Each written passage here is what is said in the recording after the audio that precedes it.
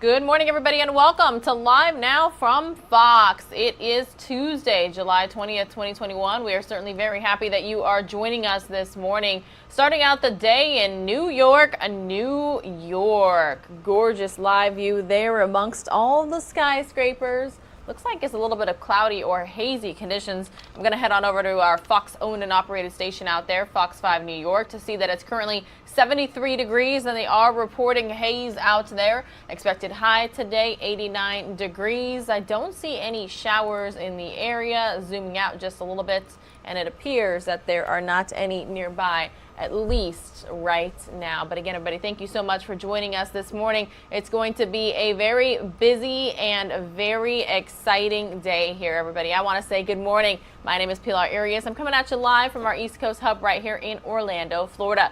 Jeff Bezos, he's launching to space. It's going to be about a 11-minute flight. We're going to have it for you right here on Live Now from Fox. You're at the right stream. You will not miss a thing. Of course, we're going to have some pre-launch coverage, both from Blue Origin and from some original content right here on Live Now from Fox. We do have live interviews set up. We are super excited. We are super pumped for this launch. The second billionaire to launch into space right here from the U.S. in less than 2 weeks. We had Sir Richard Branson do it last time, and now it is Jeff Bezos' turn. So again, do not go anywhere. We've got all of your pre-launch and launch and after-launch coverage as well for you right here on Live Now from Fox. But first, everybody, let's get the latest details. What's happening today? What are we going to see? Let's get the latest.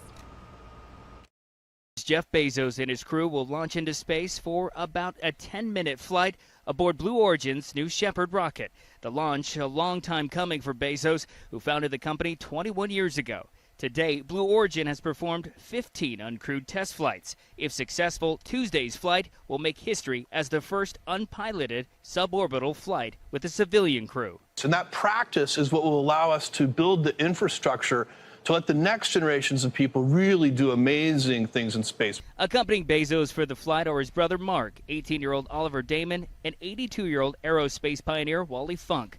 Damon and Funk will become the youngest and oldest person to fly into space. Funk calling it a lifelong dream. Now I'm going to go up with the best team ever.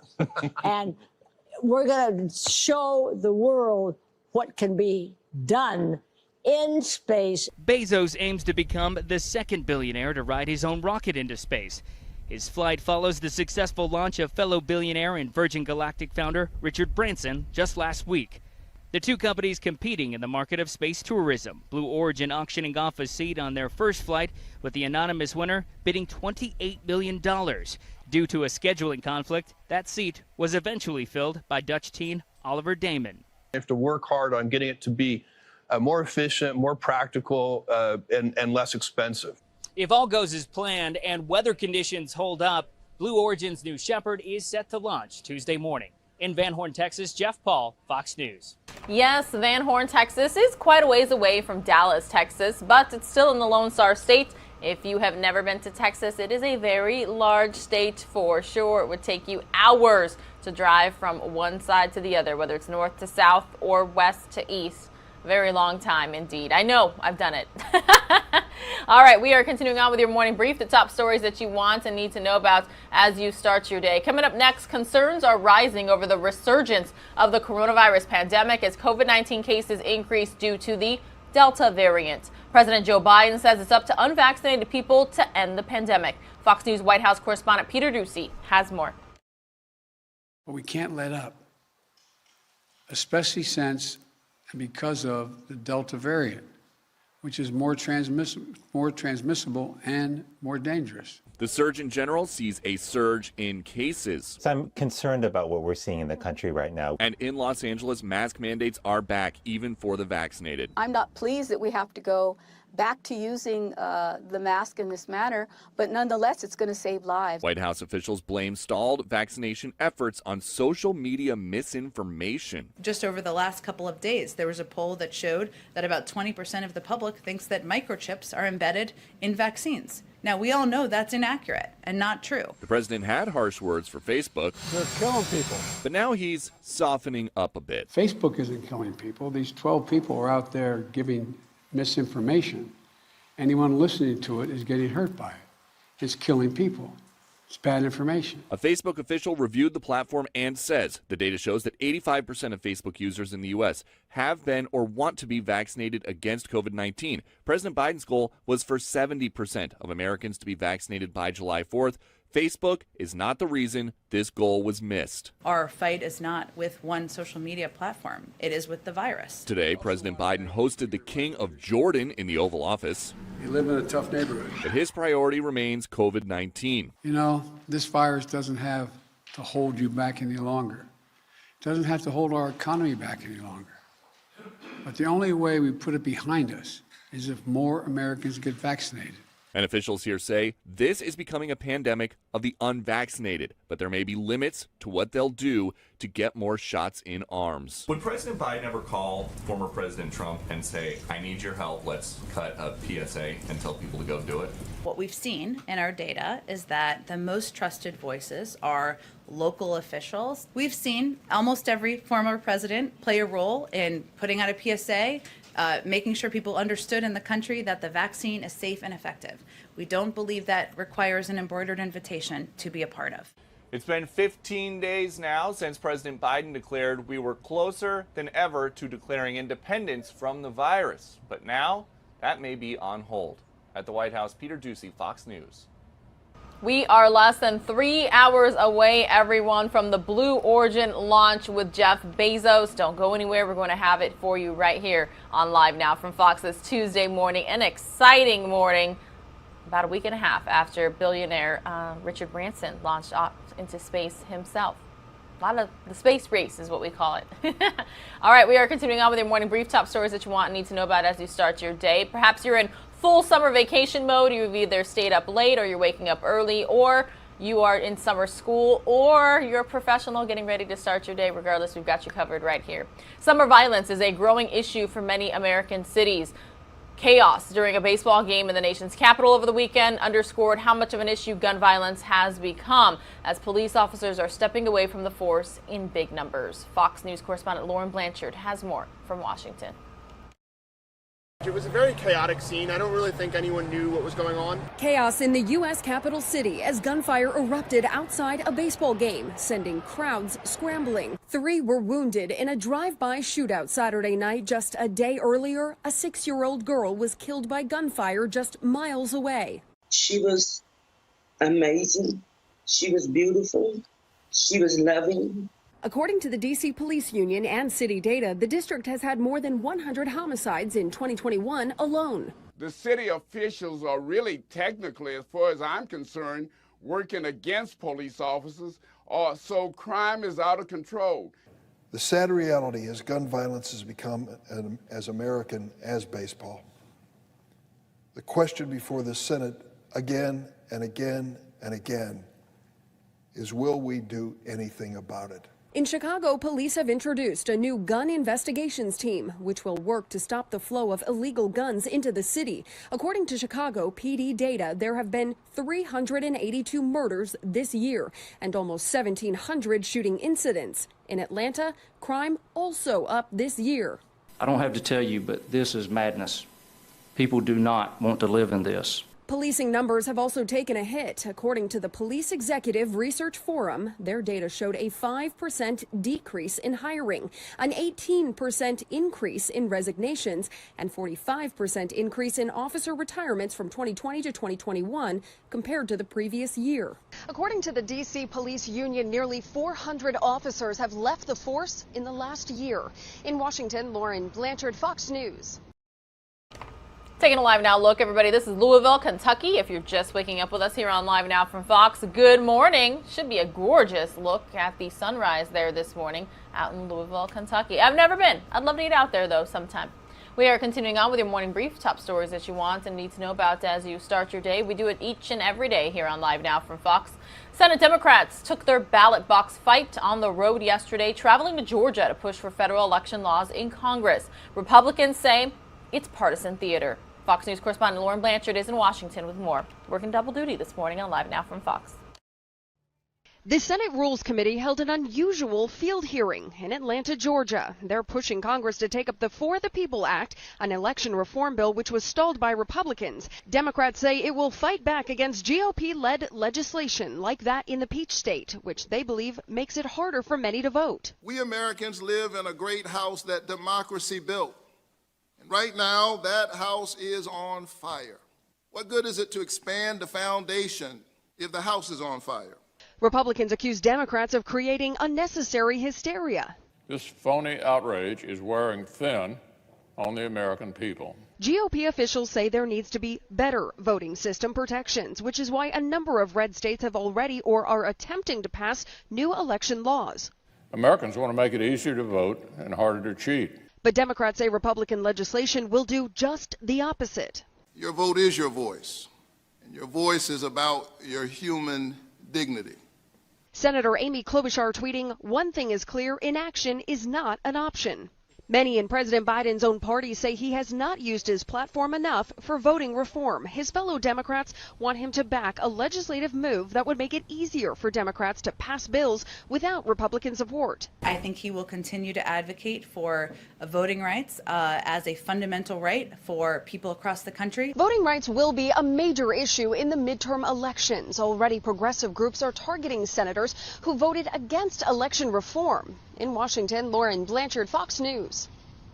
Lauren, thank you so much for that update there. Again, everybody, good morning. You're watching Live Now from Fox. You are in the right place for all of the Blue Origin launch coverage. We're going to have live guests this morning. We are going to take Blue Origin stream when they launch. Expected to be at about 7:30. Going to be dipping in and out of their coverage, our own coverage, the launch itself, right here at 9 o'clock on the dot Eastern, and it's all expected to be wrapped up at about 9:11. So you're going to want to make sure you are on this stream, you are on this show, regardless of how you watch us, and you don't go anywhere because you don't want to miss it. It's going to be live, raw, unfiltered here on Live Now from Fox. All right, everybody, I'm in Orlando, Florida on the right-hand side of your screen. That is a look in Atlanta, Georgia. But now we're going to head south to the U.S.-Mexico border. And that's because in a Fox News exclusive, Fox News correspondent Bill Malugin got a tour of the southern border in Del Rio as Texas state troopers received help from law enforcement officials from other states to deal with the massive influx of migrants. A wild situation in Del Rio, Texas on Monday as a massive group of up to 400 migrants show up at the border fence in hopes of being let into the United States, many of them from Haiti. As a Border Patrol helicopter circled above, troopers from Texas, Florida, and Nebraska manned the gate below, periodically opening it to let migrants through. Some appearing to thank a higher power that they had made it here. Others hoped to squeeze through the gate themselves when it was opened up for family units. Large groups of single adult men were also let through the gate, some telling me they're from as far away as Africa. ¿De dónde son? Ghana. Ghana, you're from Ghana. Brazil, you're from Brazil. You're from Haiti. So why did you decide to come? Despite the border supposedly being closed, almost all of the migrants were eventually let through the gate and into the United States. Border Patrol officials tell me they couldn't just leave the group standing in the heat. The group had to be processed to find out who has valid asylum claims and who doesn't. Some will go to ICE and likely be released, others may be sent back. Hundreds of the migrants were eventually loaded onto buses and vans and taken away to already overcrowded holding facilities. Also in Del Rio, over the weekend, Texas state troopers arrested this active member of Los Zetas, an incredibly dangerous Mexican drug cartel. Troopers tell me he was found walking along a local highway and later admitted to being a paid human smuggler. And near Laredo on Monday, Texas troopers found 105 migrants crammed inside of a semi-truck after they pulled it over. The driver later arrested for human smuggling.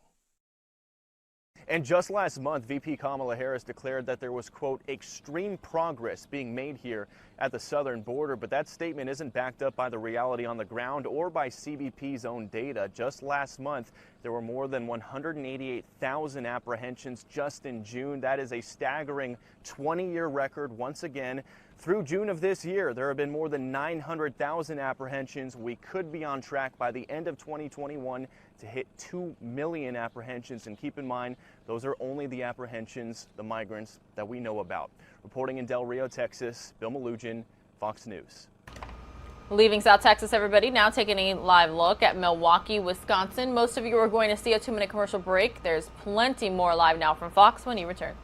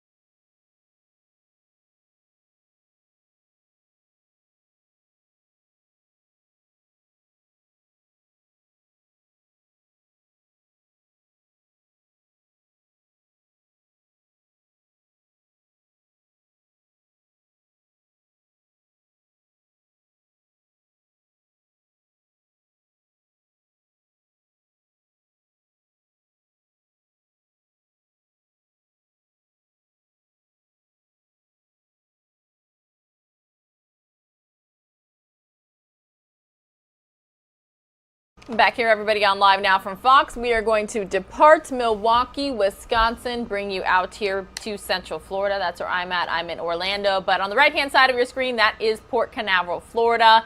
Take a look at that sunrise out there. Gorgeous live picture each and every morning. You know, when I first moved here, I was surprised by the sunrise and the sunsets. I'm like, no, is it just the season, that time of year when stuff looks absolutely stunning outside? But no.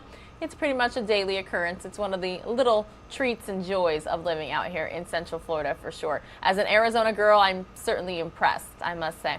All right, we are going to continue on with your morning brief, the top stories that you want and need to know about as you start your day. Coming up next here, everybody, David Asman is here to get us all up to speed with our latest business briefs.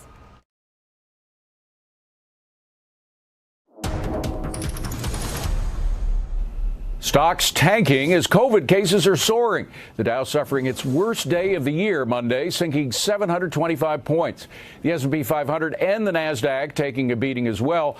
Besides panicking about the uptick in COVID cases and the potential impact on the economy, investors are also worrying about rising inflation. And as stocks are dropping, gas prices are rising. The national average cost for regular is now $3.17 a gallon. That's 2 cents higher than this time last week and 10 cents more than a month ago. A summer bummer for the housing market. The National Association of Home Builders says home builder confidence fell to an 11-month low in July. A shortage of building materials and skilled labor, along with rising costs, are the big reasons for the drop. And finally, let's give Ann Arbor, Michigan an A+ for being really smart. That's because Wallet Hub just named it the most educated city in America. Nearly 56% of people there 25 and older have a bachelor's degree. According to the study, that's a higher percentage than any other area in the country. That's business. I'm David Asman. Yeah, stocks unfortunately look like they had the worst day of the year yesterday. We're taking a live now look, everybody. New York, you've got the Empire State Building right there, smack dab in the middle. This Tuesday, it's July 20th, 2021. Hope you guys are all having a great morning so far. A lot of you are probably here to watch the historic space launch that is happening at 9 a.m. with billionaire Jeff Bezos. Don't go anywhere. You're at the right stream. We will have all of your coverage as soon as it happens here on Live Now from Fox, and pre-launch coverage as well. I'll get you all up to speed with exactly what we are about to witness together. All right, everybody, we're going to head on over to, I believe, California for this next top story. Well, wineries are facing wildfire season with skyrocketing insurance costs or having no coverage at all. Fox Business Network's Lydia Hugh has more from Napa Valley. Schramsberg Vineyards used to pay around $200,000 to insure all of its property and its equipment, but now it's paying roughly $800,000 for just 20% of that coverage. Last fall, a major wildfire tore through the area, torching these large redwoods just next to the vines. The same fire destroyed about 6,000 grapevines, which equates to roughly $1 million worth of future wine production. That fire also damaged about 30 other wineries and vineyards in the area. The total estimated claims from all California wildfires last year equates $3.7 billion for the wineries.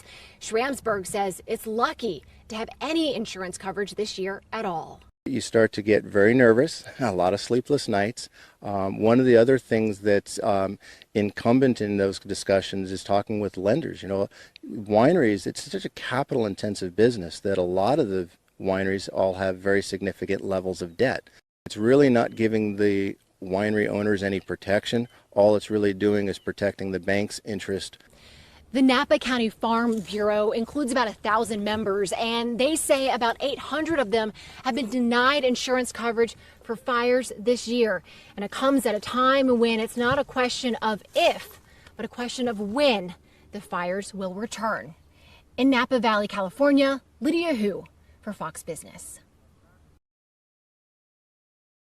Taking a live now look, everybody, at Columbia, South Carolina this Tuesday morning. I'm not quite sure if that's like a courthouse or a city hall or what is right there smack dab in the middle. You can see a tower that's lit up this early in the morning.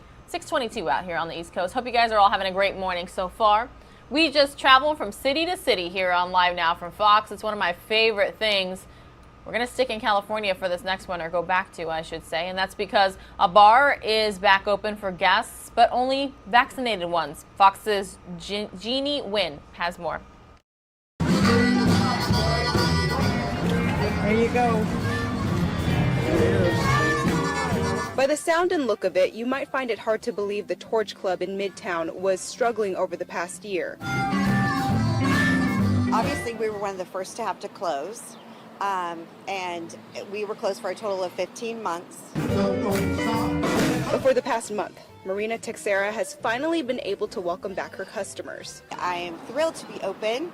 And I look forward to trying to stay open, but I want to do everything that I can within my control to keep things safe. And in order to keep things safe, Texera has a big request from her customers after seeing cases spike across the state. That's when she posted this sign in front of her club. This would be the safest way, is to have you wear a mask when you come in, show your Vax card, and then everyone will feel a little bit safer. That means anyone who cannot show proof of vaccination will not be allowed inside. It's a request that Texera believes will help her business and the community in the long run. I just don't want to go back to the cases that we had before, and then we'll be the ones to first shut down. And I don't think I could survive another pandemic. Bob Welsh, keyboard and guitarist for Mark Hummel and the Blues Survivor, says this is the second gig in which he's had to show proof of vaccination. He admits initially it caught him off guard. At first it was like, oh shoot, I found out at the last minute and I don't have my card with me, I'm like, oh, what do I do? But as he continues to book more gigs, sometimes even outside the country, he believes this is for the best. Knowing the fact that everybody has to show that they've been vaccinated makes me feel safer. An added layer of safety that could save lives. In Sacramento, Jeannie Nguyen, Fox 40 News. Again, everybody, good morning. Thank you so much for watching Live Now from Fox. My name is Pilar Arias. I'm joining you live from our East Coast hub right here in Orlando, Florida. This is who we are, what we do. We bring you top stories from across the country. We stay on top of all the live feeds, all the different cameras that we have. When news breaks, we bring it to you instantaneously. Very little host commentary. We just let you listen in, live, raw, unfiltered, whether it's a news conference, whether it's a breaking news event. We get the facts from the reporters on the scene. And it is a huge team effort here to put on the show. Big thanks to all of our Fox-owned and operated stations across the country, the crews in the field, the reporters, the photographers, and the like, keeping us up to speed so that we can keep you up to speed. You Live Nowers, not just here in the U.S., but worldwide. So again, thank you so much for tuning in. We have some more top stories from across the country ready to bring you. I try to always end things on lighter, happier news. Today, I didn't really get the feel-good story that I was hoping for, but a couple more top stories for you nonetheless. Let's see here. This next top story is out in New York. It's a serious one as well. The NYPD is searching for a suspect seen on a security video vandalizing two religious statues outside a church in Forest Hills, a neighborhood in the New York City borough of Queens. Fox's Briella Tomasetti has more. My solution is prayer. We got to pray a lot. And then we have to also follow up with some action. A Queens community coming together in faith after a woman was caught on security video destroying two religious statues at the Our Lady of Mercy Church in Forest Hills. The vandal can be seen here dragging the statues across the street and then slamming them to the ground. It's been a strain. It's been a rough year and a half, and then something like this is just like a little extra blow. A witness who did not want Fox 5 to show his face on camera tells us he heard a loud smashing sound at around 3:30 on Saturday morning. That's when he went outside to see what was going on, but says he was too afraid to intervene. I see this lady who took the statue off the church and she started smashing it on the ground. She was yelling, screaming. I was a little nervous because she seemed a little mentally unstable, so I wasn't going to go up to her and be like, hey, what are you doing? According to the Brooklyn Diocese, the statues of the Blessed Mother and Saint Therese, the Little Flower, stood outside the church for 84 years. Earlier in the week, the statues were toppled over but not damaged. I noticed people from the neighborhood, even if they don't belong to the church itself, they'll come by and they'll say a little prayer. It reminds them, the Blessed Mother, I'll say a prayer now. And there's some people, they'll deposit some flowers in front. So it's something, symbolic for them. The same person is believed to be responsible for both attacks, and tonight a sincere message is posted to the shattered remains of both statues reading, "Please pray for whoever did this." All right, everybody, again, you're watching Live Now from Fox. My name is Pilar Arias. Thank you so much for tuning in this morning. We are certainly very happy that you are here.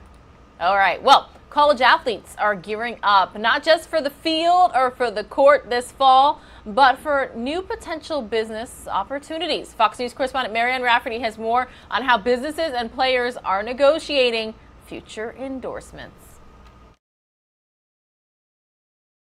Businesses, especially ones in college towns, are biting at the bit as they explore the new uncharted territory of student-athlete partnerships. It's the aftermath of the National Collegiate Athletic Association's decision to alter their policies earlier this month, allowing players to profit from their name, image, and likeness. I would say it's a beautiful mess. It truly is. With NCAA players now eligible, it means companies can pay them to endorse a product or slap their name on a menu item, t-shirt, and more. There's going to be a mix between massive brands throwing a lot of money in the beginning and small mom and pop shops trying to compete. This shift is also opening doors not just for new business ventures for athletes, but for new businesses to form, like Valiant Management Group, started by two former University of Michigan players. The company helps represent student athletes as they prepare to enter these new deals. We're taking everything off their plate. Experts say there's still a lot that needs to be ironed out as small businesses decide how much to offer players and if they will make a return on their investment. But one thing is clear, athletes are now the ones in control of their financial opportunities. It's a free-for-all right now, and so I think the student athletes can ask for, whatever they want. And football players from the University of Michigan are taking advantage of the policy change, becoming one of the first NCAA athletes to make money from the sales of their team jerseys. Marianne Rafferty, Fox News. 2-minute commercial break your way, everybody. We will be right back.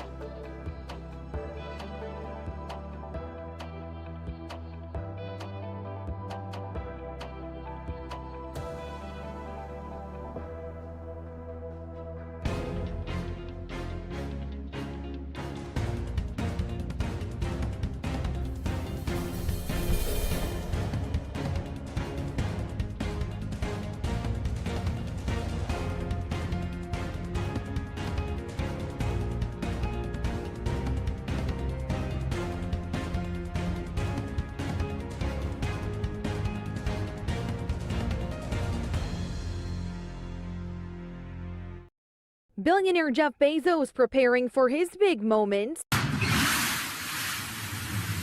2 decades in the making, the New Shepard was completed as a 60-foot tall rocket and capsule combo that could send passengers up on the world's first unpiloted trip.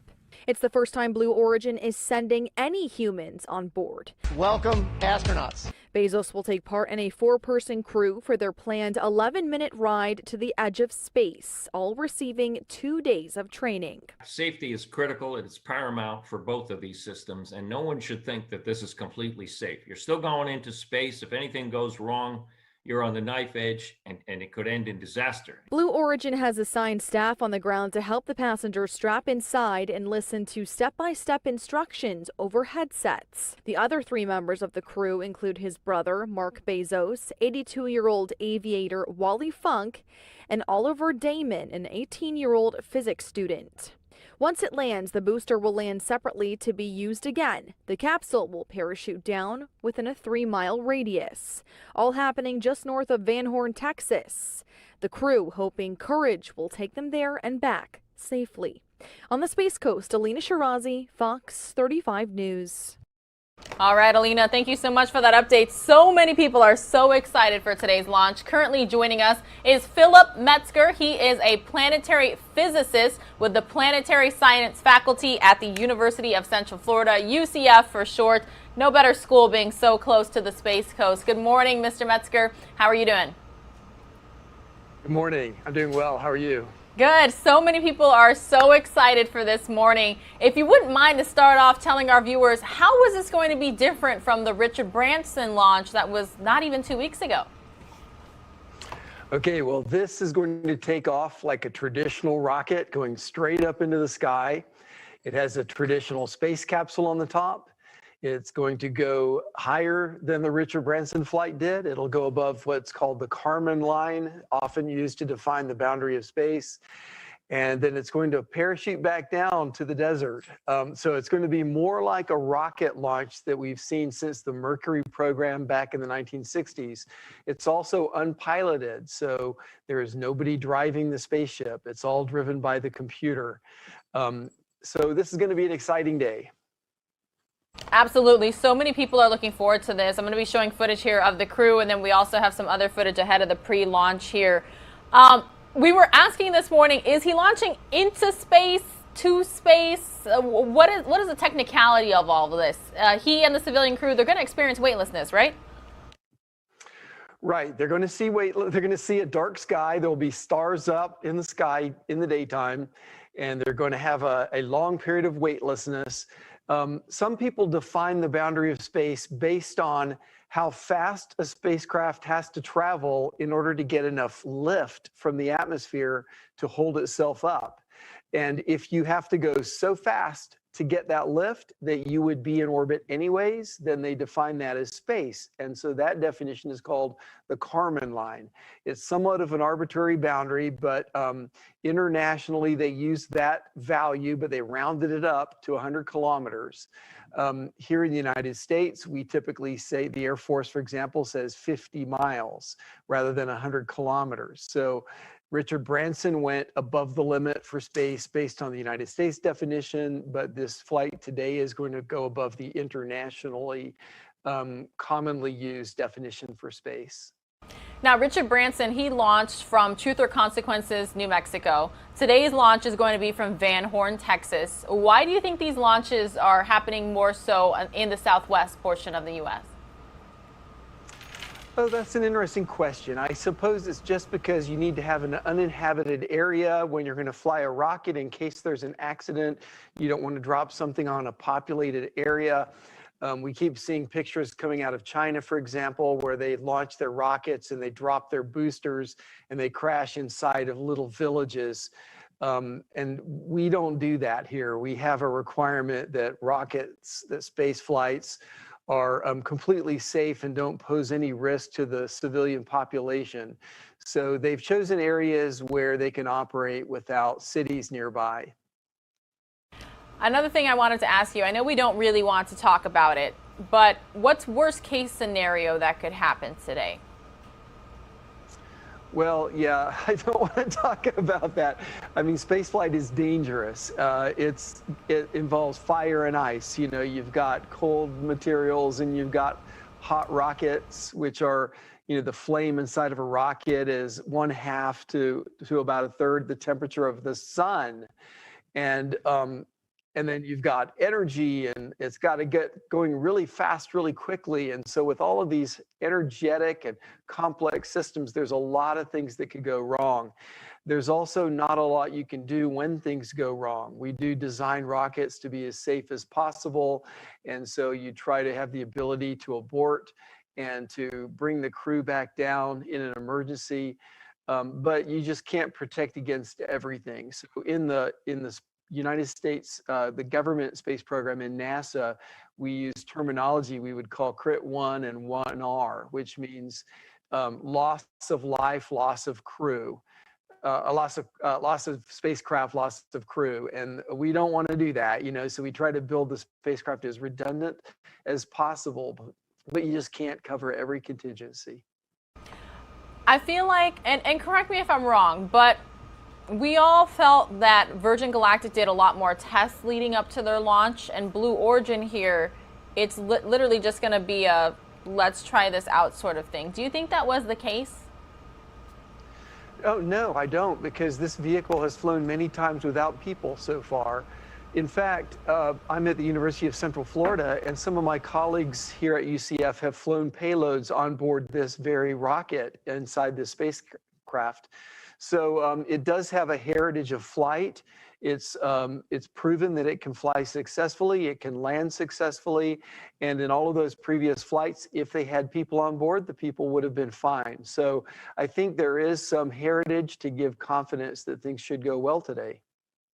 That's good to know. I'm glad you did correct me because I was wrong. Okay, so when we talk about the billionaire space race, is this just the beginning? Are more billionaires going to step up and say, hey, I want to experience what Richard Branson did. I want to experience what Jeff Bezos is going to. What do you think is next for the future of spaceflight, whether it be commercial, civilian? What do you think? Well, we sure hope a lot more billionaires are going to go to space because that's the plan. There have been papers published. In fact, If you go to Google Scholar and you put space tourism in quotes, you'll find there have been 12,000 published papers on strategies and ethics and business cases for space tourism.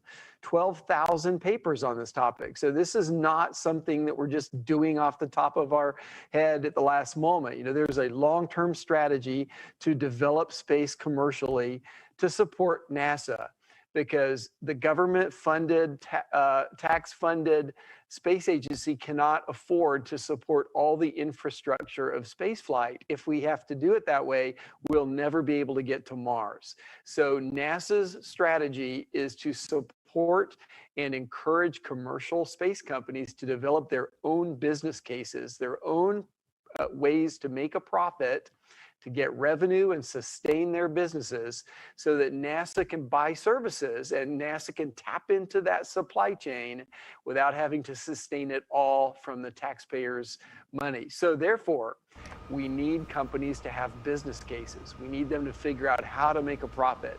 And the thinking, according to many published papers, is that this has to start with billionaires. Billionaires buy their tickets and go to space. And after a number of flights, after these companies improve their technologies, improve their proof of safety, and improve their ability to do it efficiently and cheaply, then the costs come down. And as the costs come down, then you get a larger market. And so there was one paper I was rereading just a couple days ago, which says there's going to be 4 stages in space tourism. The first 2 stages are billionaires. The third stage is millionaires. But then the 4th stage is mass market, where everybody gets to go to space. So I see awesome. This as an exciting day. This is the day where we're seeing decades of planning, careful planning, decades of strategy coming to fruition. So this is literally a day where we're seeing the groundwork being laid for NASA to go to Mars, because this is changing the paradigm to make Mars affordable. So today's flight, it's technically farther or higher up, but it's a shorter time frame. It's expected to only be about 10, 11 minutes. Is it because of the type of craft, the fact that it's more of a, what we consider a traditional rocket versus what the Virgin Galactic spacecraft was? That's true. They're going to get up to the altitude a lot faster because they're going straight up rather than taking off from a runway on an airplane and flying for a while. They're just going to go straight up from the ground. So they're going to get there sooner, but they're going to have a long period of weightlessness. It's a parabolic flight. It's not going into orbit.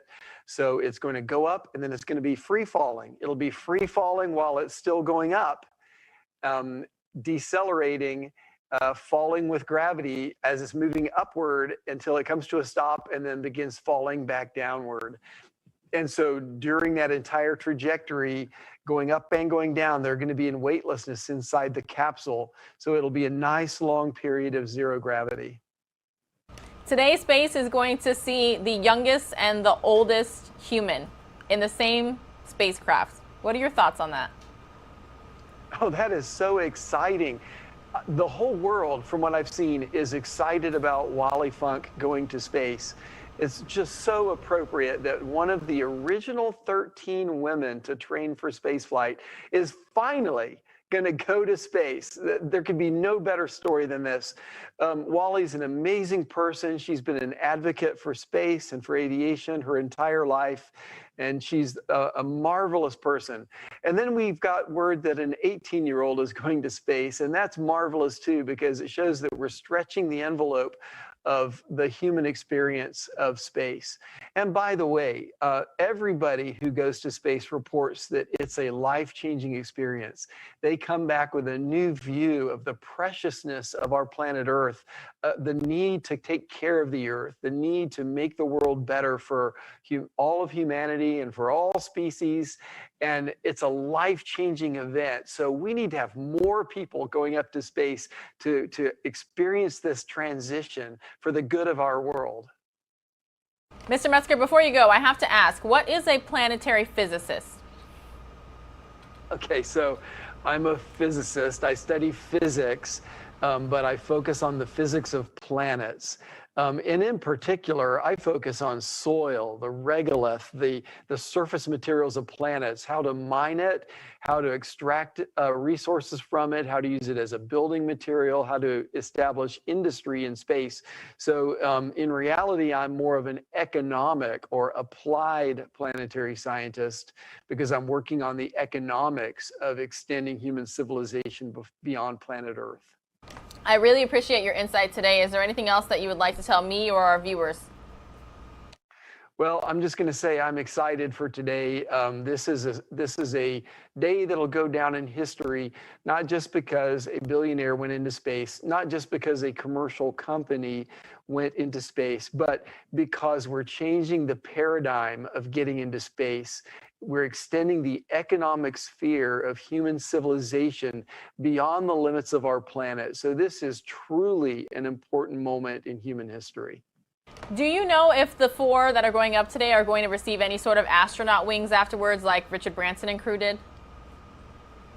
Well, I don't know, except I would imagine they will, because they are definitely going to meet the requirement, the internationally agreed, as well as the United States concept of what is an astronaut.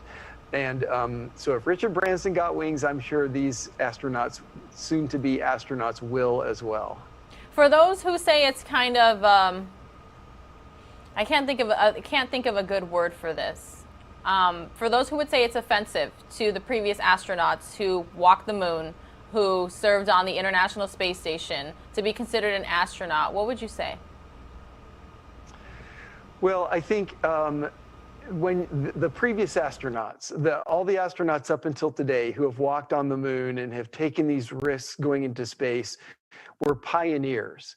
But the whole point of being a pioneer is so that others can follow behind you.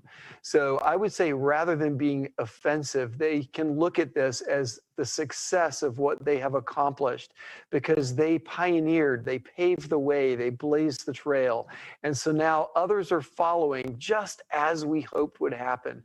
So this is not taking anything away from the pioneers. This is adding to and proving the success of what they have done. All right, Philip Metzger, you are a planetary physicist with the Planetary Science Faculty at the University of Central Florida, UCF for short. We really appreciate your time this morning. Happy launch day. And again, we really... Thank you. Taking a live now look, everybody, back out in Milwaukee, Wisconsin. Most of you are going to see a 2-minute break. We will be right back.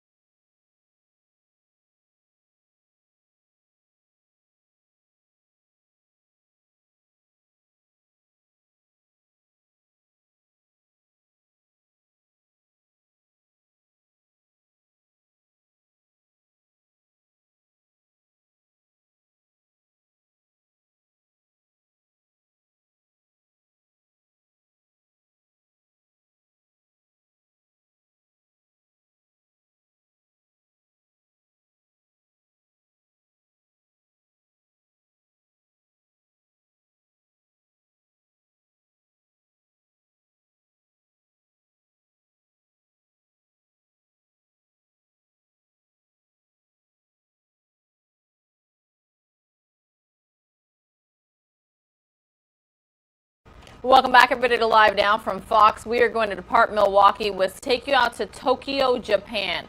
This news conference has been going on for a few minutes now. It's happening live, but I have been reporting since the beginning. It is an Olympics update, knowing exactly what is going on. This is IOC spokesman Adams holding a news conference after the first day of deliberations at the 138th IOC session. So let's listen in right here on Live Now from Fox. I think both it needs a little bit more confirmation. Thank you. Graham, Graham Dunbar from AP. Very much, Mark. It's a question about the Athletes Commission review of Rule 50 and the guidance that was last year and again in April that field of play was sacrosanct and no sport interpreted as protest would be allowed there. The Executive Board obviously changed that guidance this month, and tomorrow we're going to see more than a few women's football players taking the knee. What changed between April and July, and what would your message be to the women's footballers who believe they're doing the right thing and it's the right place to do it? Thanks for the question. I mean, I think the main thing that hasn't really, I don't think it's changed, but I think everyone's just come to a better understanding of what athletes were asking. And from our survey, along with all the consultations that we had, what athletes were asking were for more opportunities to be able to talk about things that were important to them. With, as you said, the result of the last month and allowing for there to be athletes expressing themselves before the start of competition. My hope is that athletes will still respect each other and will live by our Olympic values, which are their Olympic values because now they are Olympians. I'm sorry to be a pain, but just to remind everyone, even when you're asking a question, can you keep your mask on, please? Because it's the rules. Yes, gentlemen. Good evening, Hayden Johnson from News Corp Australia. You've got the Queensland Premier in Tokyo. What measures have been implemented to ensure she's complying with Japanese government quarantine measures when meeting with the IOC? And secondly, would you invite the Australian delegation to the opening ceremony? On that, I would assume, I haven't obviously been involved with the coming of the delegation, but they will abide by the rules that we have and they will abide by the playbook rules. For the opening ceremony, I don't know, I don't have an answer for that. I'll try and get you one whether they've been invited or not. It is, as you know, we are only inviting, or there are only people there with a role in the game, so I wouldn't be able to answer that particular question. I'll get you an answer, though. Yes, lady there and gentleman there. Yeah, please.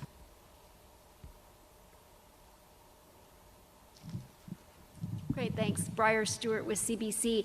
I'm just wondering what your message would be for the Japanese public. I mean, we've heard that support for the Games is dwindling even further, and as competitions is set to get underway tomorrow, I'm wondering what the IOC's message is to the Japanese public who is not happy that this event is proceeding. I think our message is that, we understand concerns. These are difficult times. But I think we'd like to reassure them again that everything is being done. I mean, today I think the latest figure is we've had nearly 30,000 tests at the airport of staff and all those staff and athletes, all stakeholders. Each of those nearly 30,000 people has been tested twice before they even arrive. So all those people have had 3 tests, 100,000 tests. The level of testing, the playbooks, as you've seen, as we've all experienced, are not very easy to deal with, but it's important that we do all follow the rules. And I think we can give them a level of satisfaction that everything is being done by us to try and ensure that there will be safe and secure games. And just to follow up on that, obviously all the restrictions and protocols are in place, but I'm wondering if there's any adjustments being made as you see how things go. And when it comes to restrictions and testing, are there any changes being made based on what you're seeing? That would not be a question for the IOC or indeed for the organising committee, but that would be a question for the health authorities and for the government, and we would leave it to them to make any going to be one. Thank you. Thank you.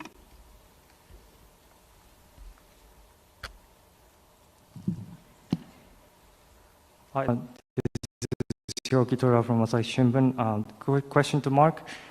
Just to clarify about the announcement about the athletes who get tested positive. I know this is privacy, but could you tell us more about why the IOC decided not to announce the details of the athletes, and what will be the procedure will be when athletes unfortunately have to withdraw just before their competition? Thank you. The first one I can answer. The second one is I maybe have to get you some detail on that because I'm not clear exactly what the full process is, and I think it's better that I get you the full answer on that. On the other question, it's quite simple. I mean, it's medical confidentiality, and that would be the same whether it was COVID or whether it was some other medical condition. We wouldn't release, and nor would normally. It's the norm not to release names and identities of people involved in such situations. In terms of the exact process, I will, if you come to us, we will come back to you on that. I think it's better that I give you the correct answer. Thank you. Two people over. All right, everybody, we are pretty sure that we have a look at the spacecraft that is going to be launching billionaire Jeff Bezos and others into space in about 2 hours. And here is a look right here on Live Now from Fox. I'm going to take a commercial break. When you return, we will be speaking with Beth Galvin, talking about the latest COVID-19 numbers. They're increasing across the country. A lot of cities are looking as to whether or not they should reconsider mask guidance. But again, we wanted to show you this rocket. It's going to be launching in about 2 hours right here on Live Now from Fox. We'll see you soon. More like a shutter.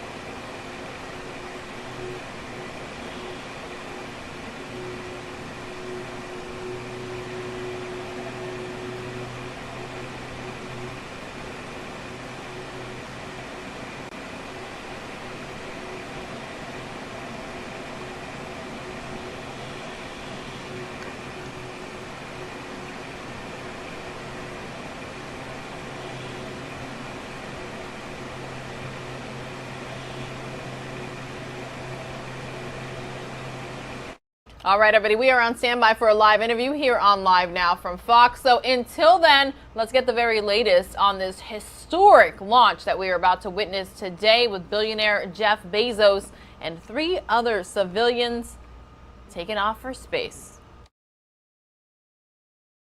His crew will launch into space for about a 10-minute flight aboard Blue Origin's New Shepard rocket. The launch, a long time coming for Bezos, who founded the company 21 years ago. Today, Blue Origin has performed 15 uncrewed test flights. If successful, Tuesday's flight will make history as the first unpiloted suborbital flight with a civilian crew. So that practice is what will allow us to build the infrastructure to let the next generations of people really do amazing things in space. Accompanying Bezos for the flight are his brother Mark, 18-year-old Oliver Damon, and 82-year-old aerospace pioneer Wally Funk.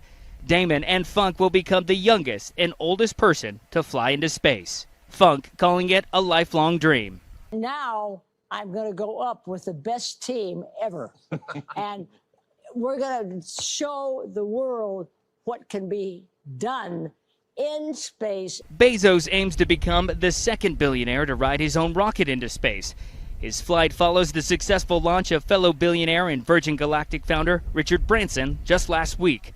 The two companies competing in the market of space tourism, Blue Origin auctioning off a seat on their first flight with the anonymous winner bidding $28 million. Due to a scheduling conflict, that seat was eventually filled by Dutch teen Oliver Damon. You have to work hard on getting it to be more efficient, more practical, and less expensive.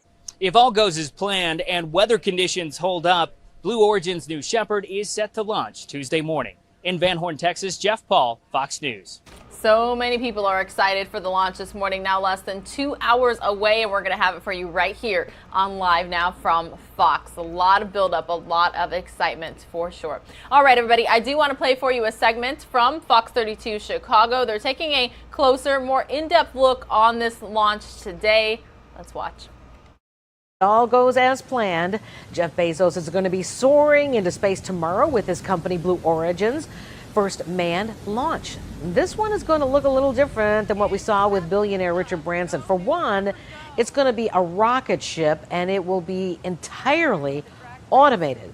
So what does all this mean? Well, we are so honored to be joined by a former NASA astronaut, Mike Massimo. Thank you so much for coming on the show this morning. We appreciate your time.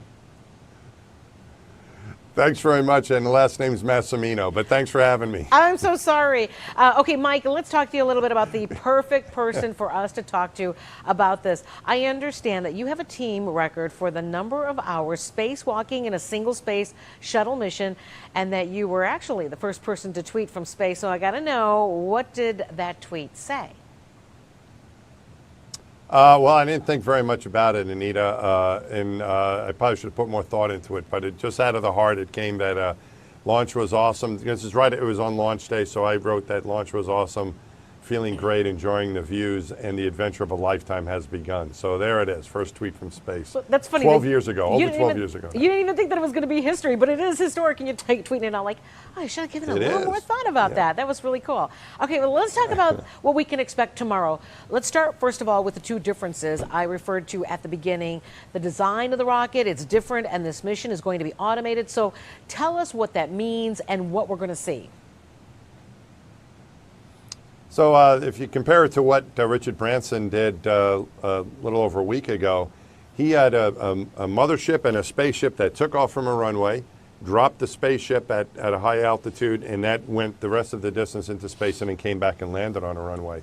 Jeff Bezos' spaceship, and so you had pilots controlling that, for example, the spacecraft to land it. Jeff Bezos' the Blue Origin New Shepard spacecraft is totally automated. There's no pilots on board. So the launch sequence, the separation from the launch vehicle comes back and will land very close to the launch site. The spaceship will then go to space, get about 4 minutes in space, similar to what, same amount of time pretty much that Richard Branson had. But then the spacecraft will come back and land with a parachute to be used again. But the major difference in my mind is that it's a fully automated launch with the Blue Origin Jeff Bezos model that we'll be seeing tomorrow, hopefully. Wow. If that was you going up there, how would you feel if somebody else was controlling everything? Would that be unsettling for you? I mean, what do you think? Well, it's not really. It's automated, so it's not someone else. It's an automatic sequence, and it's very, very robust. It's been tested 15 times. They've had 15 launches. They've also have an escape system that seems to work really well. They tested that 3 different times under different conditions. So if there's any problem, the spacecraft will separate from the rocket. The reason to have people involved is if you need to have people involved to intervene. But since this is not coming down on a runway, since it is coming back, it's a fairly short flight. It's going to come back with using a parachute. That automation sometimes can be more reliable than the people involved. So I would feel okay with it, actually. And I'm sure there's going to be some emergency procedures that they're going to need to know just in case to help themselves. But I think in this case, I think it's going to be pretty safe. Yeah. Okay. You're somebody who spent your life training to become an astronaut, and the amount of hours and the commitment that you have to do, it must have been just consuming. But then back then, the government didn't seem to have the kind of interest in the space race that it had then that it does now. You know, how does it make you feel to see people like Bezos and Branson, I mean, civilians, you know, albeit rich, but civilians reigniting this? Well, I was also a civilian. I was never a military person, so I was a civilian NASA astronaut, but I was a government employee.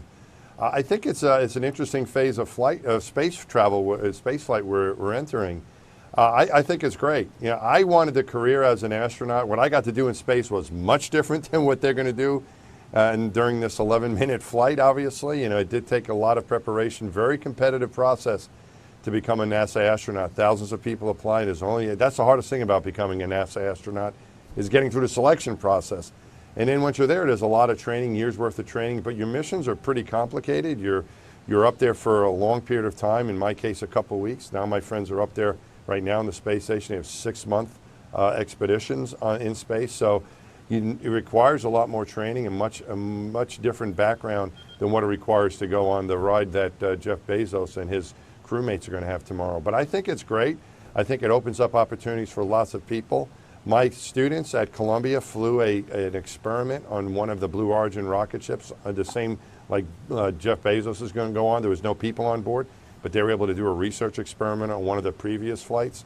So I think it opens up opportunities for lots of research, for exploration, and for more people to experience space travel. So I think it's absolutely great. All right. Well, there's been some talk, you know, that Branson didn't really go up into outer space, that he went up 50 miles, which NASA recognizes as the boundary of space. But Blue Origin says that theirs is a true astronaut experience because they're actually going to the internationally designated boundary of space, which is 62 miles up. So in your opinion, is this just a technicality?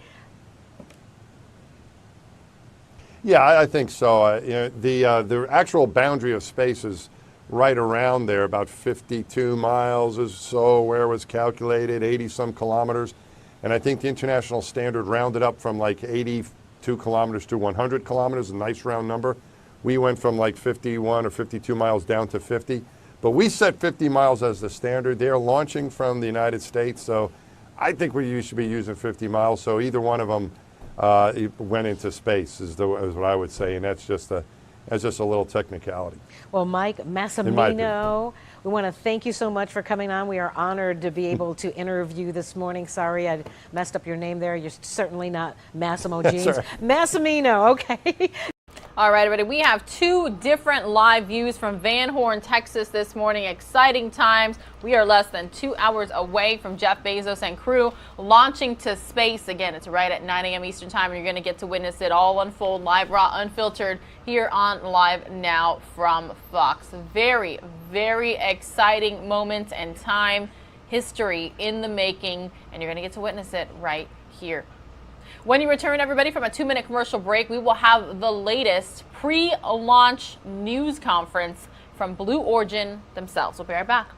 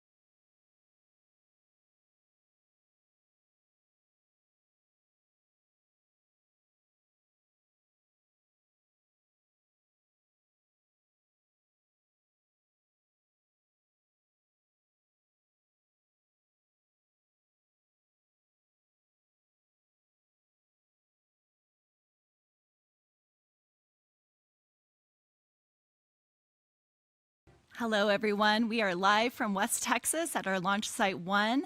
Thank you so much for joining us for today's mission briefing for Blue Origin's first human flight.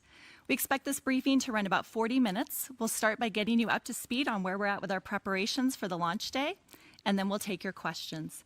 Here with me today is our CEO, Bob Smith, Steve Lanius, our lead flight director for this mission, Audrey Powers, our vice president of New Shepard operations, Chris Yeager, who is the chief engineer for New Shepard, and Ariane Cornell, our director of astronaut sales.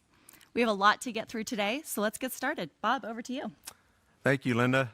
It's thrilling to get to this day, and I'm so proud of Team Blue, everyone who contributed to this moment, past and present, in helping us get here to our first human flight. After 15 flights of New Shepard, we are ready to fly our first customer, Oliver Damon, our founder, Jeff Bezos, his brother, Mark Bezos, and the incredible aviation pioneer, Wally Funk. July 20th is a special date in spaceflight history, and at Blue Origin, we choose many of our dates and our names to honor those who came before us.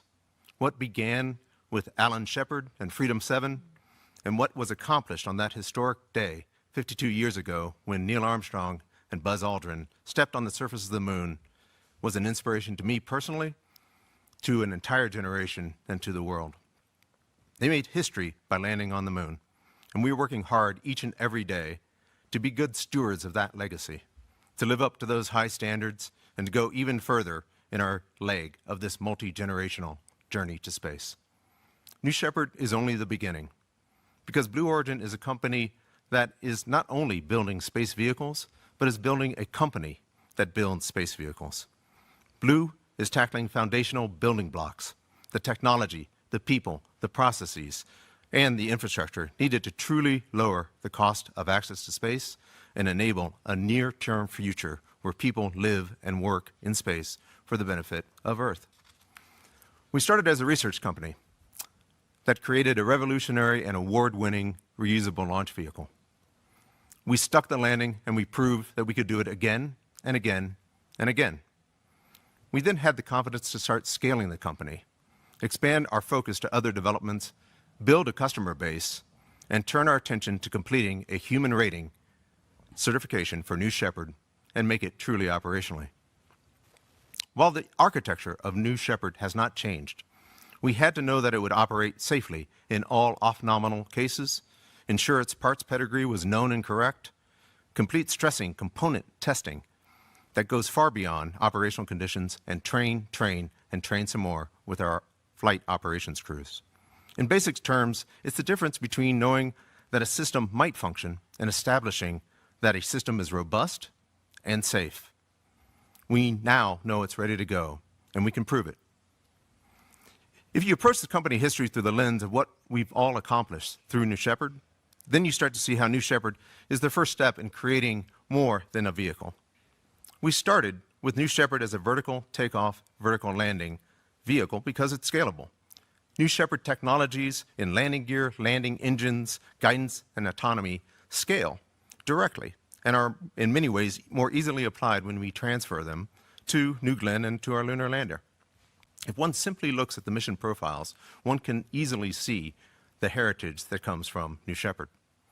We also took the advanced course from the beginning and created a highly throttleable, high ISP hydrogen-oxygen engine. The engine we fly on Tuesday on New Shepard has a direct descendant in the hydrogen-oxygen engine we have on the upper stage of New Glenn. This first reusable engine allowed us to learn some more, as we are today, about how to design, build, and test high-performance engines that can be used dozens of times. We also have learned and advanced some of the greatest hits of rocket manufacturing, building common tank domes, using friction stir weld methods, creating our own high-temperature alloys, applying additive manufacturing methods, and doing all of it with the highest level of precision and quality. Those manufacturing capabilities, that supply chain, and that team will be applied to our newest engines, New Glenn, our lunar lander, and so much more. We also built our flight operations capability around New Shepard over the course of those 15 successful consecutive missions. Those flight operations procedures computer systems, autonomy, training, and even the personnel are being incorporated exactly into our New Glenn Mission Control Center. And finally, as stated before, we learned how to make a vehicle safe enough that we'd be willing to put our own loved ones on it and send them to space. Those capabilities, too, will be applied to all that we do, which returns us to why we are here for a mission briefing. This is the first operational and commercial flight of New Shepard. We followed a methodical step-by-step approach to get to this point in time. We're ready, and we can't wait for Tuesday. And now I'd like to turn it over to our lead flight director, Steve Lanius. Steve? Thank you, Bob. I'm Steve Lanius, and I'm honored to serve as flight director for this mission. I've been at Blue since 2004 and have been involved in every mission in Blue's history. This is my 9th mission as lead flight director. Every mission we've conducted so far has been preparing us to have humans on board. During our last mission, we rehearsed putting customers on board a fully fueled vehicle for the first time. Audrey here on my left actually strapped in for that mission, helping us to prepare for Tuesday. My number one responsibility as flight director is the safe execution of this mission and the safety of my launch crew, which includes our astronauts. New Shepard will not launch until I'm satisfied that it is safe to do so, and I give my go for launch. I'm proud to say that we've just successfully passed our flight readiness review and are currently on track for launch at 8 o'clock in the morning Central Daylight Time on July 20th. Our flight readiness review process examines all elements of the New Shepard system, focusing on changes since the mission readiness review, which we completed on July 8th, including closing out of action items and open planned work. We've looked at all the vehicle systems, including hardware, software, procedures, and launch crew readiness. We are not currently working any open issues, and New Shepard is ready to fly. We've evaluated the crew capsule systems, including GNC, avionics, pneumatics, separation and descent, escape, and crew systems. On the booster, we've completed checks of all subsystems such as avionics, pneumatics, hydraulic. Everything has been exercised in detail. The weather forecast currently shows a slight chance of rain and thunderstorms in the early morning hours on launch day, which clears in time for our launch window, with light winds and temperatures in the 70s. The upper level wind forecast is favorable for launch. We will be confirming this with weather balloon releases tomorrow and on launch day. Weather is currently not a constraint to launch. We will continue to monitor weather conditions over the next 2 days for any unfavorable conditions. We are still working our nominal L-2 to L0 day procedures to prepare for launch. We expect to be ready to launch on schedule. You're watching Live Now from Fox, everybody. We've been listening in to the latest pre-launch briefing ahead of all the activity that is now about an hour and 39 minutes away. We do have those 2 live pictures from Van Horn, Texas on the right-hand side of your screen. Most of you are going to see a 2-minute commercial break. We will be right back. Again, you are watching Live Now from Fox. Thank you so much for tuning in. We'll be right back.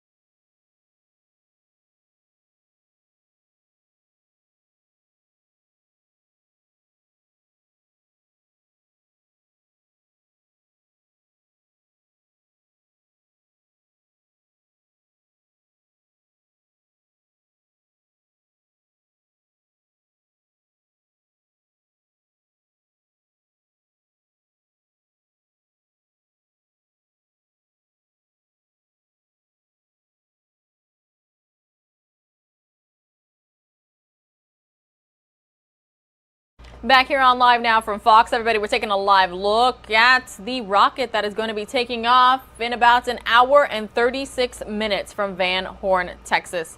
As you can see there on the left-hand side of your screen. Oh, they just changed that, everybody. The live webcast is about to start. The launch, it's slated for 9 a.m. It's going to be about an 11-minute flight time. The crew includes Bezos, his brother, an 82-year-old Wally Funk, and an 18-year-old. They will fly beyond the Kármán line, 62 miles above sea level. I want to listen in and see if there's any audio coming with this webcast.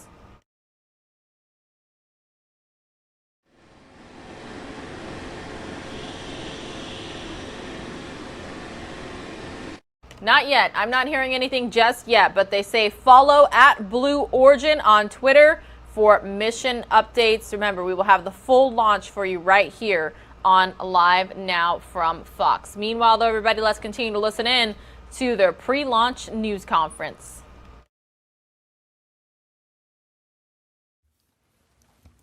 Astronaut training is currently underway and will be completed tomorrow. Based on practice training with stand-in astronauts, we are fully confident that our astronauts will be ready to fly on Tuesday. Our training is comprehensive and gets the crew prepped for everything they need to know about the vehicle. Our astronaut training program is fully compliant with FAA requirements for crew and spaceflight participants. It consists of 14 hours over a 2-day span and includes classroom instruction, demonstrations, and practice in a training capsule.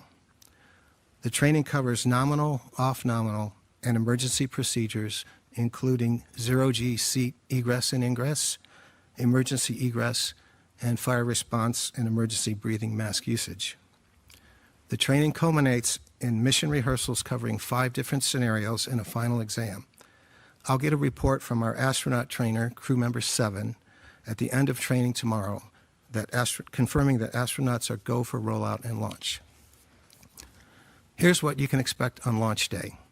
Rollout at midnight at approximately T-minus 8 hours. Our propellant load begins at T-minus 3 hours. We'll give a go for astronaut load at T-minus 45 minutes and close the hatch on the crew capsule at T-minus 24 minutes. Expected launch time currently still is 0800 Central Daylight Time or 1300 Universal Coordinated Time. Of course, we have a very talented engineering team supporting the flight director and the mission. Chris will talk more about that in a few minutes. In summary, the launch crew is ready, the vehicle is ready, the crew is ready, and the flight director is ready. Audrey, over to you. Thank you, sir. I'm Audrey Powers. I'm proud to say I've been at Blue Origin for about 8 years now, and I've supported every New Shepard mission that we've flown. I'm currently the lead of mission and flight operations for the New Shepard program. My responsibility is not just flight operations, but also the maintenance and inspection and testing that occurs between flights, as well as for the launch complex and the ground infrastructure that supports all of those activities. Probably most important, I'm here representing a tremendously talented group of professionals who work across all of those areas.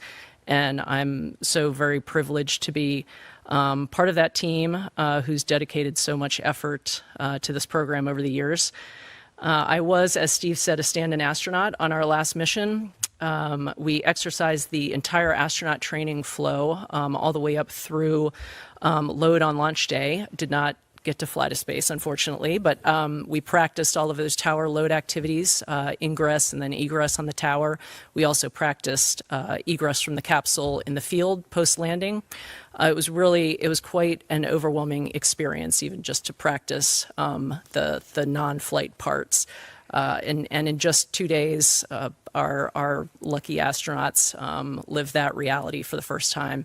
So that rehearsal activity on the last mission was one very small part of Blue Origin's larger human flight certification plan. So I wanted to go through that a little bit. It's been an exceedingly comprehensive review of the life of the New Shepard program, and we've just recently completed it. To pass the certification plan, the program worked through a number of readiness gates over the last several years. One of them is our flight test program, which many people have followed very closely. That included multiple capsule escape flights so that we could test the full envelope escape capability of the crew capsule, which is a very important safety system for our astronauts. We had external reviews for all aspects of both the crew capsule and the propulsion module. That was a group of external reviewers partnered with our internal Blue Origin team, and they participated in our very recent human flight certification review, which was a very comprehensive and kind of the culmination review of the entire program. And we scrutinized ourselves and our performance against voluminous requirements with both those internal and external non-advocate reviewers. I think one important aspect of all this is that we're not just flying people who are designated crew members. We are also flying, of course, our first paying commercial customer. And the fact that we're doing this on a private vehicle that is completely privately funded from a private launch site is just something that hasn't been done in this industry before. So there were a lot of firsts that we had to work our way through with our external partners to get to this point and figure out how to do all those new things really well and safely. So one important external partner to our progression here is the FAA, of course. All right, everybody, we've been listening in to the pre-launch news conference, but I believe Blue Origin's actual live stream has started. Let's listen in really quickly.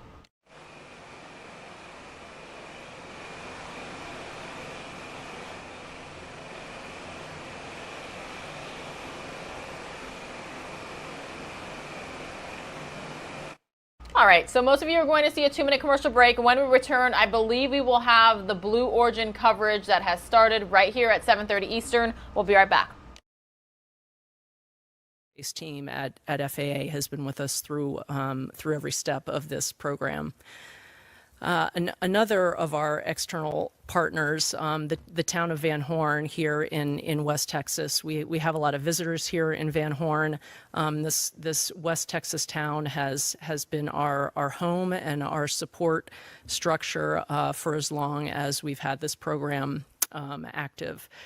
This is a very remote location out here. Generations to come.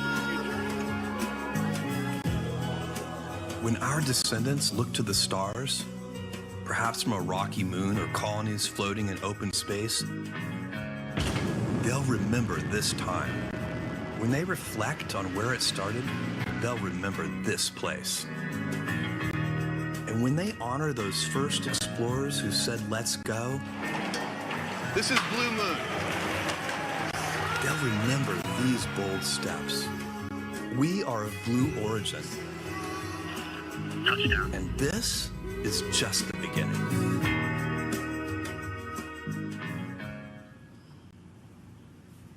Good morning, everyone. My name is Ariane Cornell, and on behalf of everyone at Blue Origin, I am thrilled to welcome you to first human flight. It's a big day here at Blue Origin. 4 astronauts will launch to space and back on board our New Shepard rocket, which has safely flown 15 successful consecutive missions leading up to today. Today's launch represents a number of firsts. This launch will be the first time a privately funded spaceflight vehicle has launched private citizens to space from a private launch site and private range down here in Texas. It's also a giant first step towards our vision to have millions of people living and working in space. All the accomplishments with New Shepard directly help the development of our orbital vehicle, New Glenn, and this is our crew. In their flight suits with their first human flight mission patches, they have completed training and they are ready to go this morning. Right in the center, of course, is our founder, Jeff Bezos. He's dreamed of going to space since he was a little boy. Jeff will be seated in seat number 6, right next to the hatch.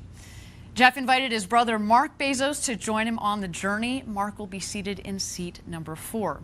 And since there are 2 Bezoses flying today, Mark's call sign is going to be Demo.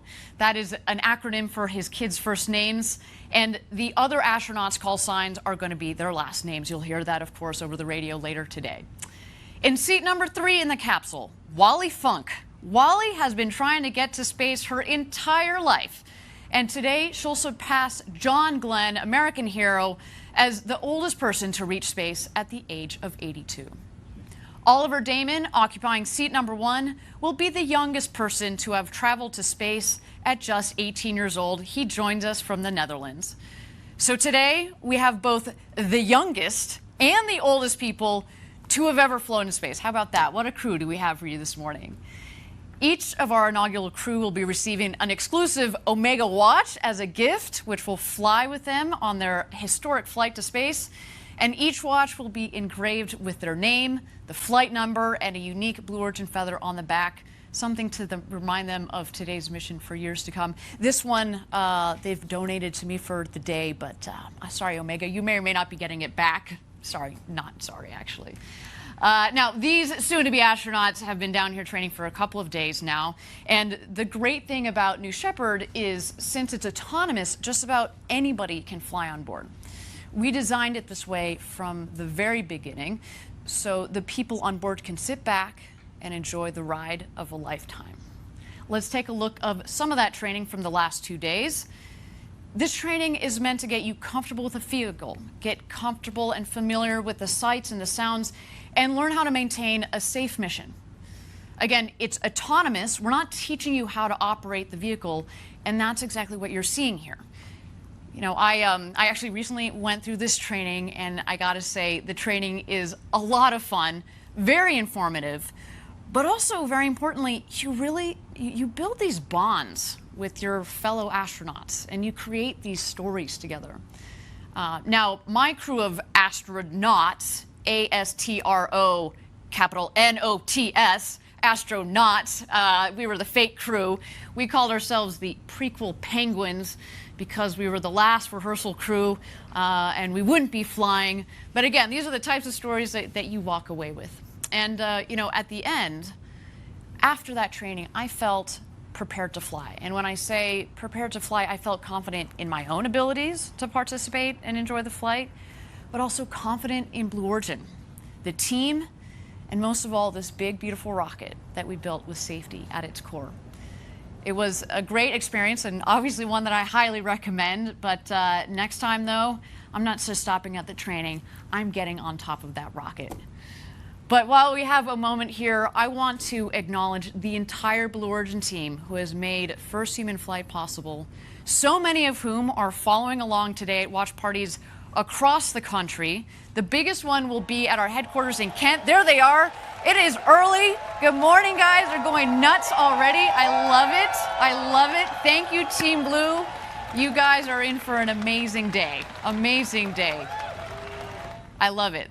I'm not really a morning person, but you know what? This is a really good excuse to get up. Let me tell you, it's going to be a big day. All right, down here in West Texas, a little earlier today, our astronauts arrived at the Astronaut Training Center.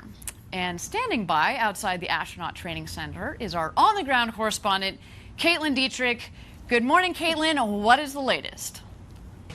Good morning, Ariane. I'm here in front of the Astronaut Training Center, and I got to tell you, outside here, it is a beautiful day. It could not be nicer for a rocket launch. I'm looking right at the rocket on the pad here. We're all getting a little emotional and pretty excited. And at about T-minus 2 hours down here in West Texas, the astronauts arrived here. They got out of their truck, and they walked into the training center. There was no frowns on any of their faces. Everyone was smiling. The energy was high. Wally Funk was basically skipping into the training center. I think they're going to have a good flight today. And what they're doing inside is just getting suited up in their flight suits. And they're going to do, you know, final kind of mission briefings just to get kind of refresher here in the early morning hours. And then at T-minus 45 minutes, when they get the go to load, they'll walk right out this door, get into this Rivian, and be on their way to space.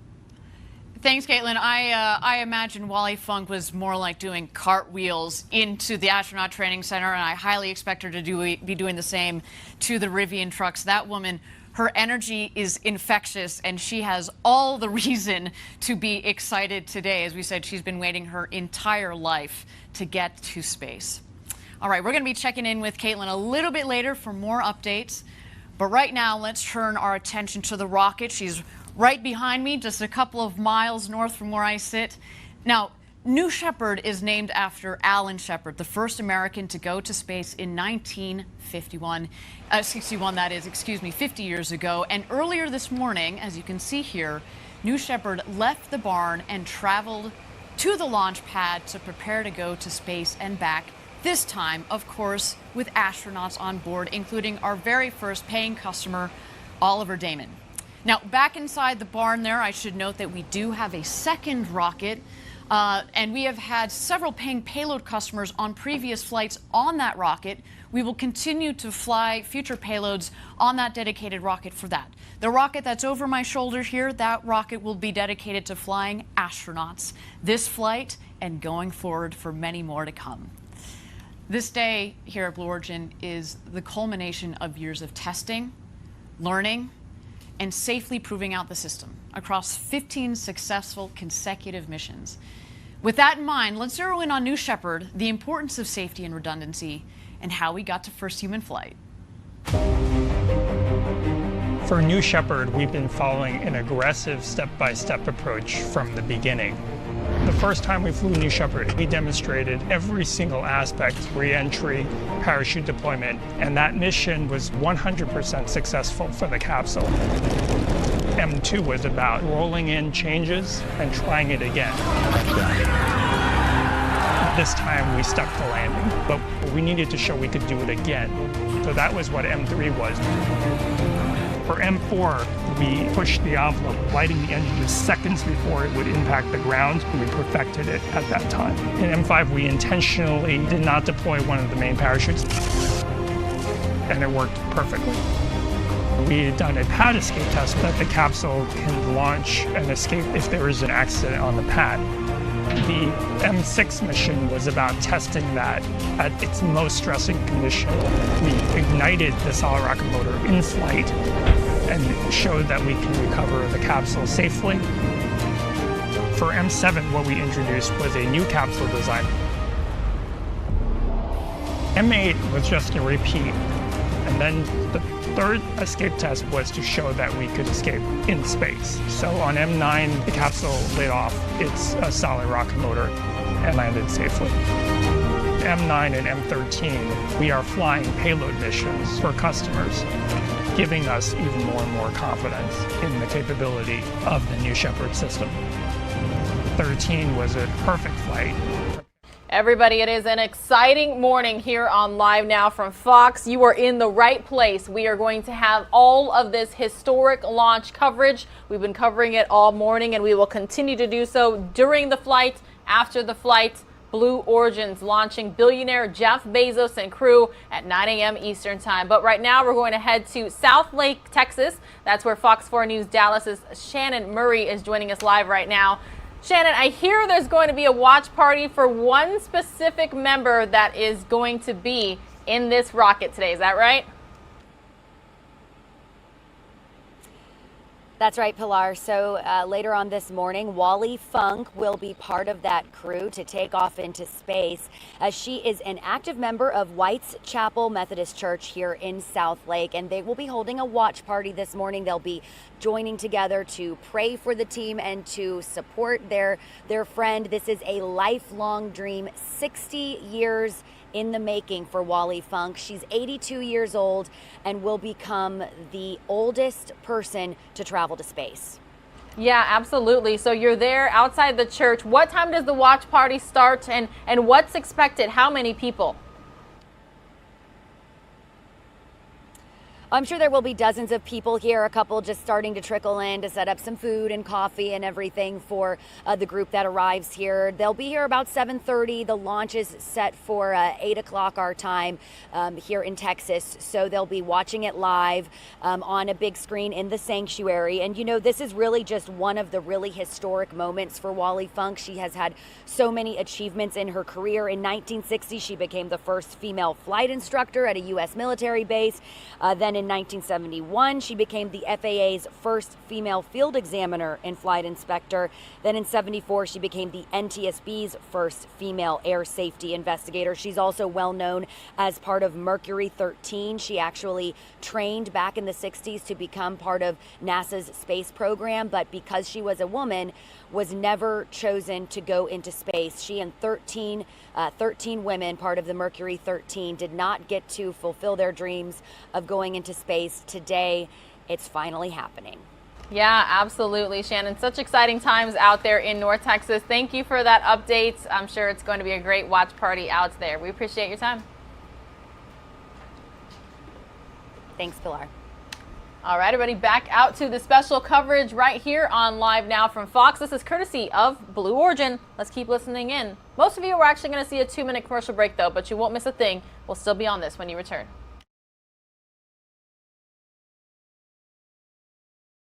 Oh, it can take much more than it's going to ever experience in flight. Really, the flight is kind of easy on the vehicle. Fantastic. I want to turn our attention for just a moment to the next vehicles in our fleet of programs that we've got going on at Blue Origin, New Glenn and Blue Moon. New Shepard really is is built into the DNA of those programs as well. We don't just stop with New Shepard. We're going orbital, we're going to the moon, we're going to beyond. Why don't you talk about how New Shepard supports those other programs? So New Shepard is just a part of the entire story of Blue Origin. Really, if you set out just to make a space tourism suborbital vehicle, you would not have built New Shepard. It would be overly complicated. We selected the architecture of New Shepard so that we could build a vehicle and technologies that would allow us to gain practice and develop those technologies for those other vehicles. For example, vertical powered landing. It's a very complicated way to land a vehicle, but it is very scalable. And if you are going to a place like the moon, you're going to have to do it. You can't land on the moon with wings. Deep throttling engines, you need that to land on other planets, and then also liquid oxygen and liquid hydrogen propellants. They're very high performing, the highest performing propellants they are, and you can also extract them from lunar water. So again, New Shepard, very important part of everything that we're doing here at Blue Origin. Of course, we're going to have an incredible suborbital tourism program. We've got a wonderful payload program with many customers who have already flown, but this is just the beginning of many great things to come at Blue Origin. Now, I want to go back a little bit and talk about, we were talking about safety just a second ago. Talk about redundancy. Backup systems, and in the case of New Shepard, backup systems to the backup systems to the backup systems to the backup systems. What is going on there? Because it goes beyond what meets the eye, right? Absolutely. So every system on the New Shepard vehicle that is needed for safety has one or more backups, many backups in a lot of cases. So let me give you some examples. So we've already talked a lot about the escape system, and that will activate, if in case there's something wrong with the rocket, it will activate and propel the crew away and land safely. We've talked about the parachutes. There are 3 parachutes. We've designed the vehicle to land if only one of those parachutes opens. But that is just a start. Every valve on the vehicle, every mechanism, every battery, every sensor, every wire, every flight computer, everything on the vehicle has a backup, and in some cases, multiple backups. An incredibly redundant vehicle. Last question for you. Would you put your kids on board? We set out to design this vehicle for anybody, not professional astronauts, anybody with very little training. And that is a very hard problem. And yes, we have succeeded, and I would put my own kids on that vehicle. All right. One day, summer vacation in space. Thank you, Gary. Appreciate the insights. I look forward to seeing you back here later on in the show, and we'll get a lot more input from Gary Lai, again, the architect of New Shepard. And with that, let's take a breather, check out New Shepard on the pad as we tick closer to first human flight.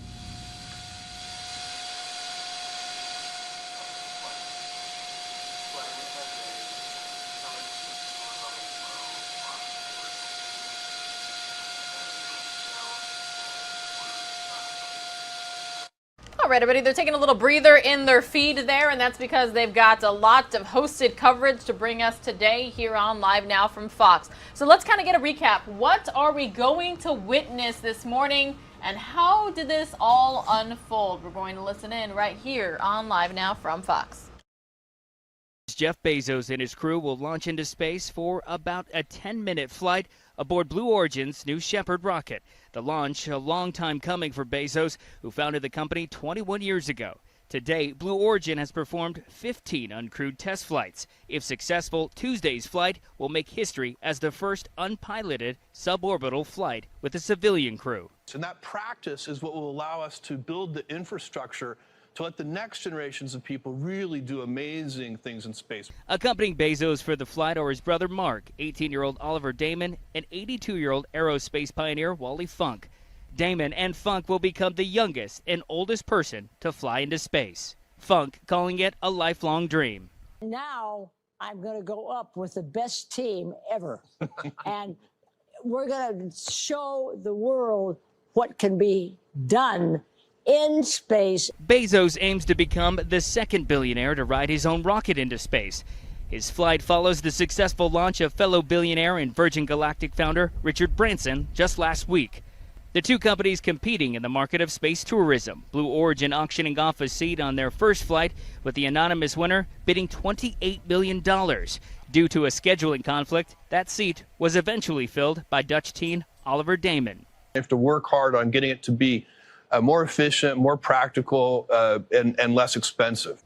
If all goes as planned and weather conditions hold up, Blue Origin's New Shepard is set to launch Tuesday morning. In Van Horn, Texas, Jeff Paul, Fox News. A cool story, brothers sharing this historic experience together. Now, Mark has been part of the Blue Origin story from the very beginning. He's been with us every step of the way, and we're so excited to see him on this first human flight. You're taking a lot of us up there with you, Mark. But we're not stopping there. Second human flight and beyond are already in the works.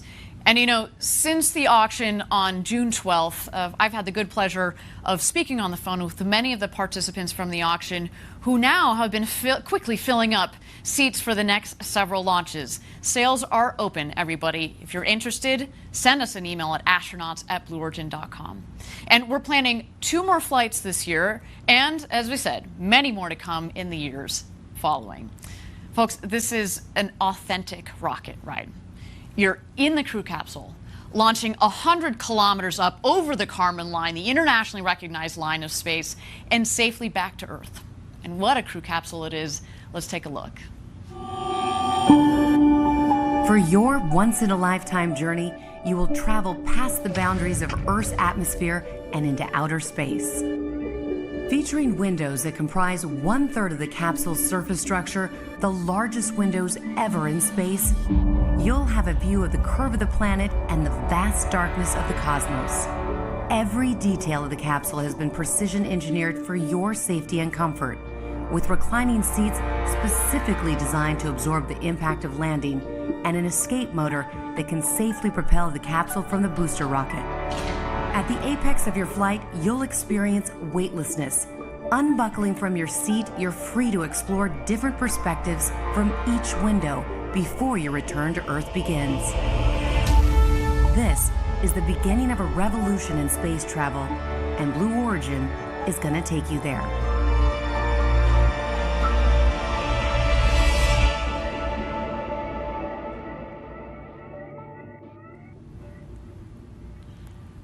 So yeah, our crew capsule is pretty sweet, very spacious. I should note that that crew capsule has 10 times the volume that Alan Shepard had on his flight to space. And of course, you notice those big, beautiful windows in comparison to poor Alan, who just had essentially a little porthole to look out of.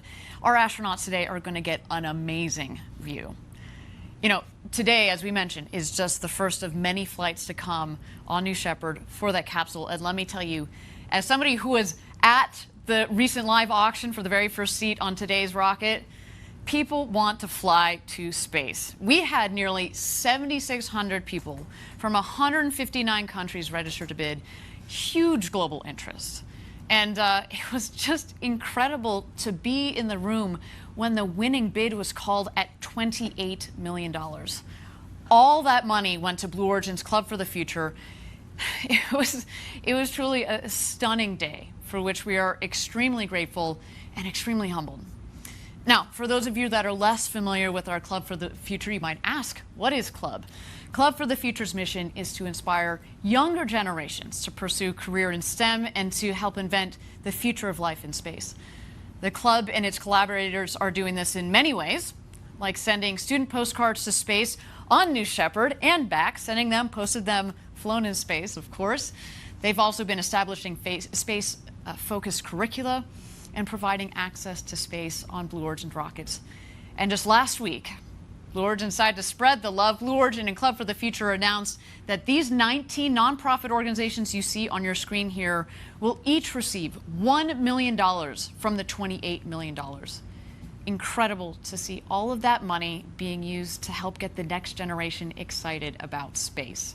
Why don't we take a closer look at Club for the Future, what it is, what it's doing, and where it's going. It's my generation's job to build the road to space so that the future generations can unleash their creativity. And one of the things that we have to do is inspire young people to build the future of life in space. We're from Blue Origin. We are going to be sending some postcards to space. The Club for the Future asks K-12 students to send us postcards with their dreams of the future.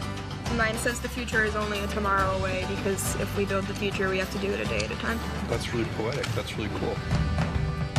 We're going to send those postcards to space in New Shepard.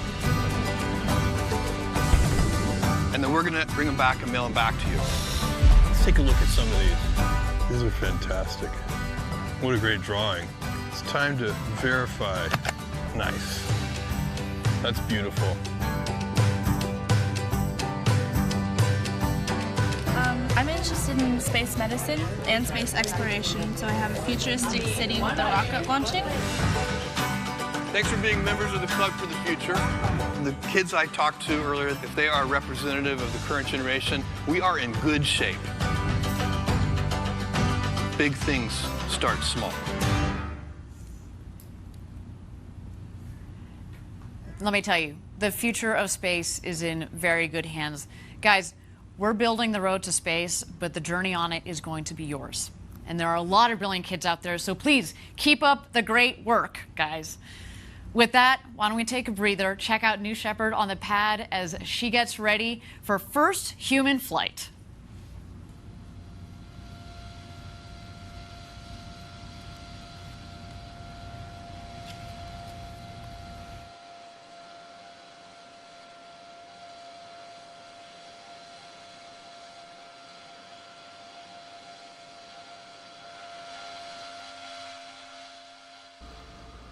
Good morning, everybody, and thank you for joining us on this exciting, historic day here on Live Now from Fox. We are just a little over an hour away from seeing Jeff Bezos, 57-year-old founder of Amazon and Blue Origin.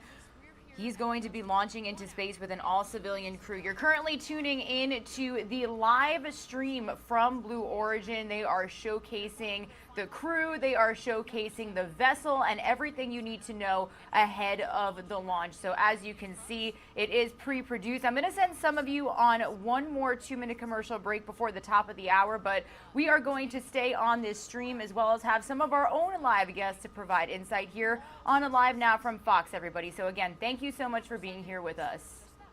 The 7th member of each astronaut crew. Now, it's a 2-person role. And here's some footage, in fact, of Kevin Sprague and Sarah Knights, our current crew member 7s.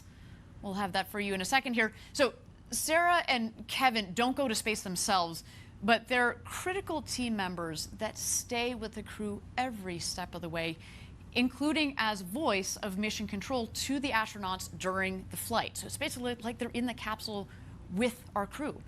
And you're going to hear on today's flight Sarah as Capcom, or capsule communicator. And as I mentioned earlier, I've gone through astronaut experience training, and I can tell you the crew member 7 roles are essential. Kevin and Sarah met me as well as the rest of the crew that I had during training the evening that we arrived in El Paso, Texas, and we were in great hands, in their incredibly competent hands from the beginning to the end of our journey down here in Texas. So a special thank you to Kevin and Sarah for holding it all together for our astronauts. Now, I want to introduce you to another critical member of our Team Blue, Audrey Powers. In her new role as the Vice President of Mission and Flight Operations, she recently joined us here at the desk for a chat about what it's like to arrive at this very special moment. Audrey, it's so great to have you here. You've been so important to the development of the company and this rocket, and I can only imagine, how are you feeling today? I'm feeling very, very excited. Yeah? We had an amazing flight readiness review yesterday, and the team is just so pumped. Awesome. Yeah. Well, so this is not the first time our viewers have met you. On the last flight, you were one of our, what we call astronauts, spelled A-S-T-R-O-N-O-T-S. Yep. What was that experience like going through the training and being one of the astronauts? Well, I was actually there working. I was not just having fun. Right. No, we know I was this. going through the training to really see how it had progressed over time. A number of us did a review of the training early on, and I'll say that our training has reached such a really great spot for the astronauts. Our human factors team has provided a lot of input. Our CM7 team has spent so much time really focusing on what is important for them to first safely get through the experience and then just really enjoy their time up there. So it was vetting the entire experience and making sure that we cover the right aspects of it. Right. So I also got to be an astronaut, but I didn't get to do the next kind of critical step, which is getting inside of the capsule on top of the rocket when it's fully fueled, fully loaded, like we did during our last launch and last webcast. You were one of two. You and Gary Lai went in there. What was that like when you went in there and the hatch was closed? What is that feeling like? Yeah, the entire tower operation of Astronaut Load was just a very sensory experience. And we walked through the sequence a couple days in advance just to rehearse everything, all of the movements. But on launch day, we got out of the cars and we're standing at the bottom of the tower. And you could hear the vehicle venting. And when you looked at it, there was frost coming off the side like you see sometimes in movies. And it's just this overwhelming sense of this thing that is waiting to launch, and we're kind of holding it up, you know? Right. So there was a great sense of urgency that didn't exist on the days that we rehearsed it. And when we got up and finally ingressed and strapped into our seat, there were a lot of things. It was very mechanical because of the training that we had gone through in the simulator. And we sat down and strapped in, and it wasn't until then that you're waiting for the crew to do the checks and empty out the cabin of the various equipment that you kind of look out and you realize like how high up you are. Where you are. Yeah, and you could feel the vehicle swaying a little bit on the launch mount, like that rocket is ready to launch. And when it closed, I remember thinking before, like, oh, I'm going to have all these clever things to say to Gary, you know, because we've worked together for so long. And, like, I couldn't think of anything. It was just like, I want to go so bad, you know? Like, can you lock the hatch from the inside? We were wondering if you guys were going to do a little stowaway situation. Sorry, there are cameras. I know. Saw you. Yeah. So it was just this really rich sensory experience being in there from all angles. Yeah. Well, so you are now head of New Shepard Flight and Mission Ops. Mm-hmm. What does it feel like this day that we're actually putting people on board and we're closing the hatch and we're keeping the people in the capsule to go to space and back? What does that feel like? Well, we've spent, in recent weeks, we've finalized a years-long effort called our Human Flight Certification Plan. And it culminated in an extensive review, over the last month with external reviewers, and our FAA partners were involved. And it was the culmination of the entire program, years of work on this program. And I was so struck by how much work has gone into this across the years and across the disciplines. And the people in that room kind of finalizing all of these check boxes, it was just an overwhelming sense of the history that we had collected of this program. And I was before I came to this position in New Shepard, I supported New Shepard, and I knew the hard work that was going on in this program, but I have been so struck by just the professionalism the bias for action and just the critical thinking that everyone on this program puts in. And I have been awestruck by people that I have been working with for years. I mean, I knew what great work they did, but being part of it and part of this team, I'm so honored that they wanted me in this position, and that I'm participating in this now. Yeah. Well, Audrey, to you and to your team, to the whole Blue Origin team, thank you for all of your hard work. We cannot wait to see the launch, and Godspeed, New Shepard. Thank you. I can't wait to see it either. Audrey offers such great insight into New Shepard.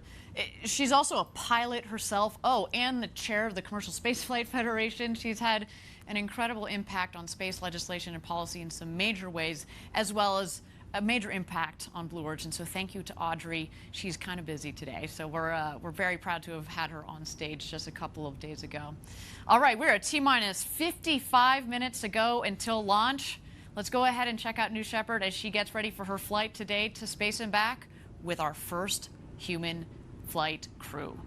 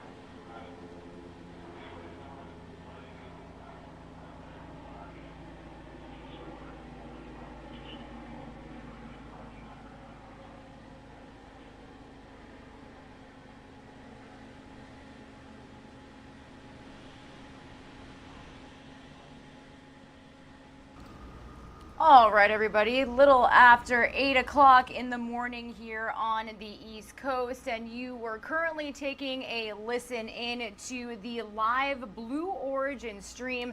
They've got full coverage from their own team prior to the launch. As you can see, that little T-minus there on the right-hand side of your screen. We are just 53 minutes away from witnessing Jeff Bezos launch into space with an all-civilian crew. His brother, Mark Bezos, an 82-year-old woman, and an 18-year-old, I don't want to say kid, he's a young adult, and he will be the youngest person in space if he, Thank you, everybody, when again, he makes for joining us live from West Texas for Blue Origin. Let's continue to listen in here on Live Now from Fox, everybody. 52 minutes to go until launch.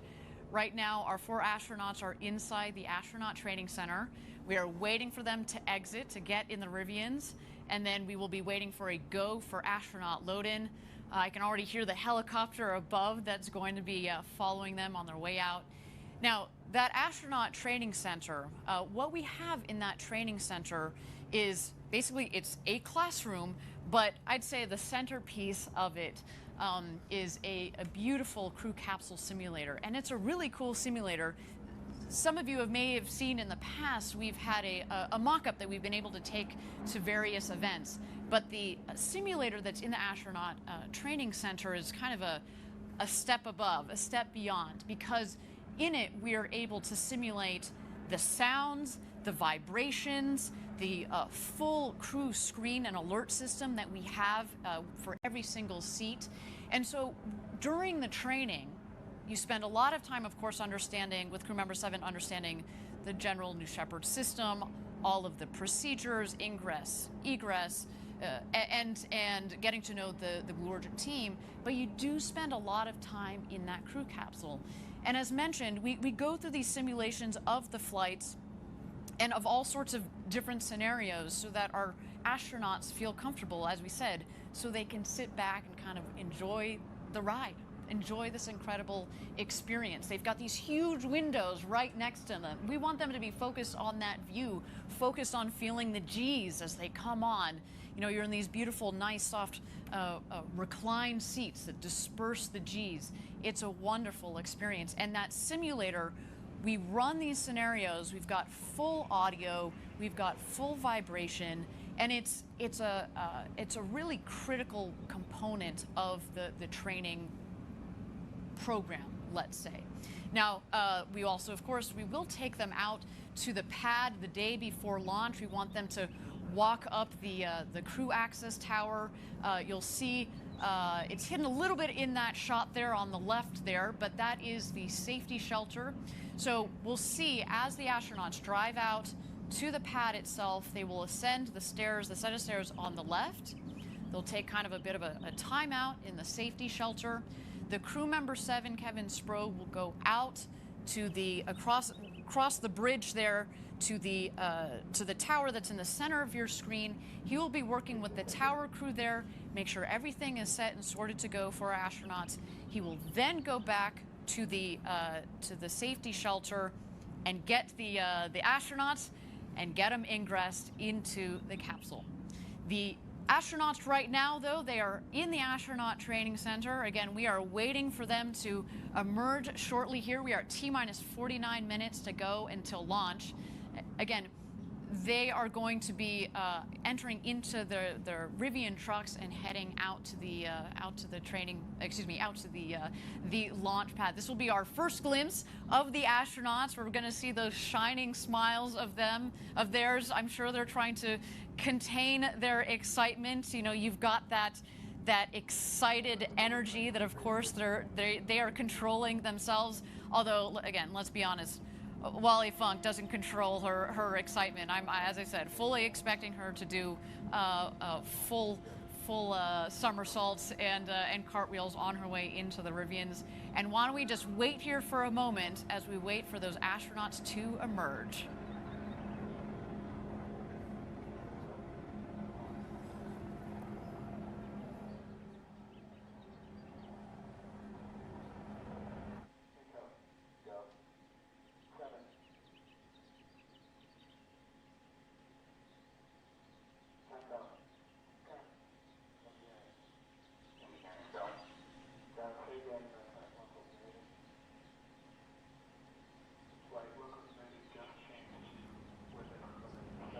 Thank you again, everybody, for joining us live for New Shepard's first human flight. We are waiting for our astronauts to emerge from the Astronaut Training Center.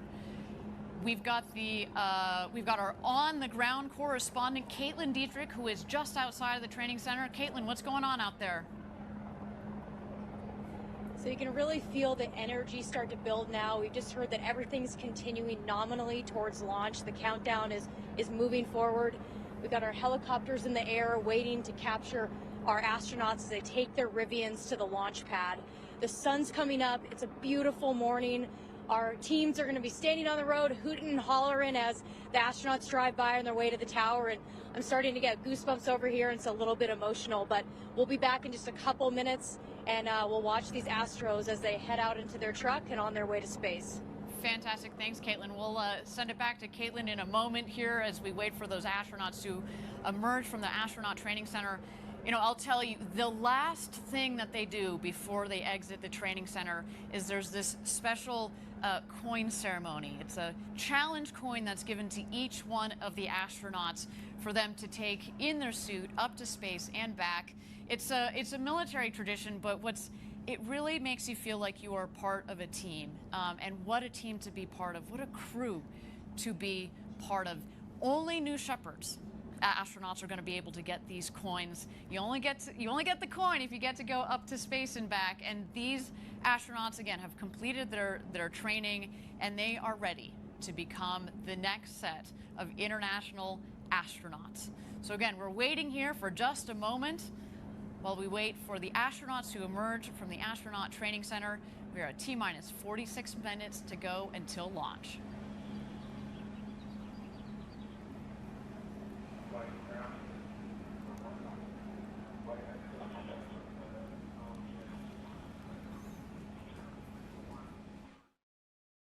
All right, everybody, Regina Gonzalez cutting in here. As you see, we are continuing to dip in and out of the Blue Origin stream coverage. They've got reporters, they've got anchors, they've got everybody on the ground. They're excited to witness history in just 46 minutes. We are T-minus now 45 minutes and 59 seconds away from witnessing Jeff Bezos, his brother, an 18-year-old and an 82-year-old take flight. Now, as you can see, the shot there is kind of changing next to me. This is all happening in Van Horn, Texas, everybody. Now, the flight is expected to be just 11 minutes long and will go beyond something called the Kármán line, which is a very well-known imaginary boundary to space. It's about 62 miles above sea level. So when we say that it is a space race, we did have Sir Richard Branson take off into suborbital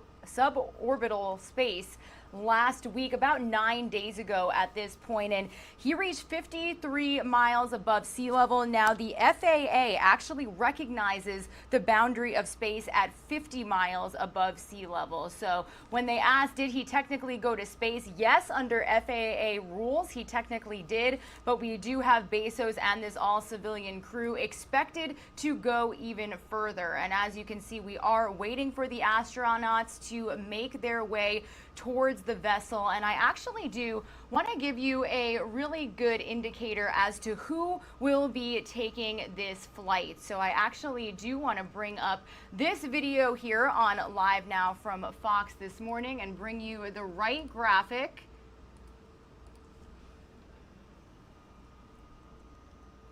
So an 18-year-old physics student from the Netherlands will fly with Jeff Bezos on the Blue Origin's New Shepard rocket. The teen will be the youngest person to ever go to space. He actually got the seat from an auction winner who backed out due to scheduling conflicts. Once the auction winner dropped out, the company seized on the idea of flying the oldest and youngest people in space on the same flight. So if Damien is the youngest, well then who is the oldest? You heard them mention Wally Funk.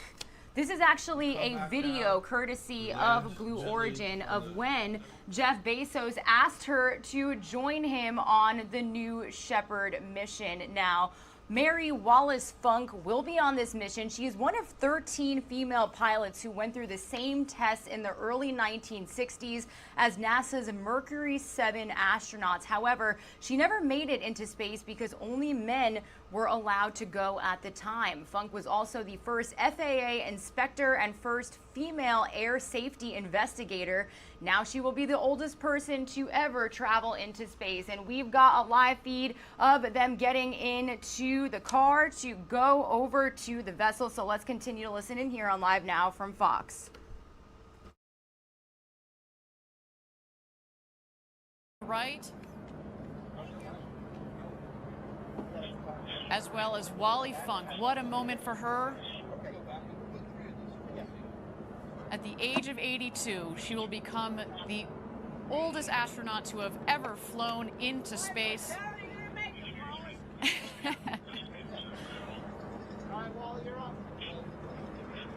And there she is, loading into the Rivian. Wally was part of the Mercury 13 program back in the 1960s. The program to train women to go to space that ultimately was canceled, but now it is her moment. Today is an incredible day for her.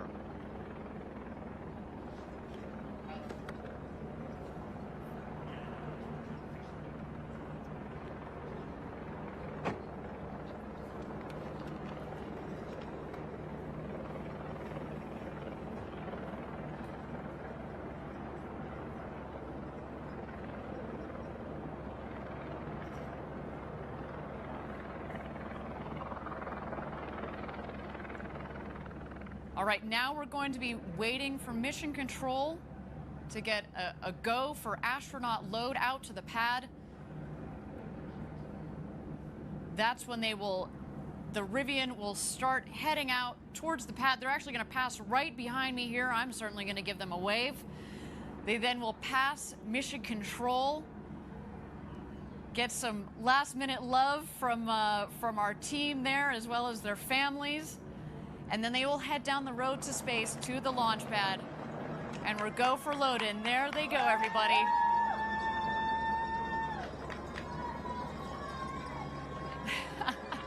What a moment. You can probably hear our team already losing it down here. We are super excited. And there they are. High fives from everybody. What an incredible moment. They're coming over here just behind my right shoulder.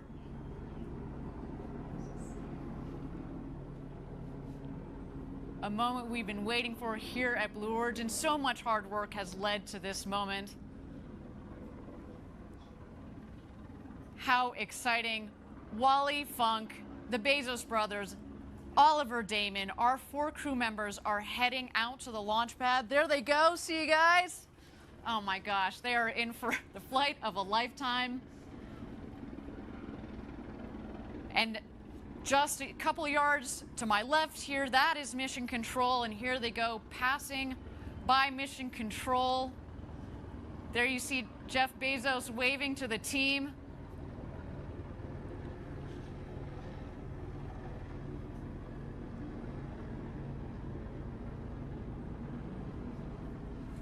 And they're going to hang a left there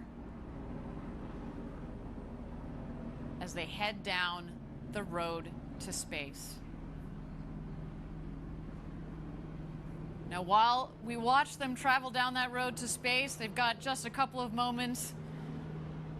It's a long 2-mile road there. We've got a couple of moments. Why don't we meet aviation icon Wally Funk? You're in zero gravity for 4 minutes. You come back down. We land gently on the desert surface. We open the hatch and you step outside. What's the first thing you say? I will say, honey, that was the best thing that ever happened to me. I've been flying forever, and I have 19,600 flying hours. I have taught over 3,000 people to fly, private, commercial, instrument, flight engineer, airline transport, gliding, everything that the FAA has, I've got the license for. And I can outrun you. Back in the 60s, I was in the Mercury 13 program. They asked me, do you want to be an astronaut? I said, yes. They told me that I had done better and completed the work faster than any of the guys. So I got a hold of NASA 4 times. I said, I want to become an astronaut, but nobody would take me. I didn't think that I would ever get to go up. Nothing has ever gotten in my way. And they said, Wally, you're a girl, you can't do that. I said, guess what? Doesn't matter what you are. You can still do it if you want to do it. And I like to do things that nobody has ever done. We're going to fly you up into space on the very first flight. That's your I can't tell people that are watching how fabulous I feel to have been picked by Blue Origin to go on this trip. You're going to be an astronaut. Oh, finally! And I'll love every second of it. Woo! Ha ha! I can hardly wait.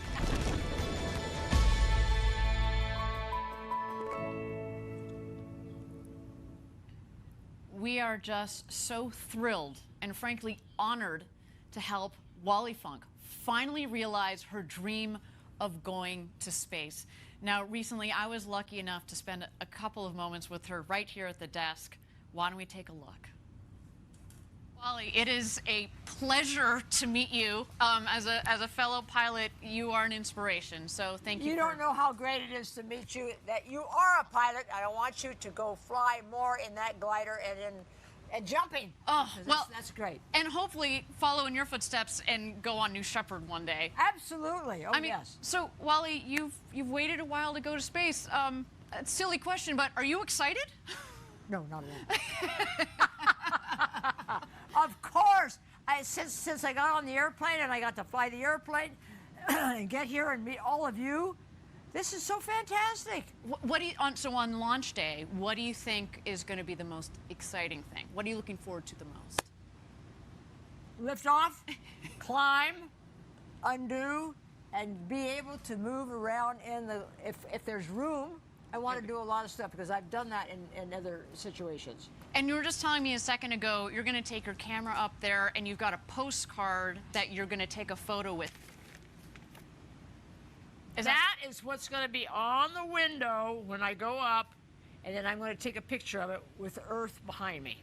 That's such a beautiful photo of you and the American flag back there in your flight suit, and that's going to be a spectacular photo. So, you know, this is probably, I imagine, your first time down here in West Texas at our launch site. Absolutely. What do you think? No, I used to be in Texas and teach. I think everything's fantastic. I mean, I've been treated so well, and the food is so great. I can't believe it's coming from, I don't know, California. Right, right. And you're lucky to be here with all these friends and the people and see what's going on. Absolutely. Well, so, Wally, as I said, you've been an inspiration to me. What would you say to the next generation of young people that are out there that want to go to space? Well, I've talked to young people all my life. How many of you girls and boys want to fly? Well, not many raise their hands. I said, well, I tell you what, get your parents to take you out and give you a flight. Right. That's what my parents did at 7 years old. And if you like it, you'll continue on. And if you don't, you might continue on because something's going to be in your heart that's going to want you to do that. I cannot wait to see you go to space. Thank you for being with us. It's a pleasure to have you. Thank you. Thank you, honey. So yes, as you just saw, Wally Funk is the real deal. I was doing my best to contain my fangirl moment there because she, again, is an inspiration to so many people around the world, and myself included. We see here that the astronauts are starting to ascend the crew tower. There's Wally waving. She's leading the crew. Gary, welcome back. It's good to have you back here at the desk to get you to help with the play-by-play here. We just saw a moment ago that they drove around the ring road, stopped, took a photo because, of course, you know, we're memorializing this moment as best we can for these astronauts. They so deserve it. So going up the tower, we've got Wally, then it looks like Jeff Bezos, his brother Mark, and Oliver Damon. They're heading up to their rocket. Now, while we have a moment here, I do understand that Caitlin Dietrich is standing by at Mission Control. What's going on outside Mission Control, Caitlin? Hey guys, Caitlin here. I'm with Jarrett Jones, the head of our New Glenn program here. Jarrett, how are you feeling today watching the launch here from Mission Control? Excited, awesome, this is amazing. It's just incredible. You could only dream about this day. And you know what, Caitlin? It's not lost on me and probably many of the viewers that today is like July the 20th, the day Neil Armstrong, who also graduated from my alma mater, Boiler Up, stepped on the moon and made history. And we're doing it at New Shepard and Blue Origin, doing our first human launch, and it's just amazing. And the reason I'm excited but also focused is that there's quite a bit of technology transfer from New Shepard to New Glenn. Everything from the BE-3 engine with the LOX and the hydrogen all the way down to our landing gear. I mean, this is an exciting day for us, and I'm just excited. I don't want to take the spotlight away. It's about New Shepard, and I'm just very proud of this team and then Blue Origin as a whole. I mean, just amazing day, Caitlin. Well, we like to say that New Shepard is basically the second stage of New Glenn, so you're kind of seeing the second stage fly here today. Absolutely, absolutely. New Shepard was built and designed for scalability, and we took advantage of it in New Glenn. So it's amazing feat that we're doing, and just proud to be here. Just glad to be here, Caitlin. So smart. It's the epitome of our step-by-step approach, as you hear us say. And I want to pan back to Mission Control. We've got a lot of our team here on the porch here. Hey, guys! Woohoo!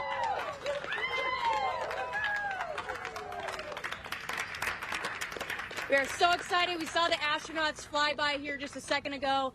And right in that room is some of the world's most brilliant engineers flying this rocket today. And I don't know about you, but I'm starting to get a little bit emotional. So back to you, Ariane, and we'll see you after launch. Woohoo! Woohoo! Thank you, Caitlin. Enjoy the launch. Jarrett Jones, enjoy the launch. Everybody out there outside of Mission Control, as well as in Mission Control, enjoy the launch.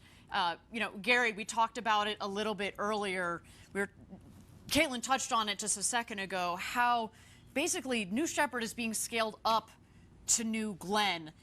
Tell me how you've thought about that, because you're part of, obviously, New Shepard, the architect of New Shepard, but you've been part of thinking about the broader roadmap, if you will, that Blue Origin has.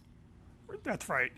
New Glenn is a scaled-up version of New Shepard. It does use different main propulsion for the first stage, but the second stage of New Glenn, that engine is a derivative of the BE-3 engine that's flying New Shepard today. And the techniques for vertical landing, which we perfected with the New Shepard vehicle, are going to be applied to the New Glenn vehicle. We have very high confidence that the very first launch of New Glenn will stick that landing on the ship. We would not have that confidence without the New Shepard program. Absolutely, absolutely. And Jarrett Jones, again, who leads that entire New Glenn program, he has a big job, but he's gotten a lot of help. He's kind of gotten this catapulted help from the development and now the operations and flight of New Shepard. I should note that New Glenn will also carry humans one day. We build all of our programs from the very beginning with the intent to put people on board. And talking about astronauts and people, we just saw them enter into the astronaut safety shelter. I would like to highlight one thing, which is, Wally was saying that she could outrun you. She was the first up those stairs and first in the astronaut shelter. So no lie, that Wally Funk, she's got quite a bit of energy. You know, people, she's 82, but I'm convinced every time I read that it's a typo, that she's actually 28, because again, that woman. All right.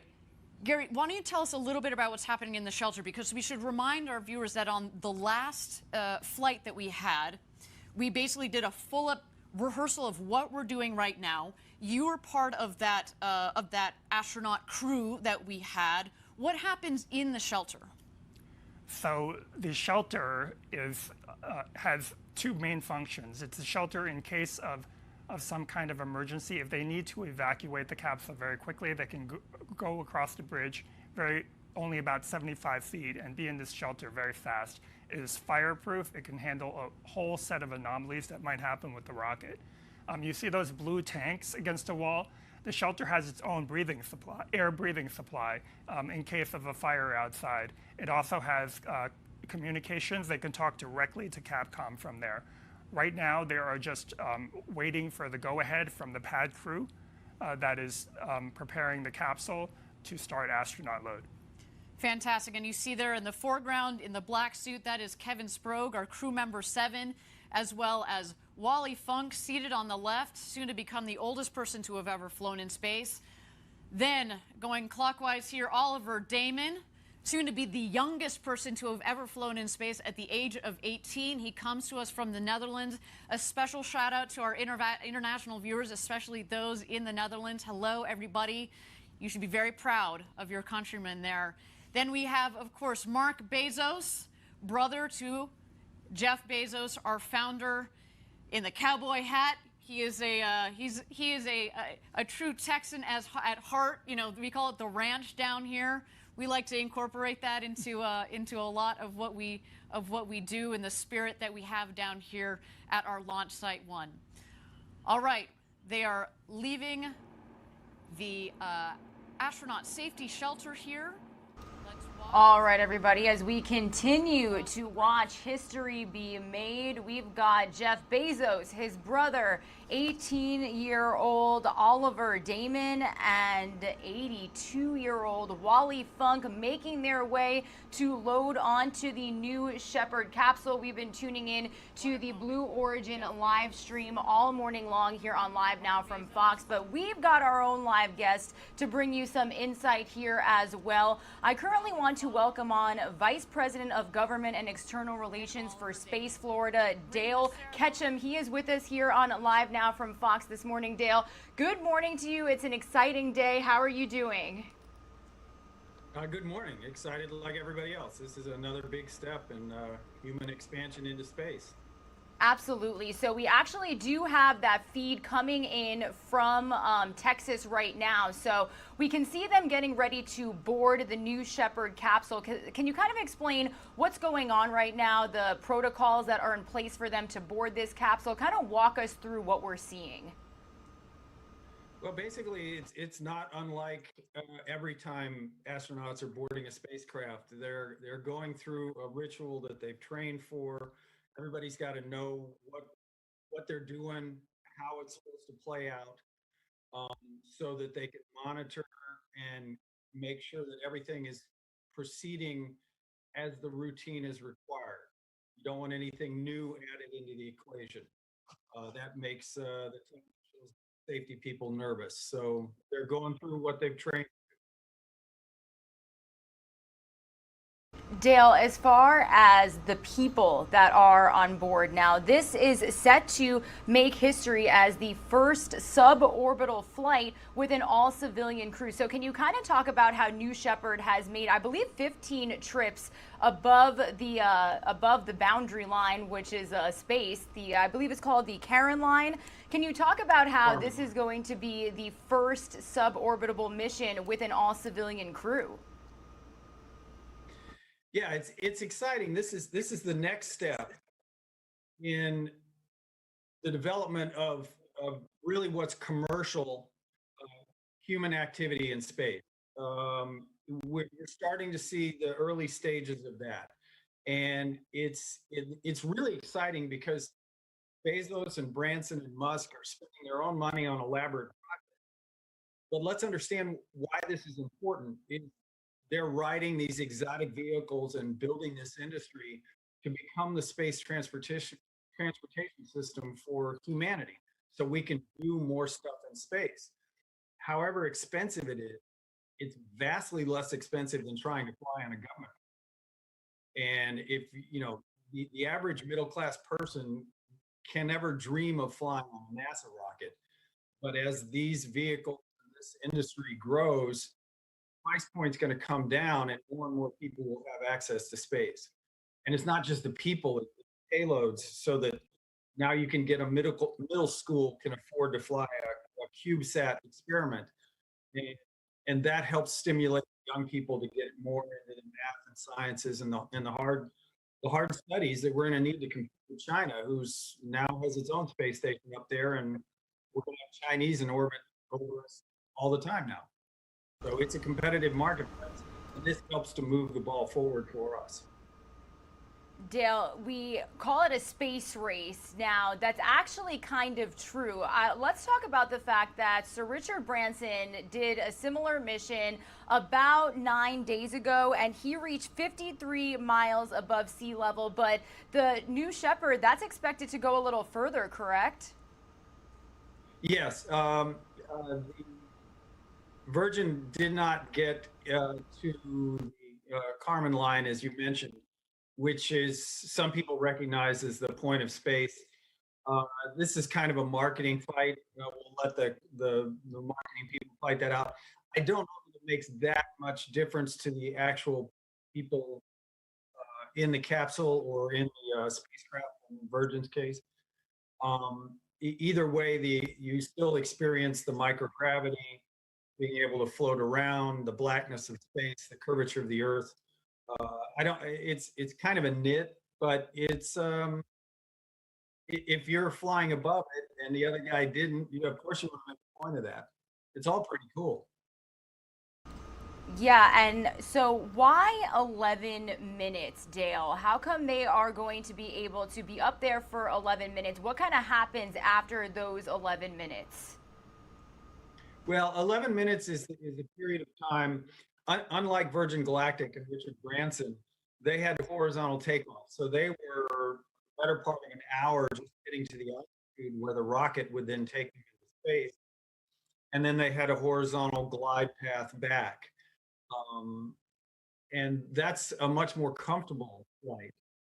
If you're flying on a rocket, it is comfortable is not what you're after. You're going to go real fast, straight up.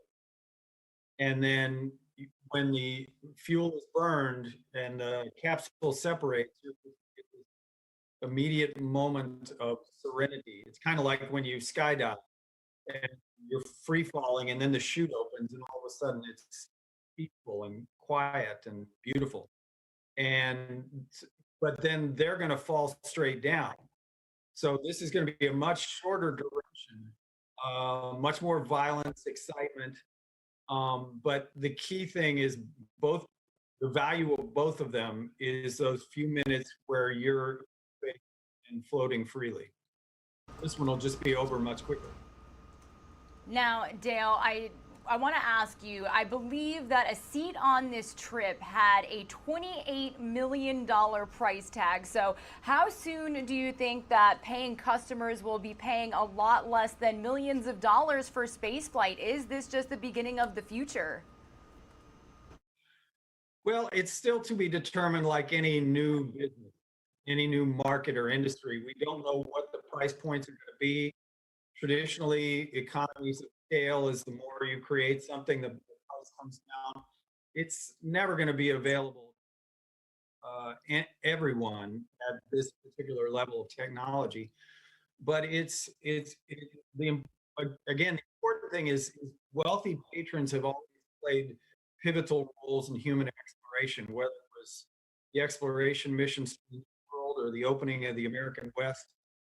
They were funded by wealthy people, not just, it certainly wasn't all done by governments, but very wealthy people played a role in human exploration and always have.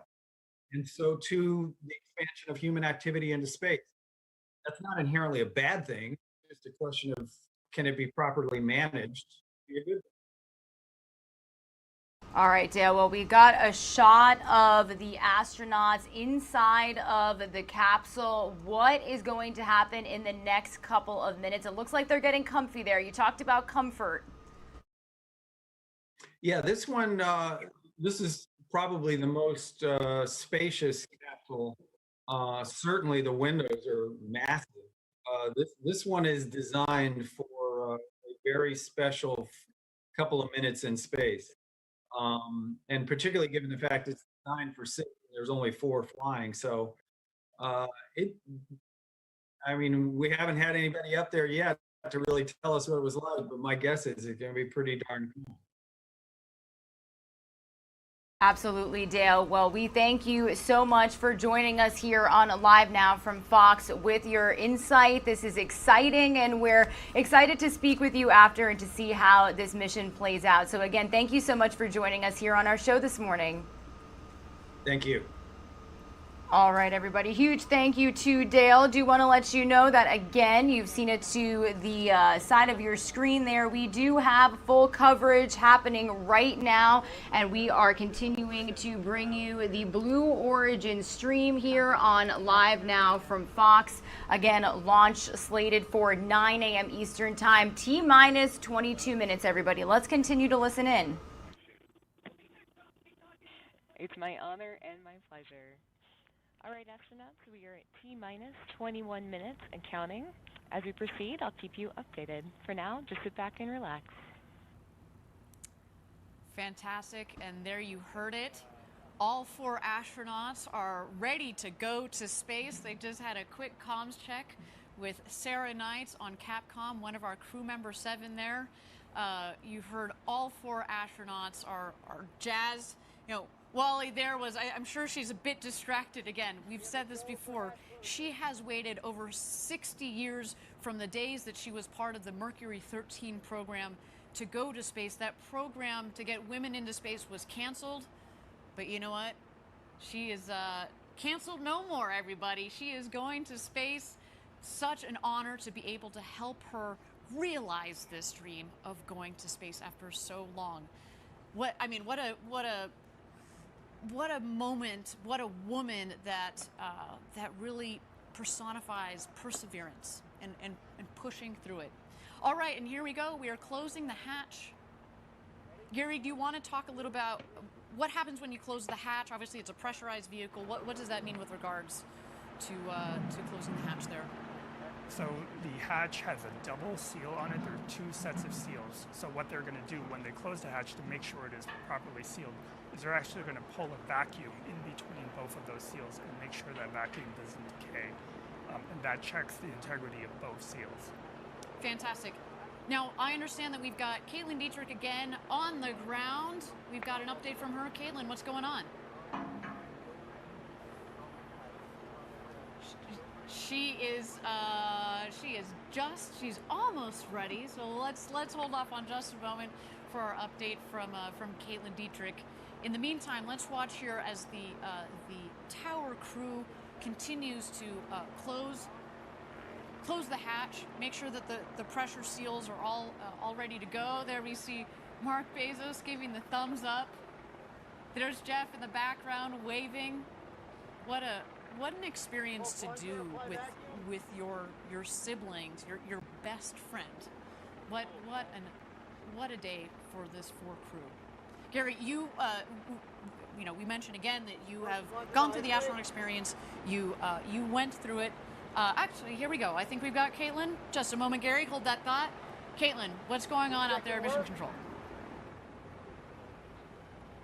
Hey everyone, so basically we've actually left Mission Control, the porch, and now we're at what we call fallback 3. It's on basically the entrance to the road to space. And right here is where the astronauts drove by. They went all the way to the tower. You can probably see it there in the very distance. Here we just closed the hatch and everything's looking nominal. And basically what's going to happen is once the capsule is under parachutes, we have a convoy here right behind us that's going to be racing out to get that hatch open and celebrate after their victorious flight to space. So that's what we're all preparing for here after their 11-minute flight. So we're pretty excited. Wonderful. Thank you so much, Caitlin, for that update. Gary, so you, as we were just closing out that question, so on the last one, you actually were in the capsule, right? You and Audrey Powers, who we talked to a little bit earlier in the show, were in the capsule when they closed the hatch. What does it feel like at this moment? It's actually quite tranquil. After the excitement and all the helicopters and ingressing and that adrenaline, you have a moment in the capsule now to reflect when the hatch is closed. It's actually pretty quiet. You've got hearing protection in just in case. You can still hear Capcom, but you have a moment to reflect. The fact that you're seated, reclined in a seat next to a window, directly next to a window that is so big, you can just turn your head and feel like you're floating right on the edge of the rocket. And then we've designed it that way so that when you're actually in space, you don't have to turn your head. You can look right out and have the sensation of actually being outside. And it also kind of adds to the voluminous feel of the capsule. We said earlier it's 10 times the volume that Alan Shepard had on his flight, but it is big, and the windows make it look big. That light acoustic padding make it look big, and then once you're floating up there in space over the Kármán line in 0G, it kind of adds a third dimension to it. Yes, we wanted that spaciousness. We wanted that sensation of floating. Really, if we were able to do it, we would have made the entire capsule transparent. That is kind of a cool idea. Is that for the next iteration? You working on that? Is that in secret? All right, we're not going to release that information on our webcast, but stay tuned, everybody. All right, we're going to toss it back to Capcom. I understand that we've got a special message from Christina Bezos, sister to Jeff and Mark Bezos.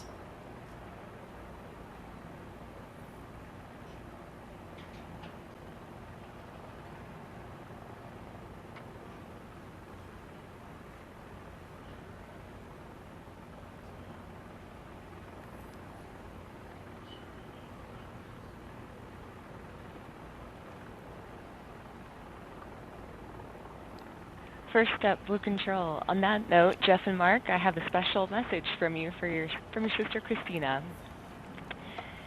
Steve and I are so excited for this monumental launch. Jeff, this is something you've dreamed of your whole life, and your passion for space is infectious. Mark, you're the best champion when it comes to encouraging us in our adventures. As you buckle in, I'm reminded of when Jeff was Captain Kirk, Mark, you were Sulu, and I took the role of Lieutenant Uhura. We would battle Klingons while firing torpedoes, all the while dodging in and out of traffic and praying that we make it to our destination safely. Mark, Be prepared to fire those torpedoes if ordered to do so. Now hurry up and get your asses back down here so I can give you a huge hug. We love you, and Godspeed, New Shepard.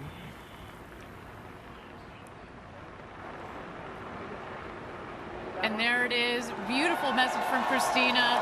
There is our Kent headquarters going nuts as they should. A big day for our full Blue Origin team. It's early out there on the West Coast, but they wouldn't miss it for the world. Look at them. So amazing. Again, what a day for the entire Blue Origin team, for these crew members that are on board, for their families that are here, that have been supporting each one of these people's dreams to go to space. Just incredible. And, you know, we are sitting here at T-minus 15 minutes to go until launch. We are in a brief hold here. But why don't we meet Oliver Damon, one of those astronauts, again, our first, very, very first paying customer, and soon to be the youngest person to travel to space at 18. Let's see Oliver. I think it's the ultimate dream for so many people to go to space. I guess my first memories of space were Thunderbirds. I was a big fan of that. Watched every single episode there was. That was like the big thing with like the rockets and everything. Oliver, is this your first look at the vehicle? Yeah. It's so cool to go with this group because Wally is like one of the best pilots ever and has such an amazing life story. Of course, Jeff is one of the best businessmen ever and a great visionary. And Mark is a firefighter and has such an amazing track record over his life. I feel a responsibility because I'm the youngest in space, and to get more people interested in space, and not even just space, but science, would be such an opportunity for me to do. When I touch down and I get out of the vehicle, I think I'll be just speechless. Now, Oliver also has his pilot's license and will be studying physics in college, and in just a bit he'll officially be an astronaut. But Gary, did you talk to Oliver? I did. I had an opportunity to meet him. Did you start recruiting? Did you get on that? What are you doing sitting here? Come on, man. We were like that guy. Not only is he going to study physics, but also innovation. So we can only imagine what is in store for Oliver in the years to come. But I can tell you what is in store for him in the next couple of minutes here. He is going to go to space over the Kármán line, up 100 kilometers up the internationally recognized line of space, and he's going to come back a freshly minted astronaut. Cannot wait for that. Now, we are at T-minus 15 minutes to go until launch. We are in a brief hold here. And while we're in a hold, why don't we turn it over to New Shepard and watch the rocket as she gets ready to take these 4 astronauts to space and back.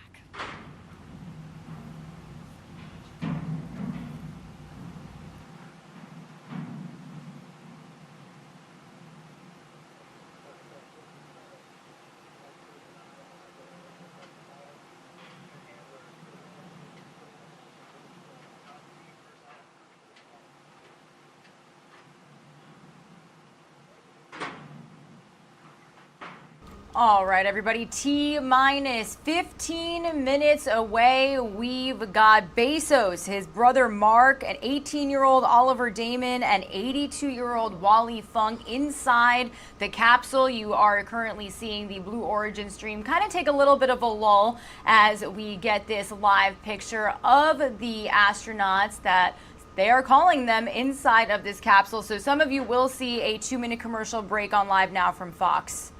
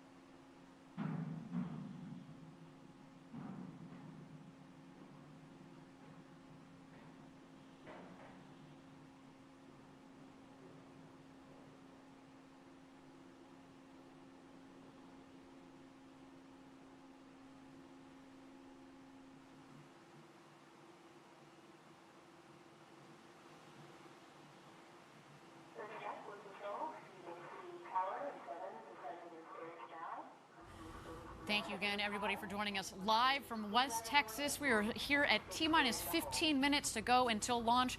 We are in a brief hold. We've got our astronauts that are loaded into the capsule. You saw there just a moment ago, we had Oliver Damon on the left, in the left window. To the right of the hatch is our founder, Jeff Bezos. Coming around him is Mark Bezos, and on the opposite side of the capsule is Wally Funk. And again, we're just here in a brief hold, but while we have a moment, let's throw it back to the pad and catch out some of those shots of our astronauts as they get ready for their flight to space and back this morning.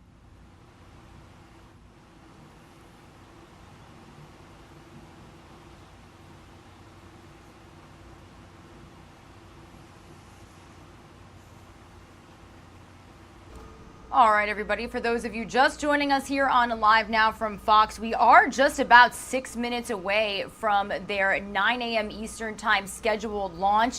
Myself and our team here on Live Now from Fox were just talking about the fact that the timer in the right-hand corner did stop. So I do apologize. We are not 15 minutes away. We are slated to see this takeoff in just about 6 minutes. So let's continue to listen in to see if we get any explanation as to why the clock has stopped and what those numbers up there in the right-hand screen mean.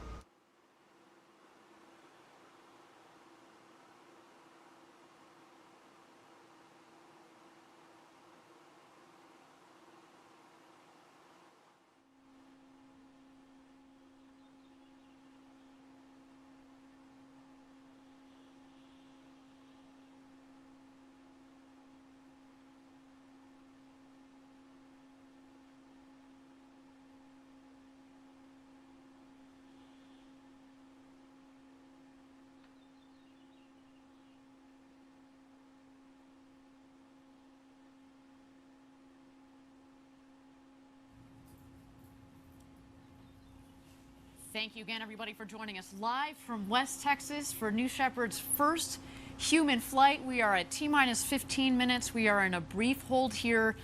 This is okay. I mean, to say, Gary, you can appreciate this. We spent years designing this rocket, months and months designing the mission. And if we need to take a couple of minutes more to make sure that the team is aligned, that we're all set and sorted, that our astronauts are happy, that the weather both on the ground and up aloft is within green zones, then we're going to do that. How do you guys think about holds when you're in mission control? What is happening right now? There's really two kinds of holds. There might be a hold while they investigate an anomaly, and very often that is not the case, though. There are sometimes holds just to catch up in the timeline. The thing about New Shepard that's distinct from orbital vehicles that you might have seen is that we don't need to launch at a precise time to meet some launch window because we're trying to intercept something in space.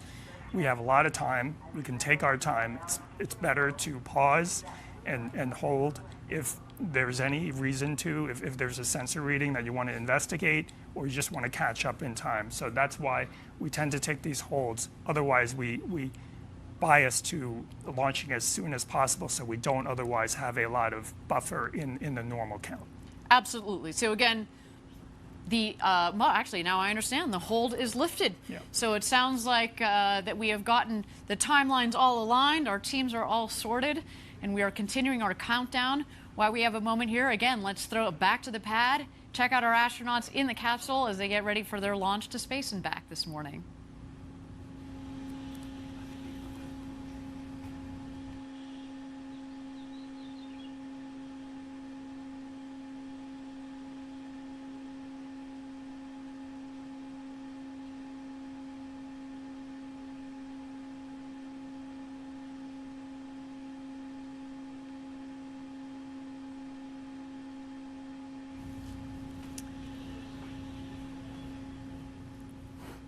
All right, everybody, we are at T-minus 14 minutes and 5 seconds to go until launch here. Got goosebumps going already. Again, the adrenaline is building and the energy is building up here as the clock ticks down. And while our astronauts and our teams are going through the final checks with our crew member 7 and the launch team, let's talk about seeing Earth from space and how it changes you. And we're very fortunate here at Blue Origin to have several NASA astronauts that are working with us. And they've logged hundreds of hours in space, and they offer a keen perspective on what our first human flight astronauts are just minutes away from experiencing. I find it's very interesting that people can look at a picture of Earth taken by an astronaut, but they don't get that change inside that actually being there in space gives you. It is one of those things that you kind of have to do. The perspective from space is a really fantastic one. You can see things that you never thought you'd see from Earth. It really can't help but change your life. It changes your perspective. Having that kind of an experience makes you feel smaller. You really do come back with a sense that the Earth is a closed environment. Everything we have here to eat, breathe, drink, it's all traveling together. And looking at the blackness of space and looking at the surface of the Earth and seeing that almost nothing separates those two. All of humankind is on this one small rock, protected by this thin, fragile little layer of air. It makes you realize that the planet is, in fact, a giant spaceship traveling through space that's home to 7 billion of us. And I think every astronaut who goes to space is changed by it in some way. They've actually documented a change in core values in almost all astronauts from before the flight to after the flight. And as millions and millions of people begin to get this experience, I think the knowledge on Earth and a different understanding about our planet will gradually occur. The experience of something that changes who you are on the inside, it's very powerful. It is so memorable and so unique that people walk away speechless.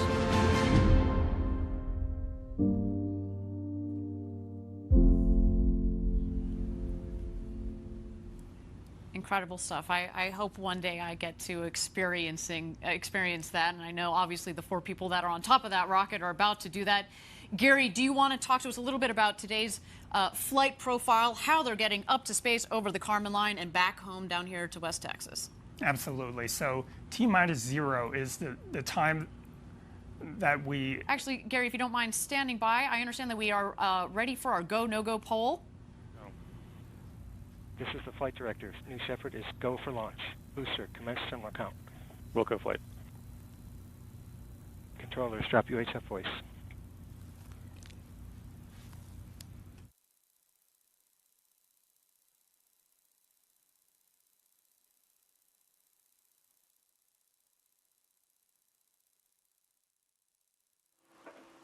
Enabling onboard power.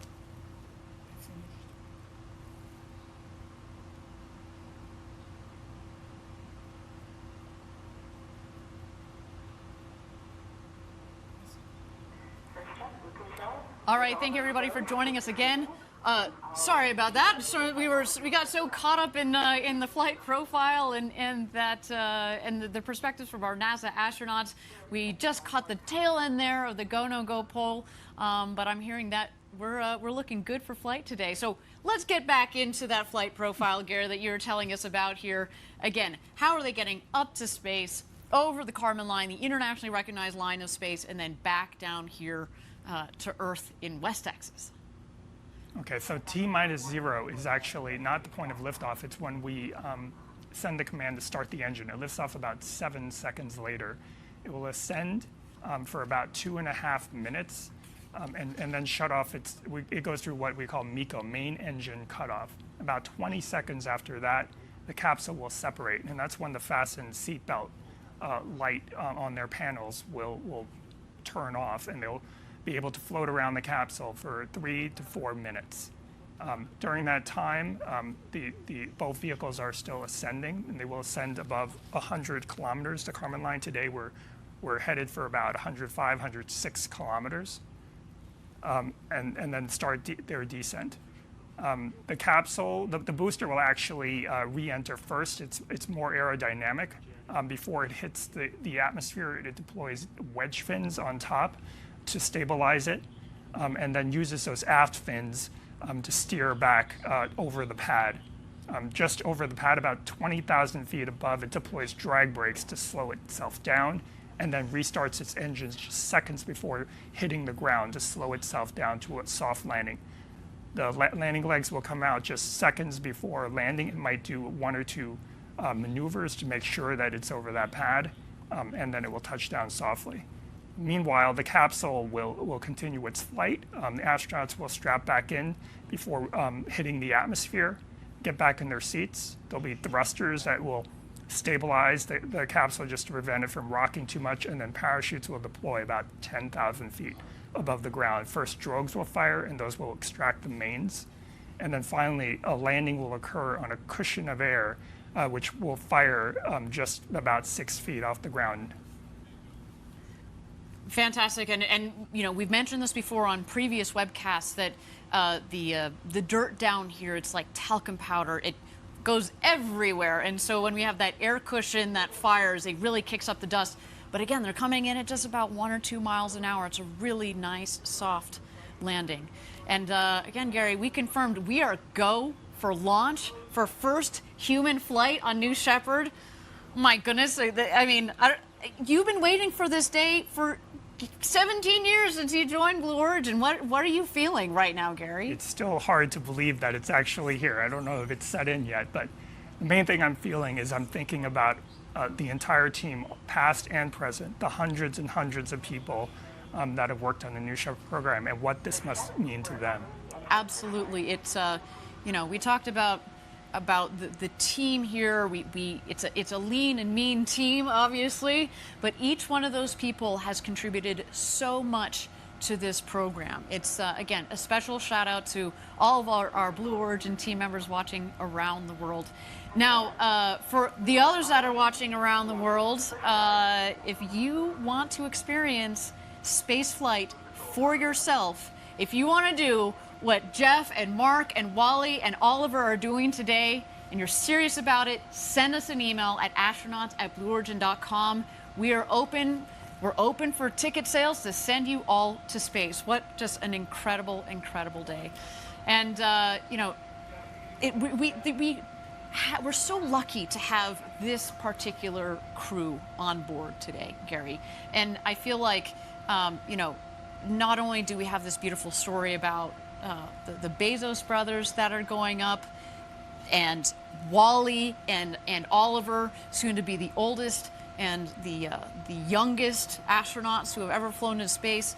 Oliver, that's representing our international friends out there, taking the Dutch flag to space, you know. And then again, Wally, who has been thinking about going to space, well, her entire life, but certainly since the 1960s, and she was part of that program that got canceled, and she just kept fighting until recently we said, hey, Wally, why don't you join us for this first crew? And I can only imagine our future customers that are going to go on board. They're going to represent the world. They're going to represent many different backgrounds, and we certainly look forward to that. As we mentioned, we're going to have 2 more flights in 2021 for a total of 3, and again, many more to come in the future. And that is just fantastic. And I can imagine, again, as you were building the system, Gary, as you were thinking about, okay, this is not just a 1 or 2 flight, you know, operation with New Shepard. You've built it for a long-term program.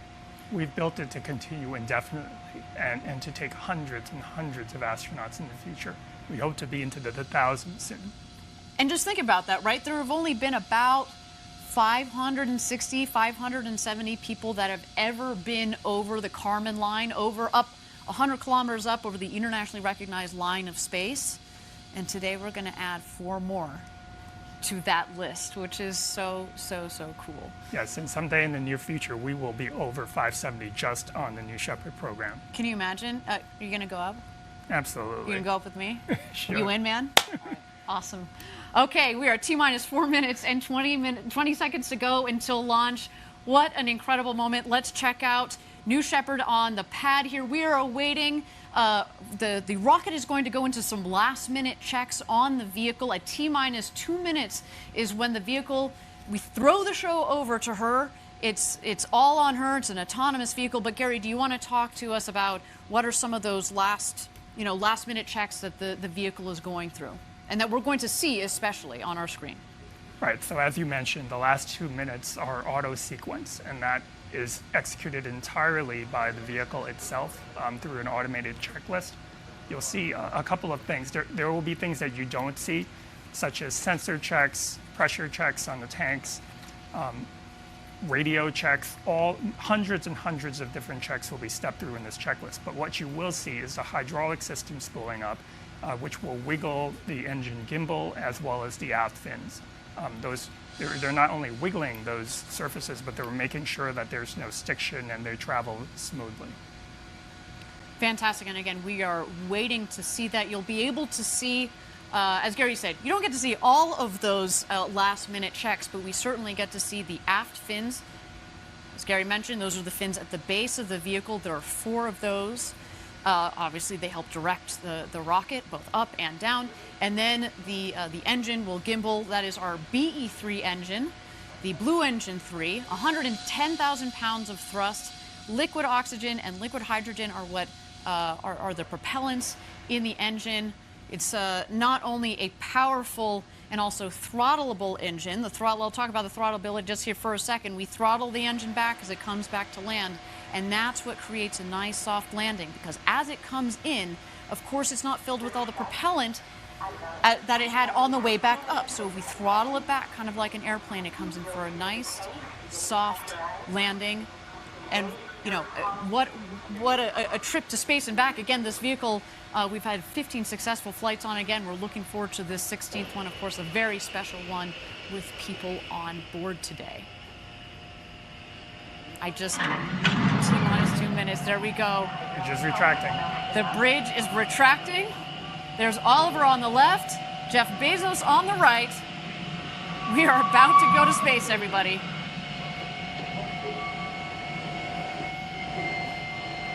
We are in auto sequence.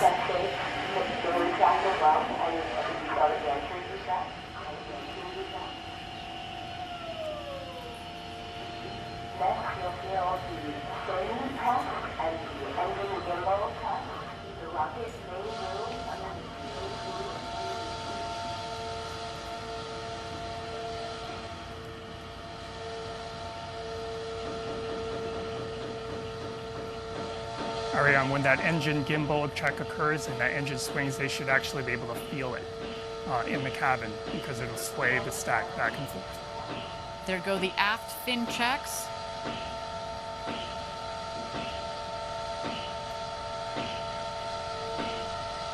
There you see the engine gimbal check just peeking out at the base of the rocket.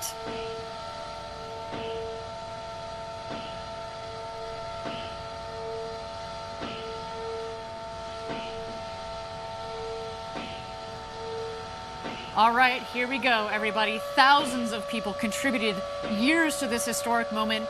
Ladies and gentlemen, it's time for Blue Origin's first human flight. Godspeed, first crew of New Shepard. Let's light this candle.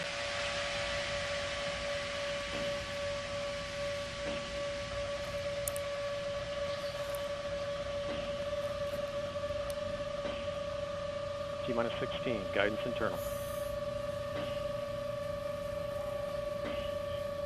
T-minus 10, 9, 8, 7, 6, 5, 4. Command engine start. 2, 1. Ignition.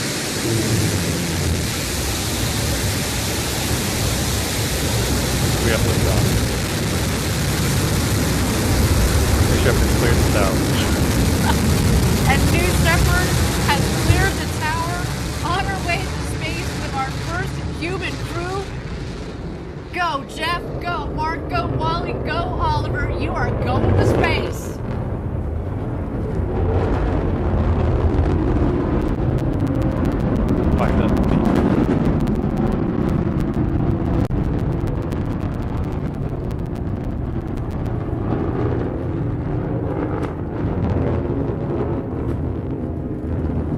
Oh my goodness, listen to the roar of the BE-3 engine. We are just about to pass through max Q, maximum dynamic pressure. That is when the stresses on the vehicle are at their maximum.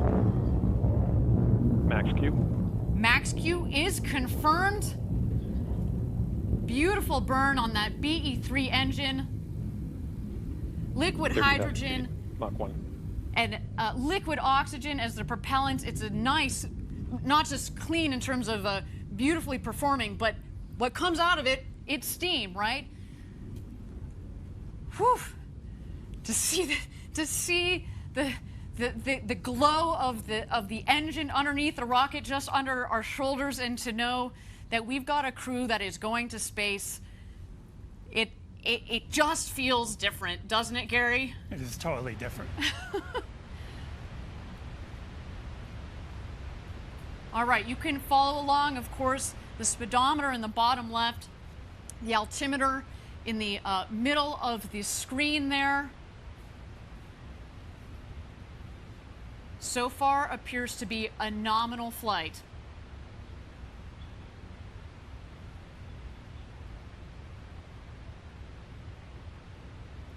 All right, coming up here on MECO, main engine cutoff. That will be followed shortly by separation. And at that point, after separation, we're gonna let the astronauts unbuckle and take in the freedoms of zero G. There is MECO, main engine cutoff. A beautiful shot down the New Shepard rocket. Look at that view.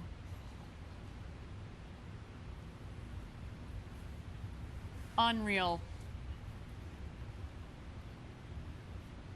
Awaiting separation here.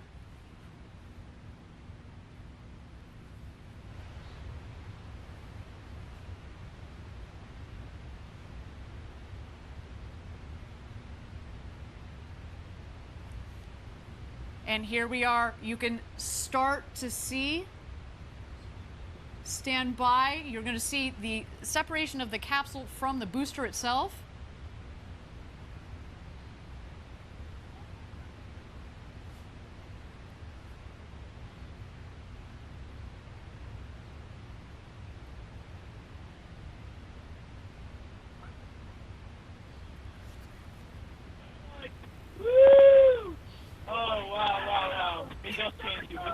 To look out the window. Holy kid God.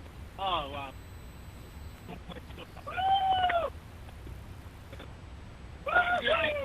forget to get upside down.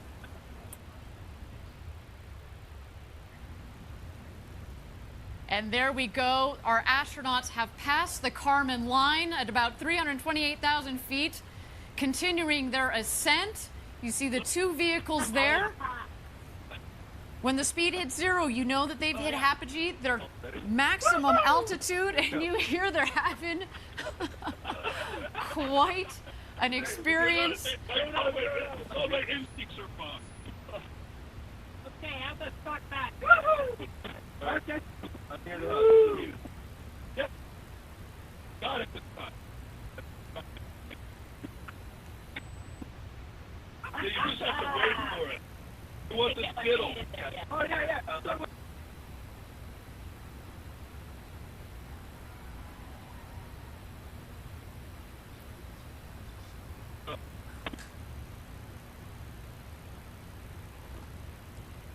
Yeah! Well done!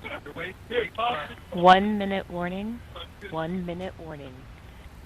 Go! Oh, sorry. Let's try again. Awesome. So good. Yep. Get that one? Got it. Let's see if I can see the boost. Yeah.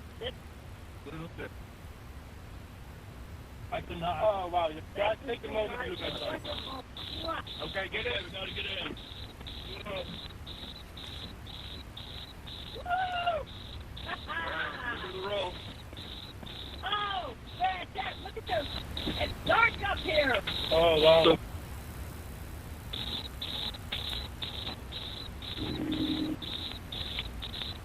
2,000 miles an hour.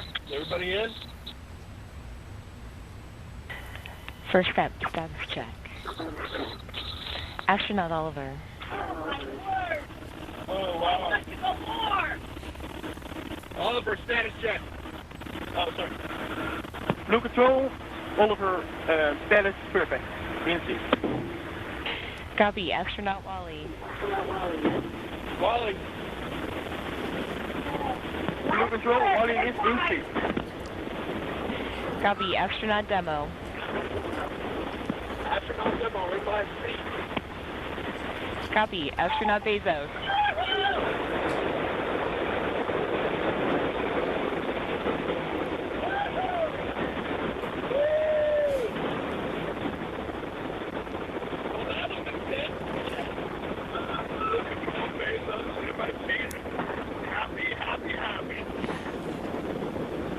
Copy.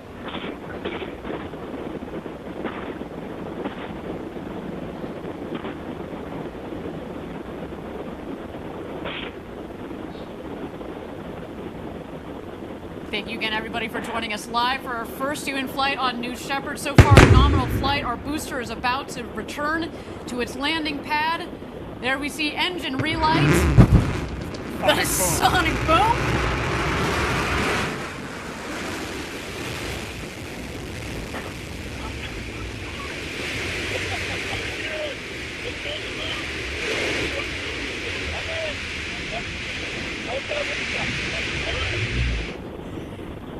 And booster touchdown. Welcome back, New Shepard. A beautiful rocket that provided a beautiful flight to space. First up, your booster has landed. Booster landed. Blue Control, Bezos, that's great to hear about the booster. And there it is, our crew capsule with our 4 crew members on board. You have a very happy crew up here, I want you to know.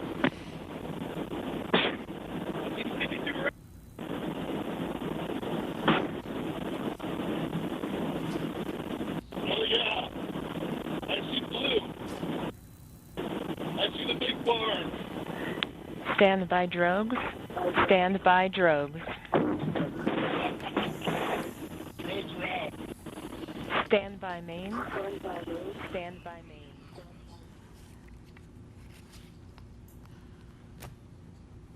Oh, so far, a nominal flight. Here comes the crew capsule back from space. The drogues deployed. Here are the mains out, reefing and coming to full inflation. Our rocket went over Mach 3, and now they're coming floating back down at just about 15 or 16 miles an hour, about to join us home.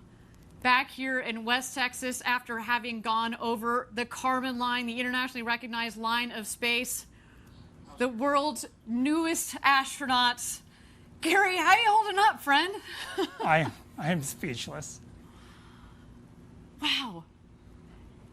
And those big, beautiful windows. I've just got about a minute and a half of floating before the activation of the skirt jet for a soft touchdown. At this point, there are sensors on board that are detecting how high they are above the ground, multiple sensors. And just 6 feet above the ground, that cushion of air will puff, and they will have a soft touchdown, almost like just sitting in a chair. But I'm sure their adrenaline is pumping now.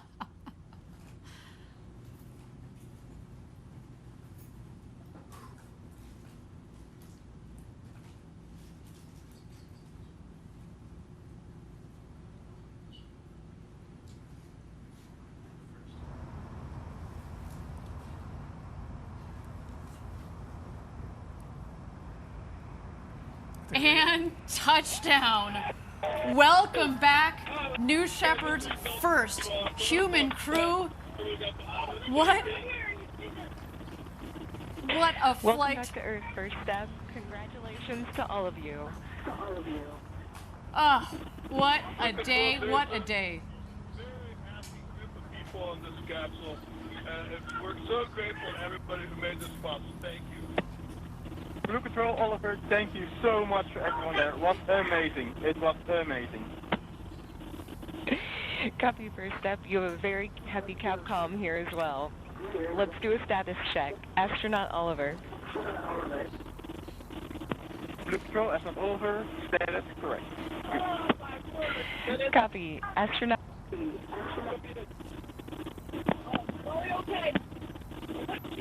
Copy. Astronaut Demo. Astronaut Demo, I am unbelievably good. Copy.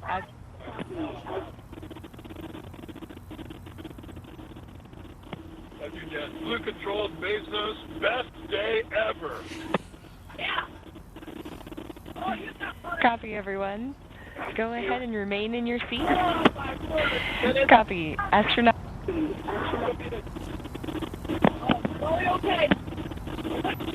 Copy. Astronaut demo. Astronaut demo, I am unbelievably good. Copy.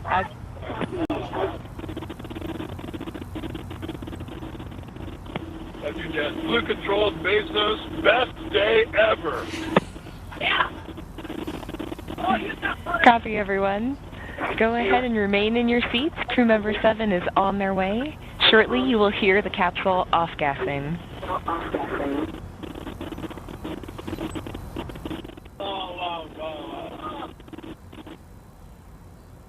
Did anybody have to or altitude or altitude? I didn't.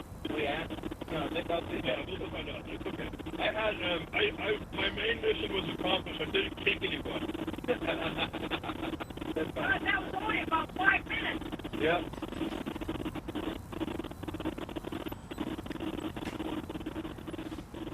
First up, Blue Control, your apogee was 351,210 feet.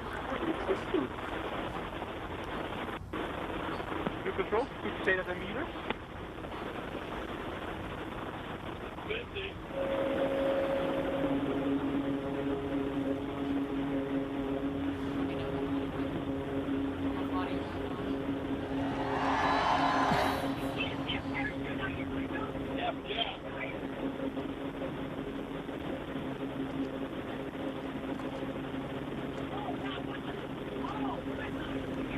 That was incredible.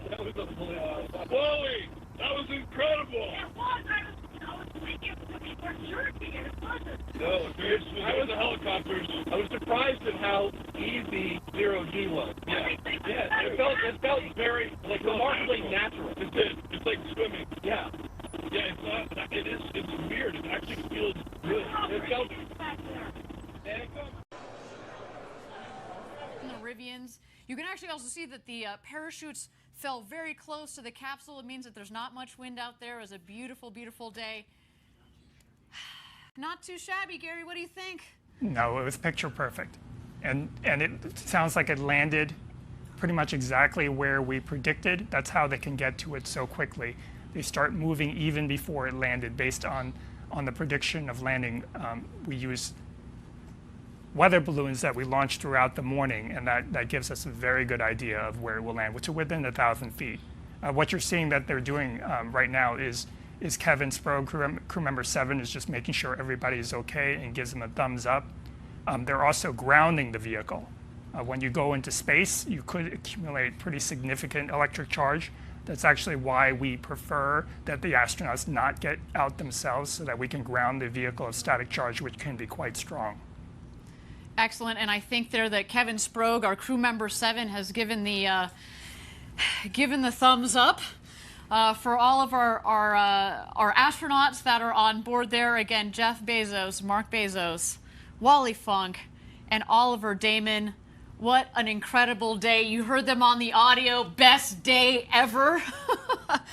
I mean, this is. I feel like this is our best day ever, and we didn't even get to go up to space. I mean, what a day. Again, congratulations to the entire Blue team, our astronaut crew, and of course the friends and family of these incredible astronauts. They're just about to exit the capsule here. Let's wait for that moment. There you see Jeff in the window. Oh, there you are. Felix is up here. All right, guys, what we do later.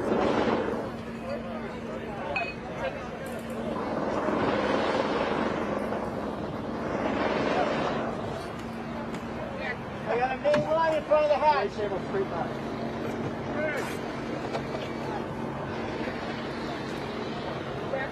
Yeah, the main parachute line in front of the hatch.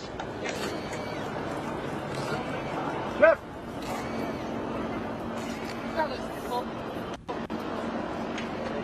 Okay, take the side, take the side.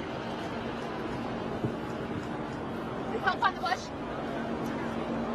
They're just moving one of the main parachute lines to make sure it doesn't snag the hatch when it opens. And there's Jeff. Thumbs up.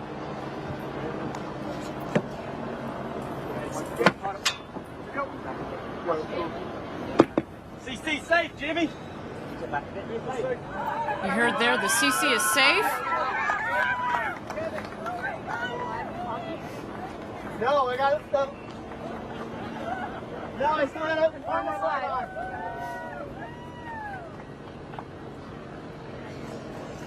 Confirm. Okay, go. You can go live. Go to the camera. Jimmy! Jimmy! Gary, the architect of New Shepard, congratulations to you, man. Congratulations. Give me a to hug. You, This is just, ugh. What a day. Again, thank you everybody for joining us live for our first human flight of New Shepard. Our 4 astronauts went to space and back, topping over 350,000 feet, well over 100 kilometers. They've come back down safely. We're just waiting here for egress. Our crew is going to get out of the capsule and meet their families back here on the ground. Of course, their families that have provided so much support since they were little kids and dreamt of this to this day and this moment. Let me know when everybody's there. Mar and Mary. Get in here, Mar. All right, Caitlin, you ready? Family, are we ready?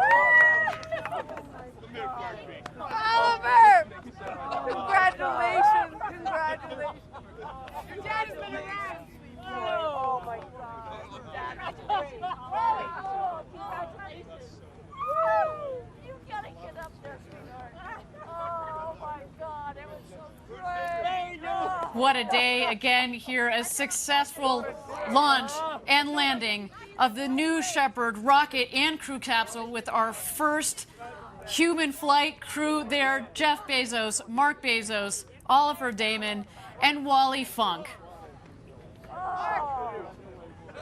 And their families there giving big hugs all around. What a moment, so much emotion from all of them. The elation. Did you see Wally? Did you see Wally when she came out? You know this. I told you she was probably going to do a summer, cartwheel as she came out of that capsule. What an incredible, incredible day. Let's just capture a couple more moments of this. Again, spaceflight. So much engineering, so much objective, hard engineering, technical thought that goes into it. But when you put people on board, there's such an incredible emotional component to this. The time, the effort, the blood, sweat, and tears, you know this better than anybody else. Again, congratulations, Gary. Thank you, Ariane. And congratulations. All right, everybody. Regina Gonzalez tapping back in here to let you know that you are witnessing history, everybody. Jeff Bezos, his brother Mark, 18-year-old Oliver Damon now being the youngest person to travel to space, and 82-year-old Wally Funk. You saw her get out of the capsule, throw her hands up. The emotion, the excitement is so real. She is now the oldest woman and person to enter space as well. So a successful mission. You can see the cheers and the hugs happening as the crew exits the capsule after a successful and historic flight. Now, again, we've been tuning in to Blue Origin's live stream of this flight, of this mission, and they have been providing amazing commentary, amazing guests, amazing insight. But again, my name is Regina Gonzalez, and we've got our own live guest, providing us some insight on this now successful mission as well. We are currently about to be joined by the Pegasus professor and chair of the Department of Physics at the University of Central Florida. His name is Joshua Caldwell, and he is joining us live right now. Josh, good morning to you, especially in your profession. We've got the exciting and emotional reunion here on land next to us. What are you feeling right now? Good morning. Happy to be with you, and I have to confess I'm feeling a little bit of envy. It would be wonderful to be out there. I've done a number of flights with Blue Origin. I've had payloads fly with New Shepard several times, and I've been out there, seen the launch and landing, and it's very exciting. I'm thrilled for these people. I've been working with Gary Lai for years from the beginning of the New Shepard program, so it's very exciting. I'm very happy for them. Yeah, obviously, you know, we didn't want to talk about it, but we talked about everything that could have possibly gone wrong with this mission. But from what you saw just witnessing the launch, Josh, did everything go right? I know that they were on a brief time hold for just a second, only pushed back the launch a couple of minutes. So talk about the successes of this mission, technically speaking. Technically, it looked picture perfect. I've been out there for 3 launches. I haven't seen a launch that didn't have at least a few minutes of hold. That's very normal, so that's not alarming at all. And as they're planning to get these launches opened up for paying passengers, safety is at the top of their minds. And so I'm sure that they're got a system in place that is very robust. They've gone through a very methodical and deliberate testing program. I would have no hesitation to step on board. I was going to say, that seems to be the golden question of the morning, Jeff. You said you were envious. So now seeing this, especially also after seeing Sir Richard Branson do a similar mission about 9 days ago, would you yourself get aboard a capsule like this, or would you send any family members on this? Is this something that you would do? Absolutely. I wouldn't have any hesitation. I've been very impressed with their testing program. It's very robust. They have multiple fail-safes and backups. I think it would be a tremendous experience. Hopefully I'll be able to do it someday. I'm sure you will. And I guess that leads to my next question, Josh. You know, we just saw this, the purpose, Jeff Bezos saying that they want to make commercial space exploration more available in the years to come. So have we taken a step forward today? I think so. I mean, there's been a lot of developments in commercial space over the past couple of decades, and it's worth bearing in mind that there are commercial satellites that have been in orbit for many decades, our communication satellites. What we're seeing now is a reduction in the cost of getting to space and the possibility for people to get a short ride in space at least, and to get that overview effect that people have talked about. And I'm very curious to see what's going to happen in the next 10 years, to see where we go from today forward, and how much it is opened up to the broader public to have the experience of going into space. Now, Josh, that's a really great point and leads me to my next question to you. I really do want to talk about the people aboard this capsule. We have now the youngest person to go off into space, Oliver Damon, but you also have 82-year-old Wally Funk, who actually trained with NASA astronauts basically her entire life, but at the time of her training wasn't able to go into space because women weren't necessarily allowed. It was only male astronauts going up there. So talk about the steps taken just as far as space exploration within its own entity and sending women and now guests out into the atmosphere. Right. I mean, I think what you're seeing is that these vehicles, not just Blue Origins, but Virgin Galactic as well, are sort of more like an airline environment. And it's anybody can go. It's not overly strenuous physically. And so I think it's wonderful that Wally Funk was able to go, really righting a wrong from decades past. And so I'm thrilled for her.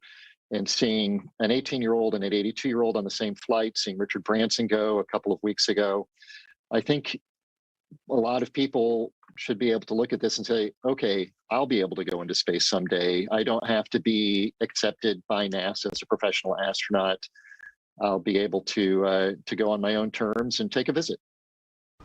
All right, so now, Josh, we've got everybody kind of making their way towards their vehicles. We saw a post-flight press conference with Sir Richard Branson. What do you think we can expect here in about the next hour? And, you know, really just talk about the emotions that these now astronauts are feeling. I actually do understand that they actually get a gold coin for completing this mission successfully. Is that correct?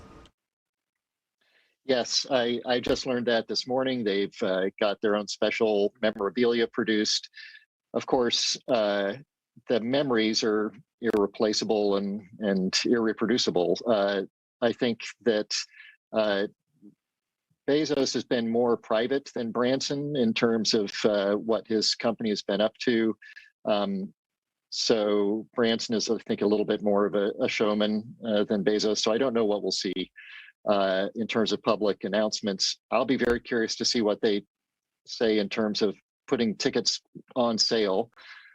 Virgin Galactic has been selling tickets for some time. Blue Origin hasn't announced a sale price for a ride into space on their rocket.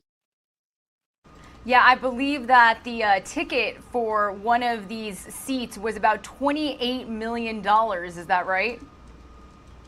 So they auctioned off a seat on this first flight for $28 million. And amazingly, the person who won that auction, who's remained anonymous, had a scheduling conflict. And so it's not one of these four. And Oliver, his parents had secured a seat on a later flight for an unknown price. And so that's why he got on this one. Yeah, and you know, Josh, they are about to play some highlights from this mission. Now, I do want to circle back to the fact that people are considering this a space race. We had Sir Richard Branson go about 53 miles above sea level a little over a week ago, and now I was kind of paying attention to the altitude, but I believe they hit about 66 miles above sea level after they passed the Kármán line. What did you see? Yeah, their apogee was about 351,000 feet. The Kármán line is 328,000 feet. So they were about 4 or 5 miles above it, 66 miles or so. It's a different, higher is better. The space shuttle orbited at 200, 250 miles. That's where the space station is. So even this rocket is significantly below where most orbital vehicles go. And then, of course, if you're going to the moon, you have a very, very different perspective. That overview effect is going to be very different than it would be here. I think the thing that would be most dramatic from a visual perspective in this kind of launch is going above the atmosphere, seeing the blackness of space during the daytime, and recognizing how thin the Earth's atmosphere is. And it's a very, very fragile, narrow layer that's protecting us from the harsh environment of space. Josh, I'm glad you mentioned that, going above the atmosphere, because I feel like there's been some backlash here. How does this mission, missions like Sir Richard Branson's, compare to actual astronauts that, well, I don't want to say actual astronauts because now they're considered astronauts, but you've got astronauts in those big spacesuits heading out of the Earth's atmosphere. So what do you think the comparison is here? Is there a comparison? You can make a comparison, but it doesn't really matter too much, in my opinion. It's just matters of degree. If an airline flight loses pressure and stays at that altitude, everybody will suffocate. So you don't have to go very high to be in an environment where we can't survive. These rockets are going far above that, truly into the vacuum of space, whether it's 50 miles or 60 miles or 200 miles. You're in space in the sense that there's no air there. You're above the atmosphere. The higher you are, the more awesome your view would be, for sure. But I think that the astronaut nomenclature is not terribly important. I think if you're high enough so that you see a black sky with stars in the daytime, I would call that space. Yeah, and Josh, now as far as people, tourists getting out of that Earth's atmosphere, how soon do you think we are away from that? I mean, this is just an added day to, the future of space exploration. So where do you think we stand at going above Earth's atmosphere, maybe on a weekend? Well, Virgin has got several hundred people who have paid for their rides into space, and we should start seeing those rides happening with paying passengers next year. Their prices are still out of reach for me. So I don't know how long it'll be before it really becomes a sort of routine destination. I think we've got a little ways to go there. It's expensive, it's complicated. These are sophisticated machines, it's dangerous, you have a lot of energy involved, and so you need to make sure they're very safe. So we're a ways away from seeing it be as routine as, say, taking a commercial airline flight. Now, Josh, I actually want to talk about you for a second, because we've learned that the New Shepard has made several trips suborbitable without any humans on it. It's piloted itself, and I understand that your experiment was one of the first non-Blue Origin payloads to fly on this rocket back in 2016. What can you tell us? That's amazing. Yeah, that was a very exciting time. We were a Pathfinder payload for Blue Origin, and so we were out there before they were set up to really allow anybody from outside the company be there. And it's been a wonderful journey to see this project, the New Shepard program, grow from those first flights to where they are today, where now they can move to routine launches with people on board. We've had several experiments go up on their rockets. We're doing our science experiments, taking advantage of the microgravity environment that's provided, and can plan to continue working with them as well. Now, I was going to say, when you say continue working with them, how, I know you said that you actually, did you know somebody out there in Texas right now, or have you met and spoken with a lot of these team members? Yes, absolutely. Gary Lai, who is the New Shepard program manager or director, I'm not sure his exact title with Blue, but he's somebody I worked with from the very early days before the rocket had been built. And so I'm very excited for them. I'm very happy for their success this morning. And I've spent a lot of times out in Van Horn and at the West Texas launch site. It's pretty remote. I'm sure that they're just having a wonderful time and looking forward to sort of celebrating all day long today. All right, Joshua, is there anything else that you want our viewers to know about today? Anything else that you took away from this now successful historic mission before we send you off? Well, I think that we're going to see more of these flights more frequently with more people going. And there are new vehicles coming on board as well that are going to give people opportunities to do orbital flights. And so I would say stay tuned, and there are going to be more great space adventures in the near future.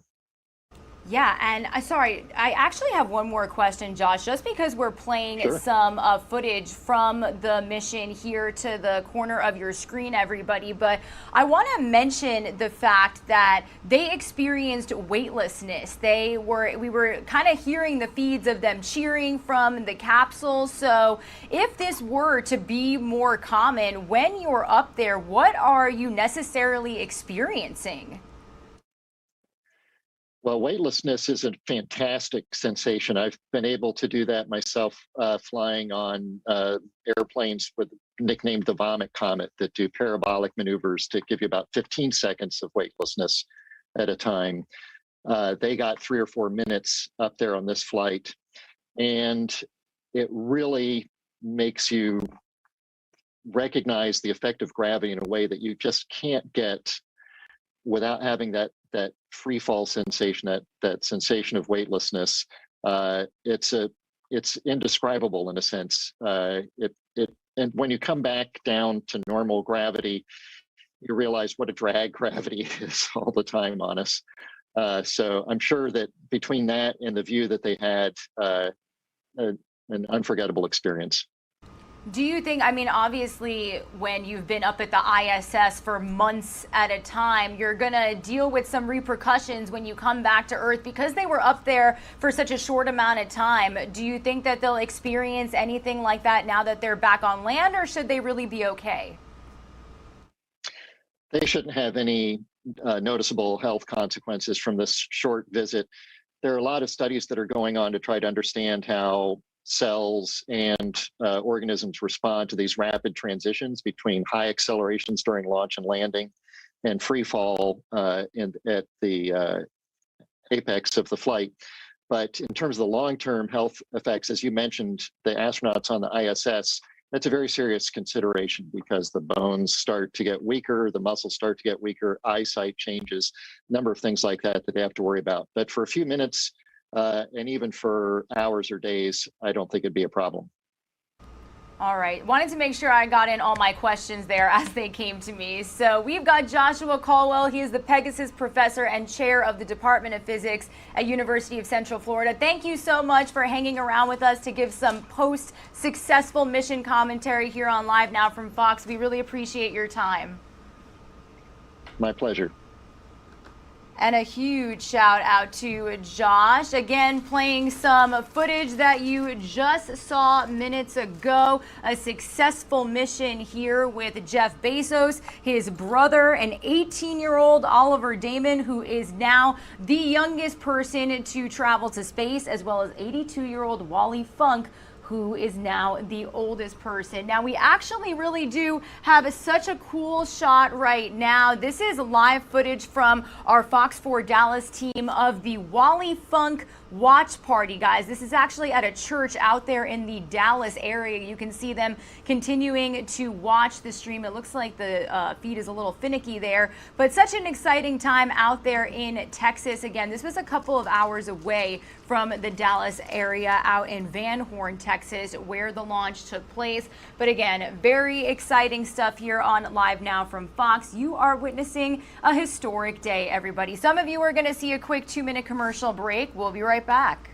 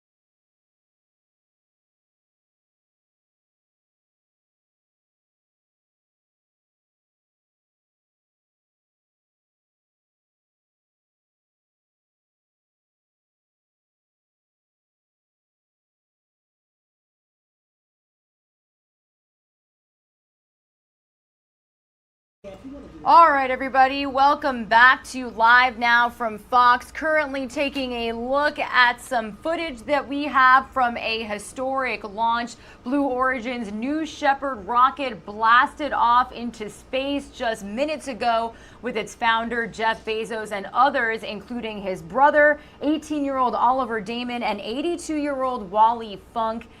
They were on board in what was the company's first ever astronaut flight. They were launched from West Texas and joined in a 10-minute flight together. You were actually able to hear their voices from inside the capsule. They were cheering, and there were such emotional moments when they exited the capsule. You had Wally Funk throwing up her hands, the family of Jeff Bezos and his brother giving everybody a hug. I know that before they launched, they actually did receive a message from their sister. Again, the 60-foot New Shepard rocket launching at about 9:13 following a brief hold. The rocket accelerated towards space at 3 times the speed of sound before separating from the capsule and returning for an upright landing. The passengers experienced just a few minutes of weightlessness before their capsule then parachuted onto the desert.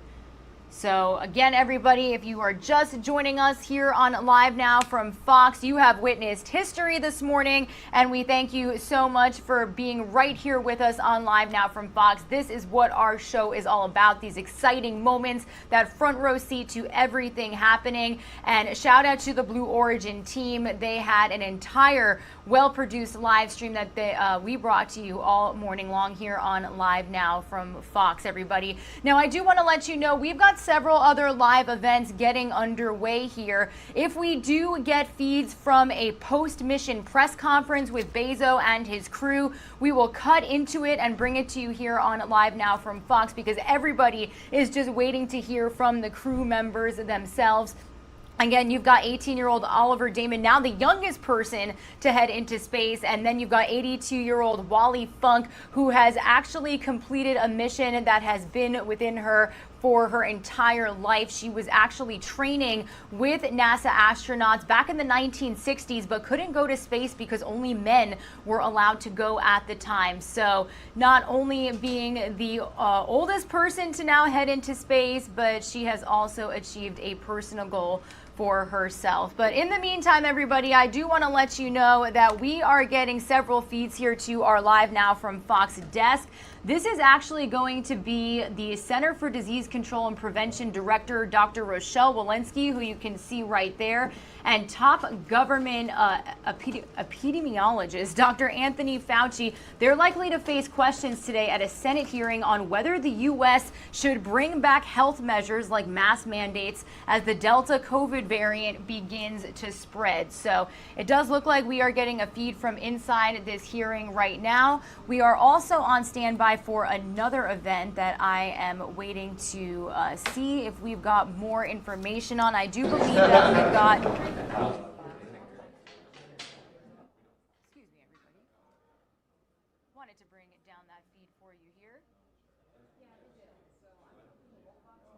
Letting you know that this is a feed for a House Democratic leadership briefing. But again, we've got Dr. Anthony Fauci here on this Senate hearing. So I'm going to leave it here on this shot for just a couple of minutes. This was slated to get underway at around 10 a.m. Eastern time. So again, we will leave you here on this on Live Now from Fox. Again, if we do get a live feed from a post-launch press conference here on Live Now from Fox, we will most likely be cutting into that. But again, thank you so much for joining us here this morning. Witnessing history, Pilar Arias will be back on with you here in just a minute. I will see you guys soon.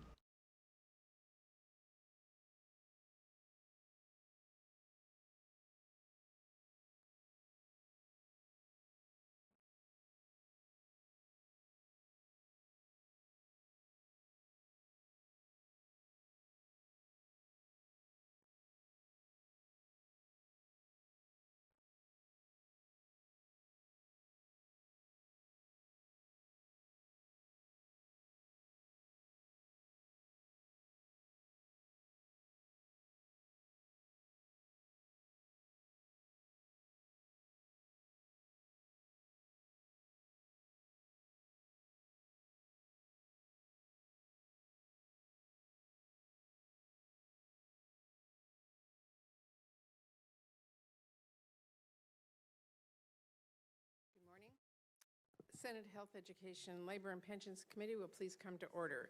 Today, we are holding a hearing on our federal response to the COVID-19 pandemic. Ranking Member Burr and I will each have an opening statement, and I will introduce our witnesses. After they give their testimony, senators will each have 5 minutes for a round of questions. While we are yet unable to have the hearing fully open to the public or media for in-person attendance, live video is available on our committee website at help.senate.gov. And if anyone is in need of accommodations, including closed captioning, please reach out to the committee or the Office of Congressional Accessibility Services. We are at a point of great promise and peril in the fight against COVID-19. While I am encouraged by the fact that 2/3 of adults in our country have received their first dose of vaccine, I am alarmed by how the rate of vaccination has been slowing and how, driven by the Delta variant, rates of COVID-19 cases and deaths are once again on the rise. 5 counties in my state currently have high levels of transmission, according to the Centers for Disease Control and Prevention. For example, in Walla Walla County, cases are up in July from June, and they were up in June from April and May. And even though 99% of the COVID deaths nationwide last month were among people who had not gotten vaccinated, we are still seeing fear and misinformation hold people back. Huge disparities in vaccination rates among communities of color and rural communities, skepticism about vaccines among some religious and conservative communities, and slow uptake among young adults. Vaccines are safe, effective, and free and easy to get. We need to make sure people know that. And we also need to make sure they understand choosing not to get vaccinated doesn't just put themselves at risk, it puts the people around them at risk, including people who are immunocompromised, like those fighting cancer, and kids who are not yet eligible for vaccines. We also have to remember vaccinations are just one front of this fight. Local health departments need the capacity to track emerging outbreaks quickly through contact tracing, sequence virus samples to identify variants, help isolate ill people, and track vaccination progress and more. Experts need to evaluate the longevity of immunity, especially in the face of new variants, and the potential value of booster shots. Researchers need to study the long-term impacts of this disease and how to treat long-haul COVID-19 or PASC. And perhaps most importantly, we as a nation need to fully learn the lessons of this pandemic and take action so we are never in this situation again. That's why Senator Burr and I have been working on bipartisan legislation and oversight to build the world-class public health and preparedness infrastructure our people deserve. It is my hope that through this work, we will not only address challenges we faced during this pandemic, but build on progress we saw in some states across the country. In my home state of Washington, they worked to overcome challenges with sharing critical COVID data among health departments, labs, and hospitals to improve how data was used to allocate critical medical supplies like respirators, and develop a more complete dashboard for demographic data that broke out numbers, for example, for the Pacific Islander community. Michigan created a task force on racial disparities early on in the pandemic to ensure they were reaching communities of color for testing and contact tracing. And Alaska literally employed every mode of transportation to deliver vaccines to hard-to-reach communities. One of the clearest lessons from this crisis is that you should have the same protection from a pandemic, chronic disease, or a public health threat, regardless of where you live, who you are, or what your income is. And one of the best ways of providing that level of protection is through strong public health infrastructure. The stronger our health departments are at every level, the more effectively they can work to use sequencing technology and modern data systems to track the spread of diseases and monitor the success of vaccination efforts, stand up testing and contact tracing to stop disease outbreaks, develop science-based guidance to address local needs, build partnerships in hard-to-reach communities, and build trust as communicators and fight misinformation. There is a saying in healthcare, an ounce of prevention is worth a pound of cure. We need to have that same mindset when it comes to public health. That's why I've pushed for more funding for public health departments throughout our COVID response packages. It's why earlier this year, I reintroduced legislation to end the cycle of crisis and complacency in public health funding by providing $4.5 billion in dedicated annual funding. And it's why I'm going to continue pushing for us to make these critical investments. We all want this pandemic to end, and it is clear despite the incredible progress we have made in the last few months, we still have a lot more work to do. But even after we are through this crisis, our work won't be done. We have to make sure we learn from this history and take action so we never repeat it. This crisis has cost too much, has taken too many lives for us to do anything less. I look forward to hearing from all of our witnesses today. Thank you for being here.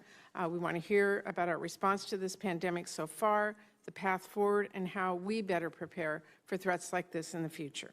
With that, I will turn it over to Ranking Member Burr for his opening remarks. Well, thank you, Madam Chairman. I'm pleased that we're holding this hearing today, our third panel with members of the administration, this Congress, on COVID-19. To our witnesses, welcome. Welcome back.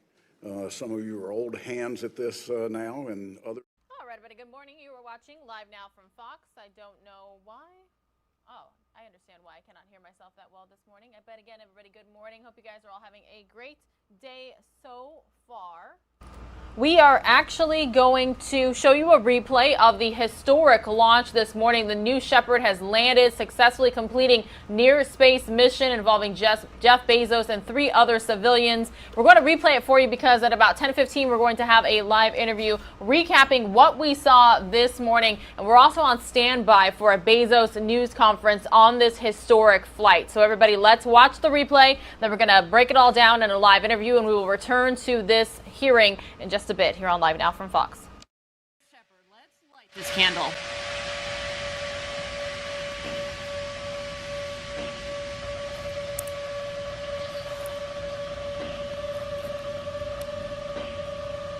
T-minus 16, guidance internal. T-minus 10, 9, 8, 7, 6, 5, 4. Command engine start. 2, 1. Ignition.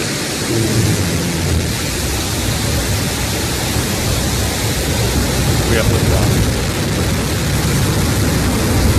New Shepard cleared the tower.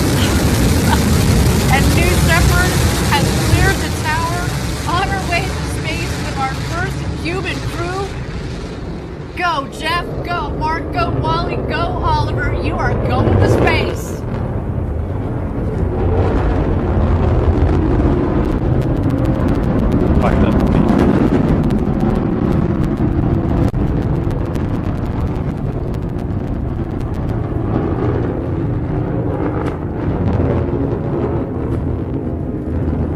Oh my goodness, listen to the roar of the BE-3 engine. We are just about to pass through max Q, maximum dynamic pressure. That is when the stresses on the vehicle are at their maximum. Max Q. Max Q is confirmed. Beautiful burn on that BE-3 engine. Liquid hydrogen. Mach 1. And liquid oxygen as the propellants. It's a nice, not just clean in terms of beautifully performing, but what comes out of it, it's steam, right? Whew.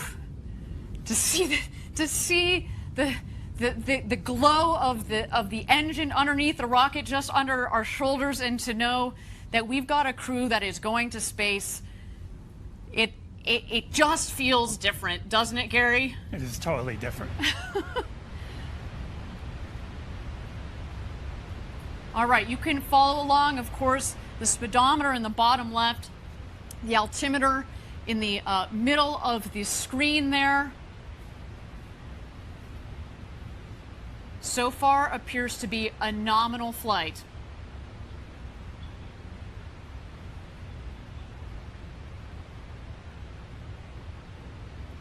All right, coming up here on MECO, main engine cutoff. That will be followed shortly by separation.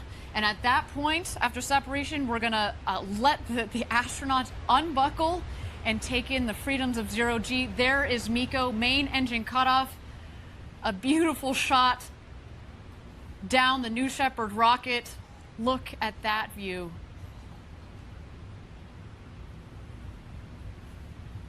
Unreal. Awaiting separation here.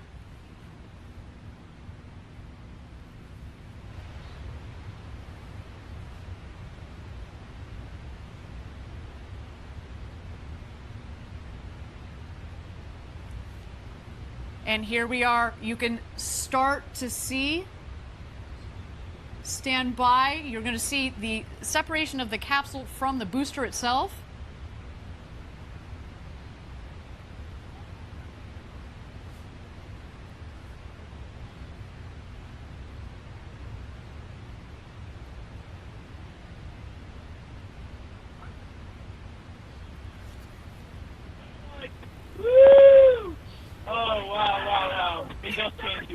You get to look out the window. Holy kid God. Oh, wow. Don't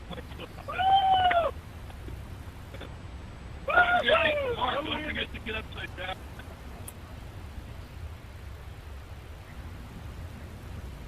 And there we go. Our astronauts have passed the Kármán line at about 328,000 feet, continuing their ascent.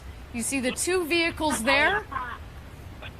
When the speed hits zero, you know that they've hit apogee, their maximum altitude, and you hear they're having quite an experience. All my instincts are fine. Okay, how about start back? Okay. I'm here to Yep. Got it this time. You just have to wait for it. Who wants the Skittle? Oh, yeah.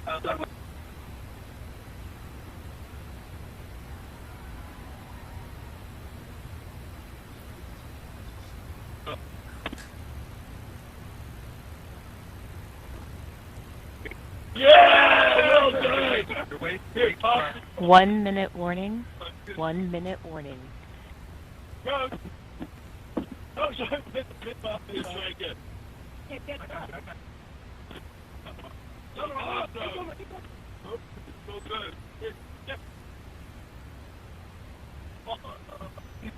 Get that one? Got it. Let's see if I can see the boost. Yeah. I cannot. Oh, wow. You got to take a moment to do that. Okay, get in. We got to get in. Look at the roll. Oh, fantastic. Look at this. It's dark up here. Oh, wow.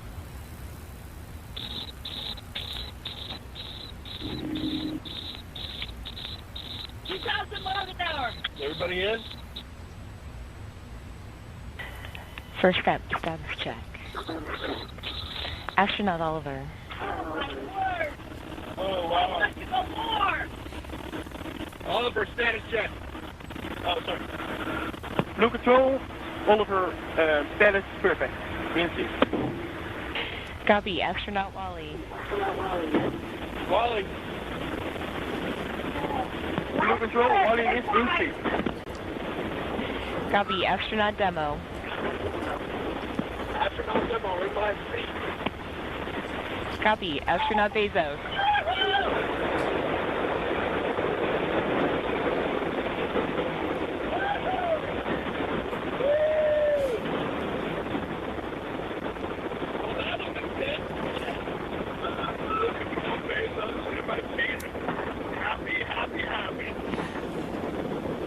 Copy.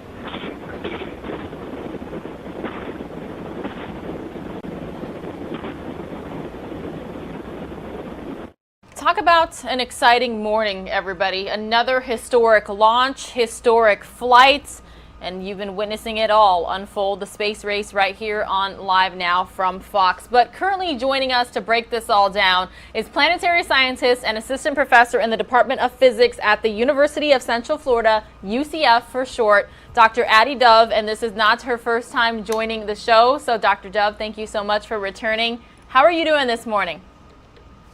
I'm great. It's been a good morning. Yeah, what did you think of the launch? That's the first thing I want to ask. Yeah, it was a beautiful launch. I love watching Blue Origin launch and land. Usually it's with a payload on board, sometimes one of our payloads, and it's always exciting and nerve-wracking, and then but it goes so smoothly, and their launches, and then just the way the capsule and the booster come down are so remarkable. So we called this a manned flight because there were people on board, of course, but there was no pilot, right? Correct. So this is an autonomous vehicle, so the capsule flies itself. It's similar to how all of their cargo capsules or their research capsules have flown so far. And then this crew capsule is actually able to command itself. So they're able to put all spaceflight participants on board. They don't have to have any crew or pilots or anything like that. One of my favorite parts of it is when you could hear them when they pass the, is it Kármán line? Is that how you say it? Yeah. So when you started to hear them, I think even before that, when they started to, when the capsule separates from the booster, that's when they start to sort of get into that weightlessness, the free floating portion of the flight.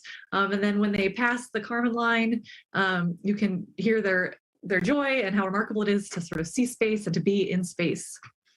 Now, we are expecting this news conference. I believe it's slated for about 45 minutes from now, the top of the hour, 11 o'clock. What do you think they're going to say, or what are we going to hear? You're going to hear a lot more excitement, I think. I think hopefully we'll hear from Wally Funk and her amazing journey that has brought her here today. You'll obviously hear from the Bezos brothers. I can't imagine I can't imagine, because I would love to do this, but what it was like. I think that they'll just be so excited and so thrilled to have done this, and to really to see this as the next step forward. It was about a week and a half ago we saw Sir Richard Branson launch into space. They were completely different feels, launches themselves, types of spacecraft. But one thing that I really enjoyed about the Branson launch was that we did get, even though it was a little bit poor quality, of course, but we saw those images live of them in space, witnessing, zero gravity. And I was a little disappointed we didn't get to see that today. What did you think about that? Yeah, I mean, it's pretty hard to get that feed from the vehicle. You could see that with the sort of quality we had from the Branson flight. I think that potentially in the future they'll be able to have those live feeds, but I definitely think they'll have video, hopefully, that we'll get. And you could see that Virgin Galactic released some video after the flight of the different stages and all of the folks floating around and doing some science, actually. And so I think that there'll be cool video from this flight that hopefully they'll release afterwards. The audio, though, was awesome to be able to hear them. Yes, we keep calling this the space race. I mean, we had Sir Richard Branson, now we have Jeff Bezos. I mean, is it going to continue? Are they going to try to up each other along the way, or eventually is this just going to be like anyone who wants to go to space can go to space? Yeah, the competition is great, right? Because competition in a market is what drives down costs. So I think they're going to continue to push each other. There might be some other players eventually in the market, but I think these two companies are going to continue to push each other. And that's good for the industry, and that's good for us who are interested in being spaceflight participants and being able to go up ourselves, because it'll also help drive down costs. It'll hopefully make the flights more frequent. And so I think that the next steps are going to be who can fly more frequently and what different passengers they have on board. Is there anything else that you would actually tell us about witnessing the flight, either from, the planetary scientist perspective or from just as a spectator or as an American? It's a pretty exciting time. Yeah, I think I've watched a few of these flights, and they're always amazing to see the capsules go. It's still new, but I hope this becomes more commonplace. I've seen sort of the data of how nice and clean the zero-G, the weightlessness portion, is on these flights. So that's really awesome for our experiments when they fly. And I can imagine that it's just more amazing for the humans to actually feel that and experience it on the flight. So I'm looking forward to flying, hopefully, with one of my payloads someday. And I'm looking forward to seeing just lots of people flying and really getting this perspective. Yeah, it was a really exciting time. I fortunately was here for both launches, and I was just sitting here with my jaw dropped the whole time at both of them, just like not really believing that we've come this far, and it's pretty cool. So Dr. Addie Dove, thanks for joining us. Thank you. All right, we'll see you soon. Taking you all back out now to the video. This is not live, this is a replay, but pretty cool stuff. Most of you are going to see a 2-minute commercial break. We'll be right back.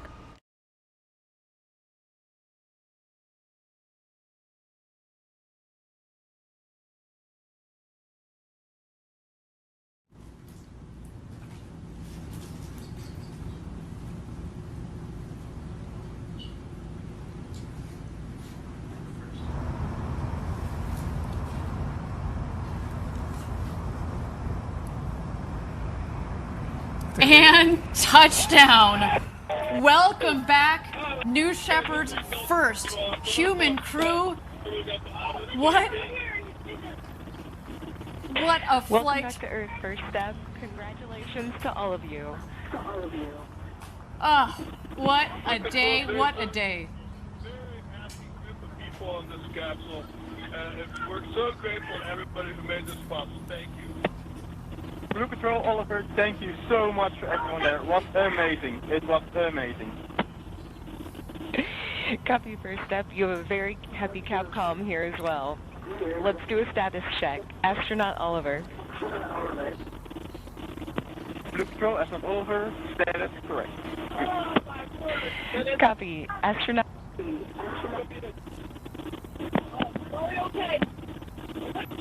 Copy. Astronaut Demo. Astronaut Demo, I am unbelievably good. Copy.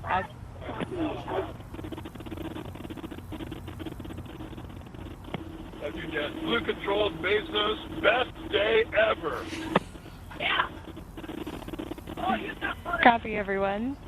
Go ahead and remain in your seats. Copy. Astronaut.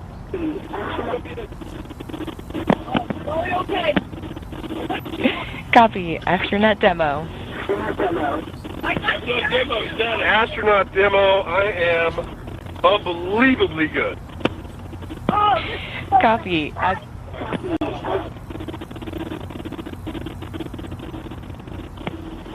Blue Control, Bezos, best day ever. Yeah. Copy, everyone. Go ahead and remain in your seats. Crew member 7 is on their way. Shortly, you will hear the capsule off-gassing.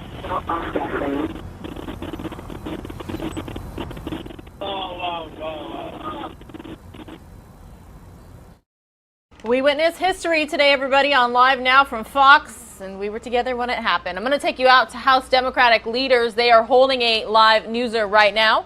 Going to listen in here on Live Now from Fox. We will then return to the Senate's coronavirus-related hearing that Dr. Anthony Fauci is now testifying at. Lots going on this morning here on Live Now from Fox. We're on standby for this news conference with Jeff Bezos at 11 o'clock Eastern. Payments will make a big difference in that regard for everyday Americans. Our second mission, of course, is to defend our democracy from the increasing attacks and efforts at voter suppression that are occurring all across the land. And in that regard, we were honored to hear from several members of the Texas House delegation about their efforts to lift up democracy in the great state of Texas, to prevent the voter suppression bills from ever seeing the light of day. And of course, they encouraged us here in the Capitol to do our part to make sure that voter protection and democracy reform measures like the For the People Act, H.R. 1, and the John Robert Lewis Voting Rights Empowerment Act, which will be H.R. 4, make it over the finish line. And we were pleased to hear from them, and we look forward to doing what we need to do to protect and defend our democracy. It's now my honor to yield to the Vice Chair of the House Democratic Caucus, Pete Aguilar. Thank you, Mr. Chairman. As you mentioned, one of the important topics that we discussed in there was the expanded child tax credit. And we know members were around the country over the past few weeks highlighting the fact that millions of hardworking families received that tax benefit last week. So members have been encouraged. Majority Leader Chuck Schumer, everybody, is speaking on the Senate floor. Lots of lives to go to this morning here on Live Now from Fox. Let's listen in. For months about making progress on two different tracks of infrastructure. After the group of senators reached a deal with the White House, I endorsed it, and I announced I wanted to put their agreement on the floor of the Senate in July. This week's vote is an honest attempt to get something done, to get the ball rolling on the Senate floor. That's why I'm giving the maximum amount of flexibility to our Senate colleagues who are negotiating this bill. If the bipartisan group can finalize the text of their agreement by Thursday, I will offer it as the pending substitute amendment. If, for whatever reason, the bipartisan group isn't ready with their final text by Thursday, I will offer an amendment consisting only of the bipartisan infrastructure bills that have already gone through our Senate committees and are actually the core of the bipartisan infrastructure framework. They are the water bill, the highway bill, the rail and safety bill, the energy bill. All of them are bipartisan. All of them have gone through committee, and all of them received overwhelming Republican votes. Why wouldn't our Republican colleagues want to move to proceed to debate that bill at the very minimum, even if we don't have agreement on the broader bipartisan bill? Just to go over the record, the Environment and Public Works Committee report of the water bill passed by voice vote, unanimous in committee, and then 89-2 on the Senate floor. The Environmental and Public Works Committee reported the highway bill passed by 20-0. The Commerce Committee reported the rail and safety bill passed by 25-3. And the Energy and Natural Resources Committee report of the energy bill passed 13-7. So, this week is once again to repeat, this week's vote is an honest attempt to get something done, to get the ball rolling on the Senate floor after a month after the agreement was reached by the bipartisan group in the White House. That's why I am giving the maximum amount of flexibility to our Senate colleagues who are negotiating the bill. If the bipartisan group can finalize their agreement by Thursday, I'll offer it as a pending substitute amendment, as I mentioned before. Just wanted to repeat that so people hear it loud and clear. That is what the bills I mentioned are the lowest common denominator and the most agreeable starting point. A package of bipartisan bills that nearly all the senators have already supported this year. A package of bills that the bipartisan group is using as the basis of their framework. And once it's on the floor, we can then debate, amend, and work from there. It's not the final word. There'll be no doubt many senators would want to offer additional items from the bipartisan framework or other issues, from transit to broadband to resiliency and more.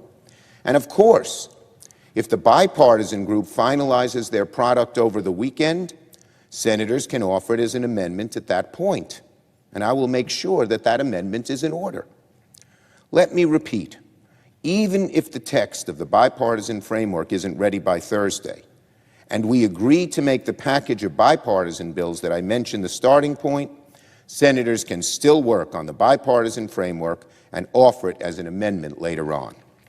The bottom line is very simple. If senators agree to start debate, there will be many, many opportunities for the bipartisan group to make their agreement the base of the bill. But if Republican senators refuse to start debate, they'd be denying the Senate an opportunity to consider the bipartisan amendment. And this is not a new process. We've used it regularly here in the Senate. On the Anti-Asian Hate Crimes Bill, the U.S. Innovation and Competition Act, on both of those, the Senate agreed to start debate just to proceed on a base bill, a shell bill. It took several weeks of amendments before everyone was ready to move forward.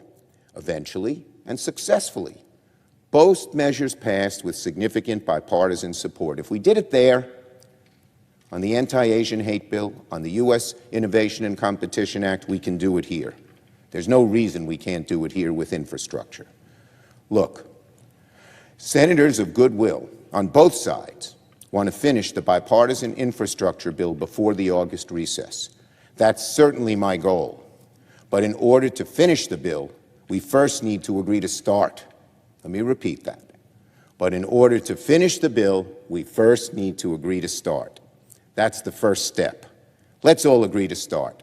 That's what this week's vote is about, and I hope my Republican colleagues will join us in beginning debate. Now on another matter. Right now there's a fire burning in Oregon the size of New York City. A heat wave recently rolled through the Pacific Northwest that melted power lines and cracked roadways in two. Hurricanes and flooding in the east have battered one community after the other. Earlier this year, a snowstorm engulfed the typically scorching state of Texas and claimed the lives of hundreds of people. And of course, we saw what happened in Europe with the flooding. These extreme, once-in-a-century weather events are now commonplace. The dangers of climate change are here, and they are real, the dangers of climate change. Fighting climate change will take not only new technologies and new ways of thinking, but something more basic. It will take people, lots of people, working together to fight climate change from the ground up. This morning, I joined with my Democratic colleagues from the House and Senate to push a bold new approach to fighting climate change that will help create thousands of good-paying jobs in the process. The Civilian Climate Corps, CCC. The idea at the core of the Civilian Climate Corps harkens back to the New Deal, when hundreds of thousands of Americans were put to work on conservation and infrastructure projects across the country. During the Great Depression, President Roosevelt needed ways to put Americans to work and to do it fast. And he found a way to do it while having those workers do something enormously productive for the country. Building public works and dams and bridges and airfields and flood and forest fire prevention. The Civilian Conservation Corps, as it was called at the time, was a brilliant idea, a success that should be harnessed once again, this time to fight climate change. The bottom line, we need a CCC for the 21st century. We can put Americans to work on climate and resiliency projects. We can put Americans to work on clean energy initiatives across the country. We can put Americans to work helping poorer and more disconnected communities help challenge of climate change. And we can create millions of good-paying or hundreds of thousands of good-paying jobs, particularly focusing on the poorer communities, the communities of color that have been left out in the past. The Civilian Climate Corps can be one of the largest employment projects and one of the largest environmental projects at the same time. And I believe the Senate should work to make this a reality this year. I believe the CCC, the Civilian Climate Corps, should be one of the pillars of the American Jobs and Family Plan. And as Majority Leader, I will ensure that CCC be included in the upcoming budget reconciliation package in as big and bold a way as possible. Next, finally, later the Senate will pass a long overdue fix to the Crime Victims Fund to help Americans stitch back their lives after falling victim to violent crime. As hard as it is to suffer the trauma of violent crime, survivors almost always face enormous financial hardship in the immediate aftermath.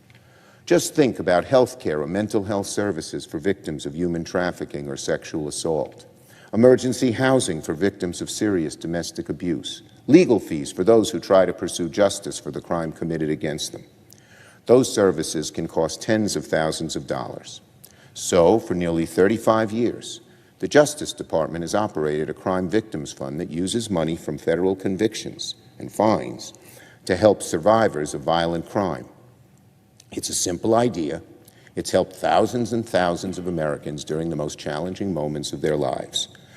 But today, this popular and effective program is in danger of going into the red.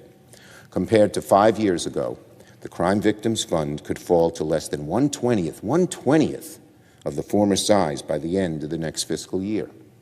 Well, the Senate is not going to abandon Americans who have survived violent crimes. Today, the Senate will pass legislation to replenish the Crime Victims Fund and set it on a path toward long-term stability. The Crime Victims Fund has been a beacon of hope and healing for countless survivors over the decades. With today's vote, survivors of violent crime can rest assured that it will continue to be that beacon of hope and healing for decades more to come. And now, Mr. President, I understand there's a bill at the desk that is due for a second reading.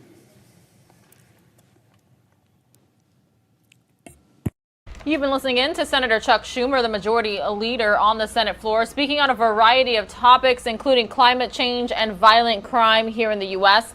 Most of you are going to see a 2-minute commercial break. When you return, we'll be listening in on a Senate hearing on COVID-19. We'll be right back.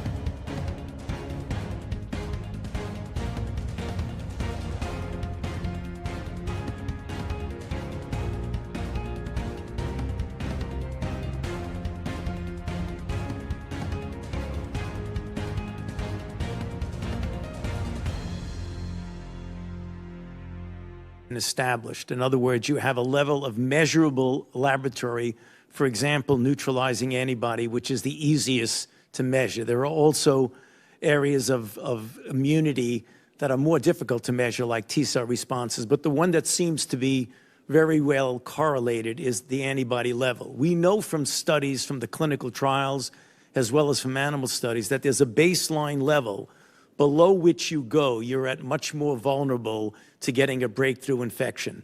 So the first is laboratory data. The second is watching and following cohorts of people to see if you have an increase in breakthrough infections. We know, according to the clinical trial, take for an example, the mRNA, they are 93 to 94% effective in preventing clinically recognizable disease. If you see a fall below that, into the 80s, or even, unfortunately, hope it never happens, into the 70s, then you know you've reached the point where the durability needs a boost. Those studies are ongoing right now. So we don't have any data yet about whether or not we're seeing that? No, we don't. There are some preliminary data that we've heard about from Pfizer, which studies that they did in Israel and in their own studies, which seem to indicate that there is waning immunity. We have a lot of cohorts that we're following. The CDC is following at least 20 cohorts that'll be able to amplify on that data and give us much more of a basis of making a decision. How will the administration determine if booster shots are needed?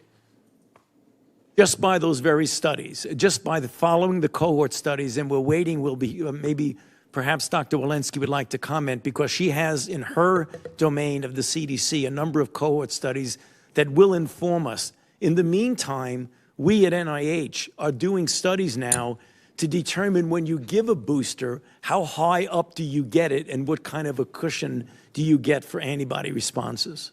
Okay, and Dr. Walensky? Yeah, thank you, Senator. We have numerous cohort studies. They represent tens of thousands of people, and they're represented across the United States. These include data from 14,000 nursing home facilities, long-term care facilities. We have a HEROES cohort that is essential workers of over 5,000 people that are actually getting weekly PCR testing. We have healthcare worker cohorts. We have cohorts across the country where we're following these data and really looking at it every several weeks to understand what the vaccine efficacy is, and it is among that and the laboratory data will be the decisions that we use. Fortunately, we're anticipating that this will wane and not plummet. So as we see that waning, that will be our time for action. Okay, thank you very much. We really appreciate it. We'll stay in touch on that. I will reserve the balance of my time as there's many members here. Senator Burr. Thank you, Madam Chairman. I've got to say,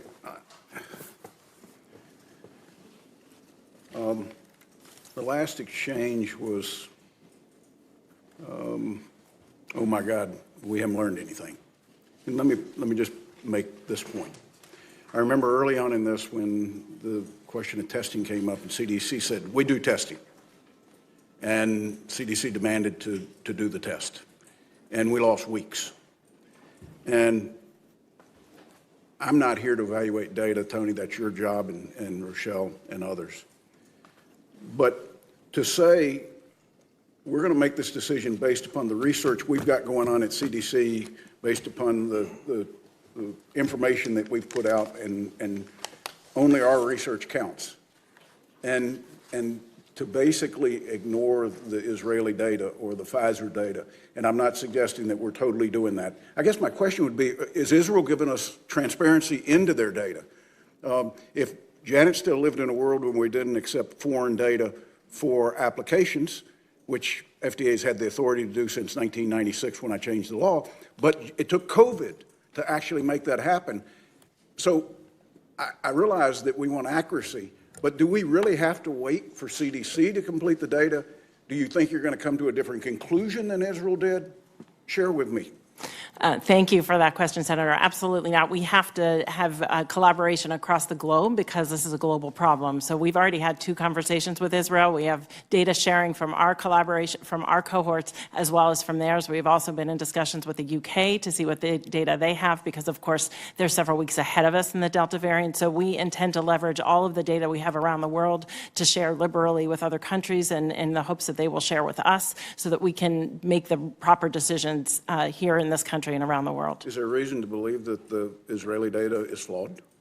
I'm sorry? Is there reason to believe the Israeli data is flawed? You know, we are in discussions, epidemiologic discussions. There are numerous cohorts in Israel, those in the Ministry of Health, those in their healthcare systems, and we have seen some of their data. They're actually continuing to analyze the data, and so we're in those active epidemiologic conversations. My only point is they've made a decision to do boosters based upon their data. And we're saying we're still going to work out through our research to determine. And that's where you begin to lose the trust of the American people in our healthcare experts. In April, the Biden administration announced a $1 billion commitment for sequencing at CDC. To date, only 844 cases from North Carolina have been sequenced according to CDC's website. We had over 1 million cases. It seems there's a major problem again at CDC. Let me just ask you, in CDC's recent updated mask guidance for schools, it says communities should use local outbreak data to make decisions. Yet I would challenge you that if only 844 cases have been sequenced, those local people don't have the data they need to make that determination as to what the policy is going to be at a local level. Would you agree? That discussion is based on cases, not based on variants. So we are actually getting data from around the country based on variants as well, based from the local health departments within North Carolina and with all of the states, as well as academic centers and commercial labs. And the recommendations for schools was based on test positivity and positive cases, not necessarily based on variants. But shouldn't transparency by the local health department about the variant in their community be important to their decision as to what they do in the schools? Absolutely, and we have data by region for variants that are posted on our website. They've been updated this morning with the 83%. So not only are we looking at test positivity actually down to the county level, but variants that come in as well from each of the individual states, from the academic partners, from the labs. Dawn, I know you've only been there 3 weeks. What are your plans to address the pressure that the flu is going to cause on the system? Ranking Member Burr, thank you for that question. That's been something that we've been, the ASPR team has been considering and planning for over the last several months.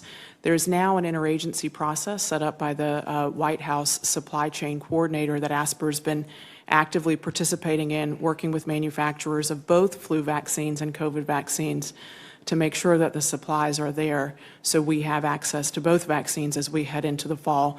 But it is something that we will continue to monitor and recalibrate if needed, so we're sure that we can do both at the same time. At this point, our planning assumption suggests that we can, but I will continue to monitor that. Thank you. Thank you, Chairman. Senator Kane.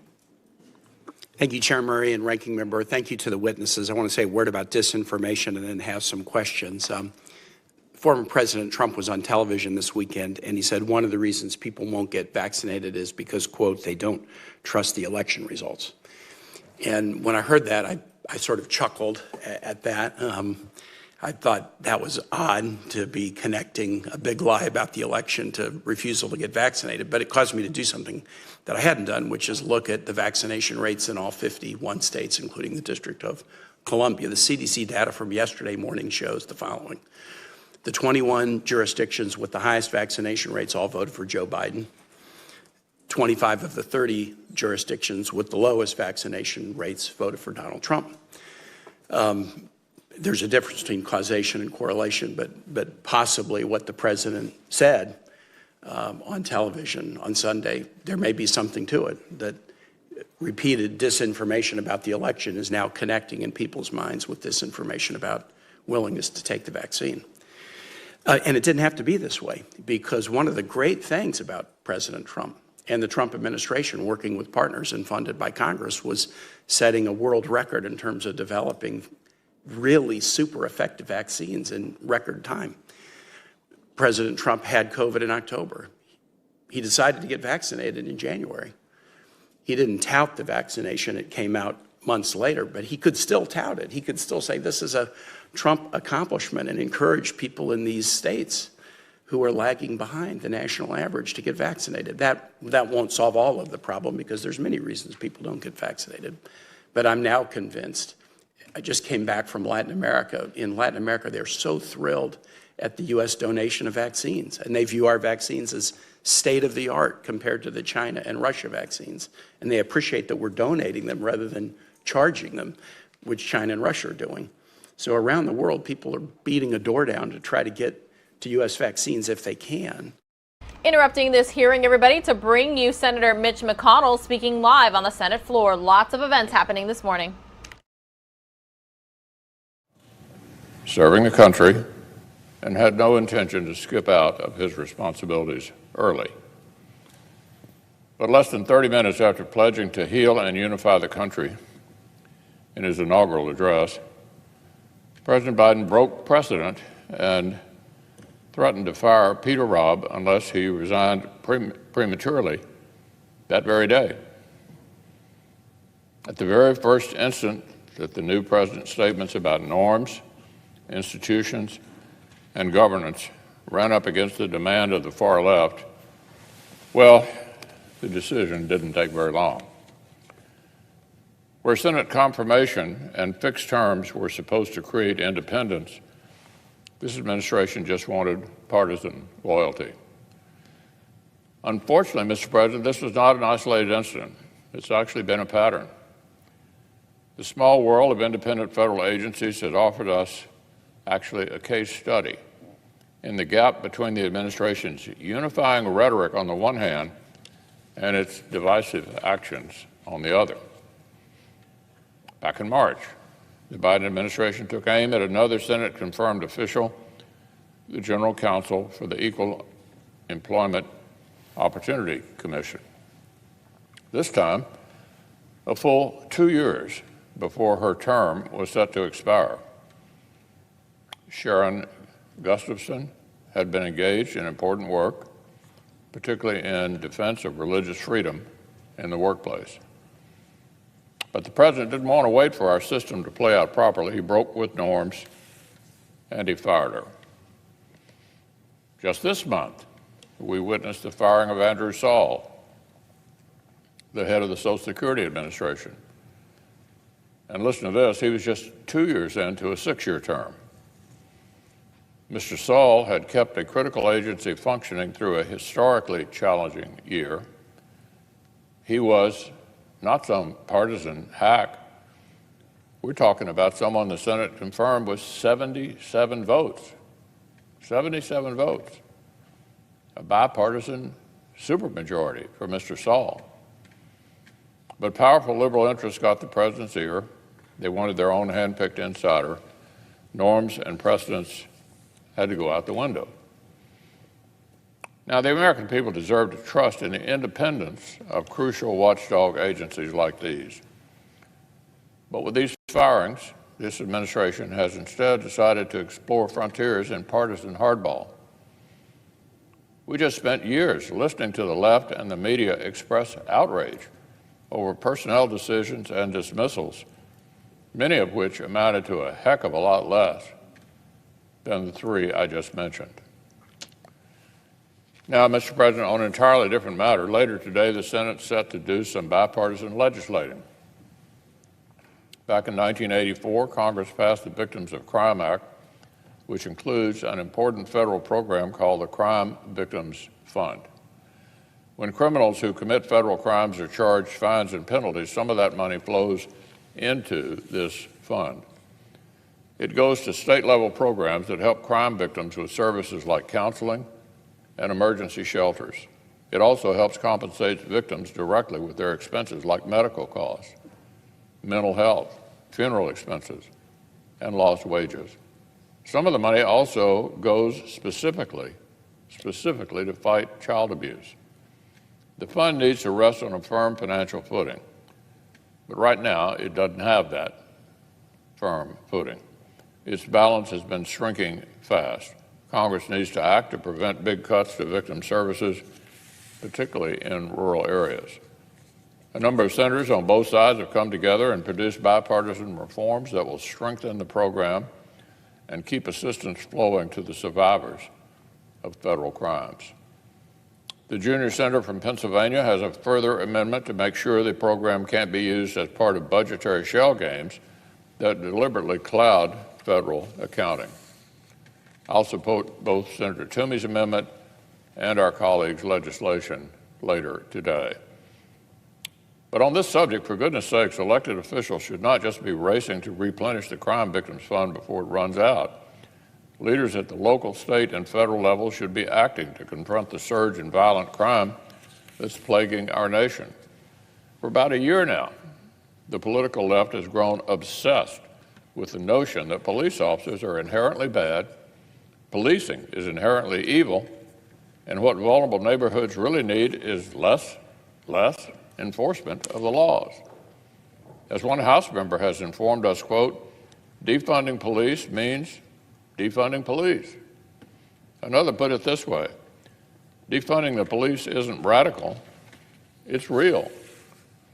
Well, academic research has confirmed something troubling. The broad anti-police backlash that sometimes follows high-profile police-involved incidences subsequently leads, now listen to this, to less safety, more crime, and more murders. Sure enough, murders have shot up in cities and communities all across our country.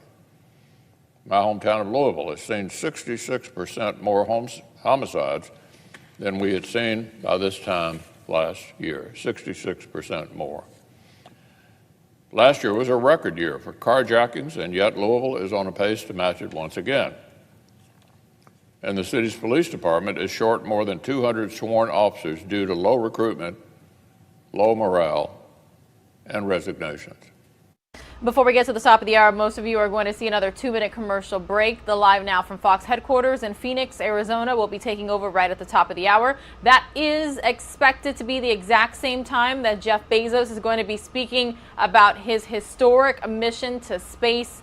Again, it's all happening this morning on Live Now from Fox. We'll be right back. The police is not just a bad strategy for public safety across the board. The data show it is an especially destructive approach to advancing racial justice. The truth is this: larger police forces save lives, and the lives saved are disproportionately black lives. That's another expert study. So I'm glad the Senate will take the important step today of reforming and strengthening the Crime Victims Fund. It certainly belies any notion that we can't legislate in a bipartisan way.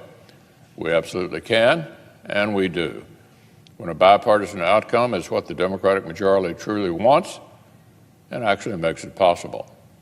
But I wish anti-crime, pro-police, pro-public safety attitudes and policies could be just as bipartisan at the state, local, and federal levels as today's vote will likely be. Standing up for law enforcement and the innocent people they protect should never be limited to one side of the aisle.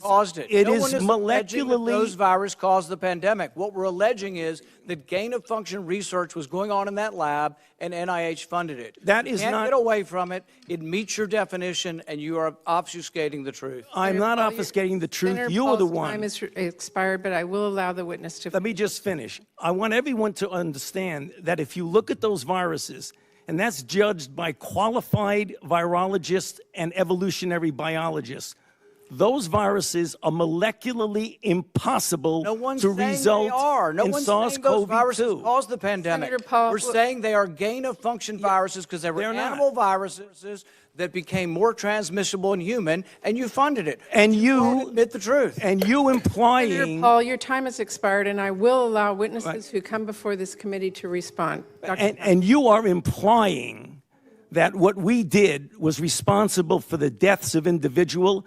I totally resent could that. have And been. if anybody And it could is have been. lying here, Senator, it is you. Senator Smith. Thank you, Dr. Fauci. And thanks to all of our panelists for being here today. And thank you, Chair Murray and Ranking Member Burr. I just want to say, Dr. Fauci, is there anything more that you would like to say to counteract these attacks on your integrity that we've all just witnessed? Well, Senator, thank you. I don't think I have anything further to say. This is a pattern that Senator Paul has been doing now at multiple hearings based on no reality. He keeps talking about gain of function. This has been evaluated multiple times by qualified people to not fall under the gain of function definition. I have not lied before Congress. I have never lied, certainly not before Congress. Case closed. Thank you. So we are 16 months into this pandemic, and I think we're at a critical moment.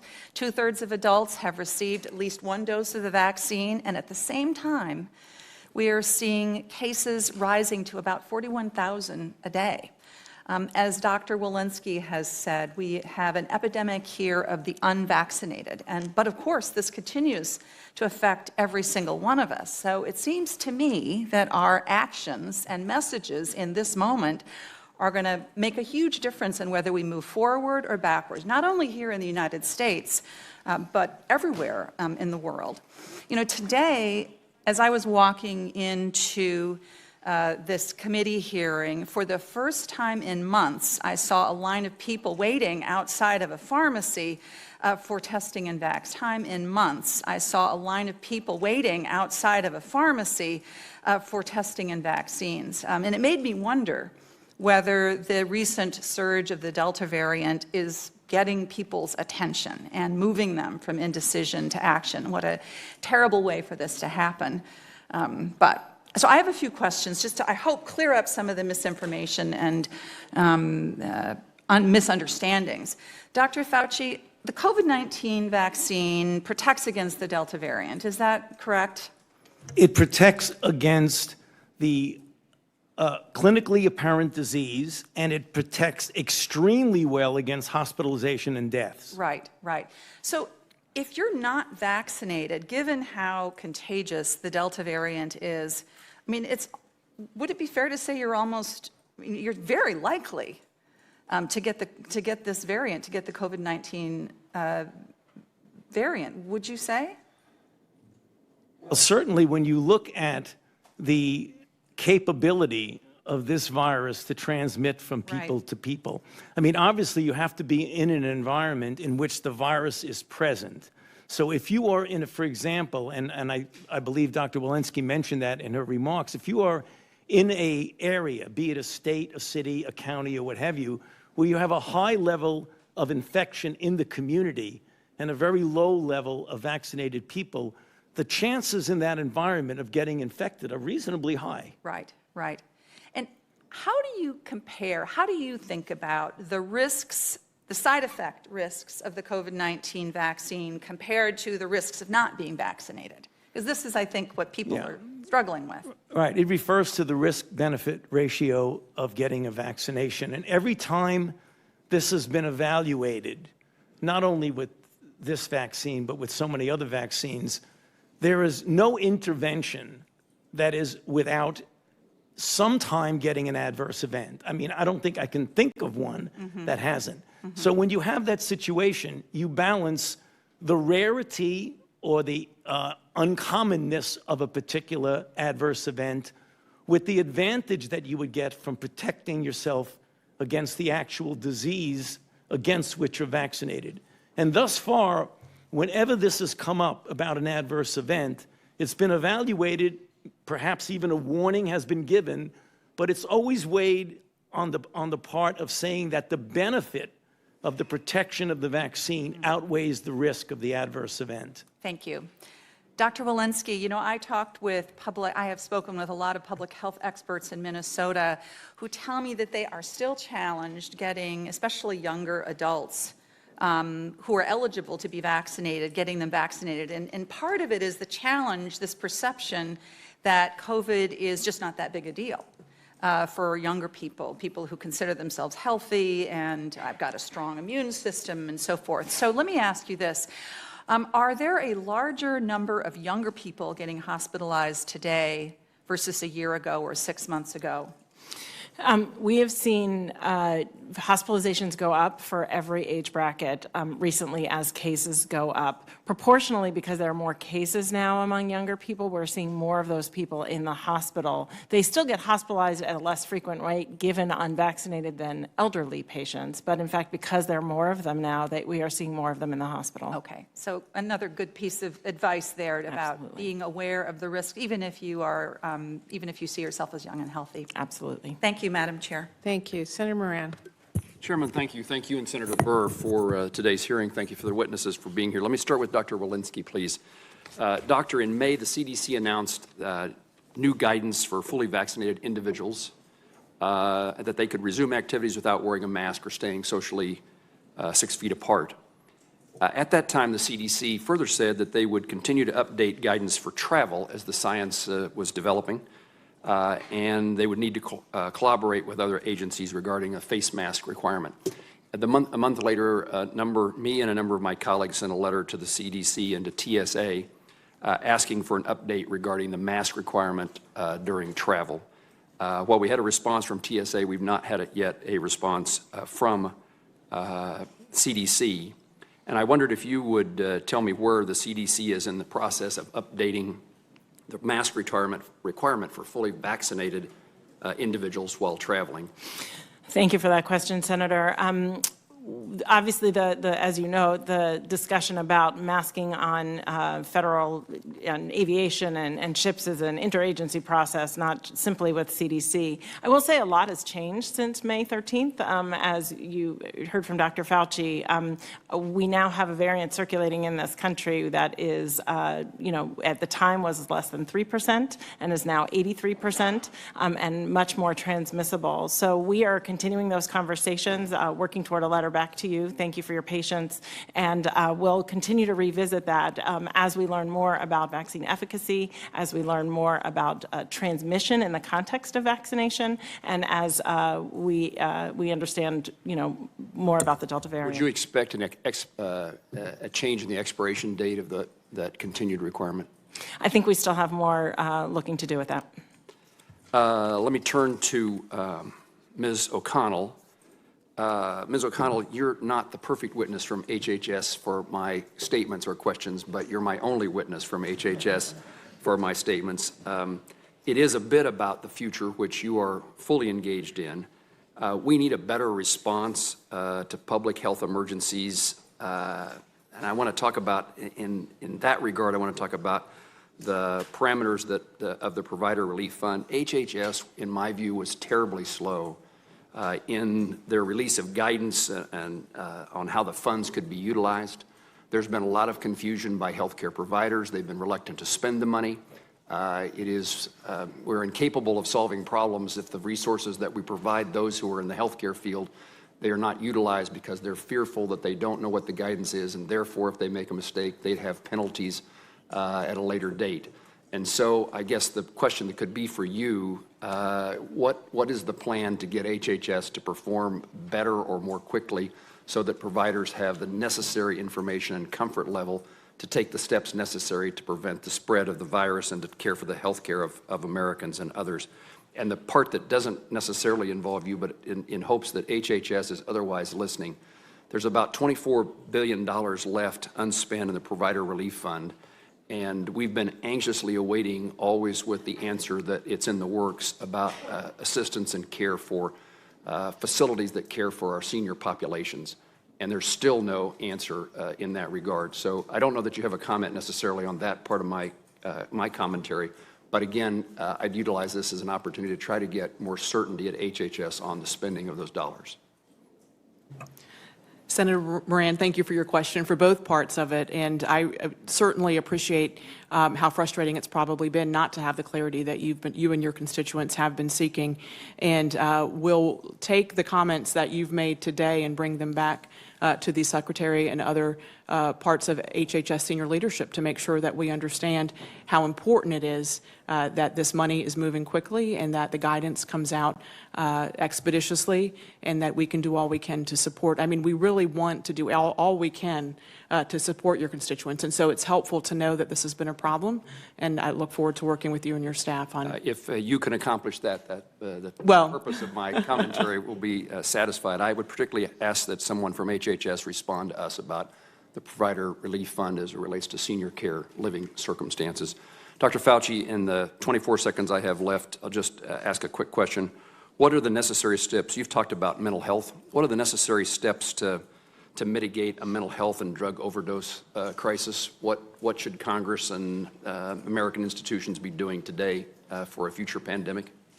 Well, first of all, I think the lesson that we've learned from this, and we would hope in good preparation for what will inevitably be another challenge in the future, can't predict when, is to realize the important mental health impact that this outbreak has had, not only in the suffering from the disease itself, but from the extraordinary disruption of our society, which I think we're going to have to realize that even when we get this under control, the mental health effects of this are going to be following this for months, if not years afterwards. We can't forget that. When the outbreak is over, the mental health effects are not going to be over. They're going to linger, and that's what we really need to address. Thank you. Senator Rosen. Thank you, Chair Murray, Ranking Member Burr, for holding this vitally important hearing today. And I really want to thank all of the witnesses for helping to get our country vaccinated. It is so important to every person that we know and love in our community and our personal lives that we do everything we can to save them and protect them, and I appreciate your hard work in this regard. And so I just want to speak a little bit about vaccine outreach, because our country, we have made tremendous progress over the past several months in making the vaccine available to most individuals, to getting shots in arms. I've had the honor of going to some of the vaccine sites, of course, clinics in my home state of Nevada. Our healthcare heroes, they're pillars of strength in our community, showing up day after day to be sure that everybody that wants a vaccine can get one. And we just can't lose ground, but unfortunately, Nevada is, our cases are growing, and we seem to be getting to the top of a list. Nobody wants to be in the cases of the Delta variant. I'm extremely concerned about the lag in vaccination rates. In fact, last week, especially in nursing homes. Senator Cortez Masto and I sent a letter to Secretary Becerra to raise concerns about the low reported vaccination rates in Nevada nursing homes. And we have to find a solution to protect those most vulnerable who can't go out to a site and even their loved ones couldn't take them. So, Dr. Walensky, are there any plans for the CDC or in coordination with other agencies to restart the pharmacy partner program that sent teams directly to every nursing home, perhaps for every facility, with less than a 90% vaccination rate for residents and staff, and I might even say families of staff who they go home to? Thank you for that question, Senator Rosen. And we recognize this challenge, and we are with you in that. In fact, we have 10 CDC people deployed to Nevada right now working to assist. You know, part of the long-term plan in terms of working to vaccinate our long-term care facilities is not necessarily these staccato partnerships with the pharmacies, but to have a longitudinal plan, because in fact, especially in our long-term care facilities, there's quite a bit of turnover of the patients, and we want to make sure that there's always vaccine available. Many of these long-term care facilities have access to pharmacies, and we want to make sure that there's a vaccine actually active in the pharmacies so that they can do vaccination when patients come in. I agree with you, and in fact, we need to work to get our staff vaccinated as well. In fact, staff in some of these long-term care facilities are, 20% less coverage than the facility members themselves, the residents themselves. So we are working on confidence in those areas, but specifically strike teams in with the long-term care facilities to assist in getting vaccine to those places. That's not reliant on a one-time, mass vaccination, but really has a longitudinal plan to make sure vaccine can be available in the long term. Yeah, and I would hope that you'd include the families of the staff, because oftentimes they have a high turnover too. They go home to their community, and you're just going to keep putting out that fire over and over. But I'd like to switch now and talk a little bit about the research in vaccines, because obviously we're discovering more about COVID every single day, and I think for years to come we're going to continue to learn. And so now is the time to take those additional steps to see we don't look back and find gaps in data that could have been prevented. Just want to give our viewers a heads up. We are going to be going into a quick 2-minute commercial break. More to come here on Live Now from Fox when you return.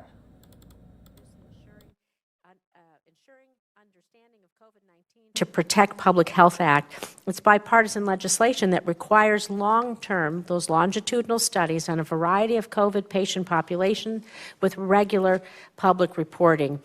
For example, some of the recent research is showing that COVID-19 vaccine may actually improve symptoms for some patients with long-haul COVID. So, Dr. Fauci, what do we know about this so far, and how common is the vaccine to be a strong prevention tool, but also to work therapeutically in this case, and what else should we be studying? Very good point, Senator. And there has been anecdotal reports of people who have been infected, have developed long COVID, and their symptoms have been improved upon getting the SARS-CoV-2 vaccine. That has not been proven under the scrutiny of a clinical trial. So right now, we're looking at individuals who actually have recovered and seeing if, in fact, vaccination does improve. Right now, although the anecdotal cases suggest that, I don't think we can say anything definitively from a scientific standpoint, but that's something that's being looked at. Thank you. I see my time is up. Thank you. Thank you. Thank you. Senator Romney. Thank you, Madam Chairman, and thank you to the members of our panel today for being here and responding to our questions. Thank you also to the teams of people that you work with. Their tireless work over the last year and a half is something which many of us feel a great deal of gratitude for that effort. As we try and understand vaccine hesitancy, I'm sure some of that is due to spurious conspiracy theories. And perhaps, and I don't know this, but social media may be populated in part by enemies of our country that are putting out theories to try and get people not to take vaccines. But there's also, I believe, another reason why some people who are not prone to believe those conspiracies don't get vaccinated, and that's because they don't know what the data really suggests.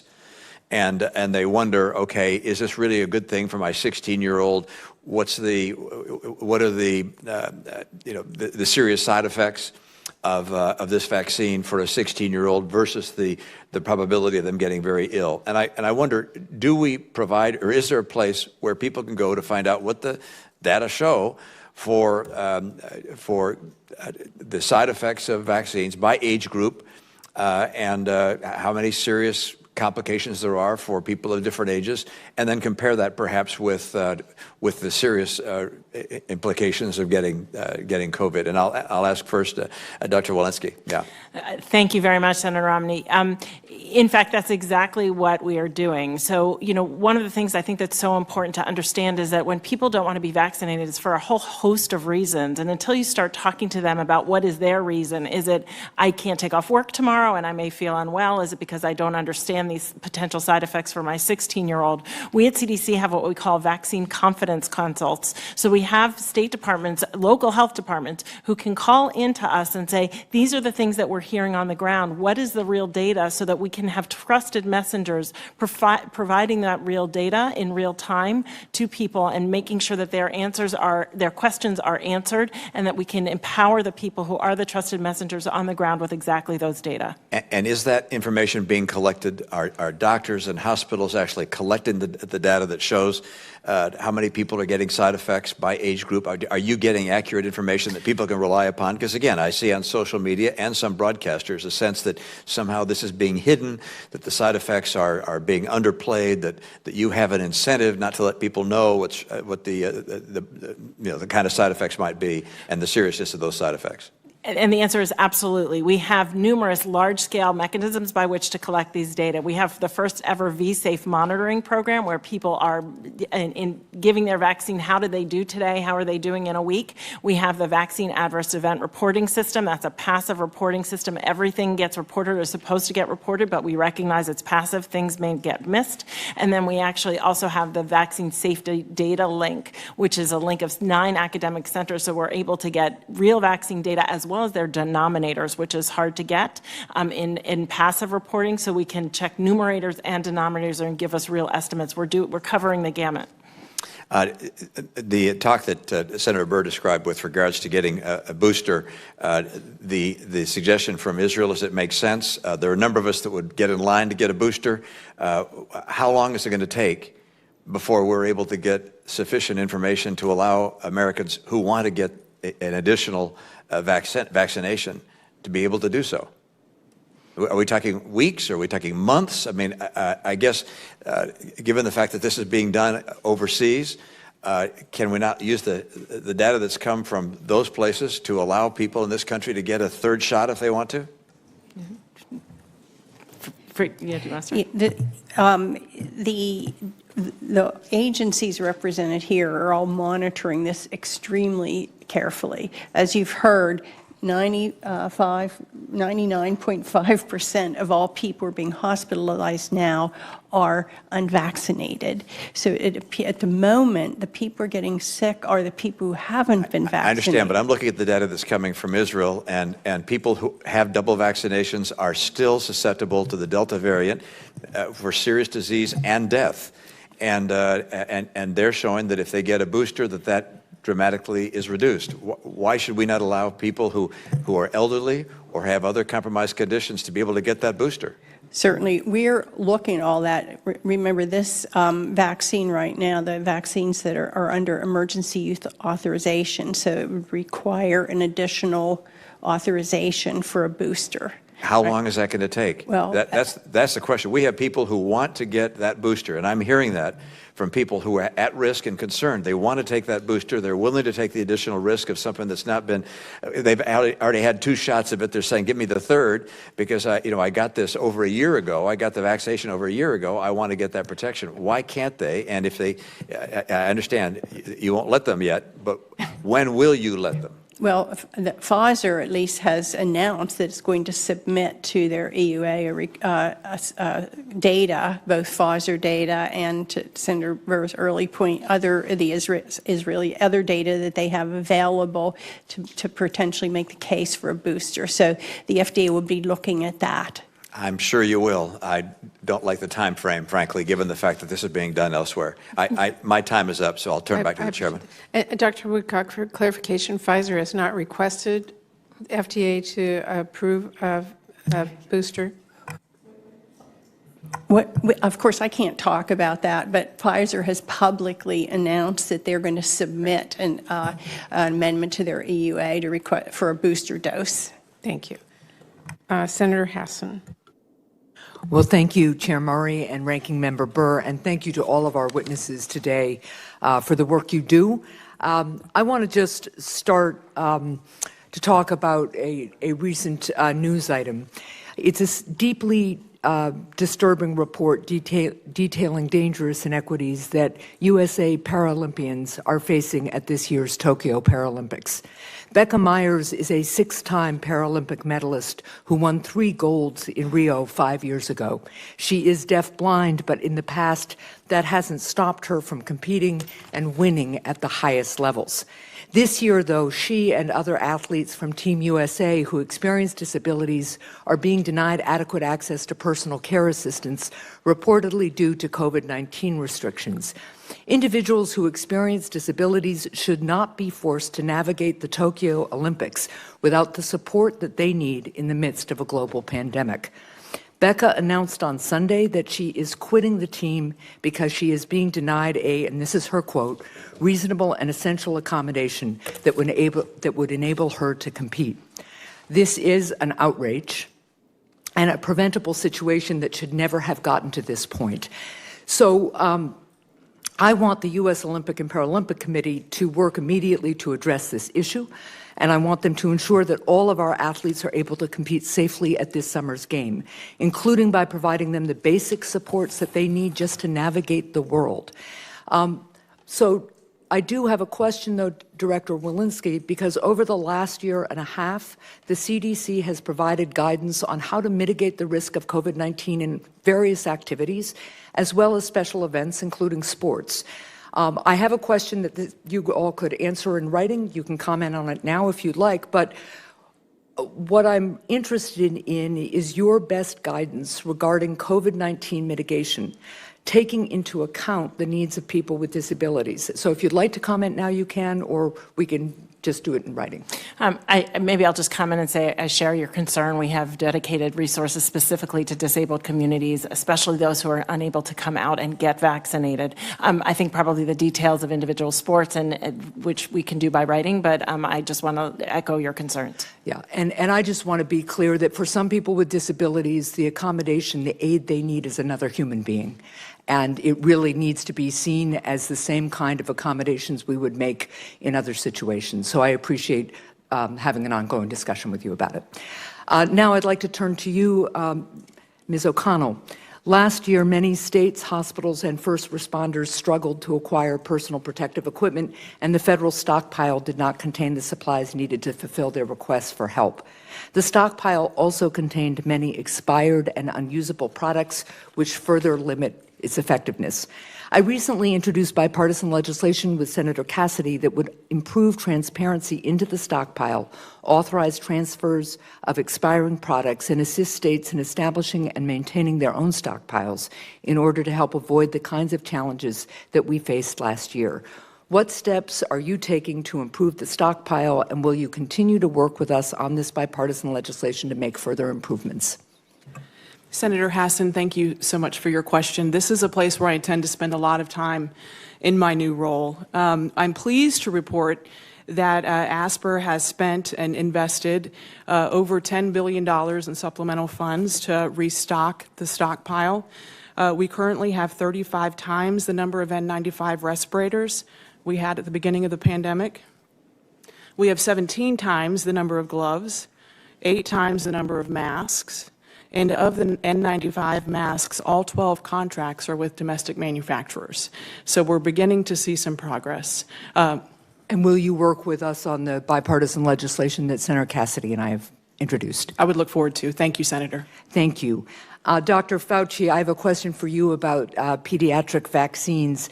Many parents and family members are understandably eager for updates on the potential availability of COVID-19 vaccine authorized for use for children under 12. I'm encouraged that clinical trials for young children are underway, and I'm hopeful that we will see the same safety and efficacy that we've seen from previously authorized COVID-19 vaccines. Doctor, when do you believe parents and families can expect trials to yield the type of data needed to pursue authorization for use in children under 12? Thank you for that question, Senator. From the standpoint of the data that would be required to make a decision, that very likely when you do the age de-escalation study, so we've gone from 12 to 9, 9 to 6, 6 to 2, and then 6 months to 2 years, likely by late fall, early winter, we'll have enough data. But that doesn't mean that then it's all of a sudden going to be allowed to happen. That will be a regulatory decision that the FDA will have to make. Well, thank you. And I see that I'm out of time. I'll follow up with you in writing because I'm also interested in what you think we could do now to help boost confidence and uptake for the pediatric population once the approval is authorized. Thank you. Senator Marshall. Thank you, Madam Chair. My first question for Dr. Walensky. As a physician, we always want to be able to know and discuss the benefits and risk of anything that we're prescribing, including a vaccine. It's estimated that 40, maybe 50% of children have already had the COVID virus. What are the additional benefits to the vaccine to a child who's already had the virus? I think it very much depends on what the variant that child might have had, whether they could potentially be infected or reinfected. And, you know, one thing I just want to note with the children is I think we fall into this flawed thinking of saying that only 400 of these 600,000 deaths from COVID-19 have been in children. Children are not supposed to die.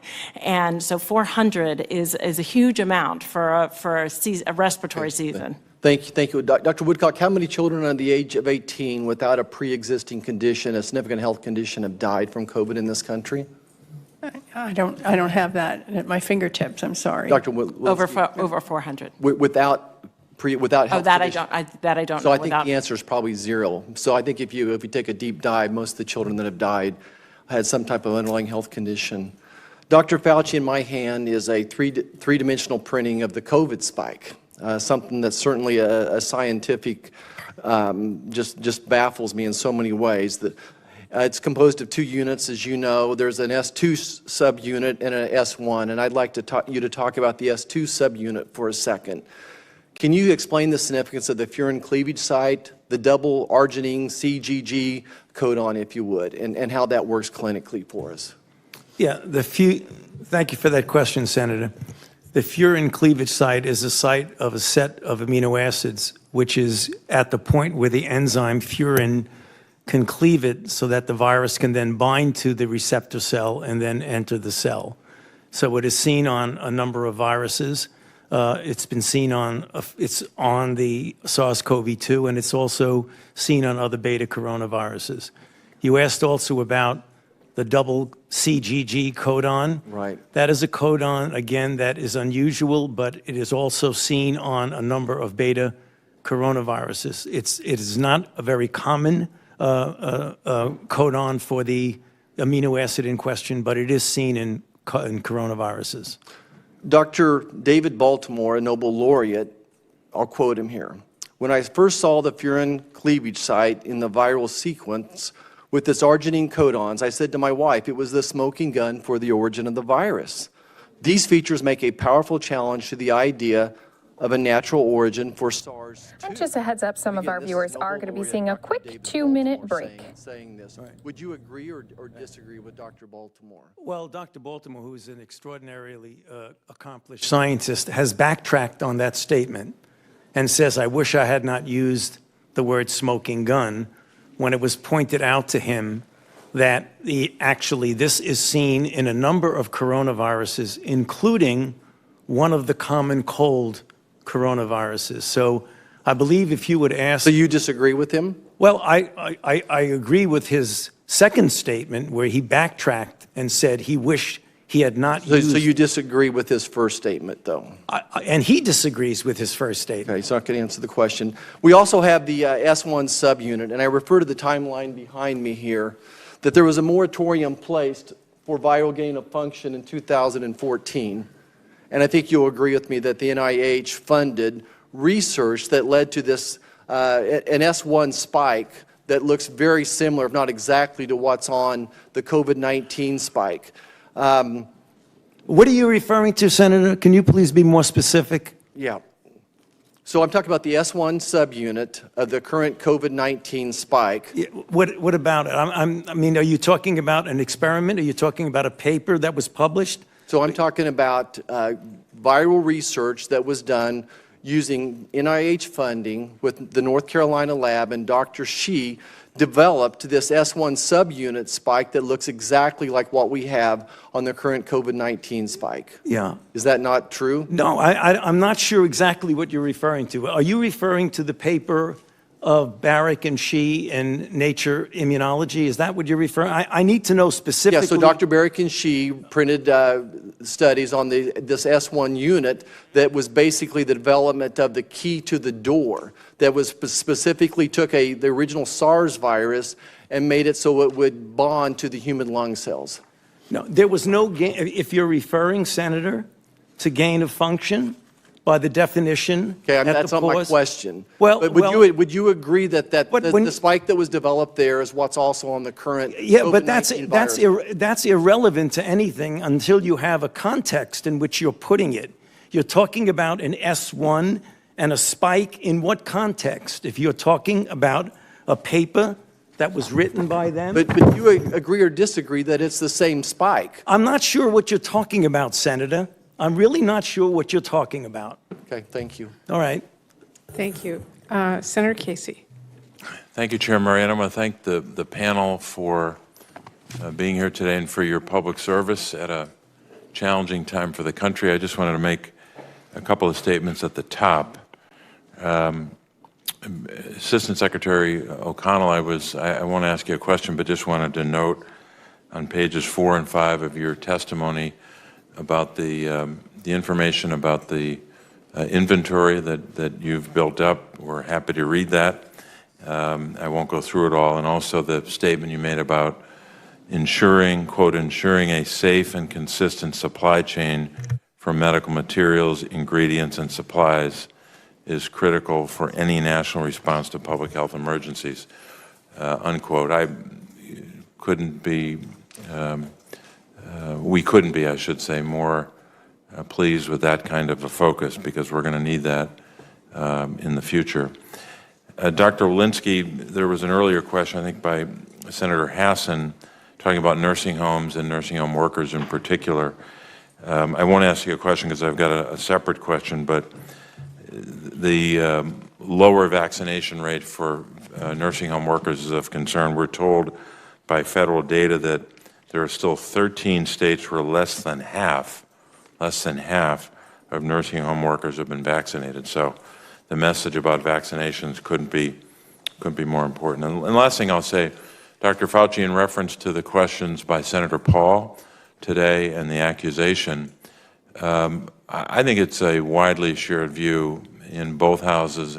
All right, guys, going to take a step away from that Senate hearing. It's something we can always jump back into, especially since there were some heated responses going back and forth between some of the senators and, of course, those who were testifying. But we do have the Tampa Bay Buccaneers in Washington, D.C. Now, they are celebrating that Super Bowl win title at the White House. Now, this is the first time since 2017 a Super Bowl championship team is visiting the White House. So a very special moment for all of those players.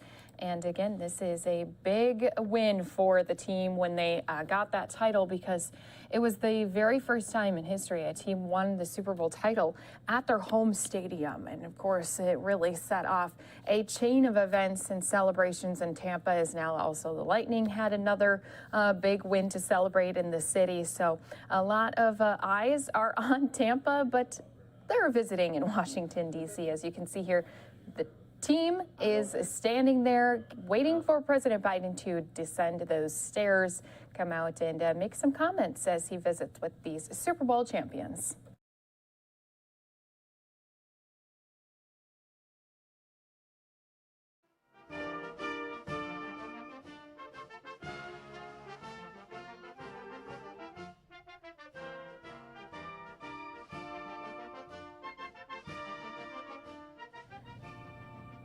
So once again, we have training camp just days away, but before this here, Super Bowl champions are stopping by the White House here this morning on Tuesday, and President Joe Biden is going to be welcoming them here any moment. And again, this win happened back in February, and following the win, Biden had said he would invite the Bucs to the White House when it was safe. So that does mean, of course, he had his thoughts around COVID-19. He had some concerns about that, but now he has invited the team to the White House. And as you can see, unclear exactly which players showed up, but I'm not seeing Tom Brady.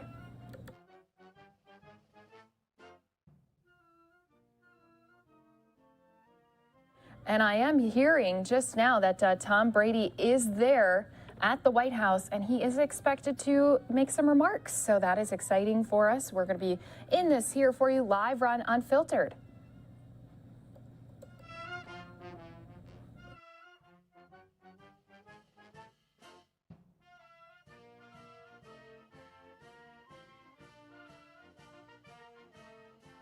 Now, as mentioned, this is the first time a Super Bowl championship team has been to the White House since 2017. Now, the Philadelphia Eagles were uninvited back in 2018. That's when they had decided to cancel the visit after learning a tiny number of players had planned to attend. That was again back in 2018. And then the New England Patriots passed up the opportunity back in 2019.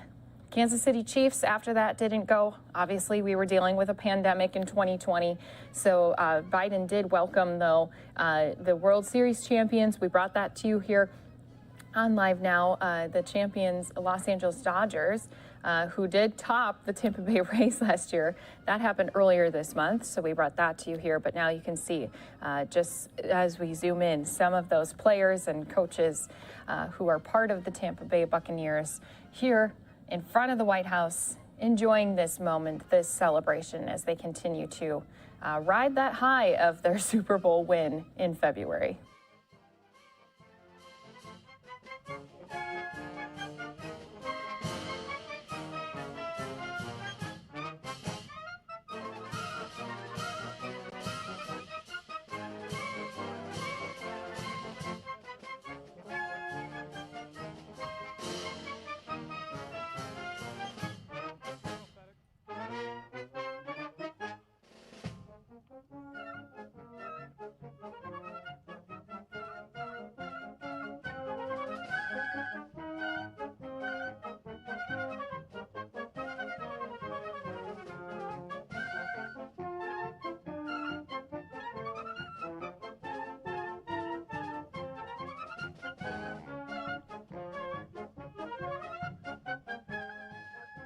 And as you noticed, we're zooming in, showing you the team. We mentioned that there was word that Tom Brady is there. Didn't see him here in this group, but that doesn't mean that he's not there. So again, we heard Tom Brady was there, heard he might be making some comments here again as Tampa Bay Buccaneers celebrate their Super Bowl win. Again, this is the first time a team has won the title at their own home stadium. It obviously was a very fun time for many of the fans who got to go to the game, but also the whole community.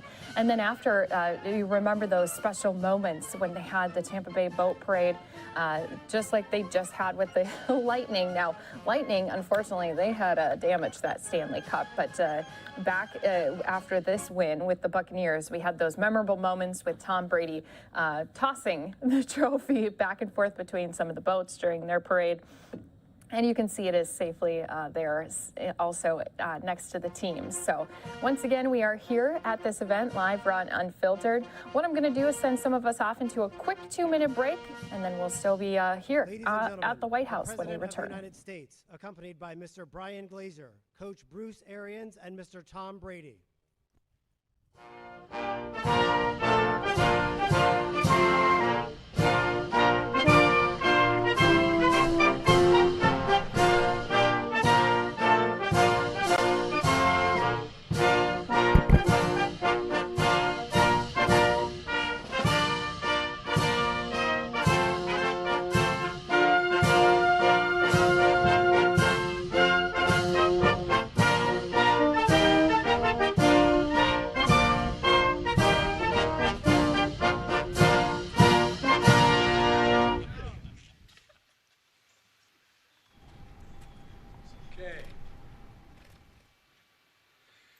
Well, good morning, I think, still good morning. And it's great to see everybody here. I want to thank the representatives here. The second gentleman is here, Representative Castor, Christ. Okay, you got it. I tell you, that Florida thing's something else. Anyway, and Soto and Murphy and Franklin. And one of my best friends in the world, now he's coming back from outer space, Bill Nelson, who runs NASA now. We're here today to congratulate and welcome to the White House the Super Bowl champion Tampa Bay Buccaneers. To the players, the coaches, and the Glazer family, my good friends, it's an honor to have you here. We have to say that the fans down in Western Florida are having a pretty good year this year. I tell you, you know, the Stanley Cup and in addition to the Super Bowl. But, you know, we're making a pretty strong case to start calling Tampa the city of champions. And this Buccaneer team is a testament to the fact that it's never too late to come together and achieve extraordinary things. 3/4 of the way through the season, they found themselves in the middle of the pack. 7 wins and 5 losses. But this is a team that didn't fold and always got up, dug deep. They won their last 4 games of the season and then stormed through the playoffs, winning on the road in Washington, New Orleans, and Green Bay, and capping it all off back home in Tampa to become the first team to win the Super Bowl on their home turf and a decisive victory against the defending champs, the Kansas City Chiefs. You know, it's an incredible run by one of the most well-rounded teams in recent memory. A pair of all-pro linebackers, star pass rushers, dangerous secondary, dominant offensive line, and a legendary tight end who gave up what I'm told was a promising career to return to acting career to return to the game. And most importantly, you've got a star receiver from Delaware. I'm mildly prejudiced about that. Where's Chris? Where are you, Chris? There you go. I called him before the game to tell him, give him some tips on how to run some patterns. But that was But, you know, born in Pennsylvania, raised in Delaware. Where I come from, that's a heck of a combination, man. You know, Chris and I had a chance to speak before the Super Bowl, and I know, like me, he takes a lot of pride in his home state of Delaware. Chris, you're inspiring a whole lot of kids back home in Delaware. And he went to a high school called Middletown, a perennial winner of the state championship. But I pointed out to him, and my son Hunter was a senior. He went to my alma mater's high school named Arch. By the way, sit down. What about you standing? I'm sorry. And I told him my son scored the scoring touchdown, and Archmere won the state championship that year. But anyway, we don't count those things. You know, I've never met an athlete who doesn't remember every damn play he made. And of course, 2 other guys worth mentioning: coach and a quarterback. You know, a lot has been made about the fact that we have the oldest coach ever to win a Super Bowl and the oldest quarterback to win the Super Bowl. Well, I'll tell you right now, you won't hear any jokes about that from me. As far as I'm concerned, there's nothing wrong with being the oldest guy to make it to the mountaintop. That's how I look at it. And Tom, looking at you, got about 20 more years left. You're just about the best ever to play. And making it to 10 Super Bowls in the last 20 years, that ain't bad, man. I tell you what, we've never seen anything like in the game. And of course, these guys all know that sports are more than just a game. It's some of my strongest memories, most enduring memories and lessons and cherished friendships come from the days I played, and I wasn't anywhere near anybody on my stage. Started in grade school, playing in CYO League. I'll never forget getting knocked out when I was in 5th grade, and my dad walking out and said, "Get up, get up, get up. Unless something's broken, get up." Well, I think that's what sports tells you. You just get up. You get up. I went to the University of Delaware to play football, although it didn't do much for my career. I didn't do very well. But, you know, I found out that your career can be embellished a little over time. It's an amazing kind of thing. You know, there's an awards banquet that many years later, which is called the Timmy Award. It was held here in Washington. Supreme Court justices and presidents would show up to this big banquet. The University of Delaware football program received the award. And I had a chance to introduce a Hall of Fame coach, the backfield coach when I played. I didn't play much. His name was Tubby Raymond. And so I got up and I said, here's my coach, Tubby Raymond, said some nice things about Tubby. Tubby was really kind of nervous and stand in front of presidents and Supreme Court justices and so many distinguished people. And he went up on to talk about what an incredible ball player I was at the University of Delaware. It was amazing. It was amazing. That's why I decided to run for president. I figured if he was still around, I'd get to be elected president. I would have been an all-American. I could have been big. I could have been big. But all kidding aside, you guys did it the hard way. And I hope you all know just how important it was after such a tough year for the nation. In the middle of a long, dark winter, every Sunday, people were able to sit down and watch you play. You created memories that helped folks make it through and believe that we could get back to normal again. And you did it as a team, trailblazers, including the first team with 2 women full-time coaching positions.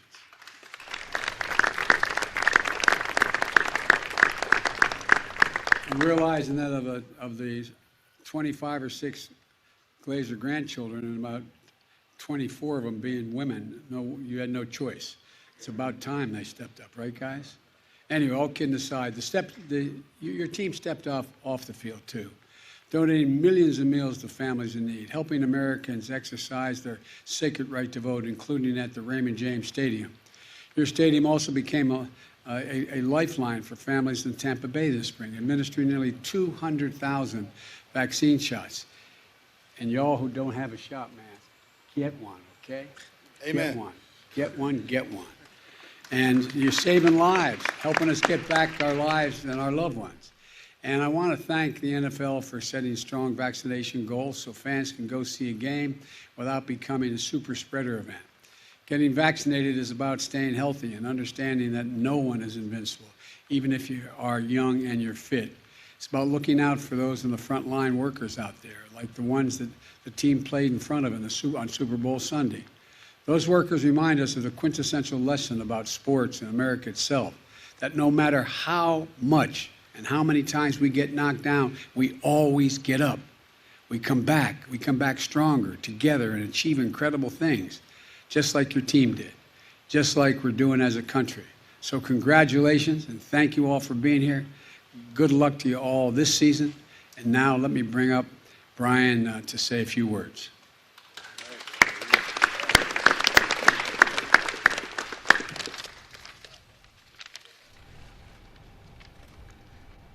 Mr. President, on behalf of our family, the Tampa Bay Buccaneers coaches, players, and staff, and all of our loyal fans, thank you for hosting us today.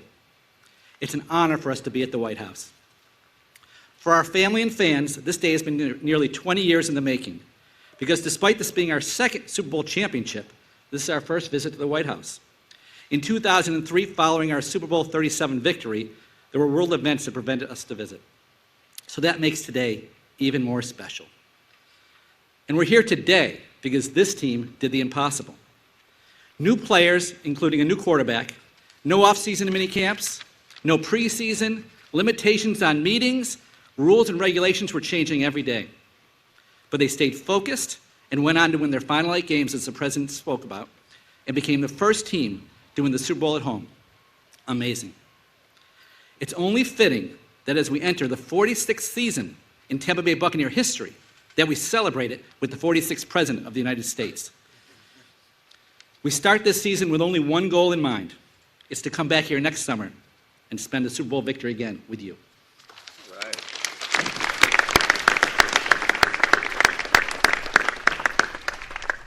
Thank you, Mr. President, for giving us this day. I get emotional, but it's very, very special. This is actually my 3rd time. It never gets old. And I want to thank our coaches, our players, our entire organization, men, women, that did such a great job last year of coming together and banding together, not to beat the other team. We had to beat the virus first. And you sacrificed more than any team I've ever been around, players, coaches, your families, to make sure that we had our team on the field every Sunday. And it's a great compliment to all of you I can't say enough about our owners. The Glazer family is they're the best owners I've ever known and ever been around. Our players are outstanding. They do what they're supposed to do on and off the field because they take care of each other. We live by 3 words: trust, loyalty, and respect. We don't have any rules. If you have those, you'll have accountability and you'll be able to do anything you want. One team, one cause. I hope the Senate and the House start helping you. One team, one cause. All right. Again, thank you all for having us here. Thank you, Mr. President. And go Bucs. And Tom's got some stuff to say. Thank you, Mr. President. It's certainly an honor to be here. Thank you very much for your hospitality your entire staff has given us today. I think what behind me is an amazing group of players. We have a bunch of coaches and staff here sitting down, and it was actually a very challenging seasons for a lot of reasons, but we bonded together. We worked really hard. We put all our individual agendas aside, and we came together as a team. And sports has an amazing way of bringing people together. If you look at us, we're all a little bit different ages. I'm a little older than most of them. But we come from a lot of different places across the country, a lot of different schools, a lot of different backgrounds. But we love each other. We're committed to one another. And when you do that, amazing things happen. And these guys are an amazing group of men. It didn't look great there. At one point, we were 7-5, struggling a little bit, as the president alluded to. But we found our rhythm. We got on a roll. Not a lot of people, think that we could have won. And in fact, I think about 40% of the people still don't think we won. I understand that. You understand that, Mr. President? I understand that. Yeah. And personally, it's nice for me to be back here. We had a game in Chicago where I forgot what down it was. I lost track of 1 down in 21 years of playing. And they started calling me Sleepy Tom. Why would they do that to me?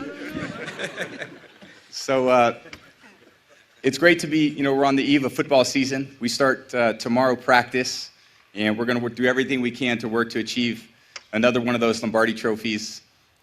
It's a different group of men. It'll be a different challenge, but we're excited for it. We're excited for the opportunity to compete and work hard and show everyone what we're made of. So we're not going to throw the Super Bowl trophy this time, Cam, but we're going to offer President Biden a special presentation from Mr. Glazer, and then we're going to challenge 11 of us, 11 White House interns to a game of football here on the lawn, and we intend to run it up on you guys, so get ready to go. Thank you.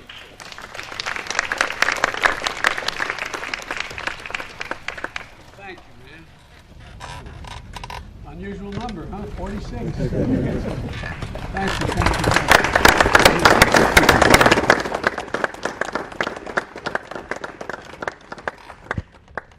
Okay, what are we doing now? Okay. We're going to take down the podium, right? By the way, you guys right after this picture, you want to take off your coat? All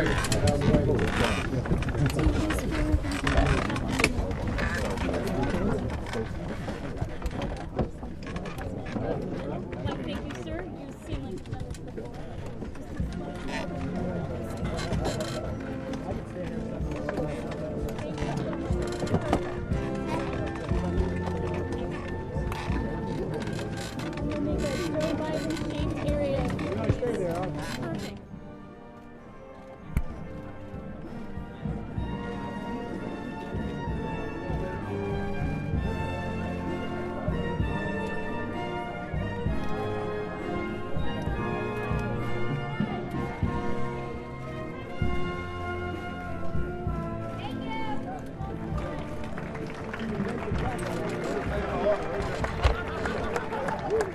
And there they are, the Super Bowl champions with the president, and you could hear some of those jokes Tom Brady had. Obviously, the mood is light. Everyone's happy to be out here again. First team to visit the White House since 2017 after we had COVID last year. Patriots the year before had turned it down, and The year before that, an uninvited team. So once again, we're watching this event live on Unfiltered here for you on Live Now from Fox, where we always have you covered from what happens here down on the ground to also what happens up in space. So as President Biden there congratulates some more of the players, what we want to do is continue to move things along, because we do have that post-flight press conference happening with the Blue Origin team. Again, they were up in space this morning. They got to unbuckle, feel that weightlessness, and then, of course, come back down. You heard them while they were up in the air the entire time. They were very excited that it was a successful launch, a successful landing. Everyone was safe. So what we're going to do is jump into that press conference and listen to their experience, and of course listen to what's ahead for these members who got to go up into space. 4 crew members all here giving us some post-flight reaction. We're jumping into that here for you on Live Now from Fox.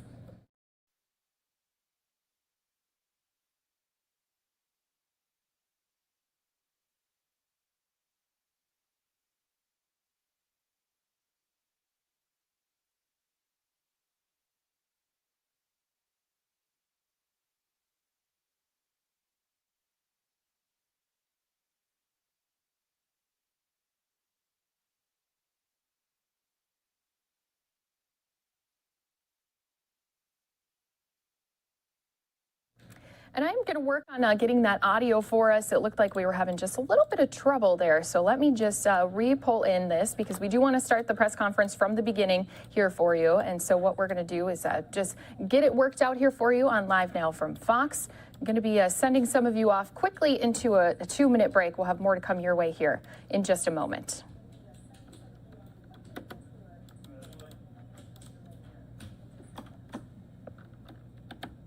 Are you...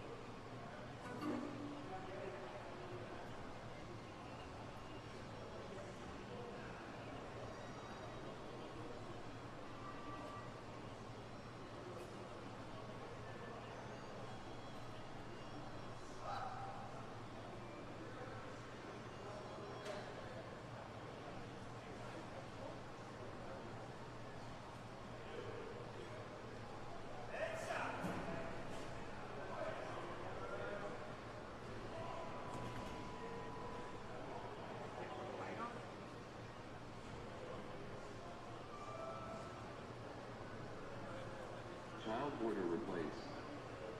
Child order replace.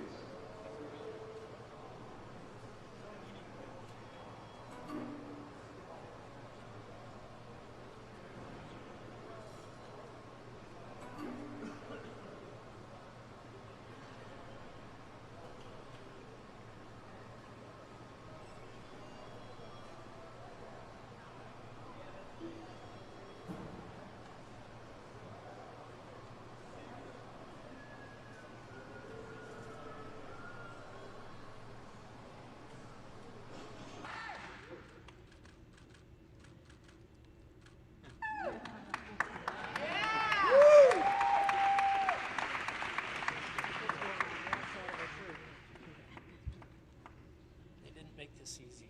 You know what? I'm going to. I practiced. Let me say something.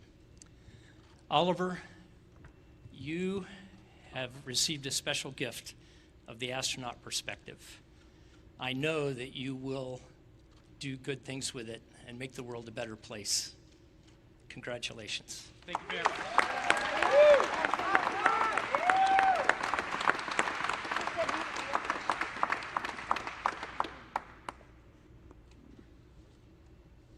Mark, would you join me, please? Gladly. I'm so excited for you guys.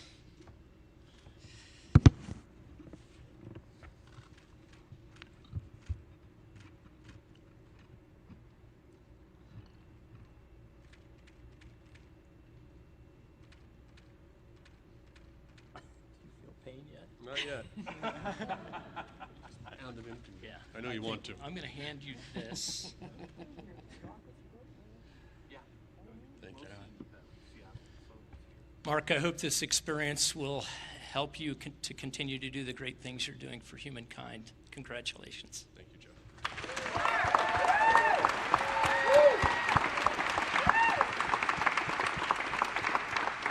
Jeff, would you join me, please?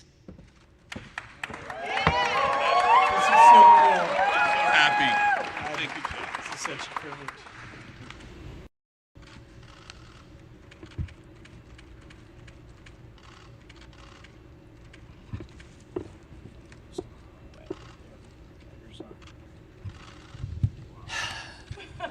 There are a few people I know more deserving of this, Jeff. Seriously. And I don't know what you're going to do next, but I can't wait to watch. Congratulations.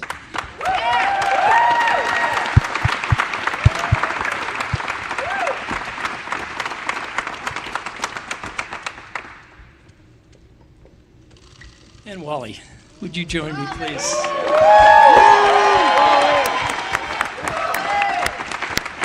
right. 60 years, Wally.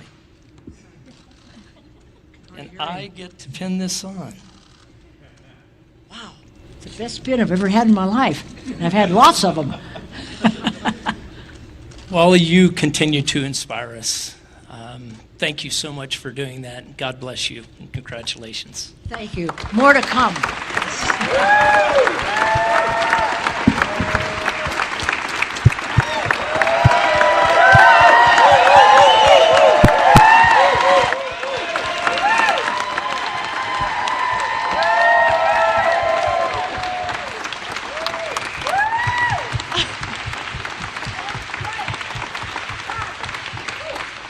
The first 4 of millions to follow.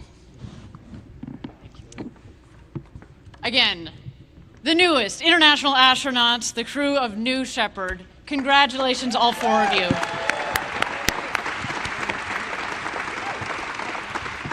So, without further ado, how was it? Right. Jeff, what was it like? Was everything you imagined? I'm going to answer that question, but just real quick. Please. I want to thank a few people. First of all of the engineers at Blue Origin who have toiled hard to get this done. The people who build the vehicle, all of our manufacturing people, This is a big team. They've been working on it for many years, and they have done an extraordinary job of building the most reliable, most beautiful, most fun, I mean, I can vouch for that, I'll get to that in a second, vehicle. And we owe them a deep gratitude. And the people who kept us safe today, who operated the vehicle, our trainers, everybody, it's just huge. I also want to thank the town of Van Horn. This is a small and amazing little town. You know, we're making a dent in it. And we appreciate you for allowing us to be part of your town. And then I want to thank every Amazon employee and every Amazon customer, because you guys paid for all this. So seriously, for every Amazon customer out there and every Amazon employee, thank you from the bottom of my heart very much. It's very appreciated.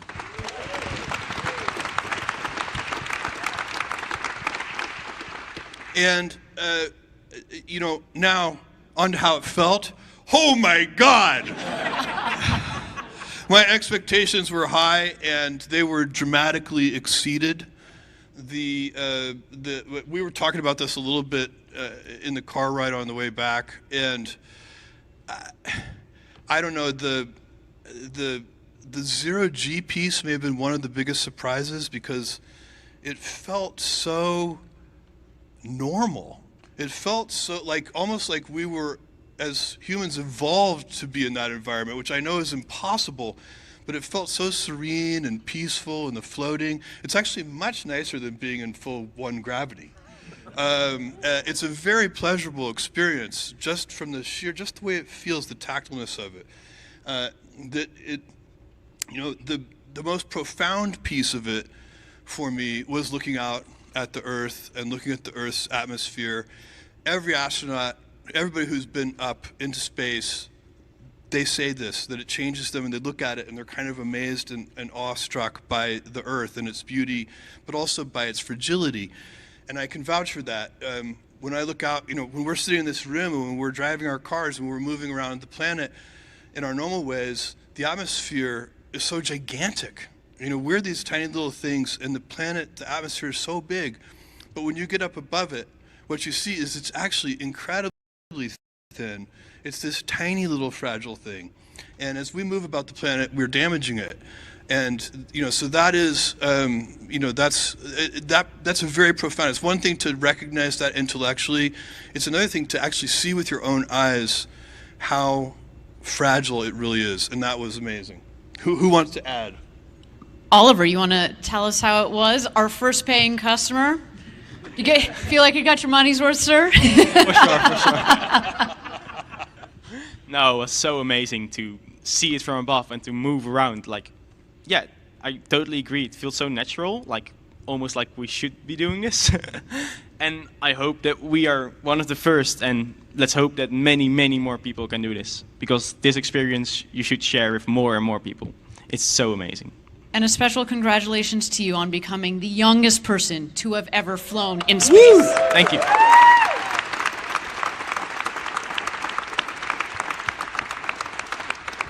You brought with you up there the next generation of space explorers, but certainly another flag up there, the Netherlands.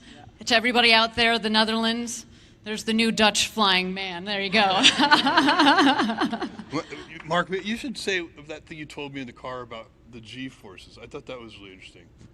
Well, I was surprised. I mean, they had told us what what the G-forces would feel like on the way up, and you know, again, it's one of those things that you hear about and you anticipate, but you know, you really feel them on the way up. It was incredibly exhilarating, and then you know, on the way back down, what I had not anticipated. So we hit 5 Gs briefly on the way back down, and that's a lot of pressure. And unfortunately, during the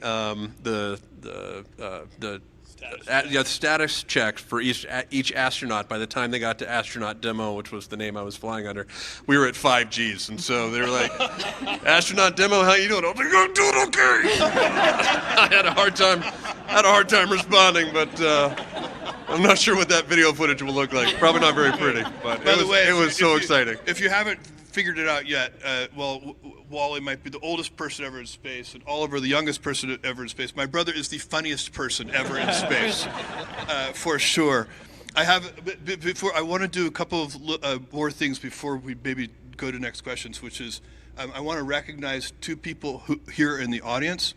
We are honored today to have Alan Shepard's daughters, Laura and Julie. Could you stand up just briefly so we could say?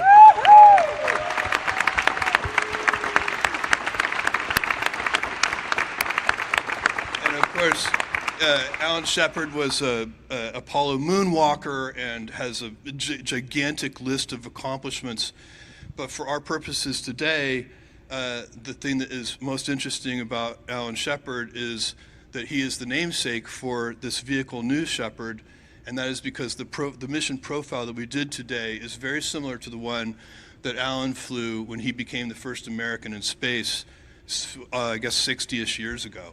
So that is, we're very honored to have you guys here, and thank you for joining us. It's incredible.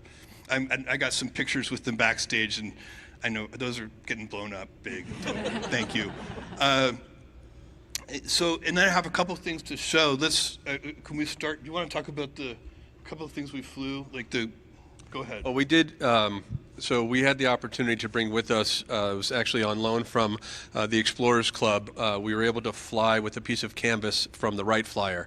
So the plane that the Wright brothers flew, we brought a piece of that canvas with us, which was really powerful, as well as a bronze medallion that was made from the first hot air balloon flight in 1783, which was the first time man ever left the Earth in controlled flight. So we were very thrilled to be able to bring both of those along with us. And we brought those precious objects back. Yes, we did. And the Explorers Club will be pleased to hear that. Yes, they're very happy about that. And we have one more thing, which I would actually just like to show you. If you could, who has the goggles, could you please bring them up to me? Yeah, would you hold that for me? This is incredible. So, all right, why don't you stand so you guys I can face it. This, we also flew, these are Amelia Earhart's goggles, the ones she flew across the Atlantic with, solo. And you can see she put tape over them to kind of have less light come in, because it was just so bright all the day and she was flying for so long. And they're just, I like to think that if Amelia were here, she'd be very, very proud of Wally.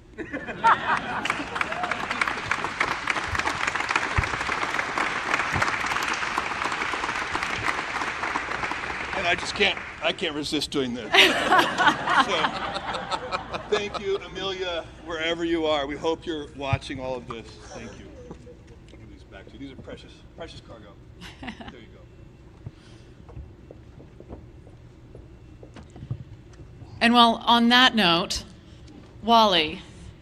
Oh, I'm sorry. Oh, please go ahead. Thank you, Lauren. Just reminded me. I have one more thing, which is, and Christina, I might need your help on this, but Mom, could you come up for a second? Where's my mom? Okay, you don't have to come up. I can come to you. I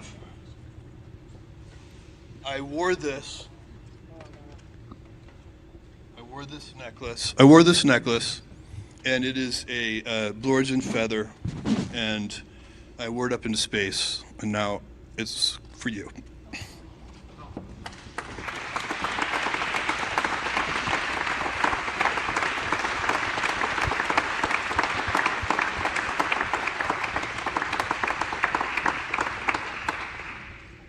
I would put it on her myself, but I would need my reading glasses.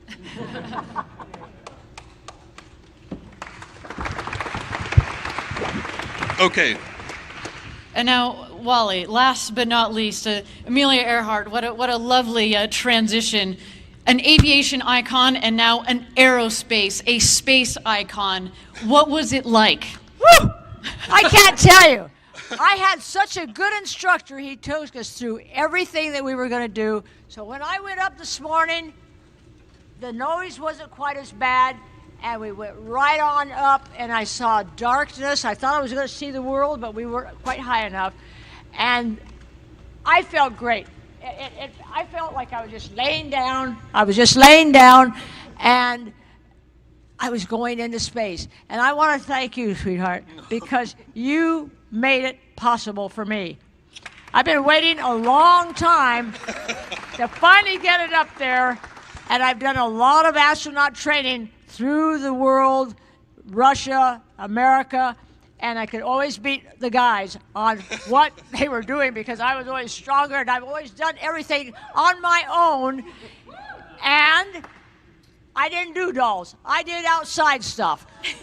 and I flew airplanes. I over 19,000 some hours. I loved it. And I loved being here with all of you and your family and the four of us. We had a great time. It was wonderful. True. I want to go again fast.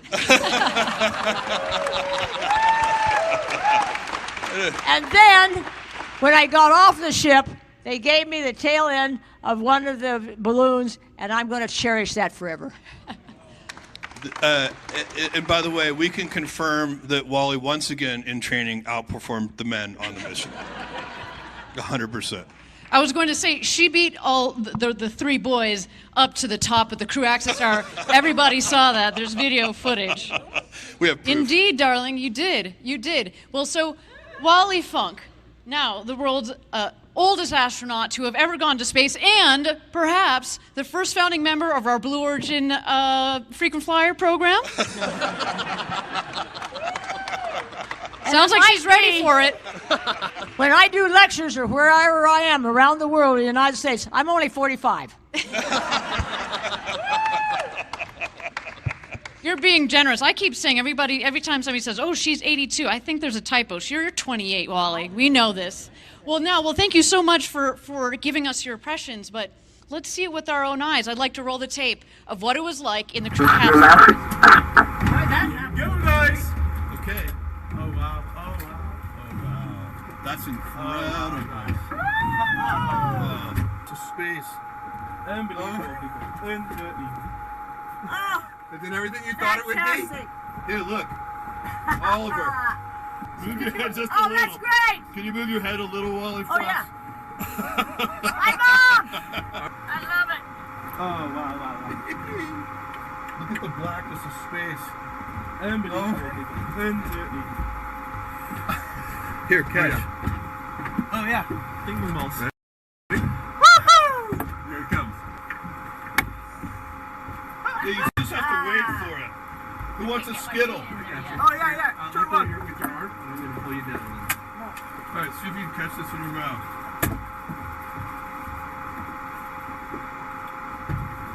Yeah! Well done! Here, toss me one. Let me try. Here it goes. Oh, sorry. Mid-fast. Here, try again. I can't get it up. I got you. Oh, wow. No, awesome. He coming. Oh. You're so good. Here. Oh, wow. Oh, my God. Woo! This is incredible. Enjoy Oh, that. I love it. I love it. Oh, wow. Man, this is different, isn't it? It's a little different. I cannot. Oh, wow. Thank you, take a moment to look outside. Wonderful. Mwah.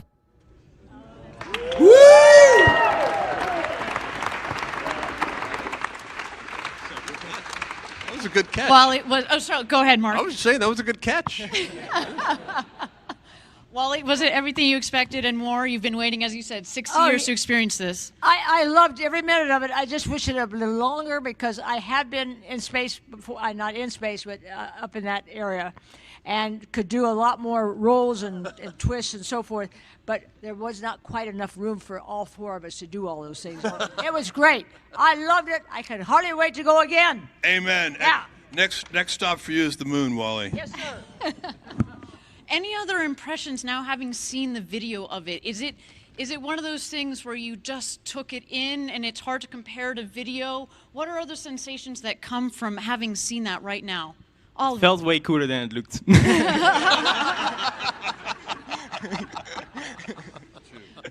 Well, so after, of course, their 4 minutes of weightlessness, the fun that you had, of course, we got you buckled back in, and you descended under those beautiful 3 parachutes. I think we've got another video here of your descent back to our beautiful West Texas Valley. Why don't we roll that right now?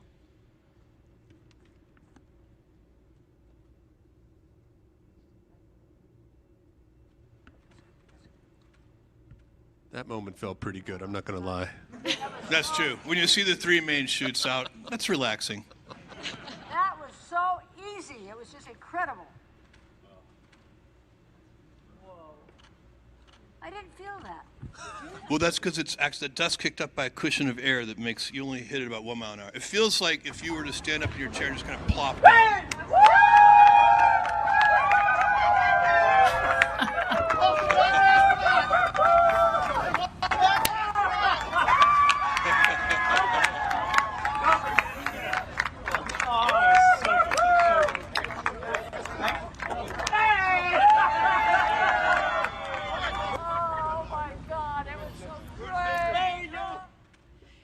Our family was happy to see us. That's a good sign. What was that moment like coming back and seeing your friends and your family here? You have supported them, or they have supported you, that is, your dreams to get to this point. Oliver, your father is here. Joseph, thank you so much for being here. What was that like? Yeah, well, he was a bit more emotional than I would have thought. Like, everyone on the ground was way more emotional than we were. We were just having fun. It's so true. Yeah. Yeah, I think that our family has been extremely supportive through all of this, and I think that you know, I know that my wife was an absolute rock leading up to this, which made you know, the adventure much easier for me. But I know that when we came down, it was sort of time to let those emotions out a little bit. So it was great to see everybody, and yeah, it was a little more emotional than I had anticipated as well. Jeff? Yeah, I mean, you know, I wasn't that nervous, but my family was somewhat anxious about this, and so it was so sweet actually to get hugged by them after landing, especially my kids and Lauren and my mom and dad and really all of you guys, and you know, we have a bunch of close friends here too, and it just makes me realize how much I love you and how much I'm loved. And Wally, your friend Mary is here.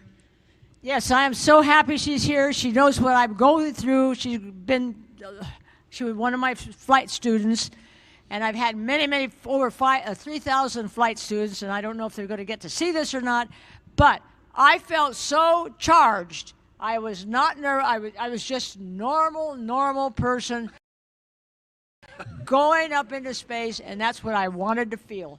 Nothing here. I can confirm that Wally was never nervous. She was wondering what was taking so long.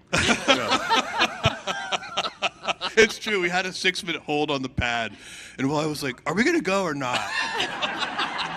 What the hell? We're burning daylight. Let's go."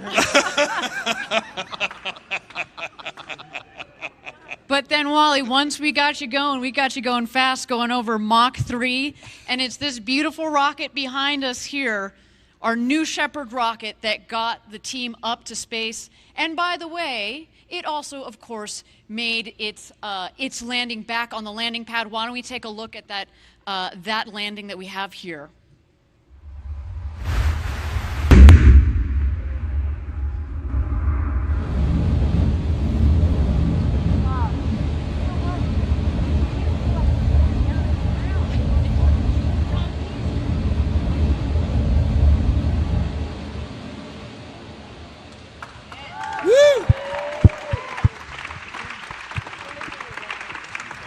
That was a bullseye. Very cool. Absolutely, bullseye. Jeff, a beautiful piece of engineering that our team here at Blue Origin has developed.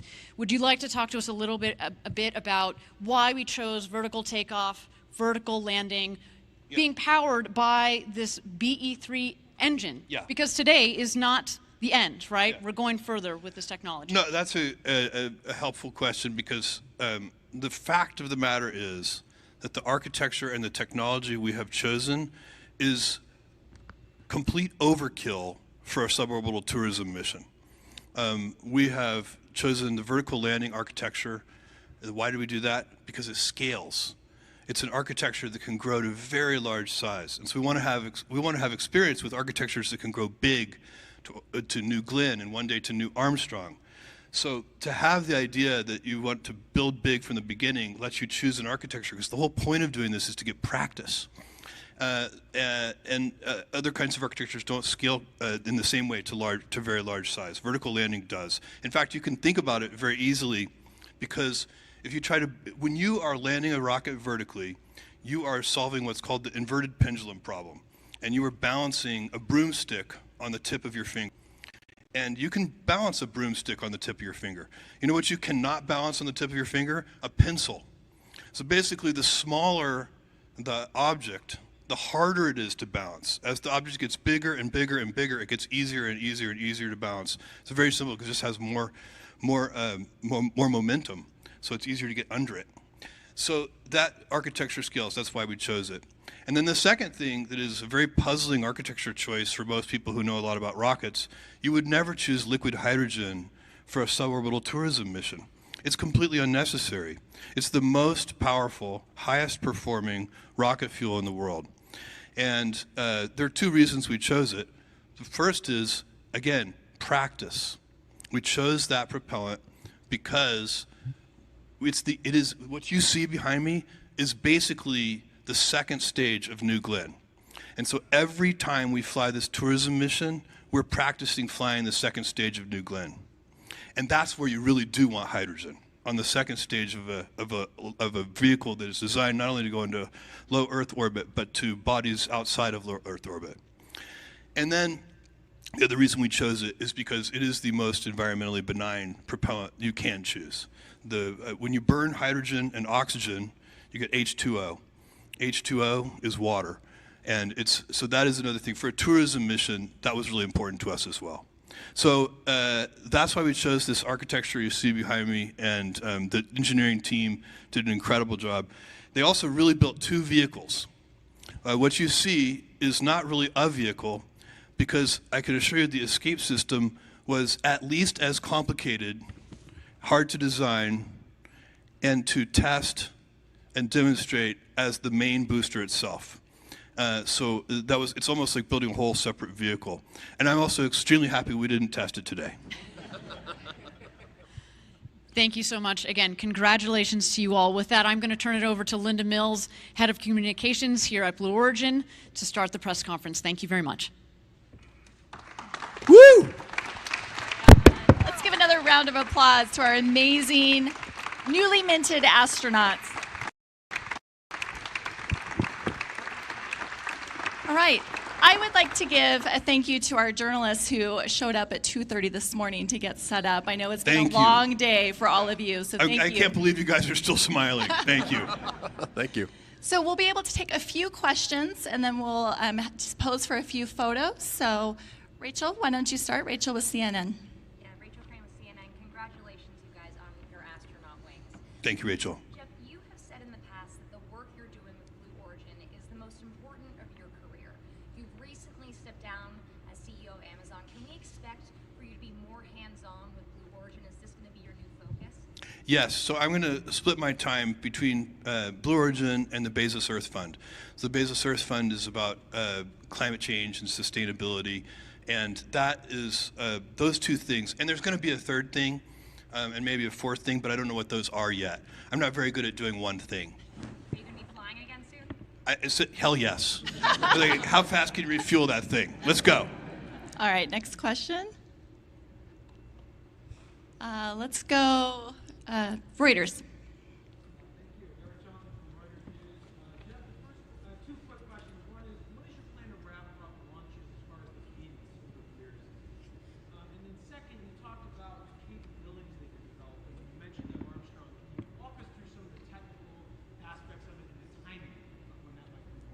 So Eric asked about the cadence and the capabilities. Okay, we're going to fly human missions twice more this year. And what we do in the following year, I'm not sure yet. We'll figure that out, and what the cadence will eventually be. We want the cadence to be very high, and one thing we've found out through the auction process and what we've been doing is private sales, we're approaching $100 million in private sales already, and the demand is very, very high. So we're going to keep after that because we really do want to practice with this vehicle. So we're going to have to build more boosters, and to fly more frequently. And we're going to be doing that and working on all the operational things we need to do, all the things we learn. What practice does is let you get better. And we want to be able, right now, we have a mission life, we think somewhere between 25 and 100 flights for one of these vehicles. We like to make that, closer to 100 than to 25. And then once it's close to 100, we'll push it past 100. That's how you get operational usability. You have to remember, things start small. I told this crew when we got in today and we were sitting there on the pad waiting to lift off, we had time to ourselves, and I just said, guys, if you're willing, let me invite you when we get up there, and after, there's gonna be all kinds of adrenaline, all kinds of excitement, all kind of novelty, but take a minute, take a few seconds to look out and calmly think about what we're doing is not only adventure, it is adventure and it is fun, but it's also important. Because what we're doing is the first step of something big. And I know what that feels like. I did it 3 decades ago, almost 3 decades ago, with Amazon. And big things start small. But you can tell when you're onto something. And this is important. We're going to build a road to space so that our kids and their kids can build the future. And we need to do that. We need to do that to solve the problems here on Earth. This is not about escaping Earth. Every time I read an article about people wanting to escape Earth, no. The whole point is, this is the only good planet in this solar system. We've sent robotic probes to all of them. This is the only good one. I promise you. And we have to take care of it. And if you go into space and see how fragile it is, you'll want to take care of it even more. And that's what this is about. We have to take, and this is going to take decades, this is a big vision, but big things start small. And this is how it starts. And we are going to build an infrastructure, just like when I started Amazon, I didn't have to build the Postal Service or Royal Mail or Deutsche Post. There were already gigantic worldwide infrastructure to deliver packages. That infrastructure today is for space just way too expensive and it doesn't work. But if we can practice with this suborbital tourism mission and continue and build bigger and bigger vehicles, timelines on Neil Armstrong and so on, I can't really give you because we don't know. But what I can tell you is we're going to keep working at those things step by step, ferociously. And I want to emphasize the ferociously. All right, we have time for one last question. And Tom Costello with NBC. Tom Costello with NBC News. Congratulations to all of you. Jeff, to follow up on that question and your discussion there, how do you make this more reasonable for everyday people who would like to fly? It's pretty steep right now. How do you bring the cost down so that this can be more accessible for everybody? It's a great question. How do you bring the cost down over time so it's more accessible to everyone? You've got to do it the same way we did it with commercial airline travel. You know, we're really almost in the barnstormer phase, right? So these are, biplanes, and they're flying into a farmer's field and charging a small price to fly people around for a few minutes in the air. That's what we're doing right now. But you know where that barnstorming phase leads? To 787s. And that's what we have to do. All right, let's give a hand. I'm afraid that's all the time we have for questions today. These astronauts have had a very long day. So let's give another round of applause for our astronauts. And then Jeff, you had one more thing. Yeah, guys, I have one more thing. I have a little surprise for you. I am announcing today a new philanthropic initiative, and if you could put the slide up so people can see it. It is called the Courage and Civility Award. It recognizes leaders who aim high and who pursue solutions with courage and who always do so with civility. Well, let me tell you how I feel about this. I feel strongly enough I actually wrote something down. We live in a world where sometimes, instead of disagreeing with someone's ideas, we question their character or their motives. And guess what? After you do that, it's pretty damn hard to work with that person. And really what we should always be doing is questioning ideas, not the person. Ad hominem attacks have been around a long time, but they don't work, and they've been amplified by social media. We need unifiers and not vilifiers. We want people who argue hard and act hard for what they truly believe, but they do that always with civility and never ad hominem attacks. And unfortunately, we live in a world where this is too often not the case. But we do have role models. And this award, do you have another slide here? Go ahead. It's first, I didn't tell you what the award was yet. I thought there was a slide for that. Here's what the award is. You see who the first recipient is. But let me tell you what the award is. The Courage and Civility Award is a $100 million award so that the awardee, the recipient, can give $100 million to the charities, the nonprofits of their choice. And these are people who have demonstrated courage. By the way, it's easy to be courageous, but also mean.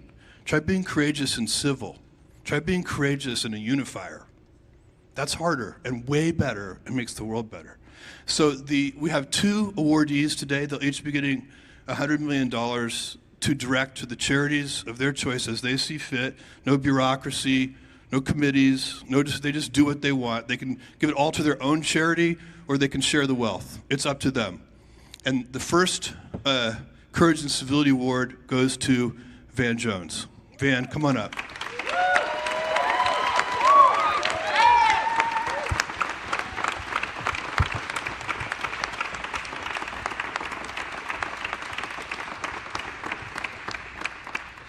Thank you, brother.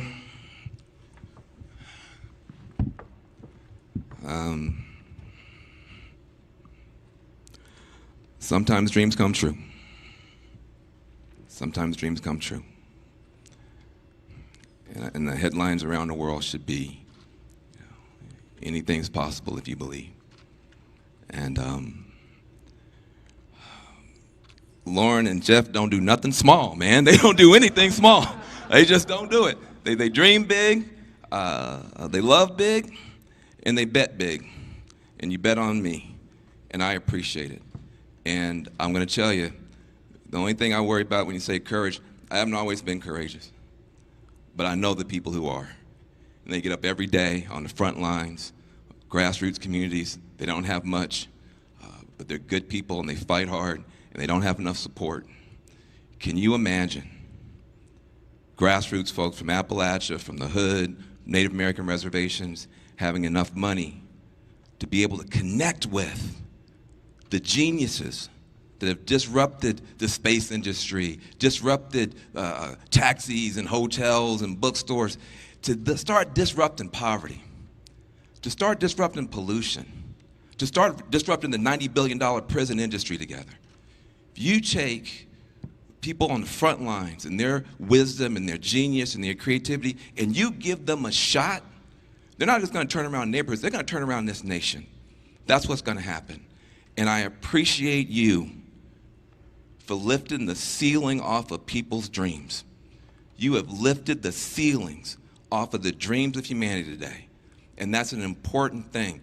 Don't be mad about it. When you see somebody reaching for the heavens, be glad. There's a lot more heaven up there to reach for. And we can do that together. And the last thing I'll say is this.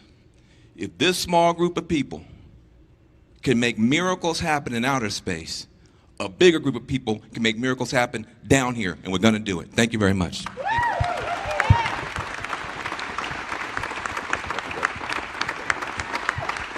Hey guys, can you roll the little video we put together about Van Jones? Can you roll that little video, please? Short video. Van has been a part of much change. He has birthed a number of different grassroots community organizations. He also helped us bring together climate justice and racial justice, and what that meant in particular for low-income communities of color. You can't live in a country where you just have sacrifice zones, whether it's talking about South Central or Appalachia or the Rust Belt, and no political party stands up for them effectively. He was always so ahead of the curve that a lot of people didn't understand him. So that was always hard to watch, because I know his love for people and for justice. It doesn't matter to him what people say. He continues to do the work that needs to be done. I think about what the criminal justice system, what he's done with making bipartisanship real. Not just what think tanks are doing, not researching the idea, not exploring in history how bipartisanship worked. He's been rolling up his sleeves, he's been doing the work in real life.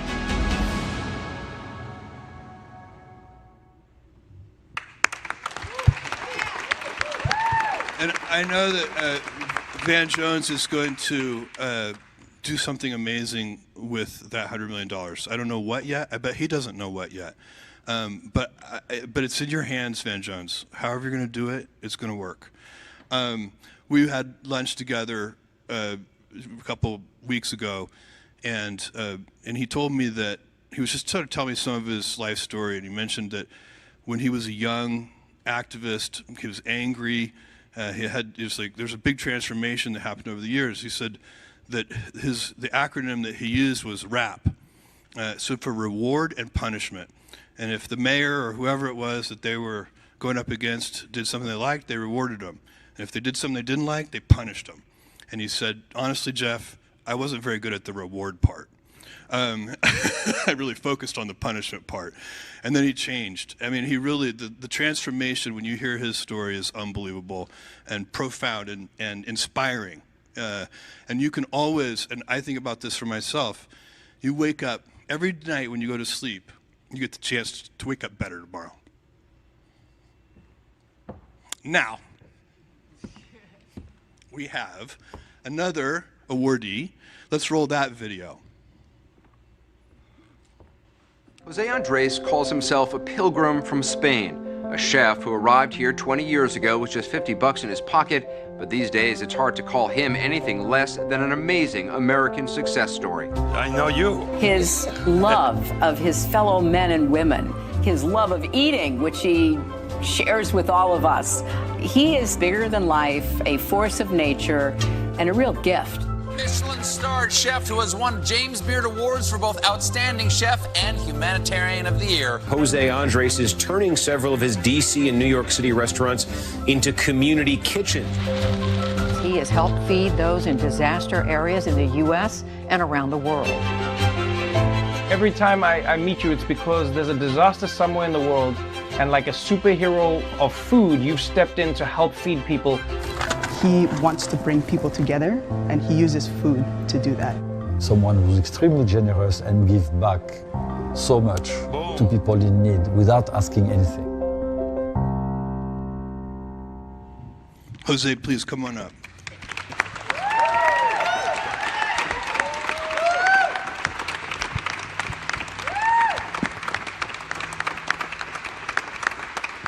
And he makes a hell of a paella, too, I'll tell you.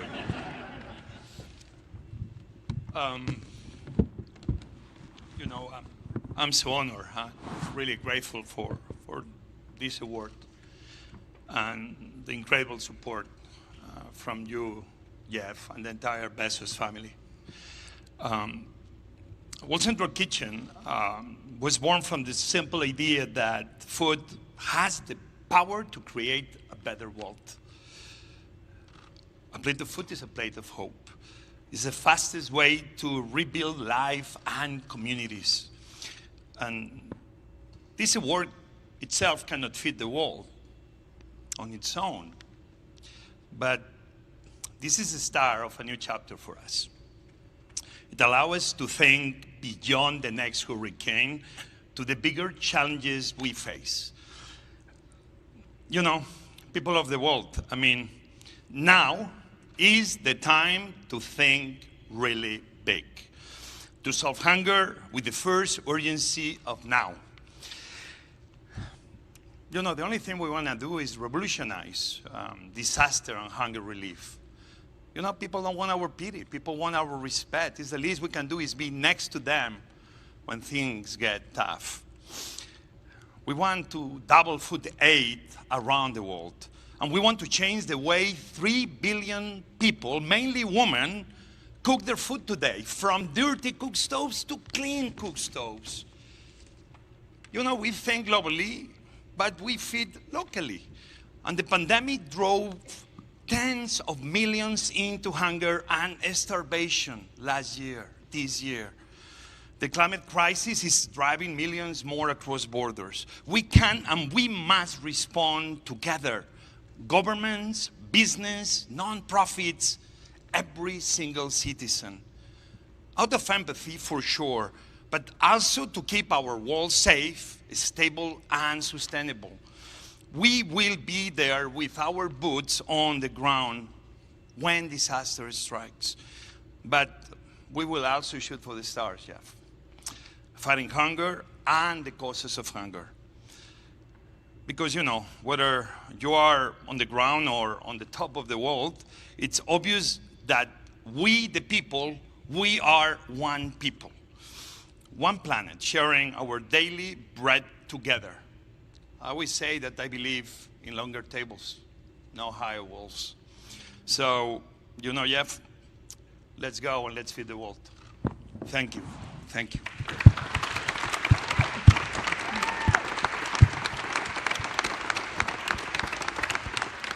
Longer And tables Jose, do you wanna come and to not the higher walls.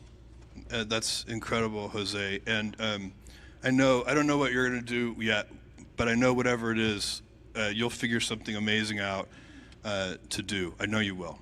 And you're just an inspiration, a huge inspiration. Thank you. And we're going to take a photo, if that's all right. 'Cause Yeah. I think a lot of our journalists would love to get a photo of the three of you together.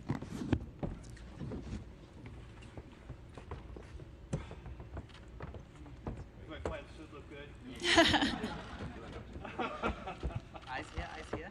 Perfect. Ha ha ha. Look at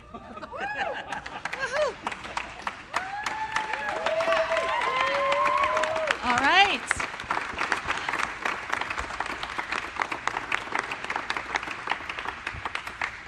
Well, thank you all for joining us. This wraps our press conference. I'm going to let Oliver lead our astronauts out. And Thank you guys. We know it's not easy to get here.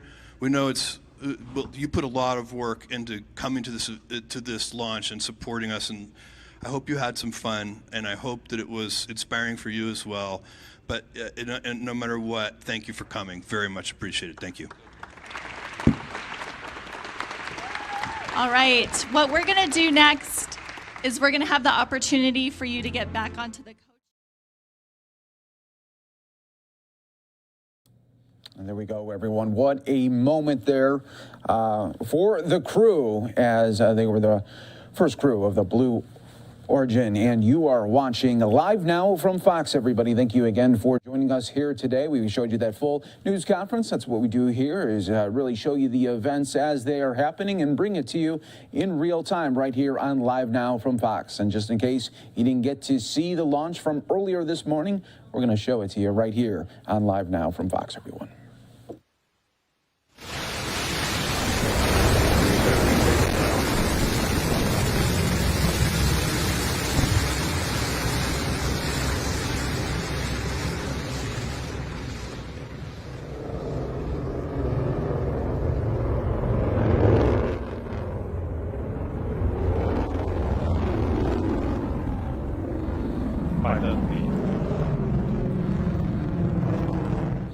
Such a clear shot there. It almost looked like it was CG animated there. One more time as it blasted up there.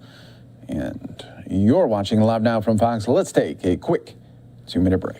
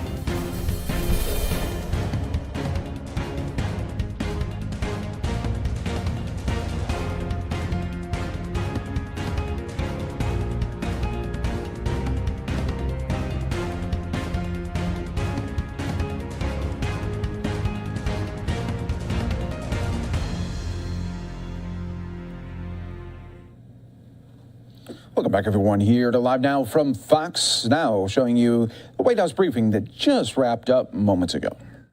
Infrastructure framework and the Build Back Better agenda, climate, and a national security update following up from the Europe trip, and our latest cybersecurity efforts, so a robust agenda. Since taking office, the president has acted to get America back on track by addressing the crises facing this nation, vaccinating America to beat the pandemic, delivering much-needed help to American families, making transformative investments to rescue and rebuild our economy, and fundamentally showing that government can deliver for the American people. Of course, they'll discuss a range of topics at the meeting. Also today, top CEOs representing some of the most dynamic American companies across our economy called for support and passage of the bipartisan infrastructure framework. The CEOs from GM, Delta Airlines, Nike, Walmart, Bank of America, and more make up Build Together's CEO working group, which recognizes the need to invest in our national infrastructure and the positive impact the BIF would have on our economy for decades to come. Today, we also wish all those observing and celebrating Eid a safe and wonderful holiday. As many know, the Eid and Hajj rituals are a reminder of the importance of providing for those less fortunate, particularly during challenging times, and Islam's commitment to equality and the common roots of the world's Abrahamic faiths. As mentioned in the President's statement today, the United States is committed to working with the international community to emerge stronger from the pandemic, and thousands of Muslim Americans are among those eager to perform the pilgrimage next year. Finally, just wanted to note, we support, but there's been, of course, some activity on the Hill I'm sure we'll talk about. We support Senator Schumer's efforts to move forward on the bipartisan infrastructure framework and very much appreciate the hard work until late in the night, including last night, by both Democratic and Republican senators to resolve open issues. Progress is continuing to be made thanks to all the hard work, and we back Senator Schumer's effort to get this to the floor as quickly as possible. Amr, why don't you kick us off? Evelyn Barrett, to you. An aide to Speaker Pelosi tested positive for COVID after having contact with the Texas delegation that's been around. Can you confirm that a White House official has also tested positive? And I'm wondering, what does that mean for the prospects of the Texas delegation being able to sit down with the president at some point at the White House? Sure. Well, first, let me confirm that yesterday a fully vaccinated White House official tested positive for COVID-19 off campus. In accordance with our rigorous COVID-19 protocols, the official remains off campus as they wait for a confirmatory PCR test. The White House Medical Unit has conducted contact tracing interviews and determined no close contacts among White House principals or staff or the president. The individual has mild symptoms. We know that there will be breakthrough cases, but as this instance shows, cases in vaccinated individuals are typically mild. The White House is prepared for breakthrough cases with regular testing. This is another reminder of the efficacy of the COVID-19 vaccines against severe illness or hospitalizations. And of course, we wish our colleague a speedy recovery. In terms of a meeting, there has not been a meeting planned, and there hasn't been change to that, so I wouldn't say it has an impact on that.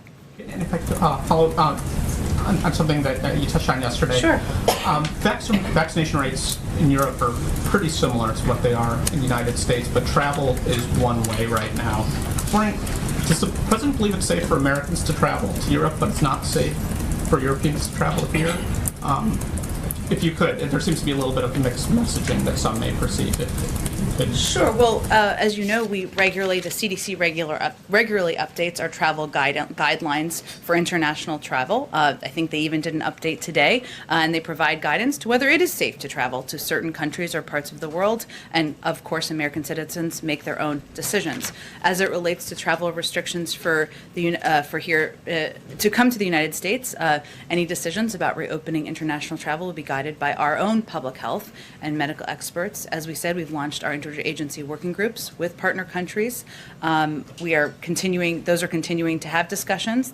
Those decisions will be made based on public health guidelines. We don't see it as a conflict. We give American citizens guidelines. They make their own decisions about whether they travel to certain countries around the world, and we will continue to be guided by public health guidelines on how we reopen travel to within our borders. If I may ask just one brief more. Sure. Yesterday's meeting with the King of Jordan, the topic of the suspect in the 2001 Sbarro bombing that's still living in Jordan freely, did a call for extradition come up? It's a great question. beyond the readout that we put out, I have not had a further discussion with our national security team. I'm happy to ask them and see if there's more we can provide to all of you. Okay, Kelly, go ahead. Have there been any other cases of breakthrough COVID among the White House staff? And would you commit to publicly confirming cases if others occur in the future? There have been. I will say that we, according to an agreement we made during the transition to be transparent and make information available, we committed that we would release information proactively if it is commissioned officers. We continue to abide by that commitment. Does this give you any sense of changing protocols related to the president, the vice president, other senior staff, based on this set of facts, given the fact you've always said vaccinations, while very helpful, are not foolproof? So should there be a different posture for the president? Well, our protocols are in alignment with the highest standards and the guidance of our public health experts. So let me just remind you all, because I'm sure you don't have it handy, to what those protocols are that remain in place. Regular testing of those surrounding and meeting with the presidents. For those who have closer proximity, they are tested more regularly than those who have less proximity. Ensuring those interacting with the president are following CDC guidance regarding mask wearing and distancing. Actively monitoring the health of our campus and the larger community in collaboration with public health and medical experts. We have a robust infrastructure to ensure compliance with these protocols, and we're asking staff to also monitor themselves for symptoms and stay off campus if they develop symptoms. So the news today is that while breakthrough cases will happen, the vaccines are effective and prevent against serious illness and death. We've seen that statistically across the country, with 99.5% of cases in hospitals being for individuals who are not vaccinated. And we will continue to abide by CDC guidelines. Briefly, you did say there were others. Can you quantify what number are we talking about? How many breakthrough cases have you had? I don't have more details on that. I will see if there's more we can provide. You also talk about setting ambitious goals and assessments for a whole range of things on your agenda. Since it is at the 6-month point, how would you assess where the president's agenda is and how much has he accomplished in his first 6 months? And where are you concerned about perhaps being behind on some of his agenda items? Yeah. Well, first, when the president took office, he knew that his #1 priority would be getting the pandemic under control.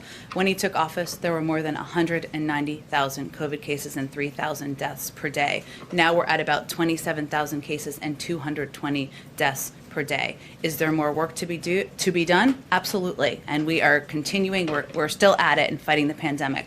But that was his #1 priority since when he took office. His #2 priority, or they're related, I should say, was getting the economy jump-started. And that was why he focused so much attention and effort and blood, sweat, and tears on getting the American Rescue Plan passed, getting that assistance out to the American public. We've seen great progress. Millions of people are working today who were not working the day he took office. We would say that is a step forward. He identified when he took office 4 big priorities or crises of his presidency.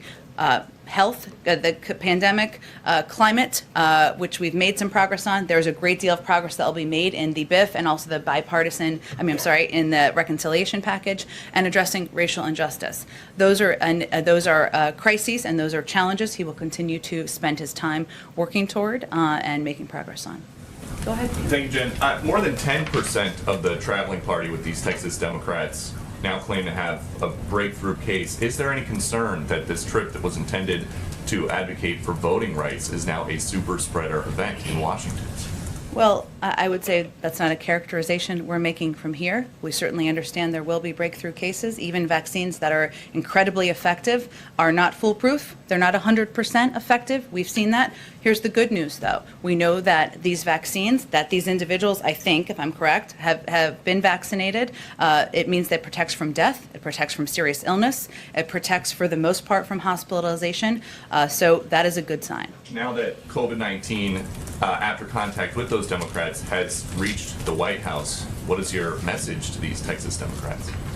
Our message continues to be thanks for standing up for voting rights and the rights of Americans to have their voices heard at the voting booth, and we appreciate their efforts in that regard. And certain places are bringing mask mandates back now, including for vaccinated people. What does President Biden think about that? Well, Peter, we know that some employers, hospitals, health systems, colleges, and universities, which we've seen put in place mask mandates, some large and small employers have chosen to take this step. That's entirely appropriate. That's their decision to make. That's not an initiative we're instituting from the federal government, but we know that companies, private sector employees, health institutions, educational institutions will take steps in order to keep the people in their communities safe. 6 months ago, the president asked Americans to wear masks for 100 days. As the Delta variant spreads, is there a possibility that he's going to make a similar ask down the line? Well, nothing has changed with the guidance that we are providing to the American public. If you are vaccinated, you do not need to wear a mask. If you are not vaccinated, the public health officials from the federal government recommend you wear a mask. Anything we would determine would be guided by our health and medical experts. Go ahead. So I just want to back up here to this breakthrough case here at the White House. You confirmed today there's been a breakthrough case. Yep. But you're also confirming there have been other breakthrough cases. Yep. But you had not previously disclosed that there had been. And that's correct. We had also committed during the transition that I think there's hundreds, thousands of people who work in the federal government, as you all know, and we had committed during the transition that if it was a commissioned officer, who are the highest level ranking people in the White House and in the in this building here, that we would make that information publicly available. We stand by that commitment. So if it's anyone below that, you don't feel the need to let people know? Well, again, that's the commitment we made. I'm here talking to all of you today and sharing with you information about the individual who was received a positive test yesterday. Right. More broadly, has there been any more discussion? I know you've been asked this before, but because it continues to happen, has there been any more discussion about having the CDC or some other entity track the number of breakthrough cases? They do track. Okay. You have an eviction deadline coming, and there's an event tomorrow on that here at the White House. Curious if you can give a preview of what may be coming in that meeting. I don't have any preview of a private meeting to share with all of you, no, at this point in time. And on the Cuba meeting that happened last night, it was a virtual event, a handful of people, primarily from South Florida. Has there any conversation about having other meetings on that here? Or what more might the president do himself on this issue? What might he do or say? Sure. I know the administration continues to monitor it every day, of course. Well, at the president's direction, we are actively pursuing measures that both the Cuban people, that support both the Cuban people and hold the Cuban regime accountable. And that has been the prism through which the president has made his decisions. So that includes working closely with the private sector and Congress to identify viable options to make the internet more accessible to the Cuban people. We're looking at options. There are a lot of ideas out there. We are also looking to leverage our international organization partners to increase humanitarian assistance flows to Cuba and work with our international partners to both voice concern and put public pressure on, but also work with international organizations. The Treasury Department, via the Office of Foreign Assets Control, will continue to explore designated Cuban officials responsible for violence, repression, and human rights violation against peaceful protesters in Cuba, and we will form a remittance working group to identify the most effective way to get remittances directly into the hands of the Cuban people. On the last piece, I would note that what the president said last week stands, which is that there has been longstanding concern about if you return remittances, if you return to a place where remittances are allowed, that money or funding does not get into the hands of the regime or allow them to pad their pockets. That's certainly something that we're mindful of when we're looking at, that will be a point of discussion in these working groups. And the president himself hasn't met with any of these people who've met with other White House officials? I don't have, he has not. We certainly remain open to, as we are engaging at quite a high level. I don't have anything to preview in terms of meetings at his level, but you can tell he's asked his team to take a number of steps and look into a range of options. Go ahead. Does the White House believe it has enough votes, that people have enough votes to pass the bipartisan infrastructure package tomorrow? What's the White House's view on that? Well, we are not the vote whip counter in chiefs over here, but I will reiterate that we absolutely support the step by Leader Schumer to move forward today, or move forward, yes, is today? Tomorrow. What is today? Yes. I would remind you all that this agreement was reached almost a month ago, and we believe that not only is this achievable, we owe it to the families in red states and blue states who have waited so long for the improvements to their lives for this to have an impact. Less time wasted in traffic, ensuring every American, including in underserved rural areas, get access to broadband.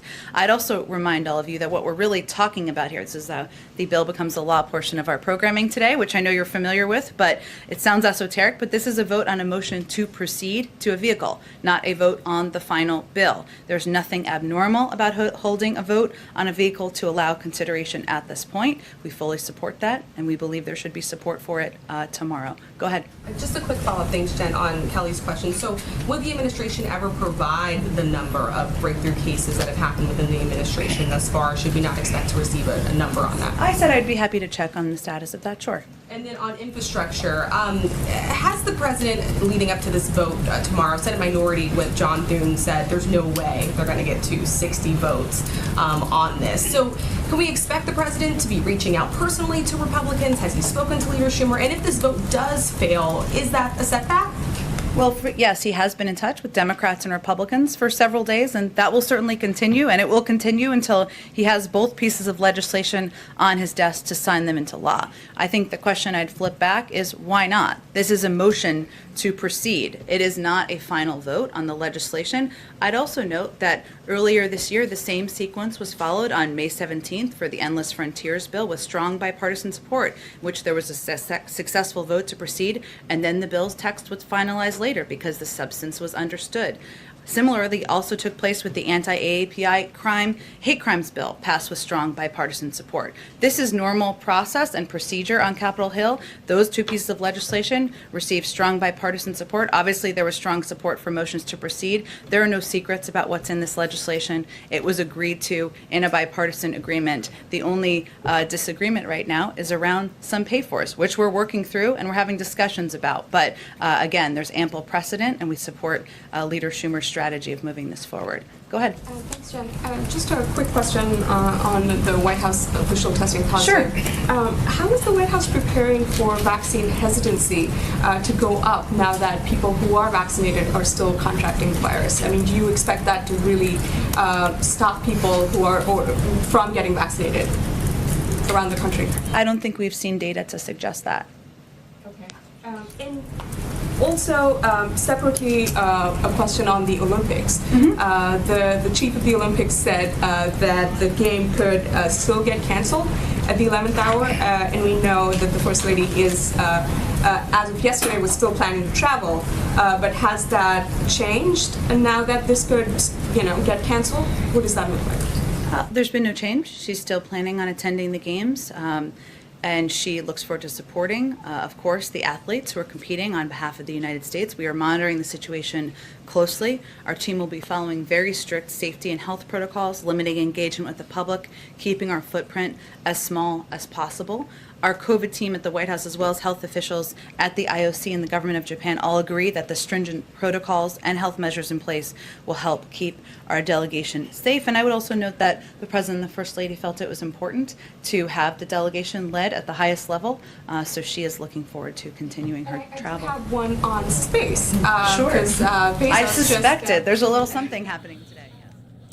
We're going to take a quick 2-minute break right here on Live Now from Fox. To space and back.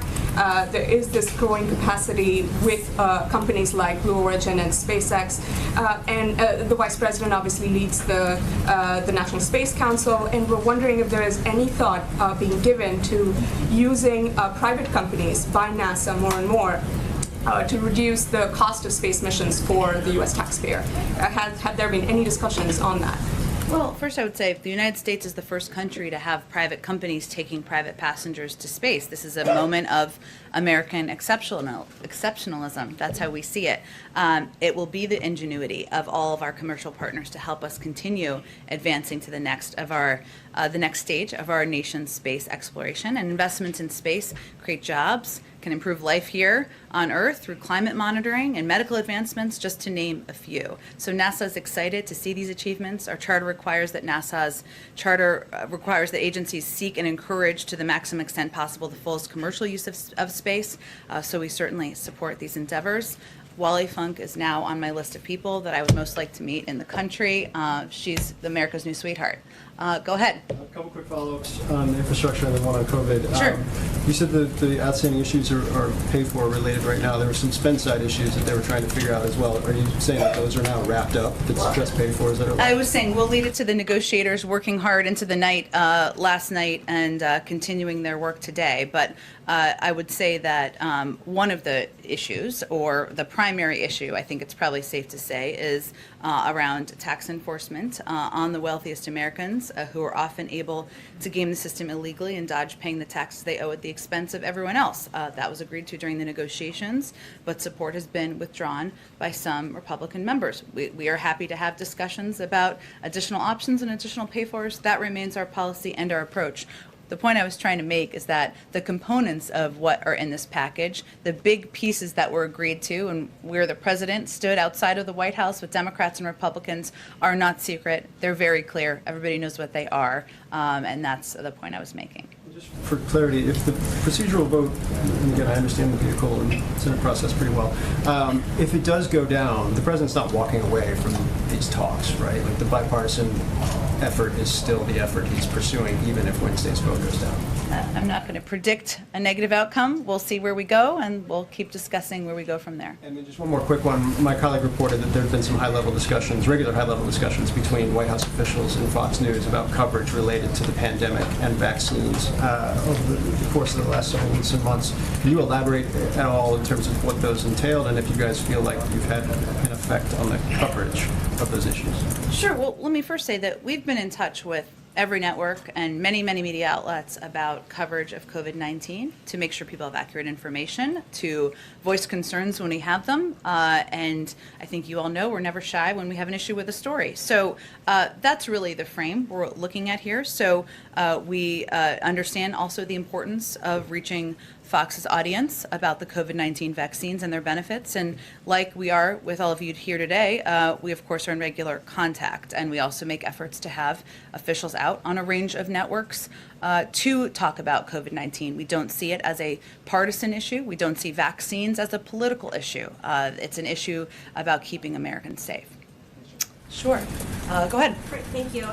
As the White House COVID team has done contact tracing, have you had any cases of staff-to-staff transmission? Have you had COVID spread in the White House through these breakthrough infections? I would have to check with our team and see if that's been an issue. I don't have that data in front of me. And how many commissioned officers are there? Like, what is the universe, what is the numerator and denominator in breakthrough infections that you're willing to talk about? We can get you the exact number. I think that's publicly available, but we'll get you the exact number too. Yeah, and just a messaging question. I know that you say there's no data to show that talking about breakout infections could affect people's willingness to get vaccinated, but does it create a messaging challenge for this White House to have breakthrough infections when there are people who say, why should I get the vaccine if I'm going to get COVID anyway?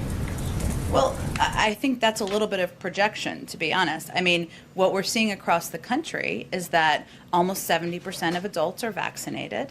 We're seeing especially high numbers among people who are over 65, over 55, et cetera. There are also some numbers I heard about yesterday that I thought were quite incredible. 86% of teachers across the country are vaccinated. We've also seen in recent polls, which I think was a bit of a wake-up call, I think there was a CBS poll out this weekend, that individuals who were vaccinated in this poll were more concerned about the Delta variant than individuals who were not, by a pretty large margin. So I would say part of our objective here is also to communicate clearly that if you are vaccinated, you are protected. If you get a case of COVID, it will be mild. If you are not vaccinated, you could be, we hope not, but among the people who go to the hospital and get very sick from the virus. The data is very clear. So part of our objective is also not to stoke fear among people who are vaccinated, because the data is pretty clear about their protection. Go ahead.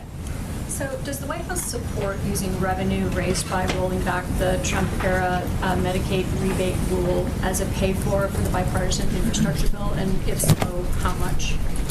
I know there was some reporting on this today, and what won't surprise you is we're probably not going to get into too many specifics of discussions that are privately happening between Democrats and Republicans to finalize the package. So I'm not sure, Ann, I'm going to have much to tell you about where we stand on that, given there are private discussions. I have an unrelated question. Does the White House know which Buccaneers players were vaccinated and which weren't? Is there any concern that the president would be standing as close to and shaking hands with unvaccinated players? The president is vaccinated, and that means is protected. We follow public health guidelines and guidelines provided by our own medical experts. So did you ask the players or anybody with the team to provide information on who was vaccinated and who was not? We have certain protocols we have in place for visitors. I can see if we can provide those more detailed to all of you as well. Go ahead. I have an infrastructure question and then a policy question. On infrastructure, there are some top Democrats in the House, including Chairman DeFazio, who have been very critical of the bipartisan framework, according to reports, and have pushed for it to include more for transit, more for climate. How is the president talking with those leading House Democrats, and are you worried about having the votes in the House?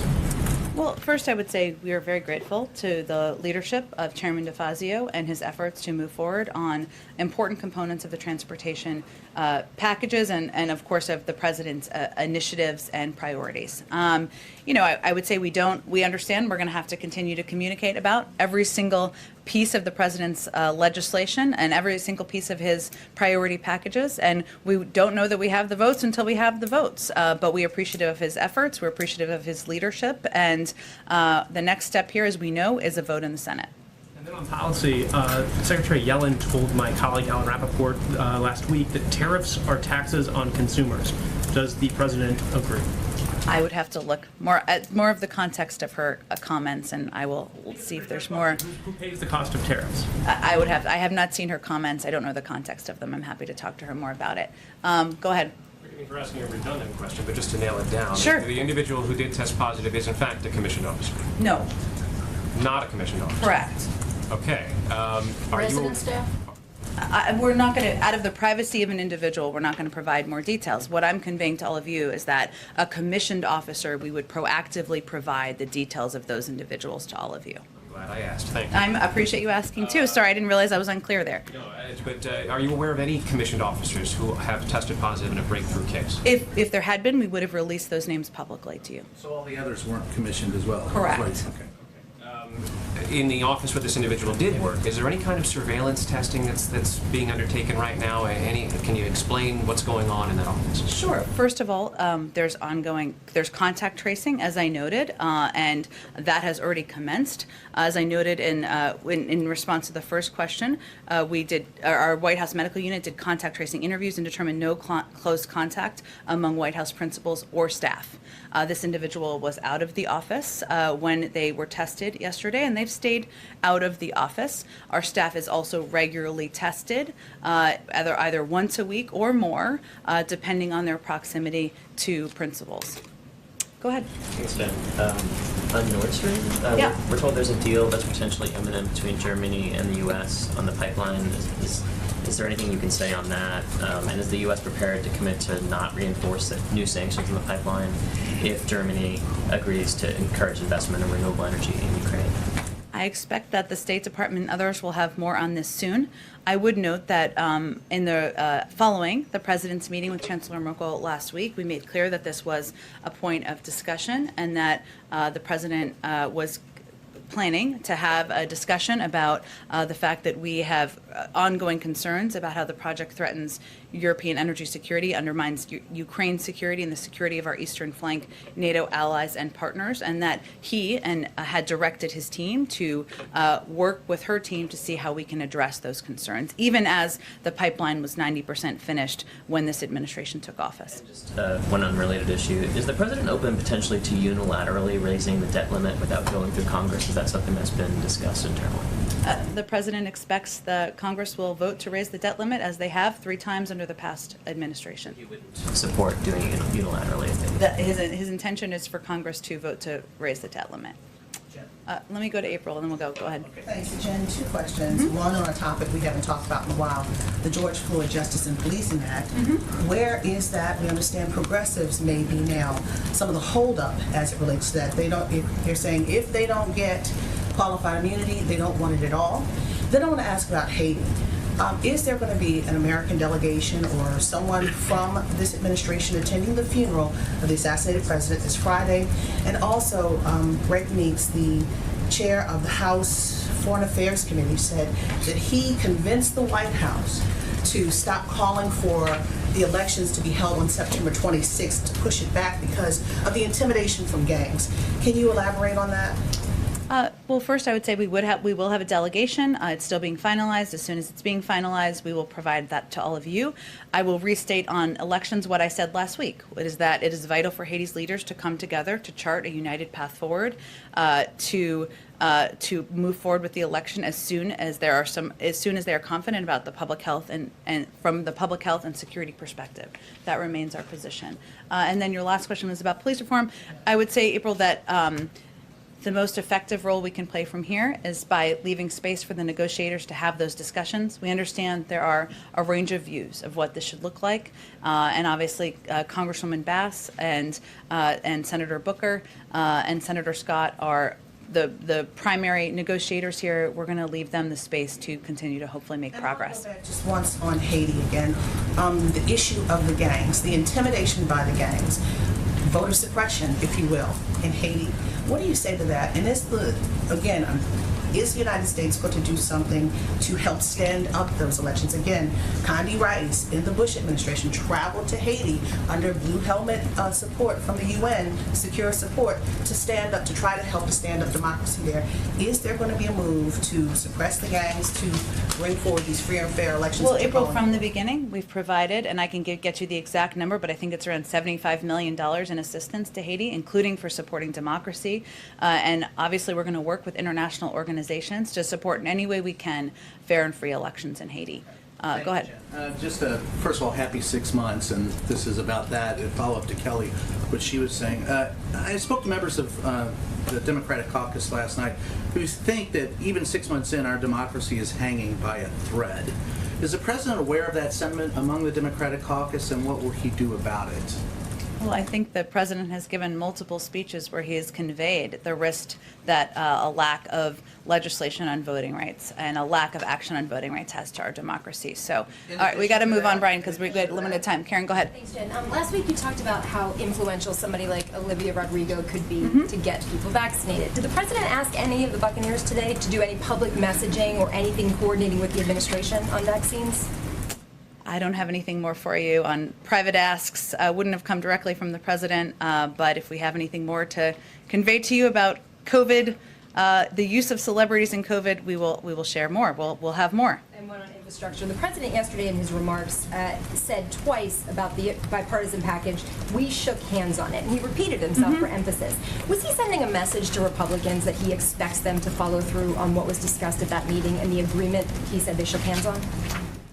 He was making clear that he's going to stand by his commitment, and like he said and did yesterday, they shook hands on this agreement, and we're confident they're going to deliver because he stands by his commitments and agreements, and that's who he's always been as an elected official. Go ahead. Go ahead. I know you don't want to get into the specifics of the infrastructure negotiations on pay-fors, but how confident is the president that the bipartisan framework, when it becomes an actual bill, that it will be fully paid for? And how important is that to him? Is it a red line to him that it be fully paid for, or would he be willing to accept legislation that CBO says isn't fully paid for? Well, he's proposed a range of ways to pay for his proposals and his packages, and those discussions are ongoing. I'm not going to set new red lines today, but I would just say there's ongoing discussions, and we're grateful to the work of Democrats and Republicans in being a part of them. Go ahead. Okay, I think we got to go in a second. Can you elaborate on what you mean when you say regular testing for those who are close to the president? So is the president... All right, so that was the big news here of the day from the White House, where a White House aide who was fully vaccinated tested positive for COVID-19, and it was a top official, what they were saying, at the White House. In other news also, Speaker of the House Nancy Pelosi's aide also tested positive for COVID-19. So those were the two big moments to come out of this White House news briefing. We're going to take a quick 2-minute break. Stay right here with us.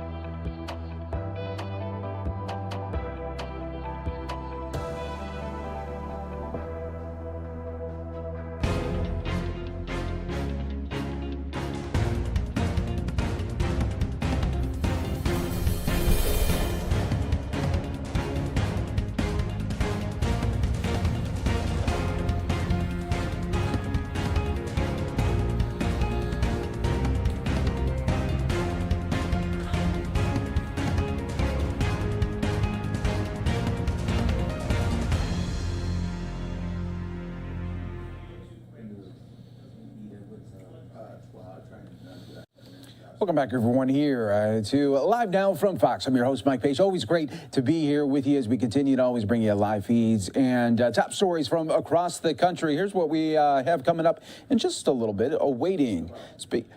We are awaiting senators on the Democratic side as well as the Republican side. So as soon as that happens, we will bring it to you right here on Live Now from Fox. You see the podium is ready. The media is ready, just waiting on those senators. And boy, oh boy, what a difference a day can make. Yesterday, down 600 plus points. Now the Dow up 580 points there in the green after a day where it was the steepest drop in 9 months, making that comeback there, almost gaining it all back there. We'll see as it gets a little bit closer to the bell there, but you are watching Live Now from Fox, always worldwide, here for you. Now, what we will be doing is heading out to Fairfax County out on the East Coast there of Virginia, getting an update here. This is a serious story where authorities holding this news conference regarding the indictment of a former Fairfax County police officer, John Grimes, for allegedly engaging in sexual misconduct with a minor in the public safety cadet program. Let's listen right here on Live Now from Fox. With 3 counts of custodial indecent liberties, a Class 6 felony. The grand jury agreed with me. Therefore, today I'm announcing the indictment of John Grimes on these charges. Mr. Grimes faces up to 15 years in prison and would be required to register as a sex offender if convicted. Crimes of a sexual nature against minors are some of the most heinous crimes. And whenever we see these crimes, I can't help but think of my daughter and how painful it would be if she were a victim of these types of crimes. So my heart does go out to the victim and her family. You know, and making that even more painful is the fact when these crimes are committed by individuals who are in a position of trust and authority, people who have sworn to protect and serve these individuals. And I think it's important to the people of Fairfax County for them to know that their Commonwealth's attorney takes these types of crimes, crimes of a sexual nature against children, very, very seriously. They're a top priority for us. And also they should take comfort in the fact that we recognize in the criminal justice system that no one is above the law. And my job as Commonwealth's attorney is to hold people accountable, and that includes whether or not someone wears a badge. It's a job that I've never hesitated to do, and I will never hesitate to do in the future. And the people of the county should also feel very fortunate that they have a police leadership that feels the same way, that takes these crimes seriously and recognizes that no one is above the law. And to that end, I want to thank Chief Davis, Major Ed O'Carroll, and the team at Major Crimes for taking this very, very seriously and for doing a very thorough investigation and getting us the information that we need that leads to this indictment today so that we can go out and fight for justice. Chief Davis. Good morning, and thank you, Mr. Toscano. 99.9%. 99.9% is the percentage of past, present, and future Fairfax County police officers who will never be the subject of a criminal indictment.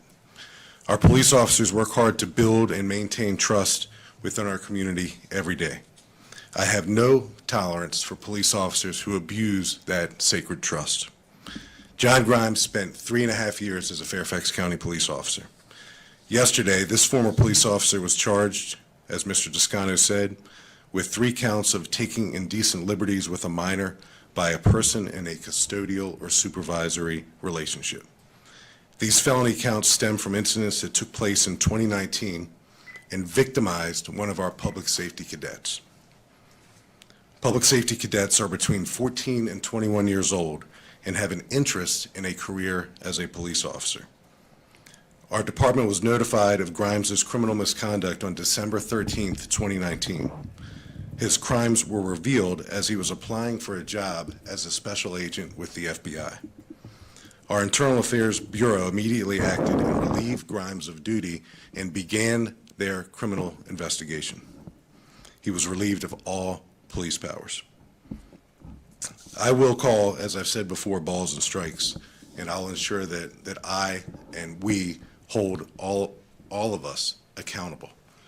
We have since made changes to the public safety cadet program In the wake of these troubling allegations, those changes were made immediately back in 2019, including suspending all ride-alongs. I want to thank the FBI for their help with this case. Our Victim Services Division has also been working with the victim and her family. Like Mr. Descano, I have a daughter. I can only imagine, only imagine.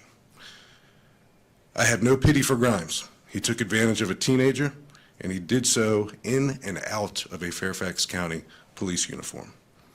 This uniform will always be a symbol of trust. It's a uniform that people run towards and take comfort in seeing in their darkest hours. I and the men and women of our department will not tolerate those who tarnish our uniform. And I want to thank Mr. Descano and his office for their partnership in this very important criminal investigation. And we can take questions now. Chief, you've, hold on. No, go ahead. Okay, sorry. Mr. Descano, the chief said that the actions were taken back in 2019. Can you shed a little light on why the indictment is happening now rather than back in 2019? That's a great question, Neil. And, you know, without getting too far into the weeds and getting into specifics, because obviously I'm limited by what I can say, you know, there are a number of things that happen in these types of investigations that necessarily mean that they do take time, and that these types of crimes tend to be ones that that may not be reach a conclusion as quickly as possible. What I can tell you is that when, in working with the Major Crimes Bureau, that they moved with alacrity, and that we moved to make a decision as quickly as possible when we had the facts and the evidence that was necessary for us to get an indictment and to be successful at trial. Question for you, Chief Davis, Jess Arnold with WUSA 9.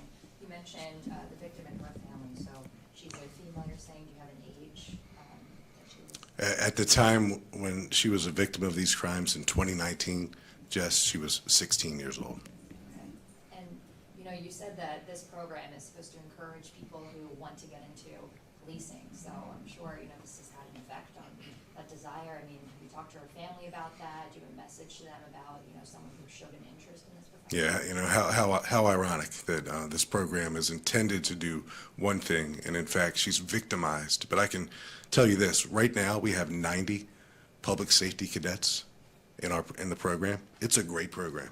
In spite of this, it is a great program. We have 90 public safety cadets. They tend to be younger. We have 10 police cadets. Police cadets are actually part-time and they're paid. They're between the ages of 18, 19, and 20. So you really, as you travel through this program, you start as a public safety cadet, and you can start as young as 14. And then when you hit 18, you can apply to be a police cadet and get paid part-time as you go to college, continue your education, and then become a police officer. So we also have 15 active Fairfax County police officers who were at one time public safety cadets or police cadets. We just retired a couple months ago a deputy police chief who was a public safety cadet and a police cadet. It's a shame what Grimes did, because it brings a negative attention to a great local and regional program. Chief, in protecting victims' privacy, do you mind sharing whether she still is in the program or continued on and joined the force? And Neil, that's a great question. I don't want to answer that because I don't want to expose the possibility of identifying her. But that's certainly a logical question. But you know, again, we have maintained contact with her, Neil, and her family ever since 2019. Our Victim Services Division, as you know, does a great job. So I don't want to answer any questions that might narrow the field and possibly identify her. Yes, sir. You said you suspended ride-alongs. Is that how the abuse occurred? So we suspended ride-alongs for public safety cadets and police cadets. So her relationship with our police officer, with Grimes, began when Grimes was affording her ride-alongs. And under the previous guidelines, public safety cadets were allowed to participate in ride-alongs. We suspended that ride-along program back in 2019. If and when we decide to start it again in the future, we'll make sure that there are some safeguards built into it so this never, ever happens again. Was it after that, the incident, was it, you know, the same year, was it after the incident or before the incident? So the indictment speaks specifically about a particular time frame in 2019. I'm sorry, the suspension of the ride-along, did that happen after the incident or did that happen before? That happened when we were made aware of the crime. So once we were made aware, after the crimes had taken place, we stopped the ride-alongs. Chief, how are you, Tom Rassler, Channel 7, when you said the FBI, it came to light after he applied to the FBI, was that the extensive background check the FBI does, or how did that come to light because he applied to the FBI? Well, like any law enforcement organization, local, state, or federal, there's a process to become law enforcement, and at some point during their background investigation, they became aware that Grimes, who was also their special agent applicant, may have had an inappropriate relationship, a criminally inappropriate relationship with a minor. So they called timeout and notified us right away. It was December 13th, 2019, and we acted immediately by stripping him of his police powers, relieving him of duty, and initiating a criminal investigation. Chief, do you have any concerns that there may be other victims? Absolutely. Our Victim Services Division and our detectives are working to see if that is in fact the case.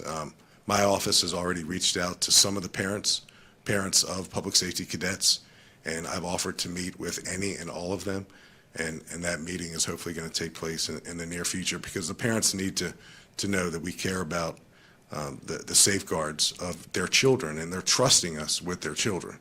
So parents should be concerned.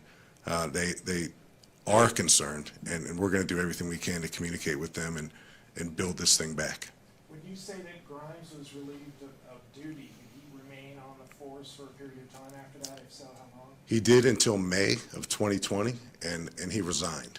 And all during that time, he had no duties? He was... Correct. He was relieved of duty December 13th, and I think it was May the 8th, early May, where he resigned from the Fairfax County Police Department. So he resigned during the midst of a criminal investigation and administrative review. What are the specific charges against him? I don't know if we have them to read, but I know it's specifically, I'll let the Commonwealth do it. I'll take that, yeah. I do have those charges. The indictment was a 3-count indictment. And the charge was custodial indecent liberties, and that is Virginia Code 18.2-370.1, subsection A. And it's 3 counts of that same crime. And you mentioned the possibility of 15 years. Is that 5 for each of those? That's correct, Neil. That each count carries its separate 5-year sentence. Chief Davis, you had mentioned that you're making some changes after this. You mentioned the ride-alongs. Curious about the process before all this to select the officers who would be leading this program, and if that's part of the changes that you've made after it. Absolutely. Well, the ride-along piece of the public safety cadet program and police cadet program stopped back in December of 2019. The parameters surrounding ride-alongs weren't strict enough. You know, and if and when, and it's an if right now, if and when we restore ride-along opportunities to public safety cadets and police cadets, we will build in safeguards. We will identify specific police officers that we know are the best ones to afford these kids, these young people, ride-along opportunities. So all of that will be reviewed. But as you talk to the 15 Fairfax County police officers who are here now, you know, wearing this uniform and this badge and doing it every day, they will tell you, and they've told us, that some of their greatest experiences when they were in the public safety cadet program were ride-alongs, because they get to see, touch, hear, feel. They get a taste for it. So it's a shame that Grimes did something that not only discredited the profession, but this badge, this uniform. And now we got to pick up the pieces and put it back together, because the public safety cadet program is a world-class program. It really, really is. And we're committed to seeing it through and making it better. Chief, was this conduct ever reported to the department before the FBI reached out to you? No. It was not. First we heard about it was December 13th, 2019 from the FBI. Last question, guys. Is there anything parents or young people can learn from this that he did that maybe are some warning signs that somebody's head isn't in the right place? Sure, and what we intend to do with the parents is to give them that type of visibility. What should you look for when your child's participating in any program, whether it's sports, music, after school, theater, the arts? As a parent of four, it's certainly helpful for me, even being in this profession, to know the right questions to ask and to know the things to look for, the changes in the behaviors of our children that sometimes we as parents think are, just teenagers being teenagers. But there are certainly warning signs out there. And if we can improve the public safety cadet program and the police cadet program to include those types of visibility recommendations to parents, that's something we're going to do as well. And we will take another quick 2-minute break right here on Live Now from Fox.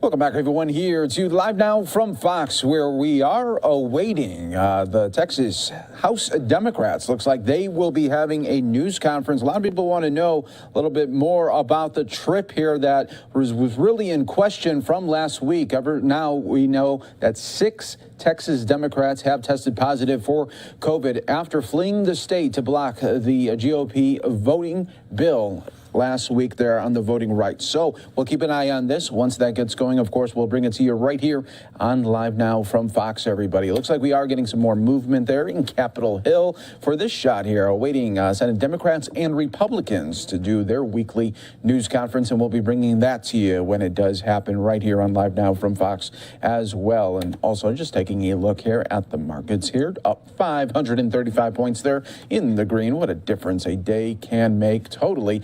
Yesterday we were down, it was getting close to 1,000 points there in the red, but finished off with a little over 700 points in the red, and looks like it's getting close to all of those losses back right here, almost up 550 points there in the green. So we'll keep an eye on all of those movements right here on Live Now from Fox. But while we do wait for those events to get going live, we will bring you out to Georgia here with some state officials trying to work on improving the roads as well as making sure that everyone stays safe out on the roads as well.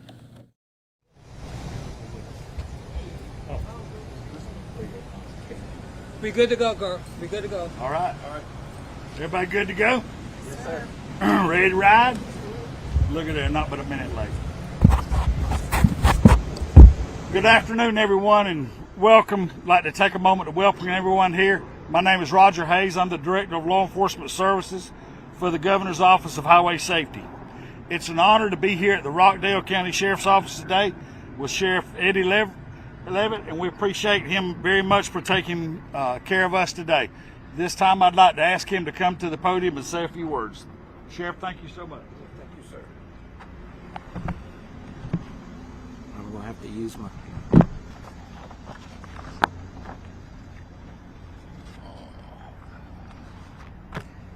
Well, good afternoon, everyone. Operation Southern Shield is the reason why we're gathered here today. The Governor's Office of Highway Safety, National Highway Safety Administration, Georgia State Patrol, and the HEAT units, which is promised of Rockdale Sheriff's deputies and other local law enforcement agencies, have joined 4 other states, to name a few, which are South Carolina, Florida, Tennessee, and Alabama, to reduce speeds that is oftentimes contributing factors to accidents, fatalities, and injuries through awareness and enforcement. Increasing traffic enforcement from various traffic violations such as speeding, distracted driving, drunk driving, and the hands-free law and all other traffic offenses this week will help decrease accidents, fatalities, and injuries on Georgia roads. Let's take another quick 2-minute break right here on Live Now from Fox. Our ultimate goal is to save lives. We stand together to ask Georgia drivers and those traveling through Georgia to drive safe and be aware of that Operation Southern Shield is in effect. I want to thank Roger Hayes, Director Hayes, that is, from the Governor's Director of Governor's Office of Highway Safety, Director Alan Poole, Ms. Carmen, and others from the Georgia Office of Highway Safety Patrol for their leadership, but more importantly, my deputies and the Georgia State Troopers and other law enforcement agencies who dedicate their lives to protect you and I daily. Again, we ask that all drivers stay alert, sober, and safe. Thank you so much, Director. Thank you, Sheriff. Appreciate it very much. It is now my honor to distinct pleasure to welcome our second speaker of the day, Ms. Carmen Hayes. She's the Regional Administrator for the National Highway Traffic Safety Administration and a huge supporter of law enforcement and traffic safety. Ms. Hayes, thank you for being with us today. Good afternoon. My name is Carmen Hayes from the National Highway Traffic Safety Administration. At the U.S. DOT and the National Highway Traffic Safety Administration, safety is our top priority. NHTSA's mission is to save lives. As the nation reopens, many of us are excited to get back to doing more of the things that we were previously not able to do, but it's important that we're safe behind the wheel because we saw a troubling increase in fatalities on our roads last year, even when there were fewer people out driving. NHTSA estimates that in 2020, 38,680 of our fellow Americans were killed in traffic crashes. This represents an estimated increase of about 7.2% as compared to 36,096 fatalities reported in 2019. These are more than numbers. These are people who have lost their lives on our roadways, people that will be missed by family and friends. And as a society, we should not accept any deaths on our roads. In fact, speeding-related crashes were up 11% in 2020 as compared to 2019. Speeding endangers everyone on the road. It endangers not only the life of the speeder, but all the people on the road around them, including the drivers, pedestrians, and bicyclists. How can you help? You can start by driving the speed limit. That's why Alabama, Georgia, Florida, South Carolina, and Tennessee are joining together for Operation Southern Shield. Operation Southern Shield is a week-long, multi-jurisdictional effort that focuses on reducing speed, thus reducing crashes, deaths, and injuries. Enforcement is a part of a safe system approach to transportation. In fact, it's part of the 5 E's, along with equity, engineering, education, and emergency medical services. We must ensure that everyone is working to make our transportation system safe for all its users. From manufacturers to community and advocacy organizations to public safety officials and transportation experts to law enforcement and first responders, everyone has a role to play. We know that our state and our local law enforcement partners are committed to preventing crashes and saving lives, and we know that fairness and equity are central to their efforts. Every day, law enforcement officers face many unique challenges, and departments across the country are actively working to enhance equity in their policing procedures, which often starts with community programs such as Operation Southern Shield. We at NHTSA support these efforts, but we are also examining internally how we can better ensure equity in our programs and messaging. Also, please remember that every state has a move over law. You are required to slow down and move over when you see a law enforcement or first responder with flashing lights on the side of the road. Thank you. Thank you, Ms. Hayes. Now it's my honor to introduce my boss, the Director of the Georgia Governor's Office of Highway Safety, Mr. Alan Poole. Thank you, Roger. Thank you, Ms. Hayes. Good afternoon. I'm Alan Poole. I'm the Director of the Governor's Office of Highway Safety. Today I'd like to thank our news outlets, our social media partners for all the help that you give us to get the message out. I also like to thank Ms. Carmen Hayes for her support, always there to help us with our campaigns. And a big help to our local law enforcement officers. Thank you, Sheriff, for that.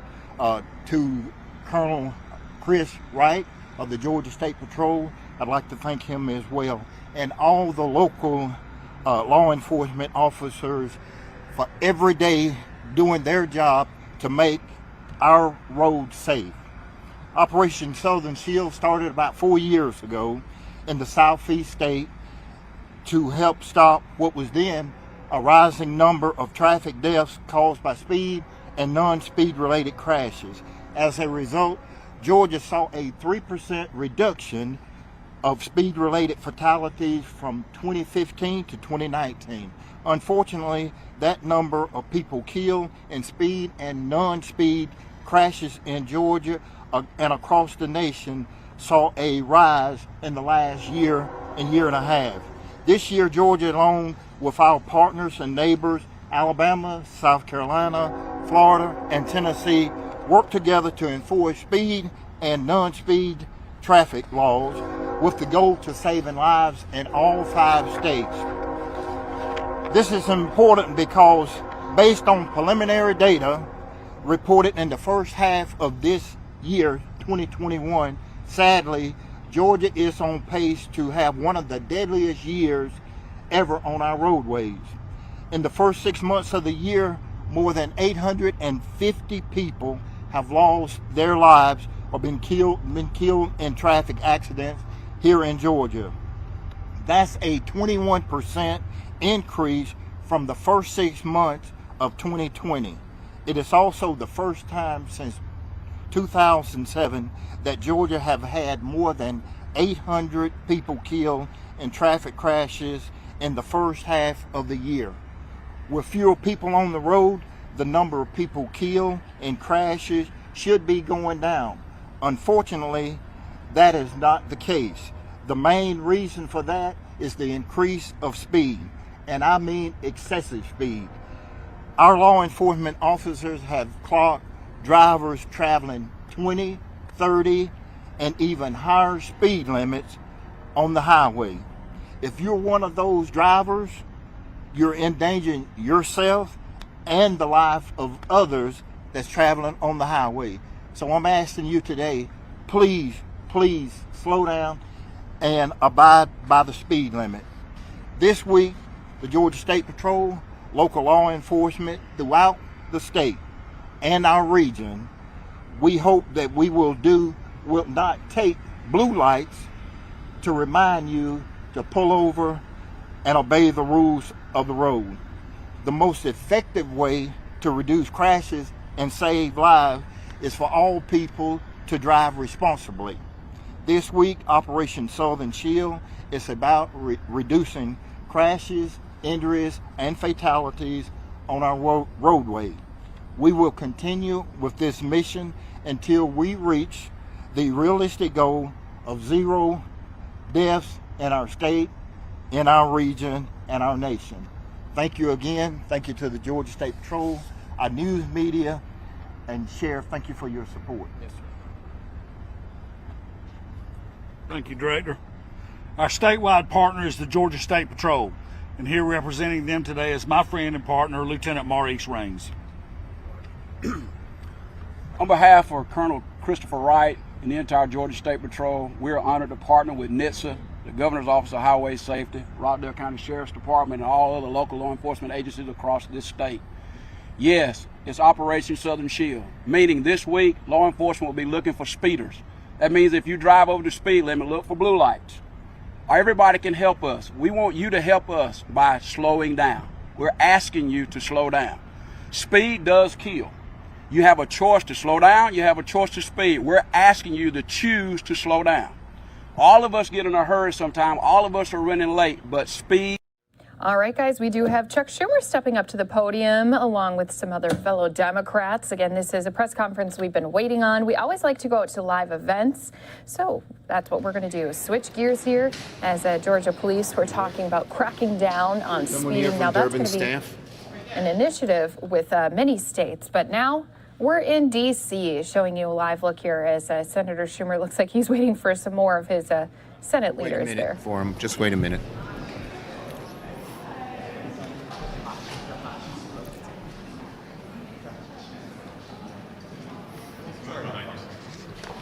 He's coming. Good.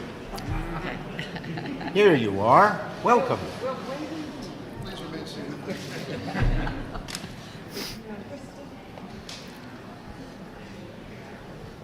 Okay, everybody, thanks for being here, and I'm proud to be joined by Senators Durbin, Murray, and Stabenow. Now, we just had another great caucus meeting. And first, today is the 6-month anniversary. Can we have it quiet, please? Today is the 6-month anniversary of the Senate Democratic majority. As busy as the last 6 months have been, and it's been a Senate of major accomplishment already, the Senate Democrats are keeping our foot on the gas pedal. Our caucus is eager to get to work to pass on a big, bold infrastructure package that will rocket fuel our economy and propel our country forward into the 21st century. That will help the middle class stay in the middle class. That will help people struggling to get into the middle class having an easier path to get there. And so for weeks, I have said we have a busy summer with a long to-do list. You've all heard me say that a while back, that July was going to be very busy. And I know both sides are working very hard to turn the bipartisan infrastructure framework into final legislation. We know that. But they've been working on this bipartisan framework for more than a month already. And it's time to begin the debate. So tomorrow, the Senate will take the first procedural vote on a shell bill, merely a vehicle. Some people, reporters came over to me, they don't understand it. This is how we work in the Senate. We put a shell bill, it's actually a House bill, because you need a bill from the House if you're dealing with fiscal consequences, on the floor. And you move to proceed and then you build on it. No one's voting on anything except to move forward on a bipartisan bill tomorrow. And this is not a deadline that determines every final detail of the bill, not close to it. It's not an attempt to jam anyone. It's just a vote on whether senators are ready to begin debating the issue.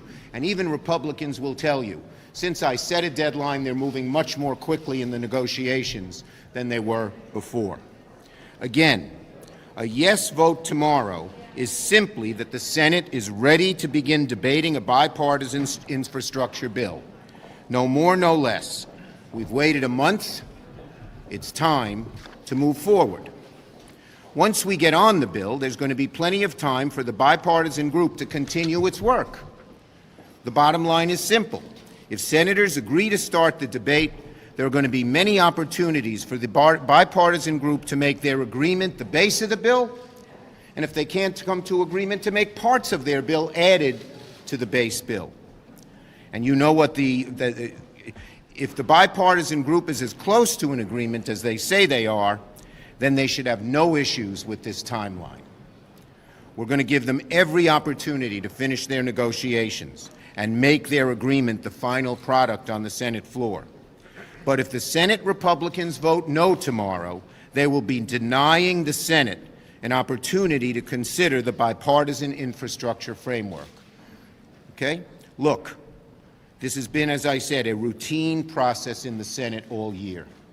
When you say you must have the whole bill done before you go forward, when negotiations have been going on for a month, and there have been things added and things subtracted, you'll never get it done.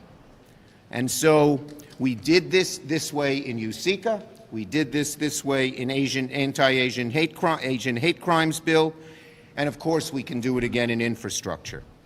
I think there's goodwill on both sides to finish the bipartisan infrastructure bill before the August recess. That's my goal.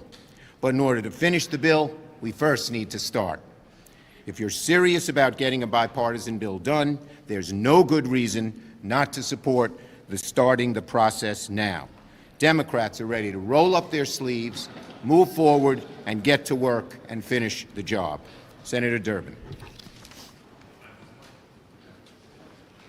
I'd like to speak to two issues, and one of them is timely. Last Friday in Texas, federal judge Hannon ruled that the DACA Act was not legal or constitutional. He withheld the implementation of that decision for some time, but this was something anticipated, expected, and frankly, troubling as can be. This was a lawsuit that did not happen by chance. It was started by the Republican Texas Attorney General, who gathered together attorneys general across the United States to join him. It was filed before the same federal court, the same federal judge that decided that DAPA was unconstitutional. It took him several months of consideration, but he came to the conclusion in his ruling last Friday, which now is on appeal. I'm happy that President Biden and Attorney General Garland have said they're going to appeal this decision as quickly as possible. The lives of 650,000 people in America are at stake as to whether they will be deported or allowed to live in the United States of America. It is just that basic. And hundreds of thousands of others who are eligible for DACA protection have been denied that chance by this ruling. I only say that because you know the intensity of feeling that many of us have about this issue and the belief that we have to resolve it this year. We cannot let these people be deported. They have contributed so much to America and will contribute so much more. This afternoon, there'll be a rare sighting on the floor of the United States Senate. I hope you're there to see it. We might see bipartisanship. Yes, it's alive, it's well. We think the Victims of Crime Act is coming up for reauthorization. We have a good array of Democrats and Republicans who are co-sponsoring it. It is a program that doesn't cost one single tax dollar, but provides for the victims of domestic violence and other terrible crimes some compensation to get their lives back together. I want to particularly call out Senator Tammy Baldwin, who really stepped up and came up with a formula for replenishing these funds at a time when it was critically important. Senator Murray. Thank you. Thank you, Senator Durbin. This morning, our HELP committee heard from leading health experts within the Biden and Harris administration to get an update on their work on COVID-19. We discussed the urgent need for Americans to continue to get vaccinated and protect themselves and their loved ones from the Delta variant. And we also talked about the need to learn the lessons from this pandemic, even as we continue to fight it today. Many of those lessons have to do with rebuilding our nation's public health system so that we are better prepared next time. But the pandemic also really made us take a good look in the mirror about a whole range of things that were not working. Families are facing the cost and stress of childcare, healthcare coverage, prescription drugs, higher education. 4 out of 5 private sector workers do not have paid family leave. And while millions of people lost their jobs, the top 1% gained about $10 trillion in wealth over the last year. Meanwhile, longstanding challenges like making sure we have a fair pathway to immigration and grappling with the climate crisis that is literally at our doorstep continue to demand urgent action. Senate Democrats are tackling these challenges head-on as we try to pass both a bipartisan infrastructure package that would help rebuild our transit, broadband, and electric grid for the realities of the 21st century economy, and a bill that prioritizes the human side of our economy, the workers, families, communities who rightly expect their country to have their back in challenging times like this, and who just as rightly believe we can come back stronger and fairer than before. We have got a lot of work ahead of us, but Democrats are united in wanting to deliver for the American people, and that is what we are determined to do. Senator Stabenow. Thank you. Thank you. Well, today is 6 months since President Joe Biden was inaugurated and Vice President Kamala Harris. And in those 6 months, we have been laser focused, as have they, in helping families across the country build a better life for themselves and for their children. And it's amazing when you think about the fact it's only been 6 months and how hard we've been working and how much we've been able to accomplish. Let me tell you what this means to a mom in Michigan with 2 children. First, 160 million Americans are fully vaccinated for COVID-19, including this mom.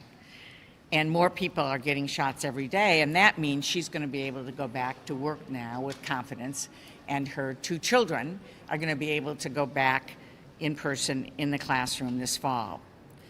She has more job opportunities. We have jobs being created at double the pace they were before January. Think about that. Twice as fast as before President Biden came into office. Over 3 million jobs. Over 3 million jobs so far. Now, for this mom, last week she received a welcome surprise in her bank account, a new tax cut called the Child Tax Credit. And the great news is that she will be able to receive it not once, but every month between now and the end of the year. And this extra $500 couldn't come at a more important time to help her pay some bills and to pay for new backpacks and shoes for the kids. This isn't a tax cut for people who need it the least. It's a tax cut for people who need it the most. And it's focused on American families. So we're just getting started. President Biden, Democrats in Congress are now working on plans to create millions of new jobs while tackling the climate crisis, extending the largest middle-class tax cut in our history as a country, while making the wealthy pay their fair share, and cutting costs for families that keep them up at night. American families have waited long enough to have their needs put first. And I'm proud to say their wait is over, and that we, President Biden, Democrats in Congress, have the backs of the American people. Thank you. You go first. Thank you, sir. I wanted to ask you, where do you stand on getting all of your members on the same page on the budget resolution? We're going to get all our members on the same page. As you saw, we had great unity in the Budget Committee, and we're going to have Democratic unity on a budget resolution with reconciliation instructions, and we're not going to go home until we do it. Yes? The Office of the Attending Physician said that the Delta variant has been detected on the Hill and that individuals should consider masking at your own discretion. Are you considering changing your position on masking, and what should those of us that work up here Look, be doing? I'm going to be working closely with the attending physician and follow his and their guidance. We're going to listen to science, plain and simple. Yes? Senator Schumer, what do you say to Senate Republicans who are saying that you're trying to build a bipartisan deal by holding a vote that's likely to fail tomorrow? Well, look, there's no reason it should fail. Ask them, what is the reason? They say they need the whole bill text. They haven't asked for that on bill after bill after bill. The plan that I have is very fair to the bipartisan process. First, move forward on the shell bill. That's just a motion to proceed, just to debate it. Then, if by tomorrow the bipartisan bill is ready, or even if the outline is ready, we'll go forward and put that bill on the floor. And if not, we'll put something together that just about every Republican voted for that deals with the infrastructure that is bipartisan. What could be wrong with that? We never, almost never wait on a complex bill like this for the full bill to be put on the floor to be debated. So we're moving forward, and we hope our Republican friends will decide they want to move forward as well. Yes?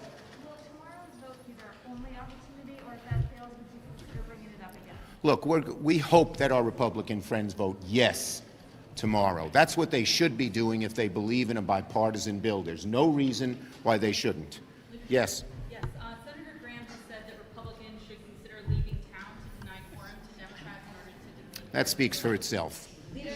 Yes, you're the last one. Will you move to the budget reconciliation process if this vote fails? Look, we want to get this, we want to get both the bipartisan bill done and the budget reconciliation process done, and we're hopeful that our Republican colleagues will realize that the best way to do that is voting yes on the motion to proceed on the shell bill, so we can finally, after a month of negotiations, begin debating a bipartisan infrastructure bill. Thanks, everybody. Thank you. Thank you. I just called on women, and I'm proud of that. He's getting better. Sorry, John. We're working on it.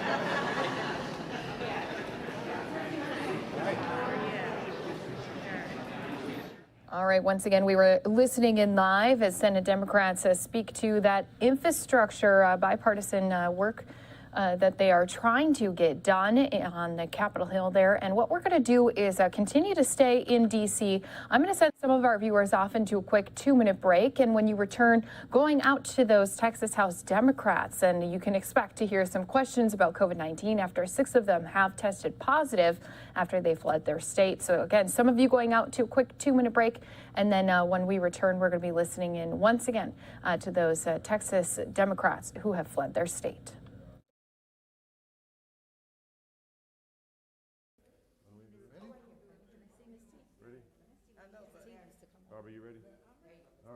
And going to switch gears one more time. I know it's a lot, but what we're going to do is head out to the Republicans who just stepped up to the podium. So watching that live here for you.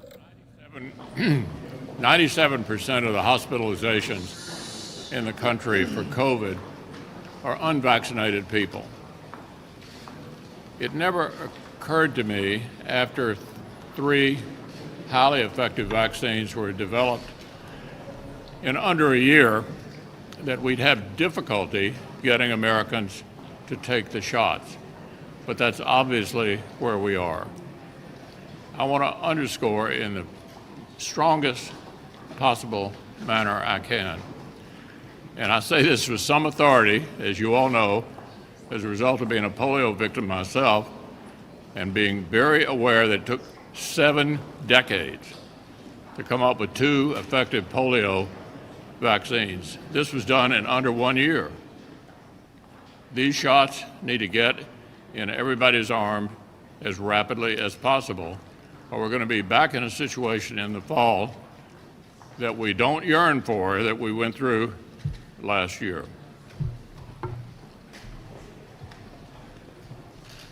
Well, today marks 6 months of the Biden presidency, and that's 6 months that the situation at the border continues to spiral out of control without solutions in sight.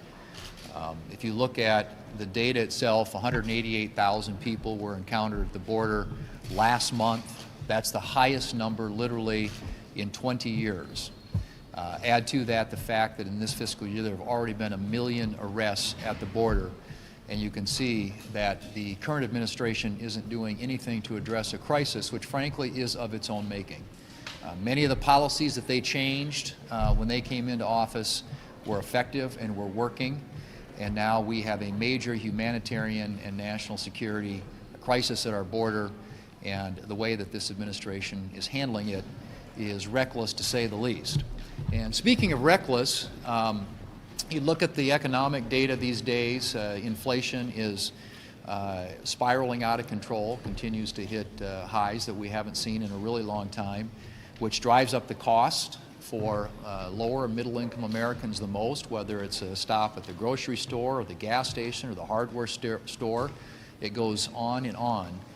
What we are seeing is an economic trend that is really concerning for many, many Americans, complicated by this administration's policies, which now include another proposed $5 trillion in spending, stimulus spending.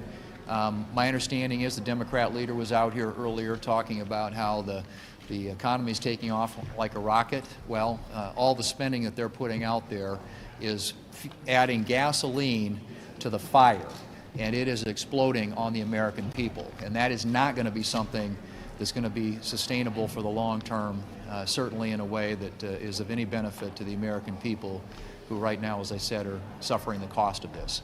I hope that the administration will come to the conclusion that their reckless tax and spending spree needs to come to an end for the benefit of the American people. The Democrats seem to be determined to bankrupt America. This spending spree, it's a reckless tax and spending spree. It really does seem to be Bernie's effort to socialism. It's his manifesto. It is the ultimate liberal wish list. It's taxes, it's regulations, it's spending, and to me this is radical, extreme, dangerous, and scary, because the American people will end up paying for it. Middle-class taxpayers will have to foot the bill. Families all across the country are already paying more than they were 6 months ago when Joe Biden came to office. $25 more to fill your tank, $25 more when you go to the grocery store for a weekly shopping. That's what inflation is about. That's how it impacts families. That's the gasoline on the flame of inflation. And to listen to Democrats say, well, only some rich people and some businesses will end up paying for this, the American people will not be deceived. They can see through this. They know they will be left holding the bill. And now you listen to Democrats in the House. They say that this $3.5 trillion bill, and they called it a down payment and a good start, because to them, nothing is too extreme, nothing is too expensive. Mark my words on this, there is not one single Republican in the House or in the Senate who will pay or vote for this reckless tax and spending bill. Not a one. To get this bill passed, Nancy Pelosi and Chuck Schumer are going to have to make every Democrat walk the plank. I've had a hard time figuring out what the Democratic leader is doing with this vote tomorrow. I think it's not going to turn out to be a hard vote for almost every Republican to decide we're not going to vote to proceed to a bill that doesn't exist yet. This is not a very high standard to set. We want to have a bill to go to before we vote to go to a bill. Now, I don't know if this is an effort to kill the bipartisan effort or to speed it up. If it's an effort to do anything but kill the bipartisan effort, the majority leader can easily accept a vote that doesn't go to the bill and be willing to bring it up at a quick future time. All he has to do is change his vote to the prevailing side and be willing to bring that up at a later time. What point's being made by not having a bill and voting to go to a bill that doesn't exist is something I'm still trying to figure out. 80% of Americans are concerned about inflation. 80%. And yet President Biden seems to poo-poo this away like it's no big deal. But what he doesn't understand, it is impacting everyday Americans' pocketbooks. Our essentials are going up in cost, whether it's milk, it's diapers, it's gas to fill up our tanks. It is impacting everyone. And yet the Democrats are proposing another tax and spend spree, another $3.4 trillion, folks, with a T, trillion. When did it become acceptable for us to start tossing around things like trillions of dollars? Okay, the American people are concerned, President Biden and Democrats. They are concerned, and yet their concern is falling on deaf ears. Again, every essential item that they need for their family is going up in cost right now, and we need to do something to address it. And that's by getting our economy up and going again. So again, $3.4 trillion for a fancy Democratic wish list. But it truly is taxing and spending in a spree that we have never seen in this country before. And who's going to pay for it? Our hardworking American taxpayers. It falls on their shoulders, folks. Make no bones about it. It is hardworking Americans that will be paying for their reckless spending.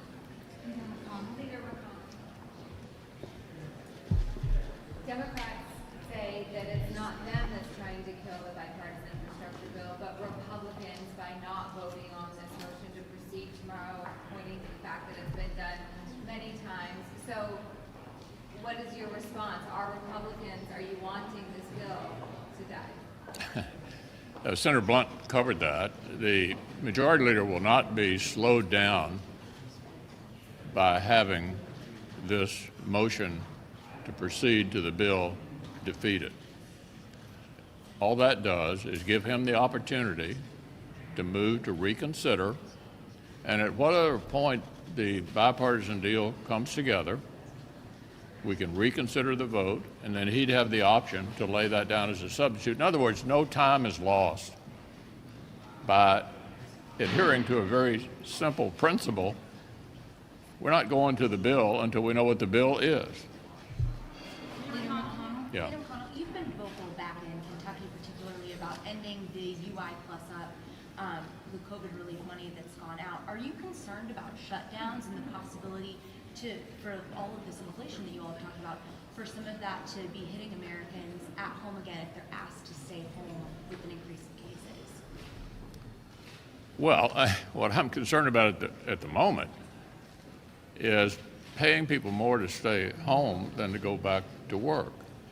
25 states have discontinued the federal $300 a week bonus. It's having a positive effect. I'll give you an example. I was on a Zoom call recently with some people in my state who also run businesses in Indiana. The Kentucky governor has said we want to keep the bonus.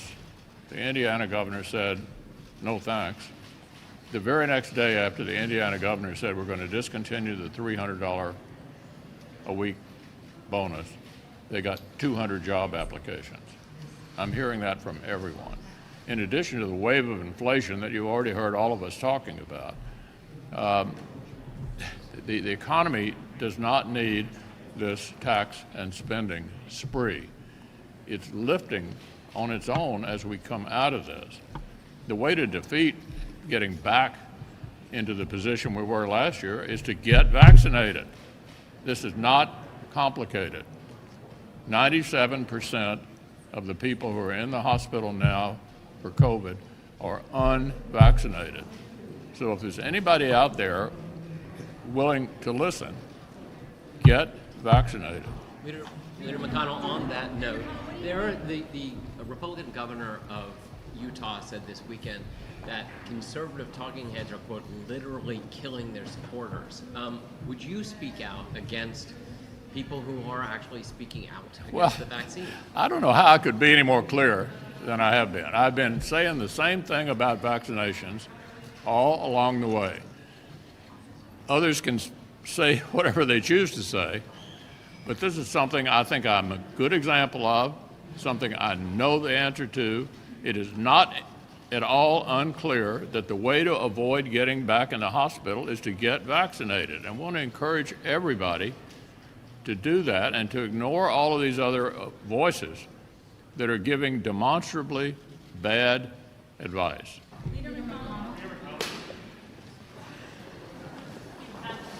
All right, Senate Republicans wrapping things up there, heard at the end with Senator McConnell really pushing those COVID-19 vaccines. We are going to go into a quick 2-minute commercial break, have more news coming your way. Going to head out to that House Democratic press conference that we were going to go to earlier, but then, of course, the Republican sides had stepped up to that podium, so we wanted to get that while it was live, run unfiltered. So this time, when you come back from commercial break, we will be in that press conference with those Texas Democrats who are still in D.C.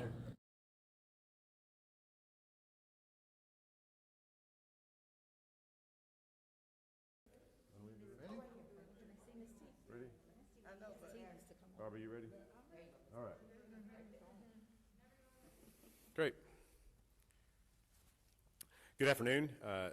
Thank you for coming. My name is Chris Turner, Chair of the Texas House Democratic Caucus, and we wanted to speak with members of the media today to update you on several things and also talk about the issues back in Texas that need to be addressed.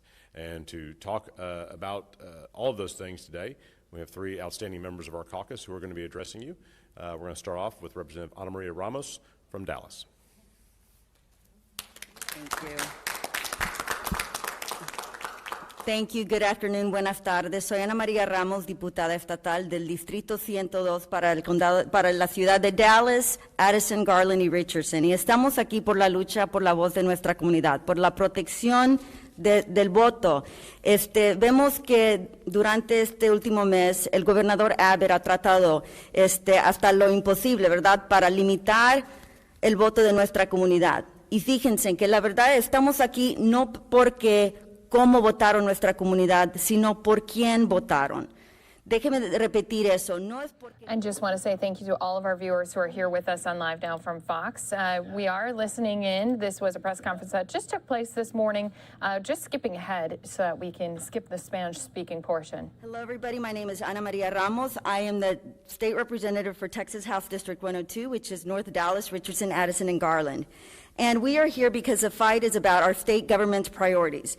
Remember, Governor Abbott did not call a special session when we had a pandemic where over 50,000 Texans died. It didn't matter to him. He called this special session because it's nothing more than a month-long campaign commercial for his reelection. If he really truly wanted to pass the 13th check for retired teachers, we're ready to do that. We've been ready to do that for 5 sessions now. They chose not to. He, the governor, and his Republican Party, the party of Donald Trump, chose to leave that on the table, chose to leave the 13th check on the table. If we want to have those conversations, if he's truly about helping retired teachers, if it's truly about helping the foster care system, they could have done that during the regular session. Once again, they chose not to. And remember who the leadership of our state is. This same party, Donald Trump's party, chose not to call us for a special session during a pandemic. Instead, they forced voters to go out during a pandemic and to vote. They limited voting options when we had individuals like Commissioner Lina Hidalgo protecting the people and ensuring that everybody were able to exercise their vote. They chose not to do that during a special session. But when it comes to bathroom bills and when it comes to policies such as limiting the vote, they want to call a special session. We're not going to stand for that. We're going to stand for the people, the voters of Texas, and once again, thank you for being here. And I pass it on to John Rosenthal, State Representative. Thank you.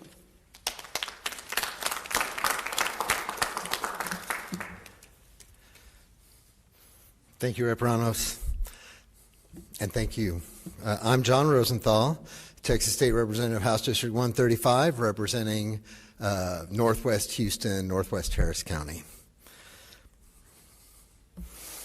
We here, and all of our colleagues, are anxious to get back to Austin and deliver for our constituents on the issues that are most important to them. Things like health care, response to the pandemic, fixing our electrical grid, the things that are really important to Texans today. It's them, the party in charge right now, are the ones who had underfunded our foster care system and neglected thousands of vulnerable Texas children for years, decades even. They took a victory lap when they claimed to, quote, do everything to fix our electrical grid. We know that that wasn't true. We know our electrical grid in Texas is vulnerable today, like we're worried about getting through this summer. And we cannot address legislation this summer to fix our electrical grid unless the governor puts it on the call, unless Governor Abbott specifies it for a special session. So far, he has said no. He has the sole authority under the Texas Constitution to decide what we may or may not even take up during a special session. Not 6 months ago, hundreds of Texans, we estimate over 700 Texans died because our state electrical grid failed in February. My house sustained damage. And just 6 weeks ago, millions of Texans worried about losing power in a June heat wave. Abbott alone could authorize us to fix the power grid, to really fix the power grid and not just do some window dressing in a big old bill. But he refuses. Instead, he took $1 million campaign check from a billionaire energy company CEO in June, when we should be working on the grid. Meanwhile, a bipartisan coalition of Texas lawmakers stands ready to expand Medicaid. The time has long been ripe to expand Medicaid for Texas. But hundreds of thousands of Texas families go without health care, and Texans die because Governor Abbott says no. I'm going to pass this now to Representative Barbara Gervin-Hawkins. Thank you, Representative Rosenthal. My name is Barbara Gervin-Hawkins. I represent District 120 out of San Antonio, Texas, the historical East Side and Northeast. This fight is not about one person or one entity. It's about our state's priorities. Our priorities are doing everything we can to kill this anti-voter bill in Texas and to help pass the new federal voter protection legislation here in Austin, here in Washington, D.C. This sacrifice has been challenging for many of us, but we're here for the people. We are committed to visiting every member of the U.S. House and the Senate. We're going to keep engaging the President and the Vice President and our friends in the Biden administration. And we're never going to quit lifting the voices of our constituents. Countless Texans who have fought so hard for the sacred right to vote. We cannot let them down. This is not a partisan issue. It's a one-person, one-vote issue. That's right. Today, we had an uplifting meeting with Majority Whip James Claiborne. He reminded me of the days of old when our forefathers and our foremothers died for us to have the opportunity to vote. So we must continue this fight. We all stand ready to help if our governor and our Republican colleagues in the legislature want to put politics aside, pass the 13th check for our teachers, expand Medicaid, fix the grid, save our children in foster care. Those are the real priorities of Texas. And guess what? Those are our priorities. So, Mr. Governor, I plead with you. Work with us. Get this done for the people of Texas. You were voted to represent all of Texans, not just a few. Thank you, and I'd like to pass it over to our Mr. Chair, Chris Turner.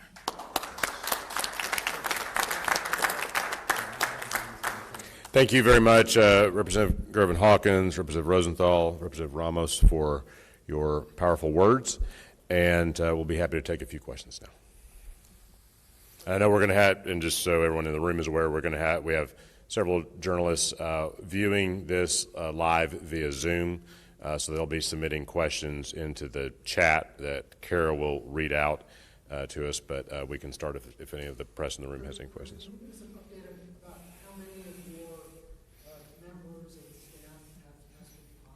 Six. And do you connect your group with the positive on Speaker Pelosi's staff at the White House? Todd, I saw that story, and I don't have any information on that. There was a story about something about a reception last week at a rooftop terrace, is what someone told me about. No member here was at that reception. So is it possible that there was a meeting with the speaker's staff on the Hill who was at the reception? That's certainly possible. We have no way of knowing that. I think what's important to realize is that the vaccines are incredibly effective, and it's important to note of the people who have tested positive in our group on the rapid test. All are experiencing either very mild symptoms or no symptoms at all. That's number one, because they are fully vaccinated and the vaccines work. And one of our colleagues said on TV last night that if he hadn't taken the test, he would assume that, as Representative Martinez-Fisher, he said something to the effect that he would have thought it was allergies or maybe a minor cold or something. So everyone should get vaccinated if they've not already. And so also, it is clear when we look at what's happening with Major League Baseball, the Olympians right now, we're seeing breakthrough cases in the vaccinated population in a wide array of professions and parts of the world.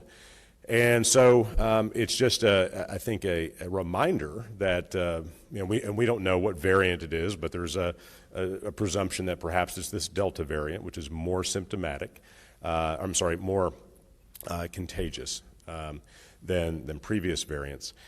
And so it's really, really important that we get people vaccinated ASAP, because if they get it, they either won't even know they have it, like people here didn't know they wouldn't have assumed they were sick, where we're not doing proactive testing, or they'll experience very minor symptoms if they're vaccinated. Just to clarify, there was that reporting about the reception on a hotel rooftop, whatever, but the staffer for Speaker Pelosi supposedly had shepherded.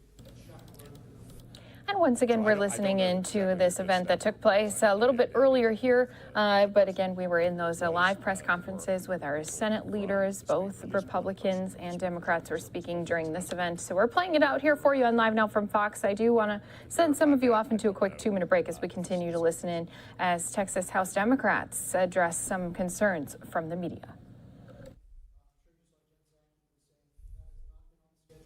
It's still not on the schedule.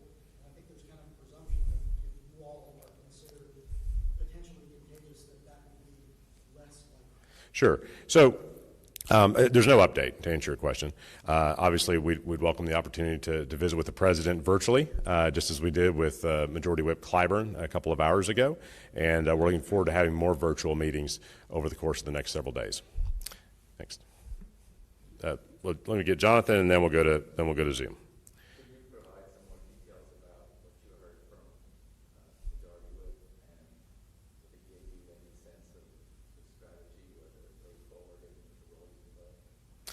Absolutely.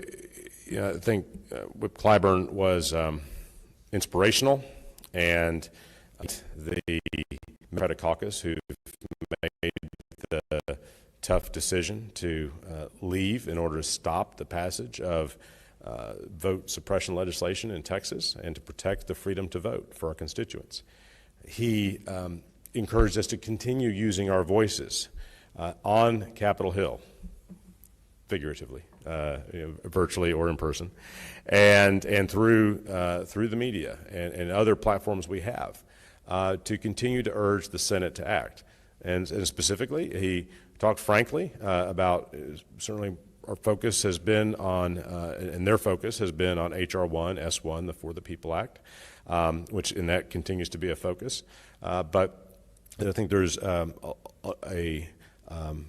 an interest and a real desire to really start moving forward on the pre-clearance provision to restore the Voting Rights Act, which was gutted in the Shelby County case in 2013. That's what we really need in Texas. We need all these reforms. We really need that one, because that's how we can block repressive voting laws in Texas. It's how we can block discriminatory redistricting plans in Texas, as Republicans have drawn intentionally discriminatory redistricting plans multiple times just over the last decade. So moving pre-clearance onto a fast track is something that appears to be in consideration in the Congress, and we're excited to hear that, and we're going to push for that in our continuing conversations.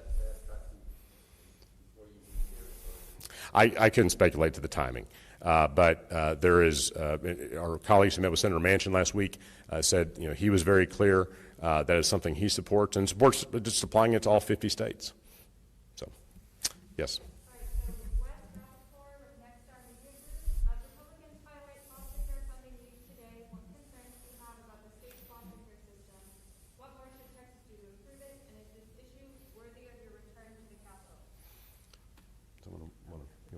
I'm going to let Representative Gervin Hawkins speak to foster care. Foster care is a critical issue. Our young people need the support. And the families that, the new move is to engage families more in foster care, but they need the resources to be able to take care of those additional family members. You've got grandmothers taking care of their grandchildren. You've got other folks, and so bringing those additional resources to those that are taking care of our foster care children, also being able to make sure that there's proper staffing to maintain any foster care facilities.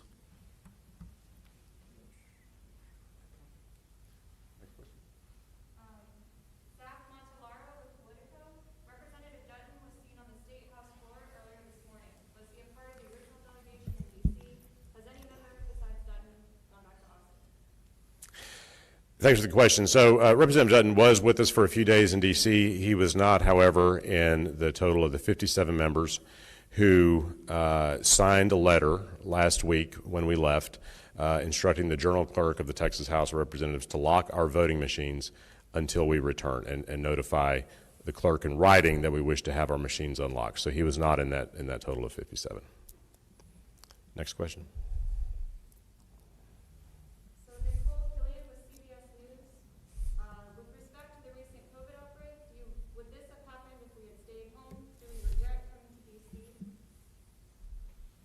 We don't regret coming to D.C. at all. It was very important to protect the freedom to vote that we leave Texas in order to prevent Republicans from passing their anti-voter legislation.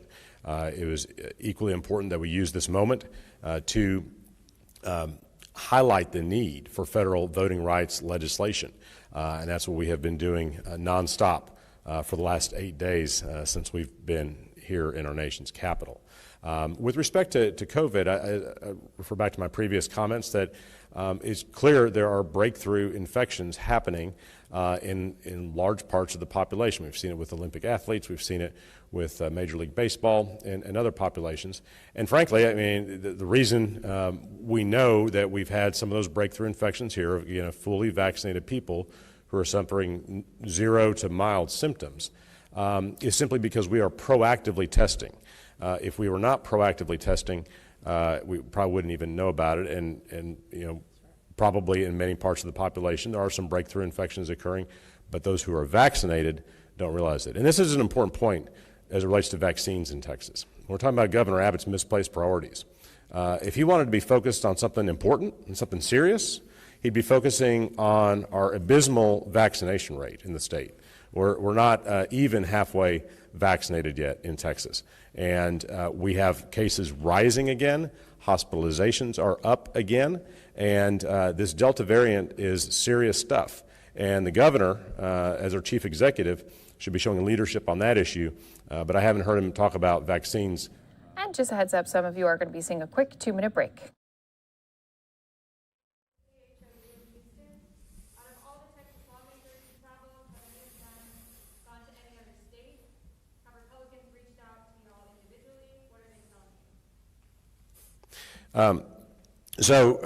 We have more than 50 Democrats outside the state of Texas, and we're going to continue to maintain more than 50 Democrats outside the state of Texas to prevent Republicans from passing a voter suppression bill.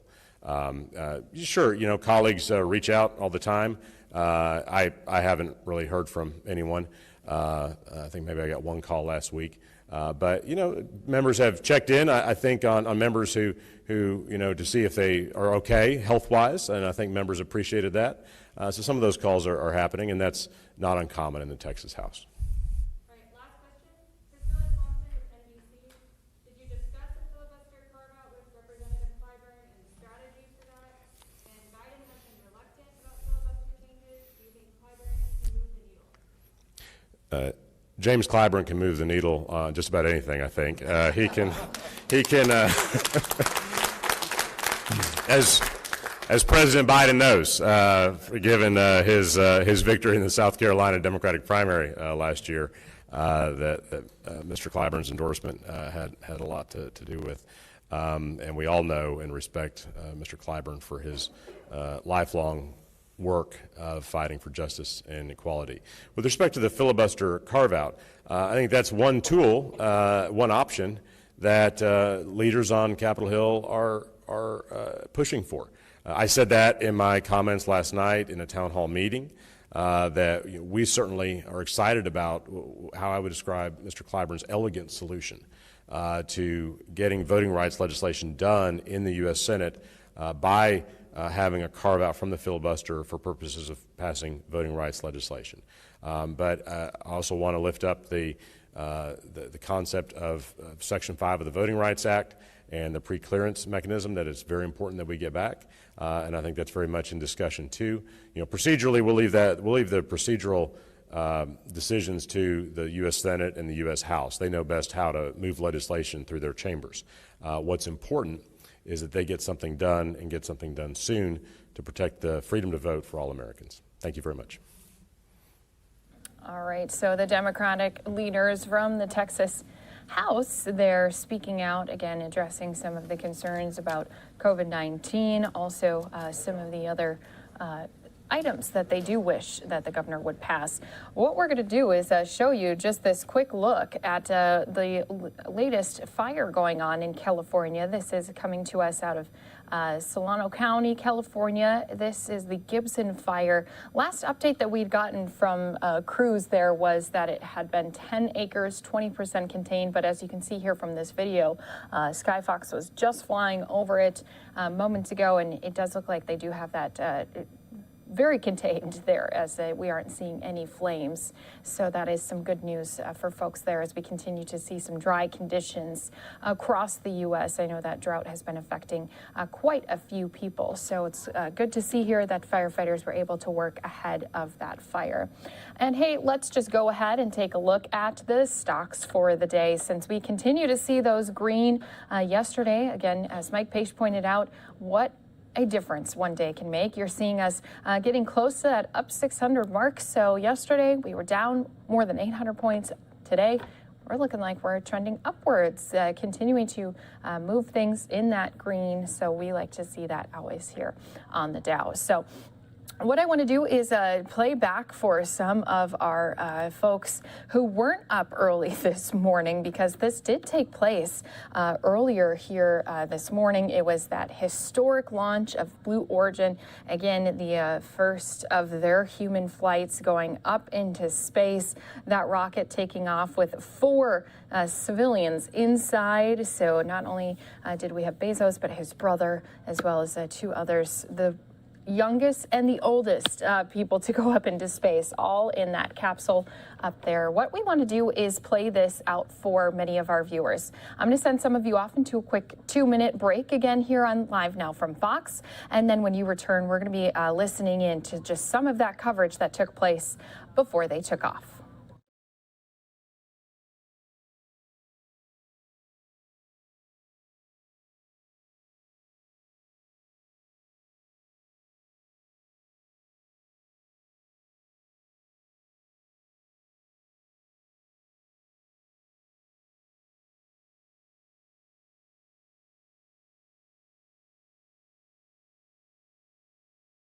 Engineers that are there just in case there's an anomaly that needs investigation.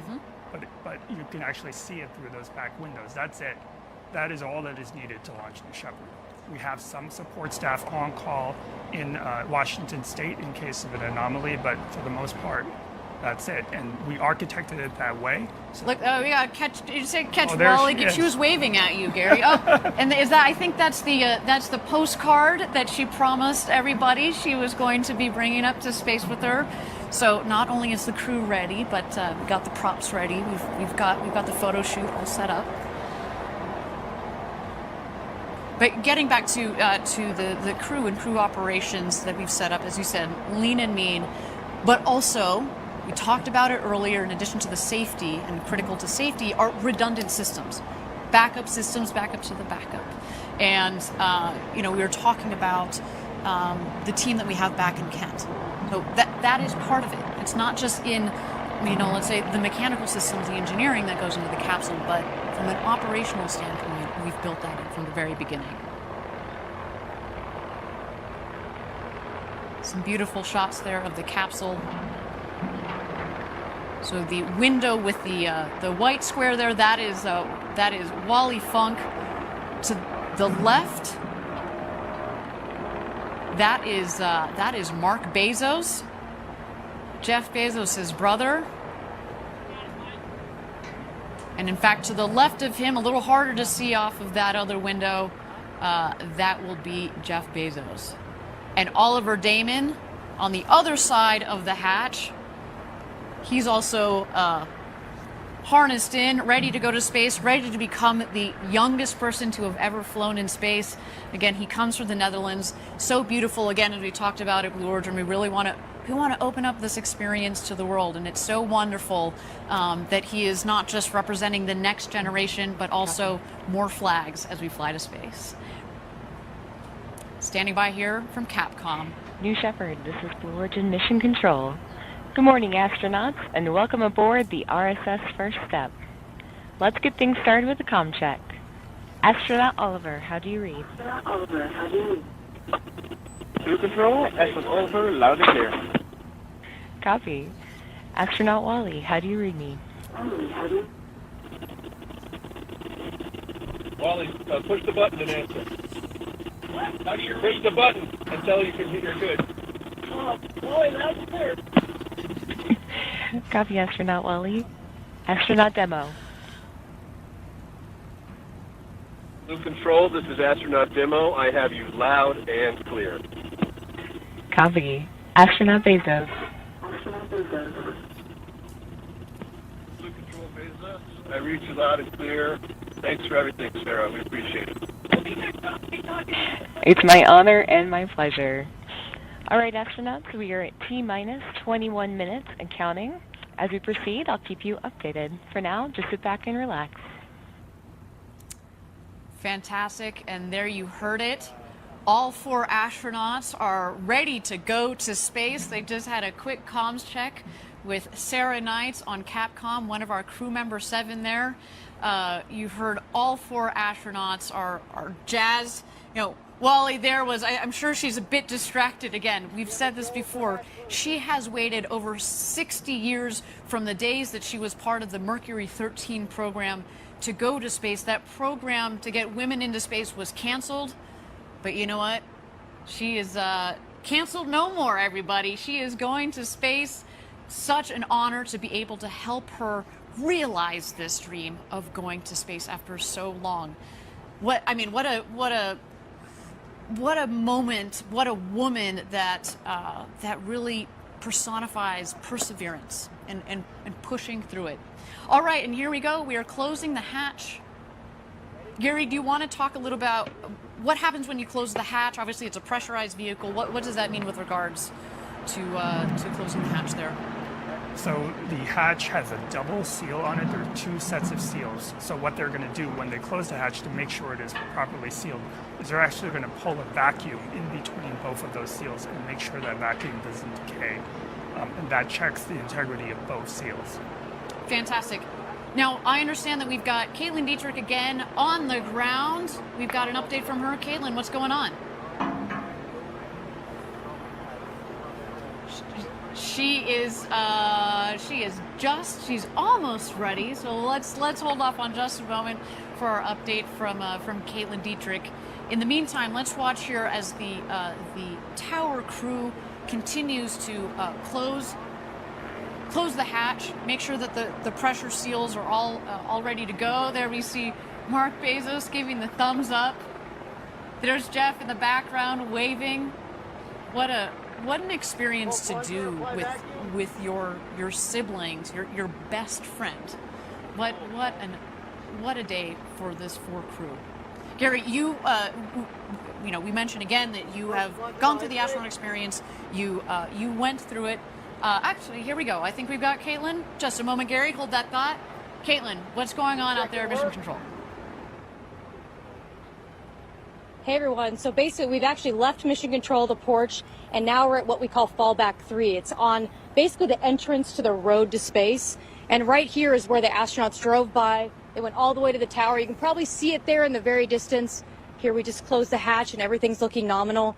And basically what's going to happen is once the capsule is under parachutes, we have a convoy here right behind us that's going to be racing out to get that hatch open and celebrate after their victorious flight to space. So that's what we're all preparing for here after their 11-minute flight. So we're pretty excited. Wonderful. Thank you so much, Caitlin, for that update. Gary, so you, as we were just closing out that question, so on the last one, you actually were in the capsule, right? You and Audrey Powers, who we talked to a little bit earlier in the show, were in the capsule when they closed the hatch. What does it feel like at this moment? It's actually quite tranquil. After the excitement and all the helicopters and ingressing and that adrenaline, you have a moment in the capsule now to reflect. When the hatch is closed, it's actually pretty quiet.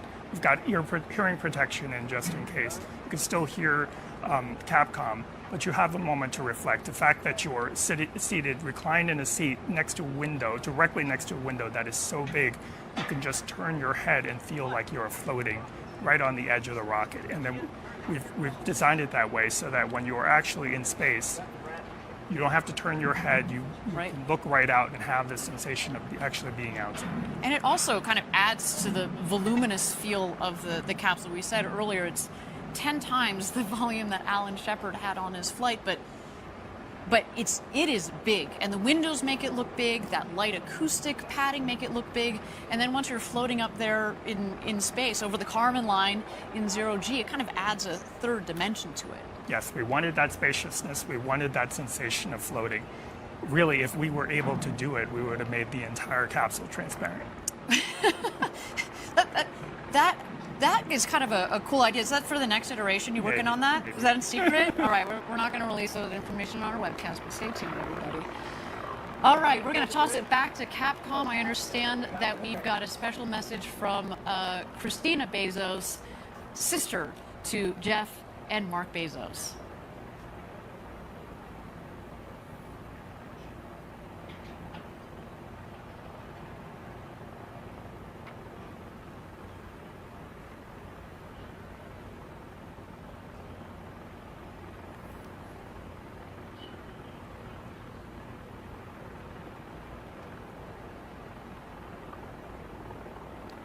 First up, Blue Control. On that note, Jeff and Mark, I have a special message from you from your sister Christina. Steve and I are so excited for this monumental launch. Jeff, this is something you've dreamed of your whole life, and your passion for space is infectious. Mark, you're the best champion when it comes to encouraging us in our adventures.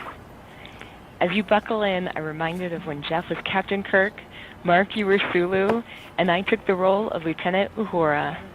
We would battle Klingons while firing torpedoes, all the while dodging in and out of traffic and praying that we make it to our destination safely.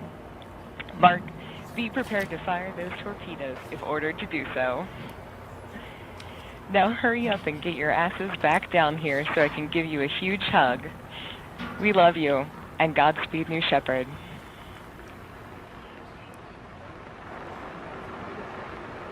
And there it is, beautiful message from Christina. There is our Kent headquarters going nuts as they should. A big day for our full Blue Origin team. It's early out there on the West Coast, but they wouldn't miss it for the world. Look at them. So amazing. Again, what a day for the entire Blue Origin team, for these crew members that are on board, for their families that are here, that have been supporting each one of these people's dreams to go to space. Just incredible. And, you know, we are sitting here at T-minus 15 minutes to go until launch. We are in a brief hold here, but why don't we meet Oliver Dayton, one of those astronauts, again, our first, very, very first paying customer, and soon to be the youngest person to travel to space at 18. Let's see Oliver. I think it's the ultimate dream for so many people to go to space. I guess my first memories of space were Thunderbirds. I was a big fan of that. Watched every single episode there was. That was like the big thing with like the rockets and everything. Oliver, is this your first look at the vehicle? Yeah. It's so cool to go with this group because Wally is like one of the best pilots ever and has such an amazing life story. Of course, Jeff is one of the best businessmen ever and a great visionary. And Mark is a firefighter and has such an amazing track record over his life.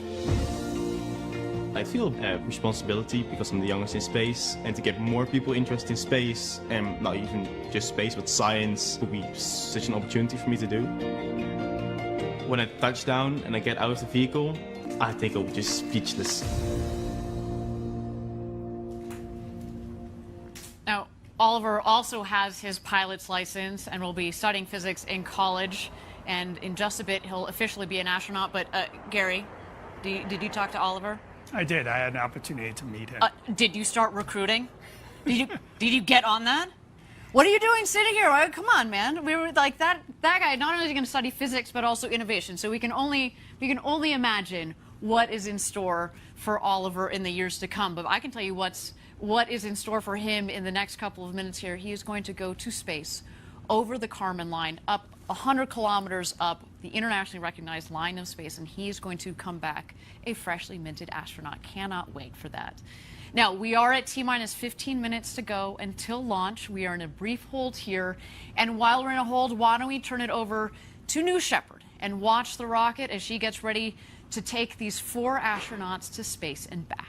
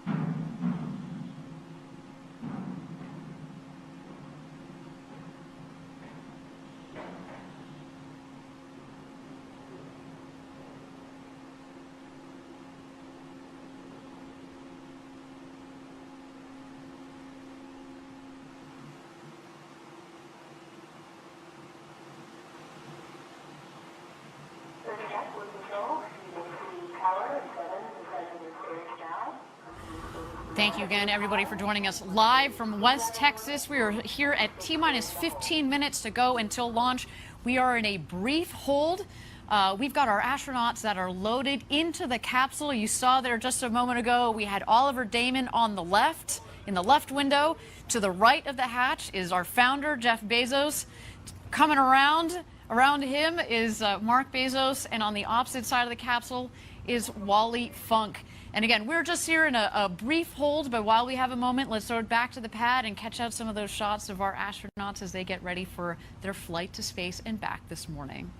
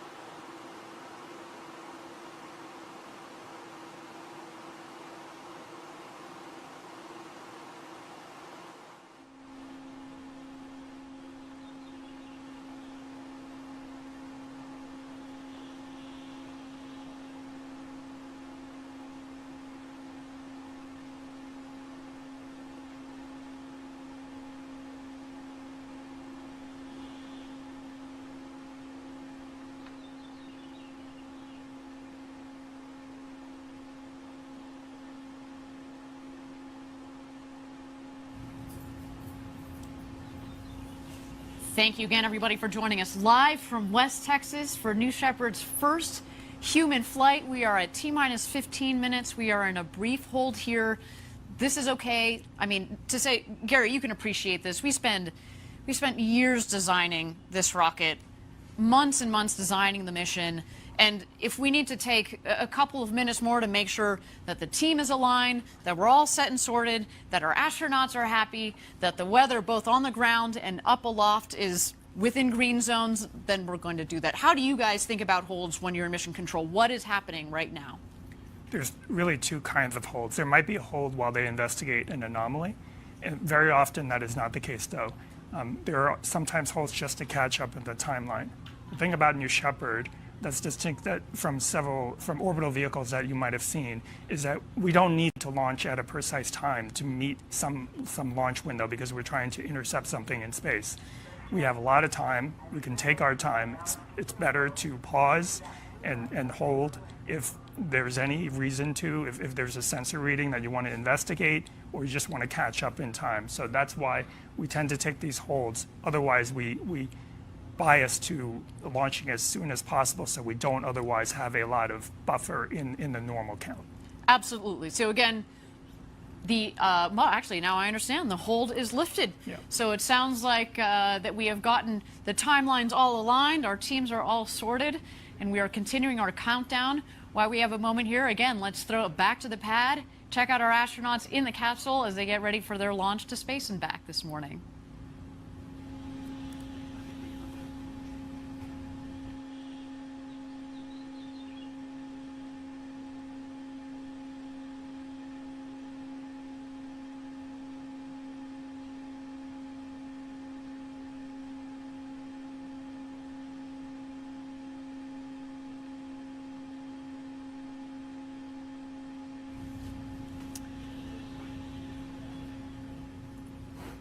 All right, everybody, we are at T-minus 14 minutes and 5 seconds to go until launch here. Got goosebumps going already. Again, the adrenaline is building and the energy is building up here as the clock ticks down. And while our astronauts and our teams are going through the final checks with our crew member 7 and the launch team, let's talk about seeing Earth from space and how it changes you. And we're very fortunate here at Blue Origin to have several NASA astronauts that are working with us. And they've logged hundreds of hours in space, and they offer a keen perspective on what our first human flight astronauts are just minutes away from experiencing. I find it's very interesting that people can look at a picture of Earth taken by an astronaut, but they don't get that change inside that actually being there in space gives you. It is one of those things that you kind of have to do. The perspective from space is a really fantastic one. You can see things that you never thought you'd see from Earth. It really can't help but change your life. It changes your perspective. Having that kind of an experience makes you feel smaller. You really do come back with a sense that the Earth is a closed environment. Everything we have here to eat, breathe, drink, it's all traveling together. And looking at the blackness of space and looking at the surface of the Earth and seeing that almost nothing separates those two. All of humankind is on this one small rock, protected by this thin, fragile little layer of air. It makes you realize that the planet is, in fact, a giant spaceship traveling through space that's home to 7 billion of us. And I think every astronaut who goes to space is changed by it in some way. They've actually documented a change in core values in almost all astronauts from before the flight to after the flight. And as millions and millions of people begin to get this experience, I think the knowledge on Earth and a different understanding about our planet will gradually occur.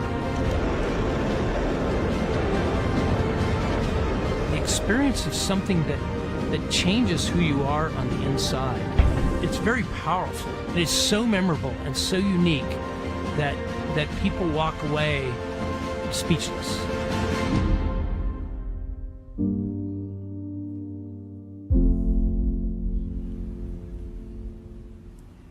incredible stuff. I hope one day I get to experience that, and I know obviously the 4 people that are on top of that rocket are about to do that. Gary, do you want to talk to us a little bit about today's flight profile, how they're getting up to space over the Kármán line and back home down here to West Texas? Absolutely. So T-0 is the time that we... Actually, Gary, if you don't mind standing by, I understand that we are ready for our go, no-go poll.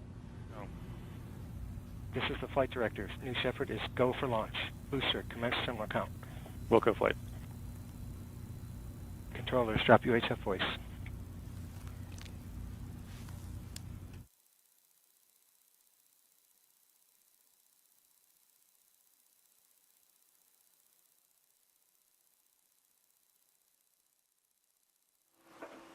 Enabling onboard power.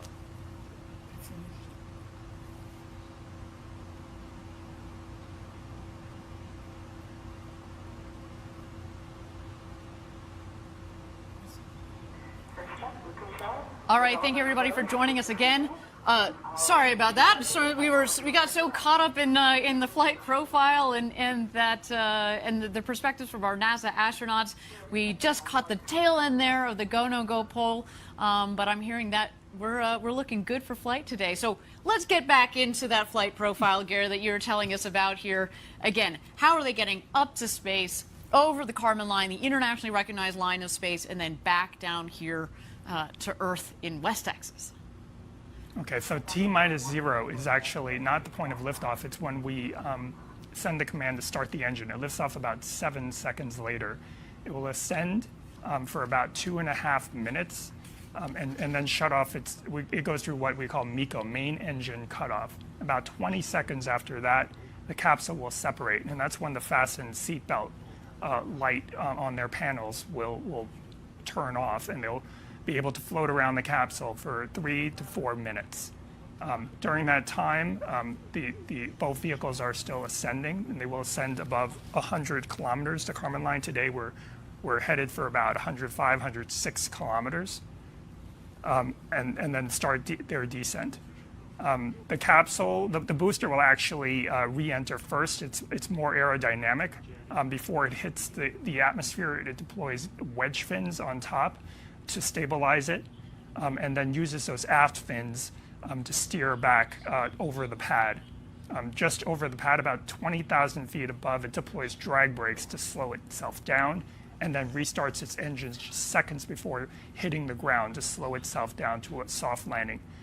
The landing legs will come out just seconds before landing. It might do 1 or 2 maneuvers to make sure that it's over that pad, and then it will touch down softly. Meanwhile, the capsule will continue its flight. The astronauts will strap back in before hitting the atmosphere, get back in their seats. There'll be thrusters that will stabilize the capsule just to prevent it from rocking too much, and then parachutes will deploy about 10,000 feet above the ground. First, drogues will fire, and those will extract the mains. And then finally, a landing will occur on a cushion of air, which will fire just about 6 feet off the ground. Fantastic, and you know, we've mentioned this before on previous webcasts that the dirt down here, it's like talcum powder. It goes everywhere, and so when we have that air cushion that fires, it really kicks up the dust. But again, they're coming in at just about 1 or 2 miles an hour. It's a really nice, soft landing. And again, Gary, we confirmed we are go for launch for first human flight on New Shepard.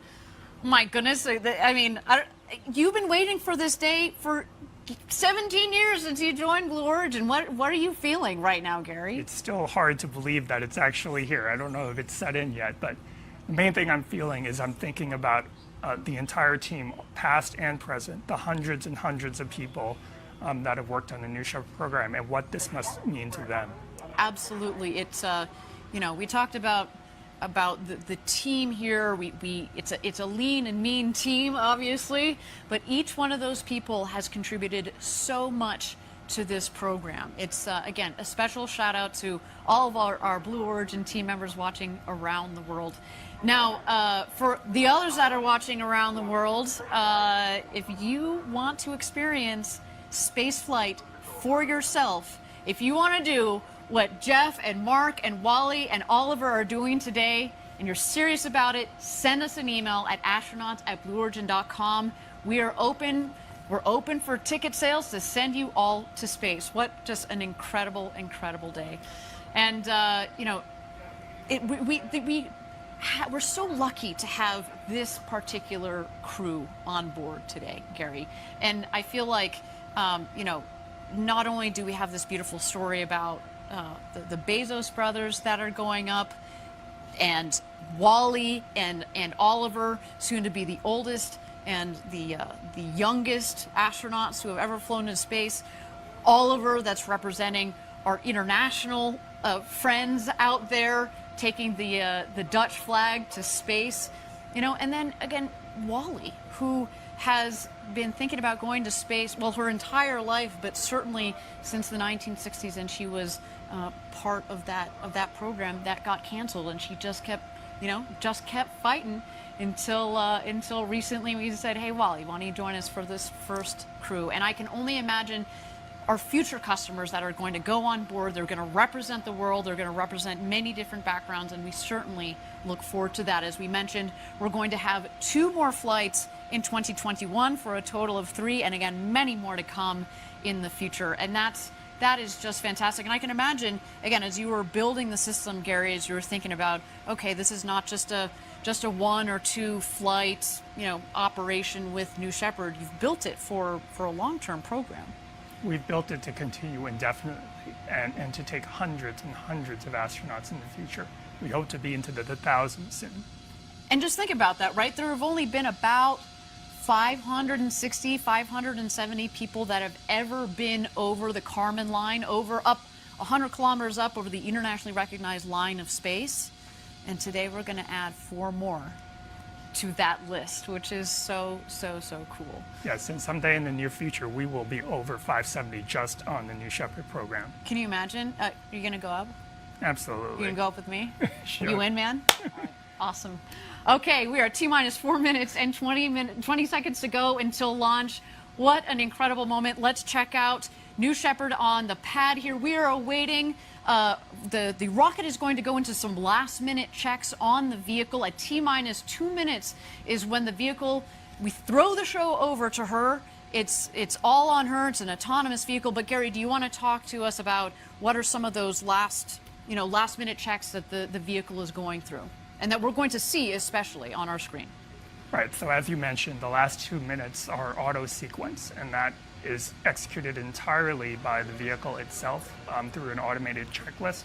You'll see a couple of things. There will be things that you don't see, such as sensor checks, pressure checks on the tanks, radio checks. All hundreds and hundreds of different checks will be stepped through in this checklist. But what you will see is the hydraulic system spooling up, which will wiggle the engine gimbal as well as the aft fins. They're not only wiggling those surfaces, but they're making sure that there's no stiction and they travel smoothly. Fantastic. And again, we are waiting to see that. You'll be able to see, as Gary said, you don't get to see all of those last-minute checks, but we certainly get to see the aft fins. As Gary mentioned, those are the fins at the base of the vehicle. There are 4 of those. Obviously, they help direct the rocket both up and down. And then the engine will gimbal. That is our BE-3 engine, the Blue Engine 3, 110,000 pounds of thrust. Liquid oxygen and liquid hydrogen are what are the propellants in the engine. It's not only a powerful and also throttleable engine. The throttle, I'll talk about the throttleability just here for a second. We throttle the engine back as it comes back to land. And that's what creates a nice soft landing, because as it comes in, of course, it's not filled with all the propellant that it had on the way back up. So if we throttle it back, kind of like an airplane, it comes in for a nice, soft landing. And, you know, what a trip to space and back. Again, this vehicle, we've had 15 successful flights on. Again, we're looking forward to this 16th one, of course, a very special one with people on board today. T-minus 2 minutes. There we go. It's just retracting. The bridge is retracting. There's Oliver on the left, Jeff Bezos on the right. We are about to go to space, everybody.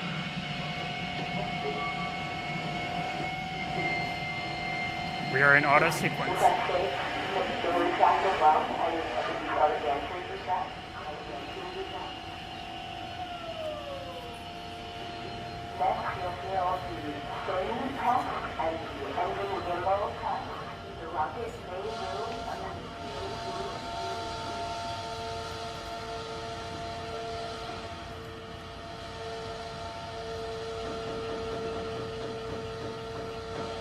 Ariane, when that engine gimbal check occurs and that engine swings, they should actually be able to feel it in the cabin because it'll sway the stack back and forth. There go the aft fin checks.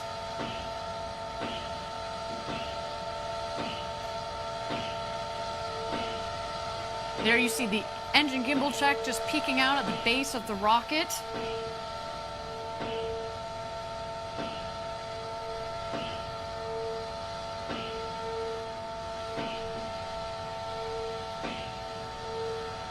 All right, here we go, everybody. Thousands of people contributed years to this historic moment. Ladies and gentlemen, it's time for Blue Origin's first human flight. Godspeed, first crew of New Shepard. Let's light this candle.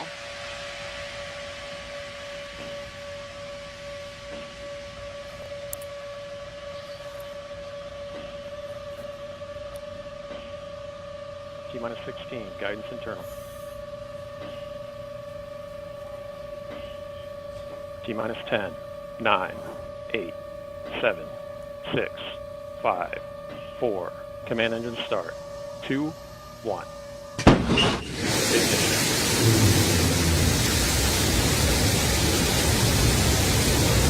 We have liftoff. Shepard cleared the tower.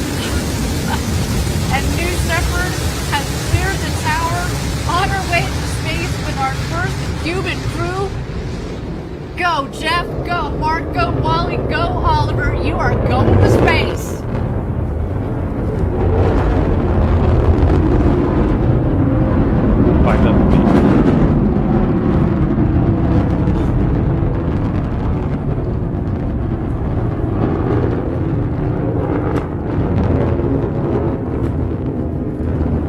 Oh my goodness, listen to the roar of the BE-3 engine. We are just about to pass through max Q, maximum dynamic pressure. That is when the stresses on the vehicle are at their maximum.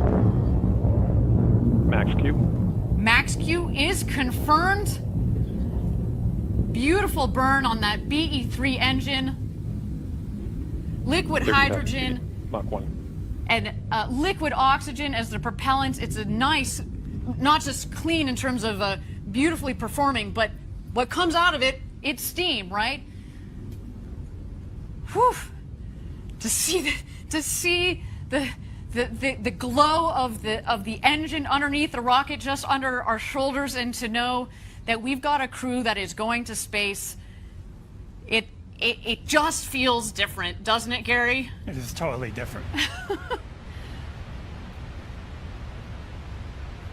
All right, you can follow along, of course, the speedometer in the bottom left, the altimeter in the middle of the screen there.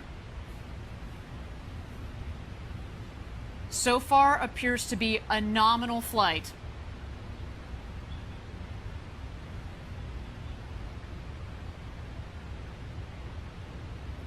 All right, coming up here on MECO, main engine cutoff. That will be followed shortly by separation.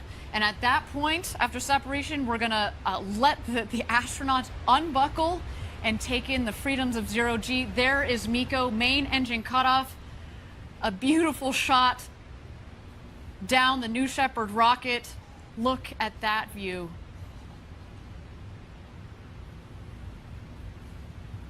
Unreal. Awaiting separation here.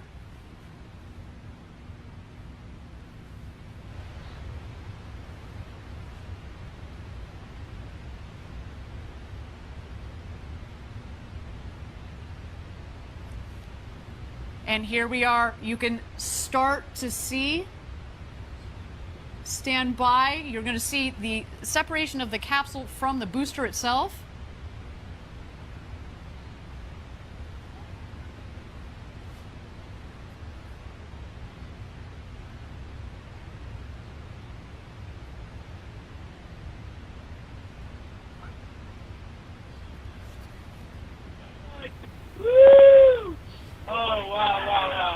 else can't do. Don't forget to look out the window. Oh, he did God. Oh, wow. Don't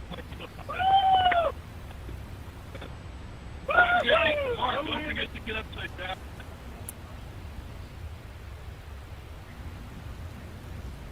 And there we go. Our astronauts have passed the Kármán line at about 328,000 feet, continuing their ascent. You see the two vehicles there. When the speed hits zero, you know that they've hit apogee, their maximum altitude, and you hear they're having quite an experience. All my instincts are fine. Okay, I'm gonna start back. Okay. I'm here to help you. Yep. Got it.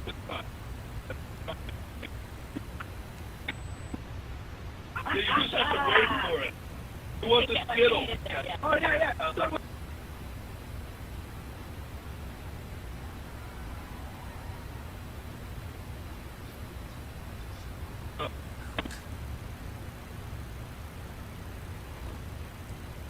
Yeah! Well done!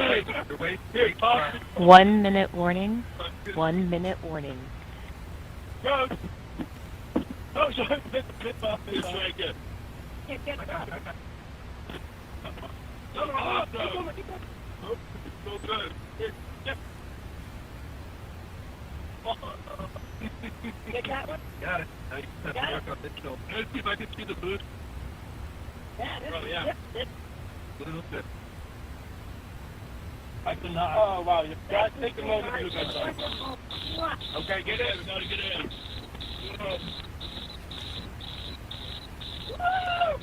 Look at the roll. Oh, fantastic. Look at this. It's dark up here. Oh, wow.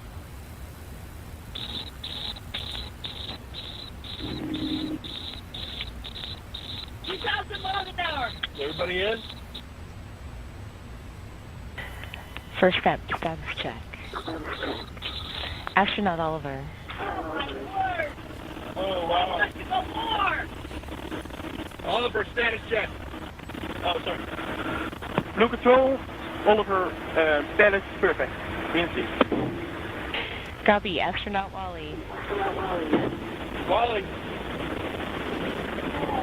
Blue Control, Wally is Nancy. Copy, Astronaut Demo. Astronaut demo, we're 5 feet. Copy, Astronaut Bezos.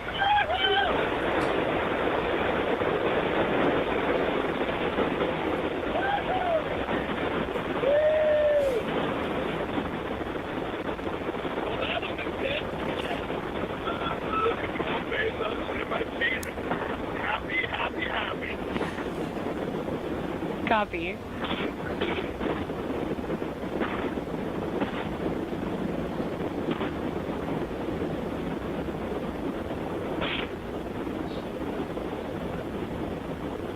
Thank you again, everybody, for joining us live for our first UN flight on New Shepard. So far, a nominal flight. Our booster is about to return to its landing pad. There we see engine relight. The sonic boom.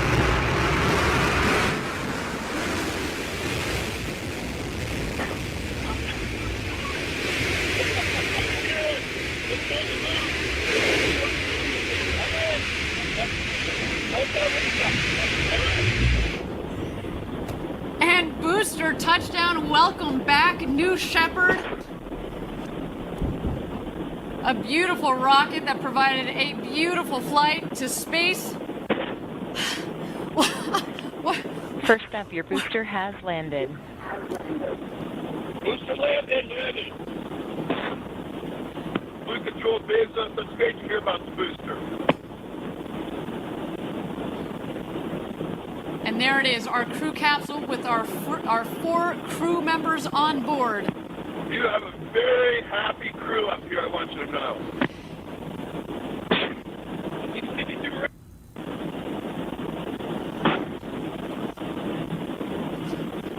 Oh yeah, I see blue. I see the big barn. Stand by drogues. Stand by drogues. Stand by main. Stand by main.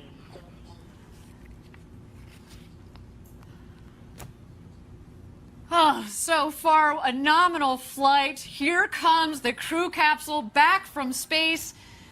The drogues deployed. Here are the mains out, reefing and coming to full inflation.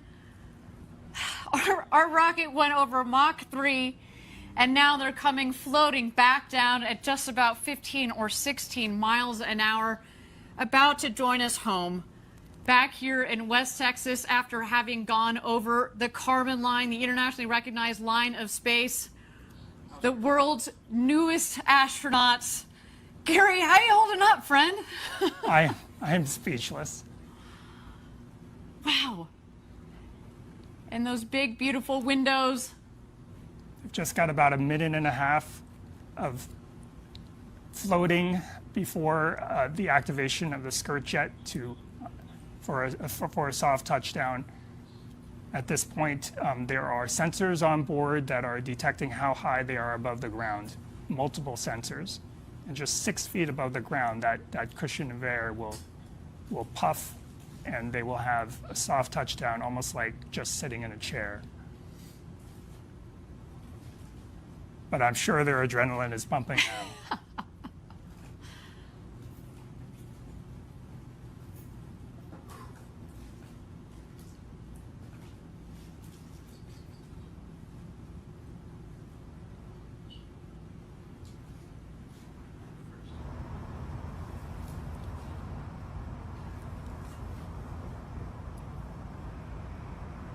And touchdown.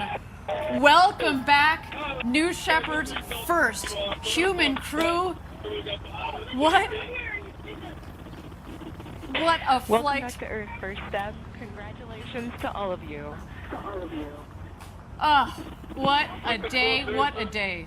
Very happy group of people on this capsule, and we're so grateful to everybody who made this possible. Thank you. Blue Control, Oliver, thank you so much for everyone there. It was amazing. It was amazing. Copy, first step. You have a very happy Capcom here as well. Let's do a status check. Astronaut Oliver. Blue Control, Astronaut Oliver, status correct. Copy. Astronaut.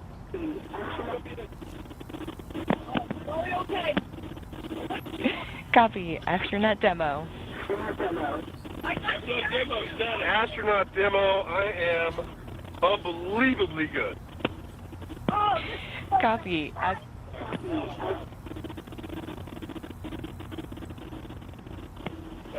Blue Control, Bezos, best day ever. Copy, everyone. Go ahead and remain in your seats. Crew member 7 is on their way. Shortly, you will hear the capsule off-gassing.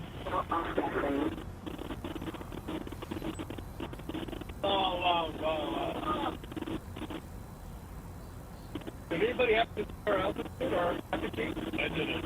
We asked. No, they thought they did. We'll find out. It's okay. I had my main mission was accomplished. I didn't kick anyone. That was only about 5 minutes. Yep.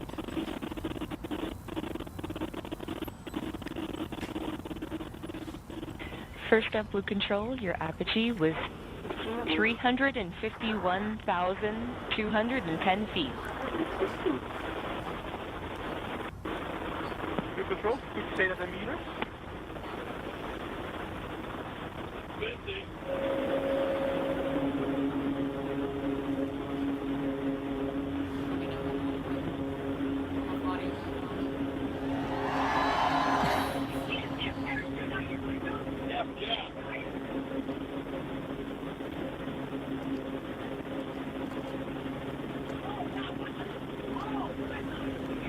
That was incredible. That was unbelievable. Wally, that was incredible. I was thinking for sure to get it wasn't. No, I was the helicopters. I was surprised at how easy zero-G was. Yeah, it felt very, like, remarkably natural. It did. It's like swimming. Yeah.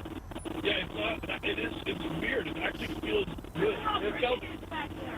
There it comes. Well, what a day. You can see our the world's newest minted astronauts. They're on board discussing their incredible flight of a lifetime up to space and back. Wow. Our team is now preparing landing safety operations. The recovery crew has already, minutes ago, has left the barn there to go open the hatch. You can see them there. They're arriving at the capsule in the Rivians. You can actually also see that the parachutes fell very close to the capsule. It means that there's not much wind out there. It was a beautiful, beautiful day. Not too shabby, Gary. What do you think? No, it was picture perfect. And it sounds like it landed pretty much exactly where we predicted. That's how they can get to it so quickly. They start moving even before it landed based on the prediction of landing. We used weather balloons that we launched throughout the morning, and that gives us a very good idea of where it will land, which is within 1,000 feet. What you're seeing that they're doing right now is Kevin Sprague, crew member 7, is just making sure everybody is okay and gives them a thumbs up. They're also grounding the vehicle. When you go into space, you could accumulate pretty significant electric charge. That's actually why we prefer that the astronauts not get out themselves, so that we can ground the vehicle of static charge, which can be quite strong. Excellent, and I think there that Kevin Sprague, our crew member 7, has given the thumbs up for all of our astronauts that are on board there. Again, Jeff Bezos, Mark Bezos, Wally Funk, and Oliver Damon. What an incredible day. You heard them on the audio. Best day ever. I mean, I feel like this is our best day ever, and we didn't even get to go up to space.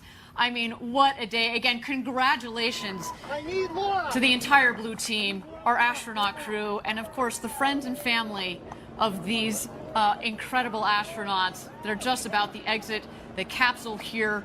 Let's wait for that moment. There you see Jeff in the window. Oh, there you are. Felix is up here. All right, guys, what we'll do later.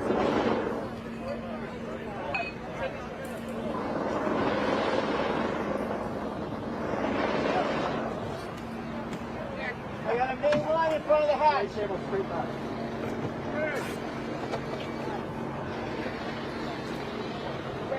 There's the main parachute line in front of the hatch. Jeff!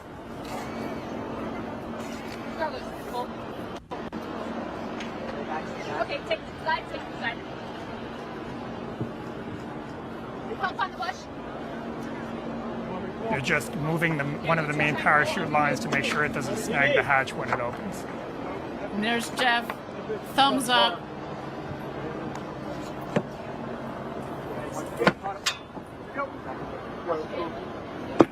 CC safe, Jimmy.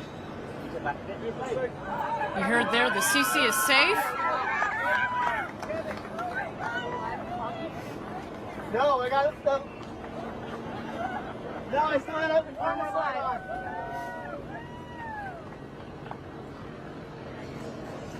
Confirm. Okay, go. You can go live. Go to the camera. Jimmy! Jimmy! Gary, the architect of New Shepard, congratulations to you, man. Congratulations. Give me a to hug. you. This is just, ugh. What a day.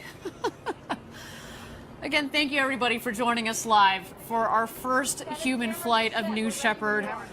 Our 4 astronauts went to space and back, topping over 350,000 feet, well over 100 kilometers. They've come back down safely. We're just waiting here for egress. Our crew is going to get out of the capsule and meet their families back here on the ground. Of course, their families that have provided so much support since they were little kids and dreamt of this to this day and this moment. Where's Christina and Mar? Let me know when everybody's there. Mar and Mary. Get in here, Mar. All right, Caitlin, you ready? Family, are we ready?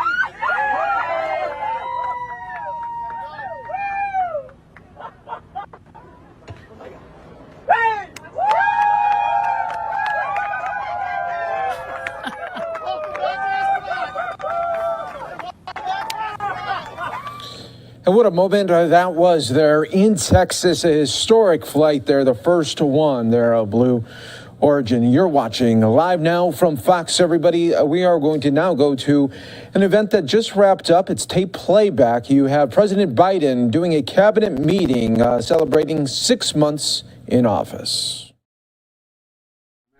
And these last 6 months, about 90% down due to our vaccination program. And I want to thank you all for the great job you did in getting that done. But we have to stay vigilant, especially with the Delta variant that's out there. While COVID-19 cases are rising, virtually all of the COVID deaths and hospitalizations are from unvaccinated people. Let me say it again, virtually all are from unvaccinated people. And that means the safest thing to do is to get vaccinated. Get vaccinated. And that's why we're focusing on our next phase on getting the unvaccinated vaccinated. I know it seems like a constant uphill climb, but it's gradually, we're making progress, but we got a way to go yet. Secondly, the economy. Yesterday that I spoke of the historic economic progress we've made, which starts with the American Rescue Plan. Shots in arms that saved a lot of lives, checks and tax cuts to give them just a little extra breathing room, ordinary Americans, and lower health care costs, just when so many Americans needed that help. And it's helped create 3 million jobs, more than any administration has done in the first 6 months of being in office. Again, thanks to all of you. And with our bipartisan infrastructure framework and our Build Back Better plan, I think we can turn this great movement into economic boom for some time to come. And I really mean that. I think we're on a cusp of not only getting us out of the hole, but setting us on a path that's going to generate significant continued economic growth. And the American people are overwhelmingly supportive of our plans. That's the part that a lot of our friends on the other team kind of miss. The polling data shows that they strongly support our efforts for infrastructure. I think they're a little tired of infrastructure week for 4 years in a row. I think we're on the verge of maybe being able to get something really done. Rebuilding roads and bridges, replacing lead water pipes, delivering high-speed internet to every American, rural and inner city, and taking on the climate crisis with American jobs. And they want us to build back better. They don't know the name necessarily, but they know that they support universal pre-K and 2 years of community college, paid leave, and child care, which is essentially a significant tax cut for working class families, and allowing Medicare to negotiate lower drug costs, which will significantly reduce drug prices across the board for people. And they support asking the wealthiest 1% of Americans and corporate America not to pay more than it should, just begin to pay their fair share. Just step up a little bit.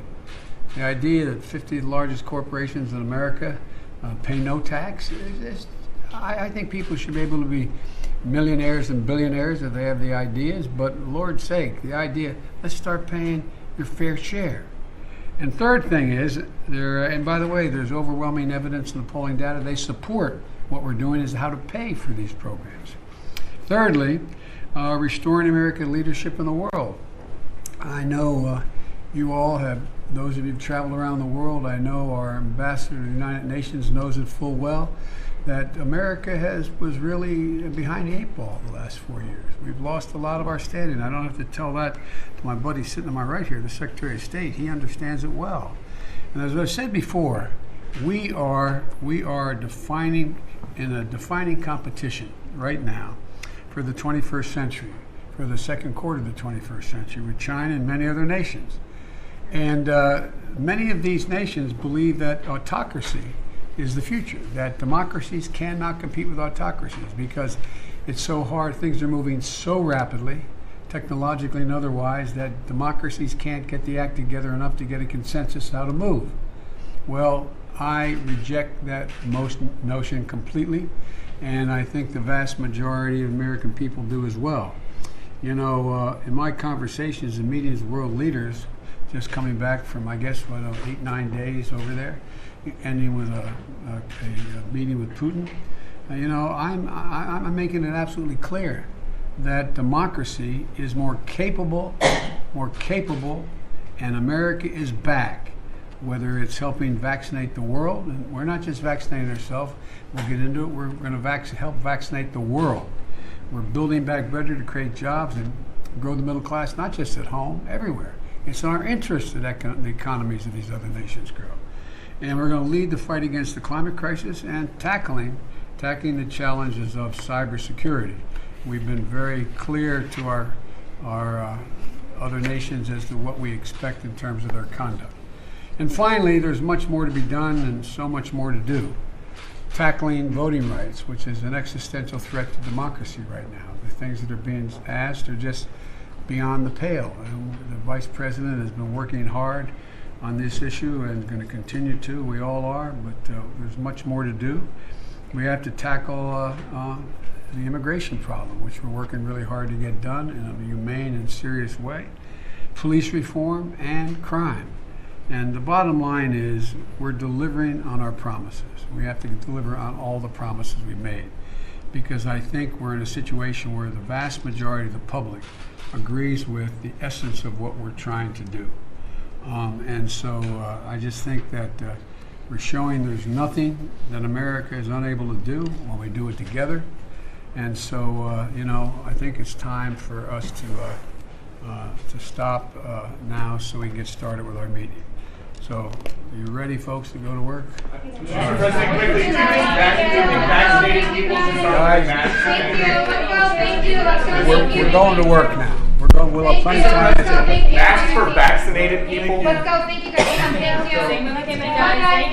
Thank you. I heard her out there. Let's go, guys. Thank you. Let's go. Thank you. Let's go. Come on, let's go. Thank you.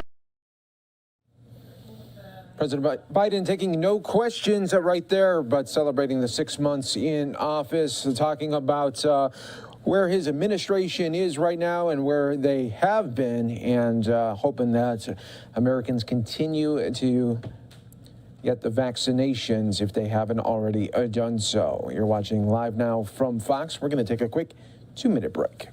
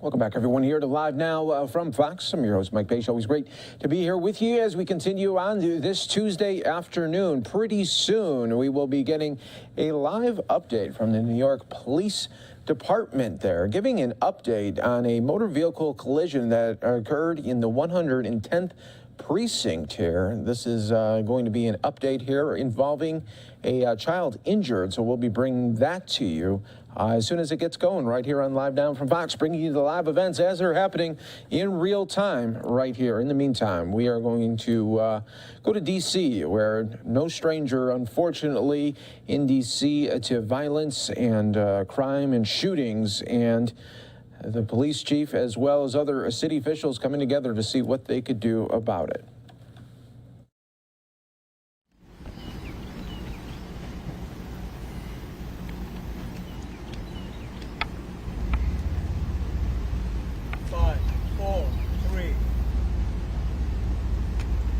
Good afternoon. I am Chief Robert J. Conti III of the Metropolitan Police Department. And on behalf of the Metropolitan Police Department and our partners that accompany me today, we would like to thank you for joining us on the grounds of our MPD Police Training Academy. This site serves as the location of our latest partnership, one that I am optimistic will help decrease violent crime in the district. It is no secret that MPD works closely with our local and federal partners on a number of matters. But one issue that is at the top of the list is our collective efforts to combat crimes, particularly ones of violence that involves the use of illegal firearms. And just like the COVID-19 pandemic, gun violence that plagues communities across our country has been designated as a public health crisis requiring all stakeholders to play an integral role. It was earlier this year that Mayor Bowser announced a new whole-of-government approach to combating the issue and established the Gun Violence Emergency Operations Center with the goal of attacking the root causes before crime occurs. And just last month, President Biden and his administration introduced a comprehensive plan to reduce violence, to include addressing the flow of firearms into communities and ensuring that we keep these guns out of the wrong hands. I'd like to emphasize that MPD's efforts in collaboration with the U.S. Attorney's Office and the Bureau of Alcohol, Tobacco, and Firearms is to focus our resources on reducing violent gun crimes in the District of Columbia. It is also a reason I am heavily invested in the intelligence-led policing, an approach that makes it safer for our officers, but also targets individuals that we know will pull a trigger. We know through past evidence collection and analysis that 55% of shell casings recovered from crime scenes in the district link back to other shootings, and that 25% of the guns recovered in D.C. link back to previous shootings. Just for reference, the District of Columbia so far this year, the Metropolitan Police Department has recovered over 1,100 illegal firearms. And with respect to that 25% of the firearms we know have been fired, we know our shell casings have been recovered on the scene, the District of Columbia averages the numbers are the highest as we look at other cities around our country. By comparison, for example, like in Chicago, 14% of the firearms that are recovered they can tie back to shell casings from scenes. In the District of Columbia, 25% of the firearms that we recover, we can say that these firearms certainly link back to a scene. So that's a very high average, but it also demonstrates that we're getting the right guns out of the wrong hands. With this understanding, I believe we can make significant strides in decreasing violence by identifying these offenders and getting them out of our neighborhoods. The reason we have invited you here today is to announce the creation of the National Integrated Ballistic Information Network Investigations Unit. The NIBIN Investigations Unit, in partnership with the ATF and the United States Attorney's Office in D.C., is an intelligence-led group who supports the investigation and prosecution of non-fatal shootings, homicides, and violent gun offenders in the District of Columbia. The Metropolitan Police. We will get back to that a little bit later, but we want to go to a live event here that just started right there in New York City, getting an update on a child injured in a traffic accident here. We're going to get a little bit more details about this case. And today we are here asking the public's help. On Sunday at approximately 5:45 p.m., a 4-year-old little boy was struck and seriously injured while playing in the Meadow Lake Trail parking lot, which is located in the Flushing Meadow section of Corona, Queens. The operator of the two-wheel motorized device left the scene. and the child was taken to Flushing Hospital. No parent should have to endure such a senseless act. This is an active investigation, and detectives are combing the area to get information to the whereabouts of the suspect. He is described as a male in his late 20s or teens and possibly Hispanic. We are asking if you have any information or video regarding this incident, please contact our Crime Stoppers number, 1-800-577-TIPS. There is a $10,000 reward for anyone with information leading to the arrest and conviction of this person. All information will be kept strictly confidential, and we will be working closely with the Queens District Attorney's Office to arrest and prosecute this individual to the fullest extent of the law. Questions? Carol? Yeah, could you give some details? What was this guy doing? Was he doing circles or just going fast and the kid was there? Can you give some more details? So I'll let the investigator actually provide you with that information.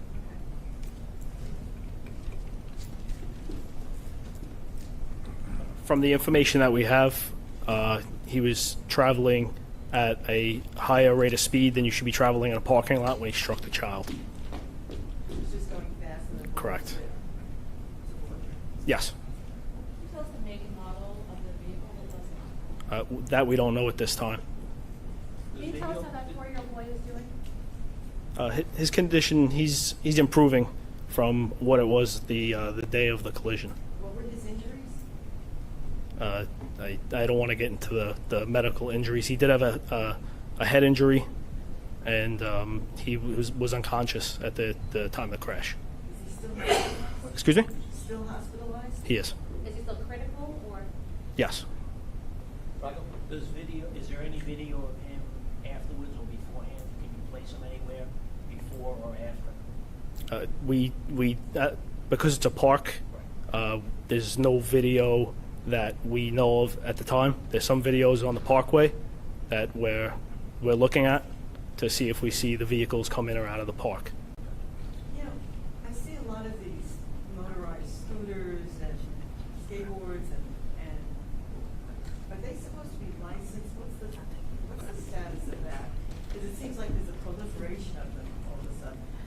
So you're correct. Let me just say that ATVs and dirt bikes are not road legal, which means that they cannot be registered by the Department of Motor Vehicle.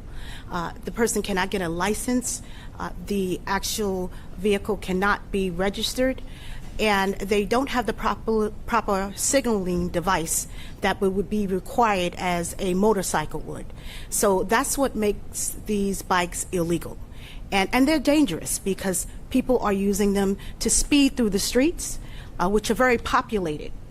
You can, at any time, pedestrians or other cyclists can be walking or riding, and these particular devices are speeding through the streets.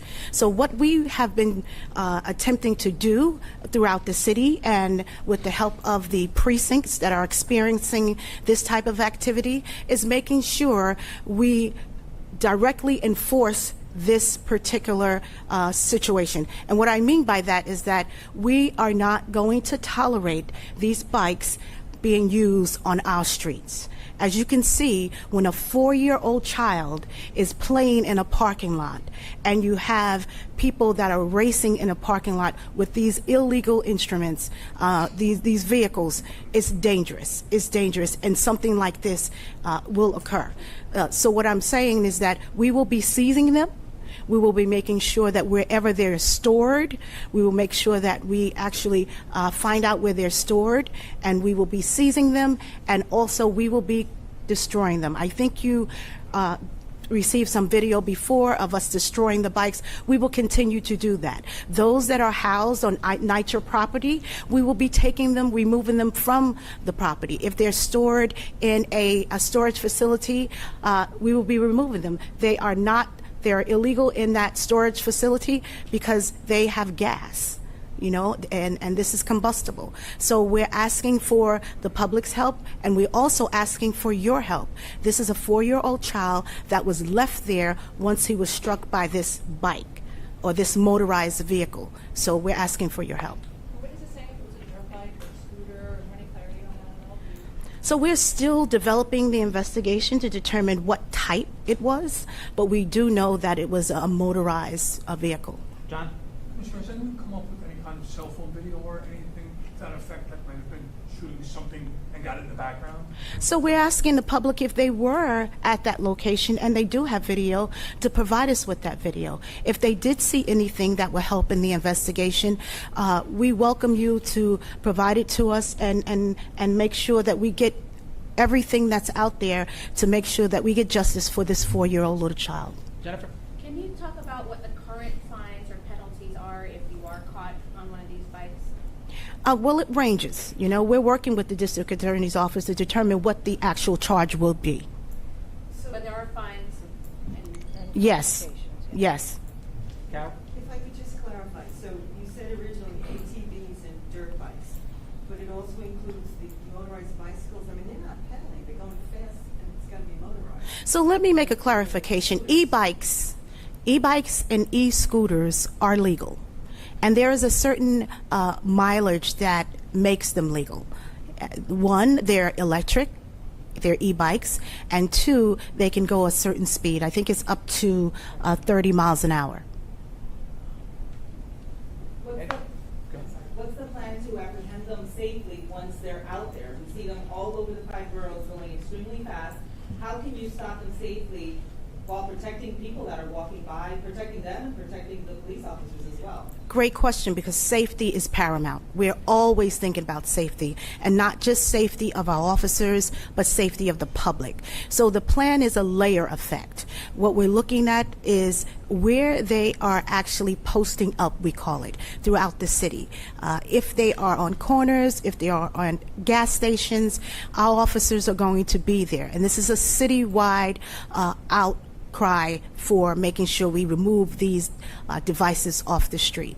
Are you still taking them just when they're parked, or are you now taking them off the street when they're driving? So previously you said it was only when they're parked, right? Well, we are taking them when they are parked, and if we can take them safely off our streets while they're moving, we will do so.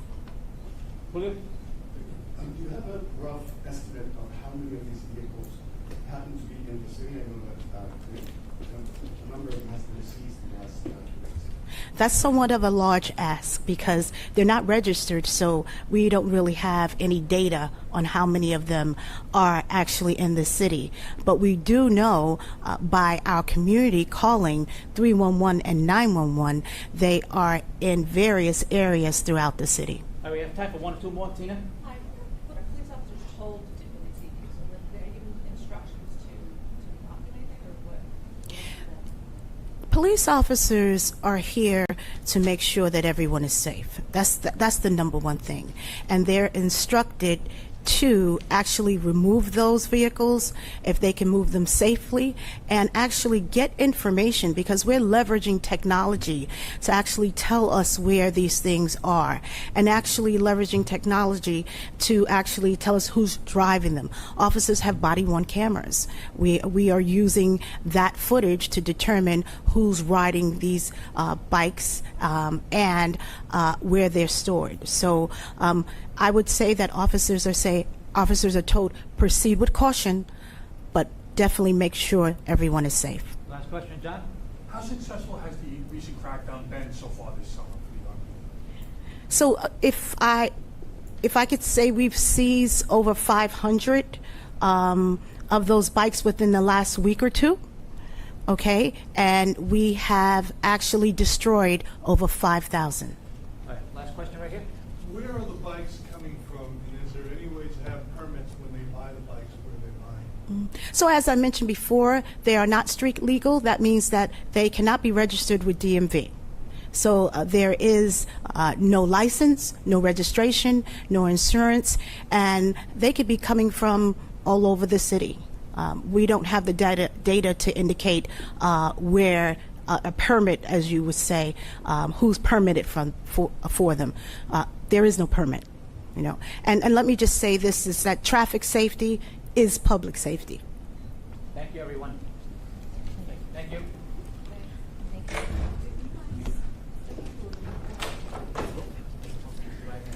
And police trying to get the word out there to help find the suspect related in this accident, hit and run. You're watching Live Now from Fox as we continue to always bring you the top stories and headlines from across the country. And we do have some breaking news that happened within the last hour right here that we're going to go to.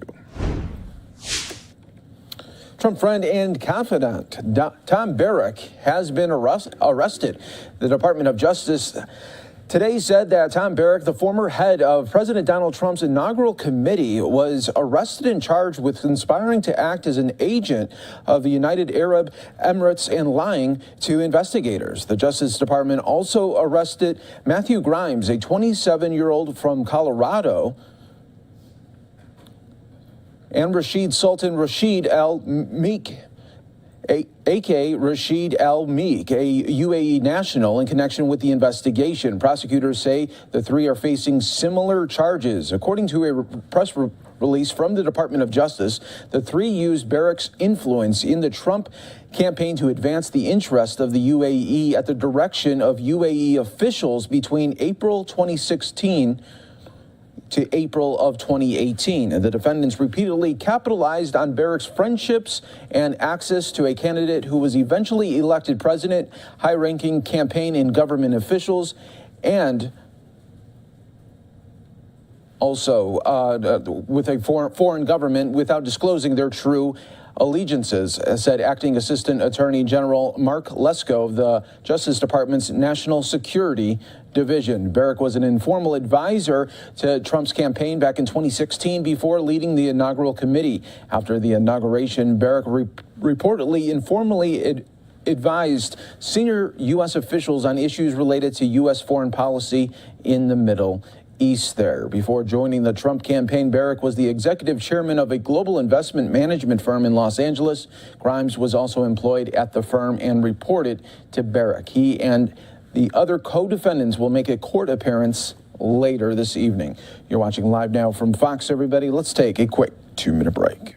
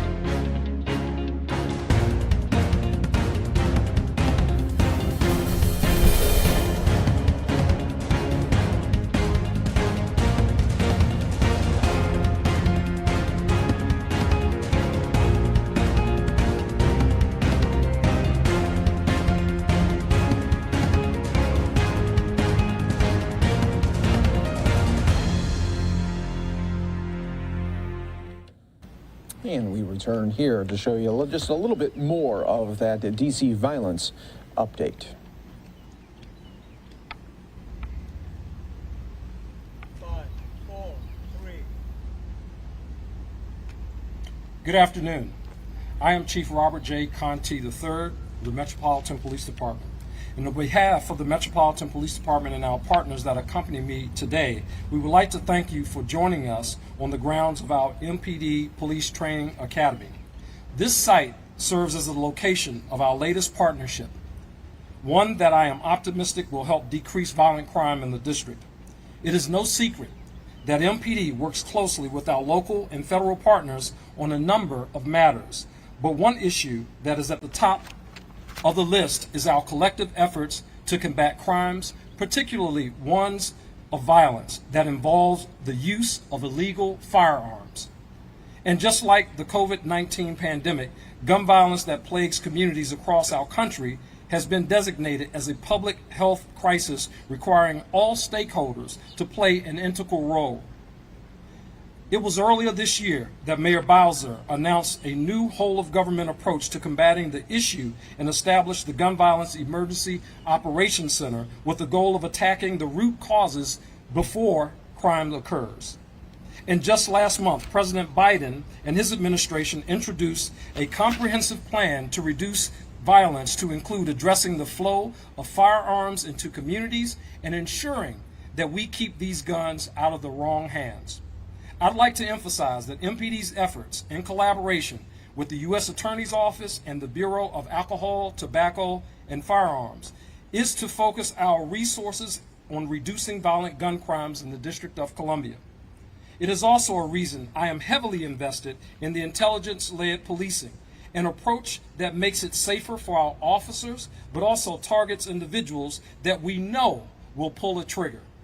We know through past evidence collection and analysis that 55% of shell casings recovered from crime scenes in the district link back to other shootings, and that 25% of the guns recovered in D.C. link back to previous shootings. Just for reference, the District of Columbia so far this year, the Metropolitan Police Department has recovered over 1,100 illegal firearms. And with respect to that 25% of the firearms we know have been fired, we know our shell casings have been recovered on the scene, the District of Columbia averages the numbers are the highest as we look at other cities around our country. By comparison, for example, like in Chicago, 14% of the firearms that are recovered they can tie back to shell casings from scenes. In the District of Columbia, 25% of the firearms that we recover, we can say that these firearms certainly link back to a scene. So that's a very high average, but it also demonstrates that we're getting the right guns out of the wrong hands. With this understanding, I believe we can make significant strides in decreasing violence by identifying these offenders and getting them out of our neighborhoods. The reason we have invited you here today is to announce the creation of the National Integrated Ballistic Information Network Investigations Unit. The NIBIN Investigations Unit, in partnership with the ATF and the United States Attorney's Office in D.C., is an intelligence-led group who supports the investigation and prosecution of non-fatal shootings, homicides, and violent gun offenders in the District of Columbia. The Metropolitan Police Department has committed a team of MPD detectives and intel analysts to this team that will help us operate more cohesively to identify potential links to crime scenes, firearms, and shooters, but also combat retaliatory acts. The NIBIN technology analyzes ballistic evidence from shooting scenes and recovered firearms and allows for law enforcement to research, identify, and cross-reference data in a nationwide network maintained by the ATF. This information helps deploy resources across our investigations and operations in a more targeted fashion. While this is just one of our approaches to address violent crime in the district, I am optimistic that this unit will have a positive impact on driving down violence, helping us remove the right guns out of the wrong hands, and progressing towards keeping the violent offenders off of our streets and keeping our communities safe. Before we take a tour of the NIBIN Mobile Command Center, I would like to introduce Charlie Patterson, the special agent in charge of the ATF's Washington Field Division, to provide specifics on the ATF's role and detail the NIBIN technology. Thank you. Thank you, Chief. Good afternoon, everyone. Once again, I am Charlie Patterson, the Special Agent in charge of the ATF Washington Field Division. Today, we are proud to stand with our partners to announce this new investigative initiative, NIBIN Investigations Unit. Together with MPD and the U.S. Attorney's Office, we will utilize the cutting-edge technology to identify and arrest those who are pulling the trigger in our community. The investigative leads developed from NIBIN here in the district are abundant. With more than 2,000 leads over the last 2 years, focused coordination and follow-up are essential to ensuring shooters will be identified and arrested before they can reoffend. The intelligence gleaned from this technology shows us a small group of individuals are responsible for most of the shootings here in the district. In one case, for example, a firearm possessed by an individual was linked to 6 separate shootings in the district, to include multiple shootings with victims who were struck by gunfire. Make no mistake, this type of conduct is unacceptable. This new partnership will bring special focus and sense of urgency to these investigations and offenders. ATF will be bringing all of our intelligence resources to bear as often these linked shooting events span not only across MPD police districts but across the region. Shootings in the district have linked to firearm recoveries and shootings as far away as Richmond, Virginia. Additionally, we prioritize our firearms trafficking investigations to focus on individuals who are trafficking firearms into the district that are recovered by MPD and linked to violent crimes. Solving violent crime is a priority for everyone here today. We look forward to this partnership and not only providing justice for victims, but preventing someone from being the next victim by removing shooters from our streets. Thank you. Thank you, Charlie. At this time, we can take any questions you may have before we tour. Chief Tom Fitzgerald from Channel 5. You had expressed some frustration, I think, the other day about having to deal with offenders who you've put away, who you've arrested, but get released back out on the street and you got to deal with them again. Will part of this effort be, along with the U.S. Attorney's Office, to make sure people who need to be behind bars stay behind bars? I think it goes beyond that. The U.S. Attorney's Office certainly has a role in that. I think we have to look at the system, the entire system that we have in play. We have to ask ourselves, hey, why is it that when a person commits certain crimes in Virginia, those persons are, held accountable, and it's a while before you see them again? Why is the District of Columbia, why should we be any different? Why should our communities have to see repeat violent offenders back out in community? For whatever the reason is, I think it's an opportunity for us to really look at the entire system. What I'm hopeful that this initiative will bring, at the end of the day, it will show the linkages that we see. We've known and we've said for many, many years that the crimes in the District of Columbia are committed by a very small amount of people.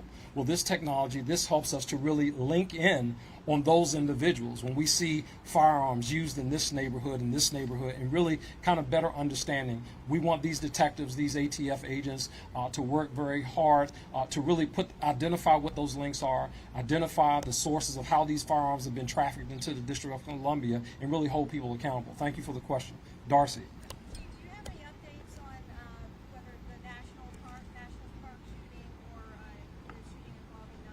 Yeah, so we can talk about the Nationals Park shooting.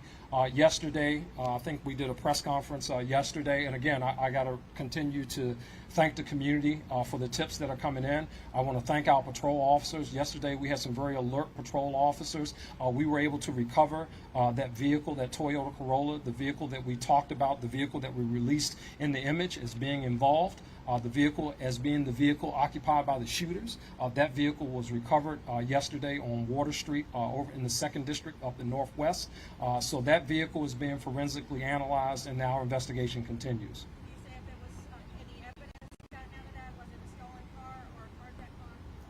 It was not a carjacked vehicle. The vehicle was in possession of a person. We have interviewed that person. We have been in contact with the owner of the vehicle, and what we have learned as far as that vehicle was loaned to someone, and that vehicle was not returned to the person who it was loaned to. Is that the same with the Naya's case, where the vehicle that was burned? Were you able to make contact with that owner as well? We're still working that angle of the investigation. Two questions. questions for Zach Patterson, please? First of all, Mike, Yes. Channel 9. Yes. Good to Hey, meet Mike. you for the first time.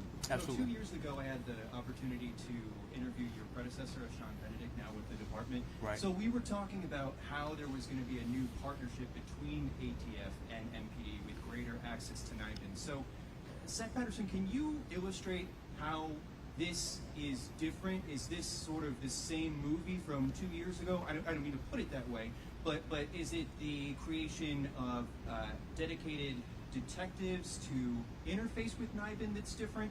What is different this time around as opposed to what we were talking about 2 years ago? No, that's a great question, and one that we really need to make sure that we point out that this is quite different from prior initiatives because we physically have detectives, analysts, intel research specialists embedded with our group in our location, all working on this collectively together in real time. We all know So that was that not the case before? Were it they was like in Alabama or?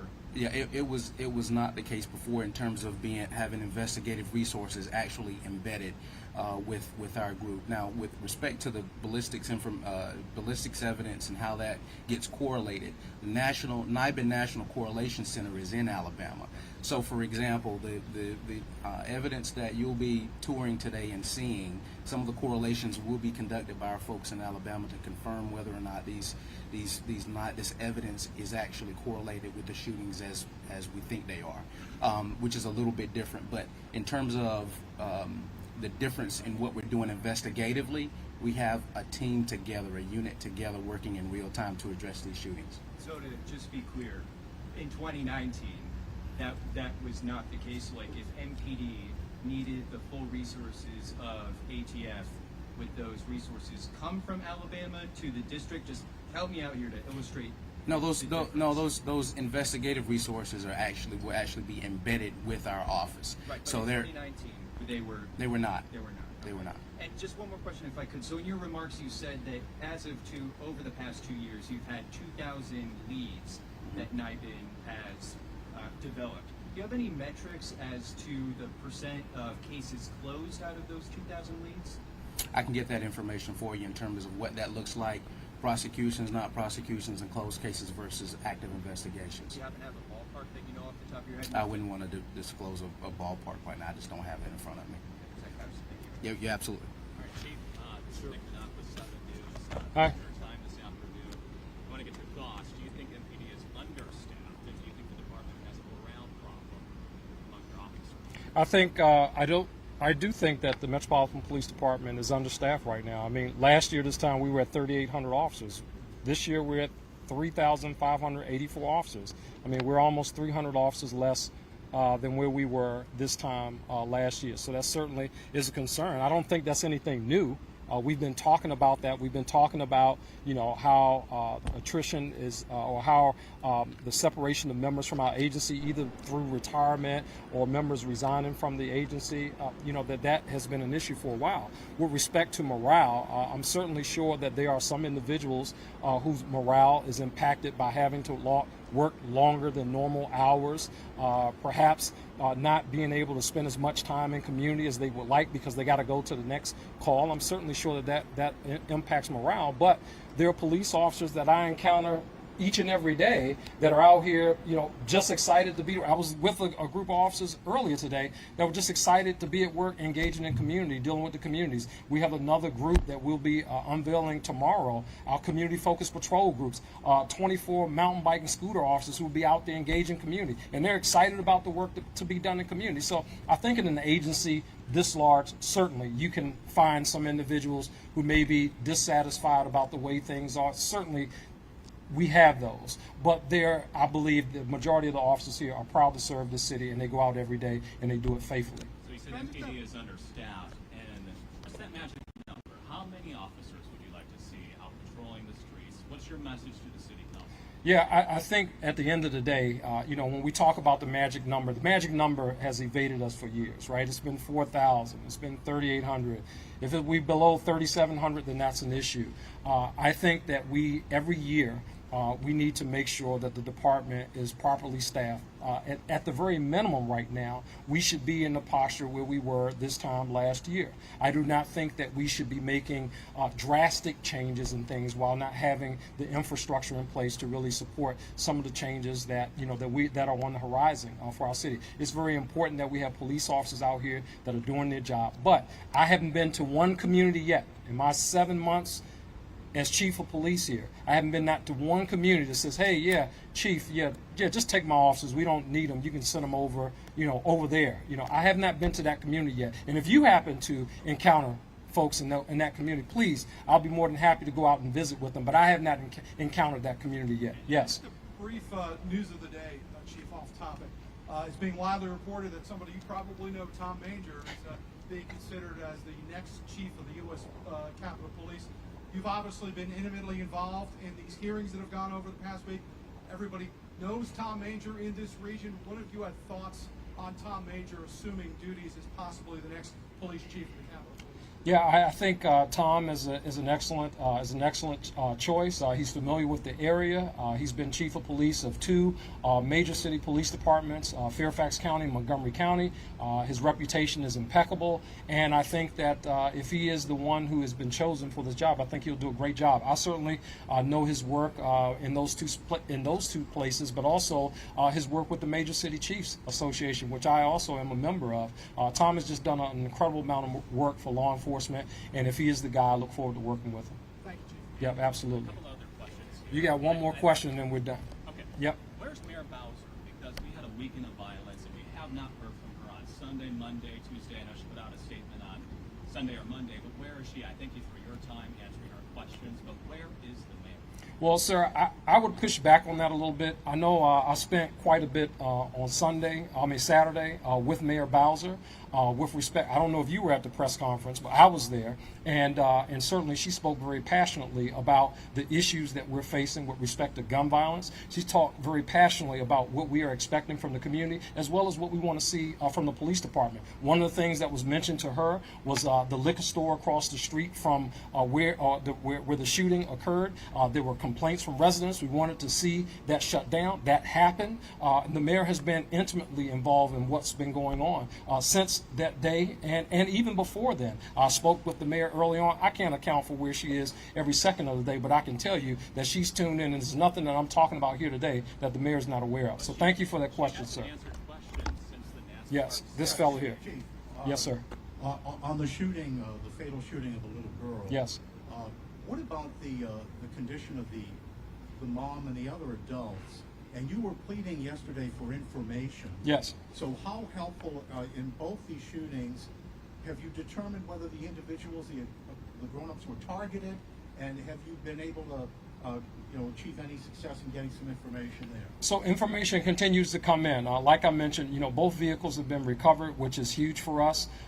We have received some additional information, which is helping to progress our investigation. I can't speak specifically to a motive right now. Obviously, we're still in the very early stages, and I know, people sometimes think that these things are resolved in 24 hours, but there are a lot of investigative hours that really kind of go into making sure that we understand why what happened. I mean, we can get to all of the specifics later on, but right now, what I'd like for the community to focus on is bringing Naya's killer to justice. Justice for Naya. That's what we're focused on right now, bringing her killer to justice. In addition to that, we had the shooting, that this gentleman over here just referenced with respect to the Nats Stadium. I'm happy to report that none of those individuals who were injured in that case suffered serious injuries. Obviously, gunshots, wounds in nature in themselves are serious, but they were not fatal in nature. All those individuals are recovering from the injuries and released from hospitals. But right now, what I want the community to really focus on is making sure that we find the individuals responsible for this by continuing to call in that information. The community has been tremendously helpful in calling in tips. Keep that information coming. We need it. Thank you so much. We can now go and turn to the tour. Thank you. And here we are, folks, live now from Fox. We are continuing in just 2 minutes.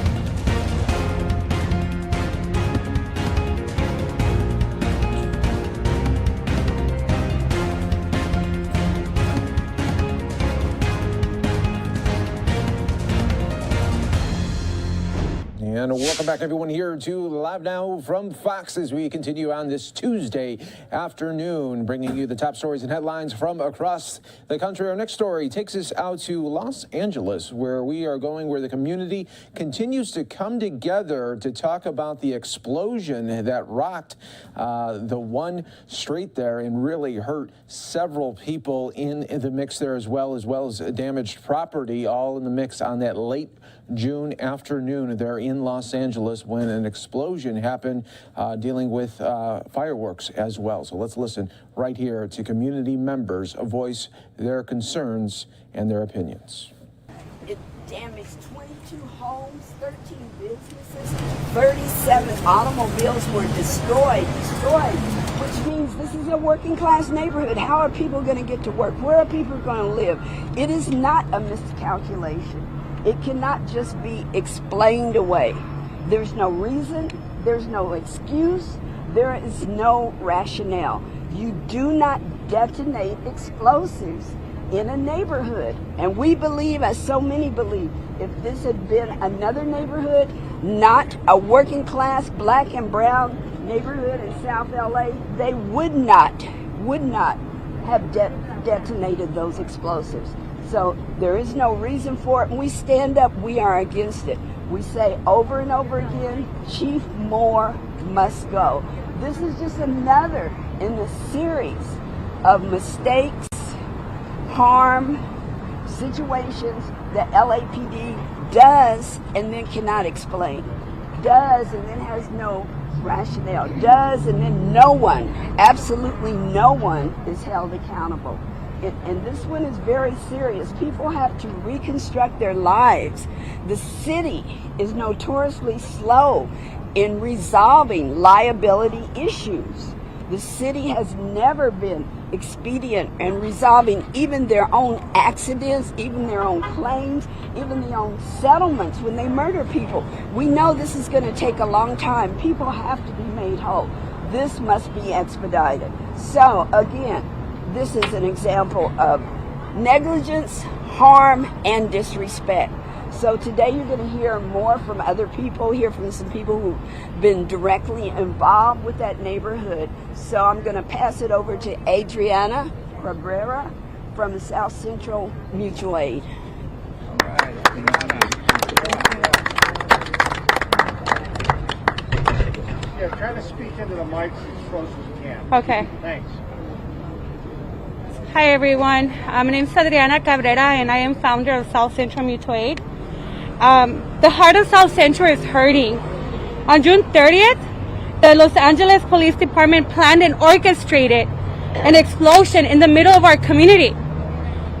A community that raised us, fed us, and has maintained its African and indigenous identities despite targeted efforts to eliminate us. Let's make this clear. My community of South Central Los Angeles was bombed. LAPD claims it was an accident, but we know that it was not an accident. Military bombed equipment is no accident. Just yesterday, Chief Moore stated that the LAPD bomb squad miscalculated 17 pounds of explosive in their detonation procedures. We're talking about a department that has billions of dollars. It's funded by taxpayer money, committing a criminal act in one of the largest black and brown communities, who is also the poorest district in our city of Los Angeles. This is a criminal act and it should be treated as such. Since the incident, we have seen very poor leadership from our elected officials.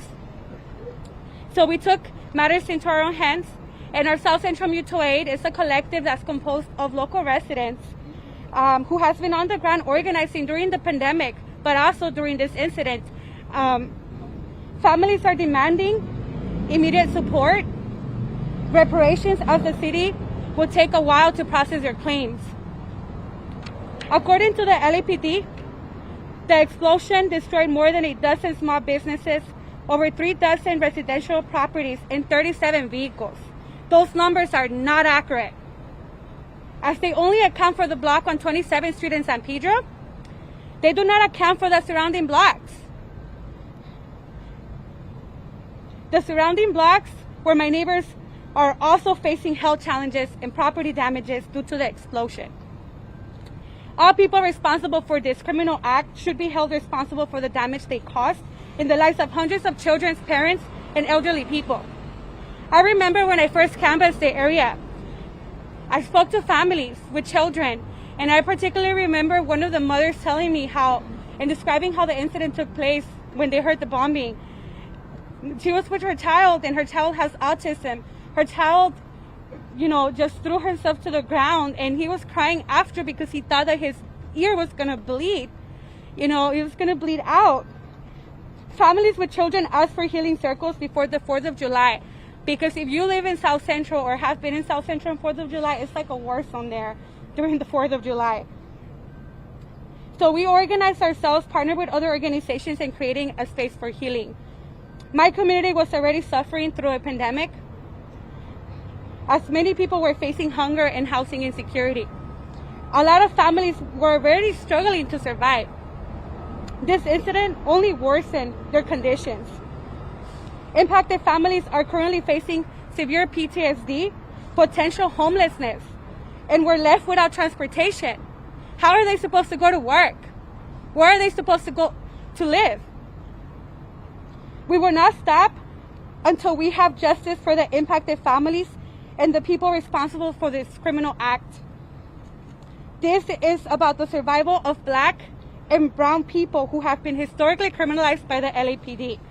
This is about the survival of immigrant people who are afraid to stand here to demand justice for themselves and their children because they fear retaliation from LAPD. That's part of the reason why they're not here, because they're afraid. I personally dropped my campaign for city council and turned my campaign into an operation for services to support the impacted families. It is our duty as organizing collectives to demand justice and pressure people in power to provide the support the families need to survive. This time is not about a campaign or an organization. It is about centering and supporting the children, elders, and all the people traumatized by this massive explosive. The LAPD and our elected officials tried to hide the bombing under the rug until we held a press conference on July 2nd. Prior to that press conference, there was no services provided to the surrounding communities. Once we held the press conference, 2 days later, they set up an entire operation to support the families. Also, many people do not know how to file a claim or how to document damages, so a lot of the services that they're providing are not being utilized because they're afraid. They don't trust the same people that hurt them. We need to unite to bring justice to these families. We cannot rely on the same people who hurt them to support them. I'm going to leave you all here with this. There's a Mexican proverb that says, they tried to bury us, but they didn't know that we were seeds. Thank you. Yes. Can you give us some Spanish sound? I'll do like a quick minute. Yeah? Okay. At the end or right now? So, do I do it in Spanish or do I let you go? Okay. So we're going to do a Spanish one after the other speakers because we have a schedule.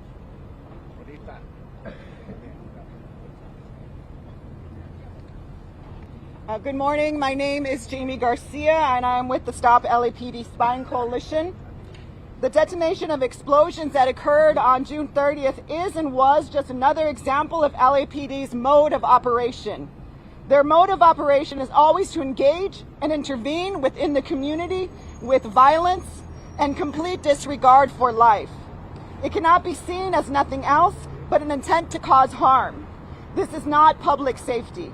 Now we know that it's not just 17 community members, not just 13 businesses, not just 22 residential homes, and not just 37 vehicles. And one thing that we need to think about when we think about this harm is already the real estate speculation that is happening. How many of those homes actually will cost more to repair, and those people will face eviction and not even have homes anymore? So the manner in which Chief Moore and the LAPD cover for harm and attempt to be excused for such harm is by making pathetic apologies and an immediate commitment to reform. And that is the key that we need to always understand, is they always come back saying that they will reform their policies and their procedures and their protocols. So Moore yesterday claimed LAPD LAPD is already updating its operational protocols, its documentation, its oversight of detonation protocols, making sure more people will double check actual calculations, more supervision for signing off. All too little and all too late. That day, LAPD and the LA Fire Department and an ATF agent were present. Roughly 73% of the city's unrestricted budget. LAPD receives 53%, LA Fire receiving 18%, yet there was no public safety at all. An absolute carelessness and mostly harm. But this is not a moment in time, but a continuation of history. And this also has to be understood why communities are calling for the defunding and the abolishment of LAPD.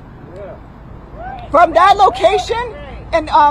location, if we think about where those bombs were detonated, on the other side of the freeway, about 12 blocks south, about 30 years ago, the infamous Dalton raid occurred. The out-of-control LAPD under Dale Gates wanted to send a clear message to the people in South Central in regards to drugs and bashed in a home with a battering ram. And so here we have again threats of criminal harm, use of technology that only damages and harms the communities they claim to be protecting and serving. This is not a moment in time, but a continuation of history. Following that incident of the infamous Dalton raid, of course, we had the Rodney King beating and then the McCone Commission. And again, we had the same claims of reform, making sure that more commanding officers would be on site when LAPD was present, better protocols. But here we stand again, 30 years later, with the same harm that's happening to our communities in the name of public safety. We are demanding reparations for the community that are going to be articulated on the community's terms. And we are demanding that LAPD be stopped. We are demanding that we finally get full transparency on the type of monies that are going into LAPD, and these monies stop and they start going back in to invest in our communities for true public safety. Thank you. Thank you, Jamie.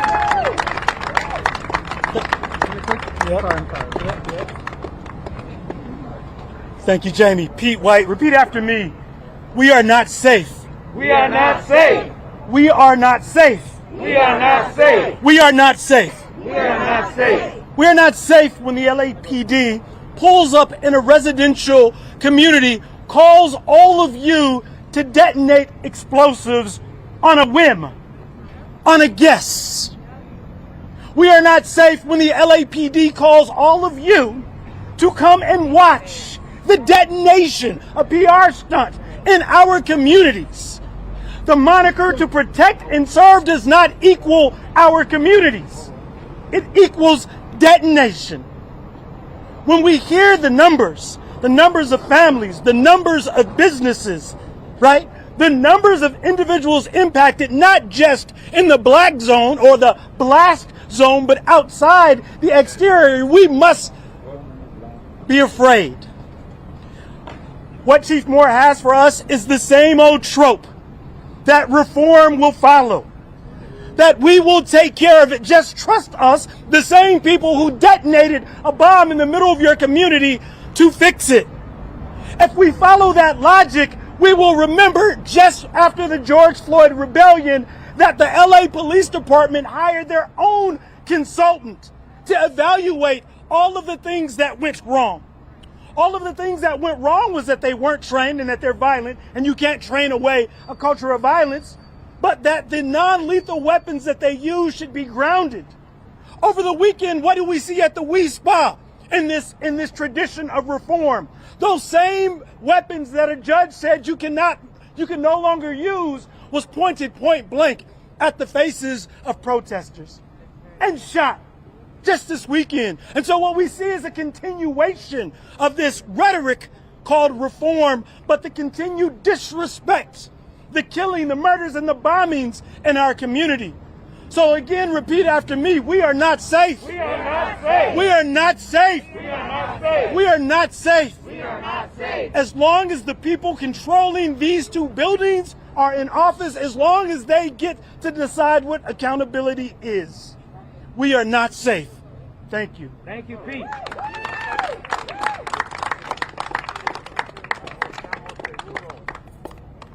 My name is Akili, A-K-I-L-I. I'm with Black Lives Matters LA. And in a few minutes, the police commission will be meeting. And we are asking people to call in to the police commission and express two things and demand two things. First, that Police Chief Moore be fired. And there is the tiny URL that you can go to sign the petition that he be fired. The second that we are demanding is that the families be made whole immediately. Don't take years, don't take months, don't take days. The families need to be made whole immediately. So BLMLA is calling for the firing of Chief Moore, as Sister Paula opened up with. And then secondly, the families have to be made whole immediately. We don't need discussions, negotiations. We need the families made whole. And so we're asking people at 9:30 to call this number to the police commission and support our demands. 877-853-5257. 877-853-5257. Once you get there, dial 289-225-944. Unfortunately, because this police commission is afraid of public testimony and afraid of public comment, they only offer 45 minutes for public comment. That needs to be ended. The people need to have unlimited time to comment. The people need unlimited time to express themselves, not 45 minutes. But we are asking you to call at 9:30 and support our demands to fire Chief Moore and to make the families whole immediately. Thank you.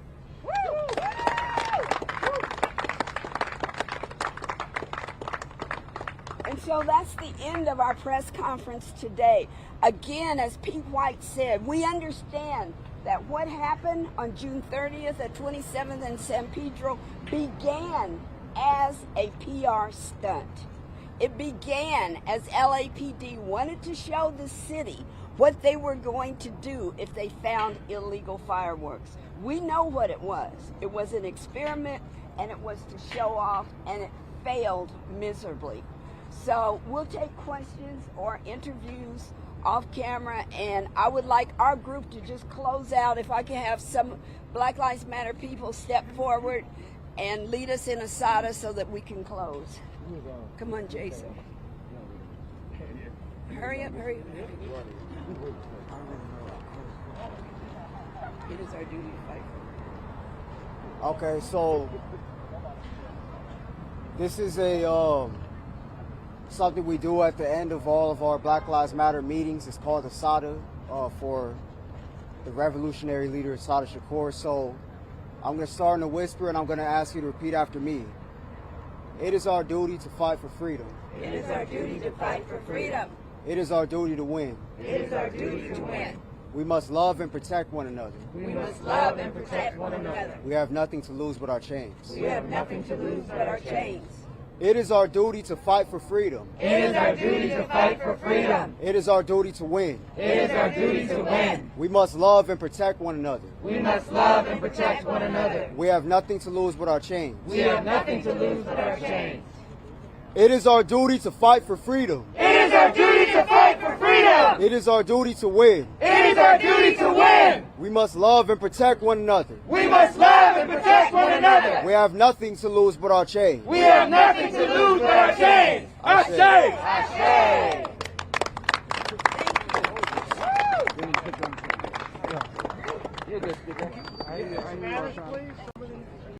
Quite as a matter of fact, since this has started, and his emails that came out has proven that he lied. And this is a very big issue, and it should be a big issue for every single American, not a political issue. It should be an issue to all of us, because every single one of us have been victims of COVID-19, this Chinese virus. Dr. Fauci very much was involved in funding the gain-of-function research.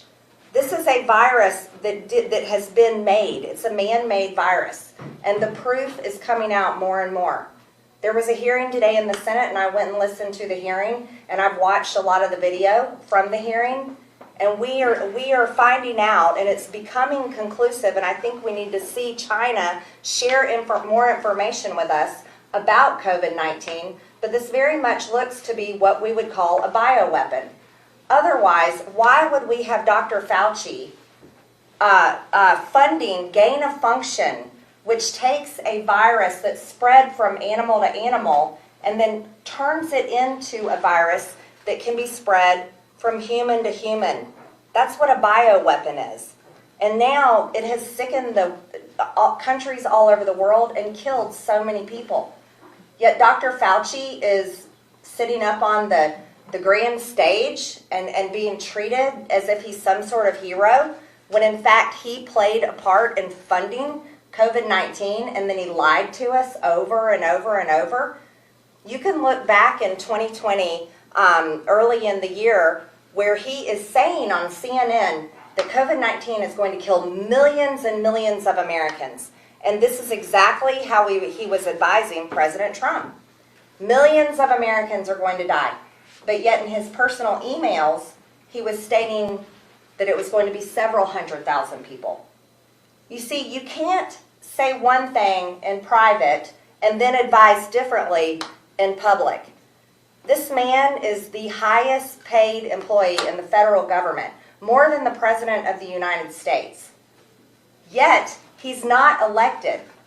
And his words have guided this nation and how many elected officials in cities and states and our federal government has made decisions that have affected all of our lives. But my voice needs to be suspended and banned on Twitter for talking about these things? That's wrong.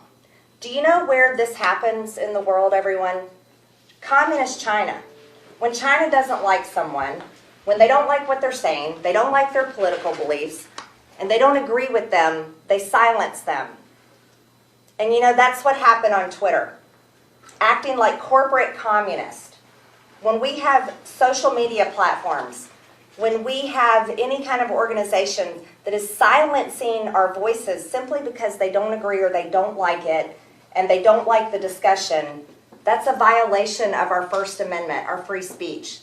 And as Americans, I would think that is something that we would all find to be so precious that we would all want to do everything we can to protect it. Because imagine if the shoe's on the other foot. What about when Republicans gain back control? Do you want Republicans silencing Democrats' speech? That would be wrong. We can't ever become a nation where we are silencing people because we don't agree or we don't like the questions they're asking and we're not willing to have those discussions. We're just saying what this person is saying is wrong, and that's misinformation, and that's not the narrative we want to go in the public.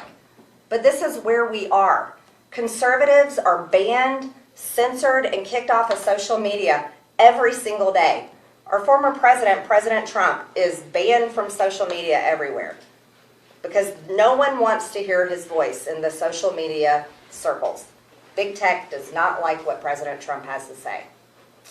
So here we are in a place where it's getting out of control. I'm an elected member of Congress. I represent Georgia's 14th district. My voice is the elected voice for my district, but yet Twitter wants to suspend me, and people all over Twitterverse are cheering and saying I should be kicked off. And this is completely wrong. Imagine this.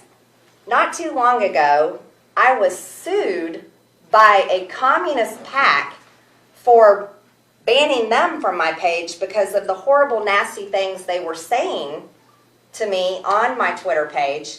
And they sued me because, you want to know what they said? They said that they could not see what I was saying. By being banned from my Twitter page, I was stopping their First Amendment, and they couldn't see what I was saying. Therefore, they couldn't participate. But yet Twitter suspended me for 12 hours. So you know what that really means? That bans everyone from seeing what I had to say. So what? Should this pact sue Twitter now? Should people sue Twitter because they're banning my voice? You see, it's a hypocrisy. And these are the things that we can't allow to stand. I will not stop speaking. I will not stop tweeting. I will not stop posting. I will not stop asking questions. Because if you have members of Congress that aren't asking questions, then I don't know what kind of country we're going to have. But the reason why I am promoting this Fire Fauci Act is because we have a federal government. And when we come back here on Live Now from Fox, another successful space launch. This one, the first time for Blue Origin. What is next and what are we seeing as far as the new space race is upon us? We'll have all that and so much more coming up in just 2 minutes on Live Now from Fox.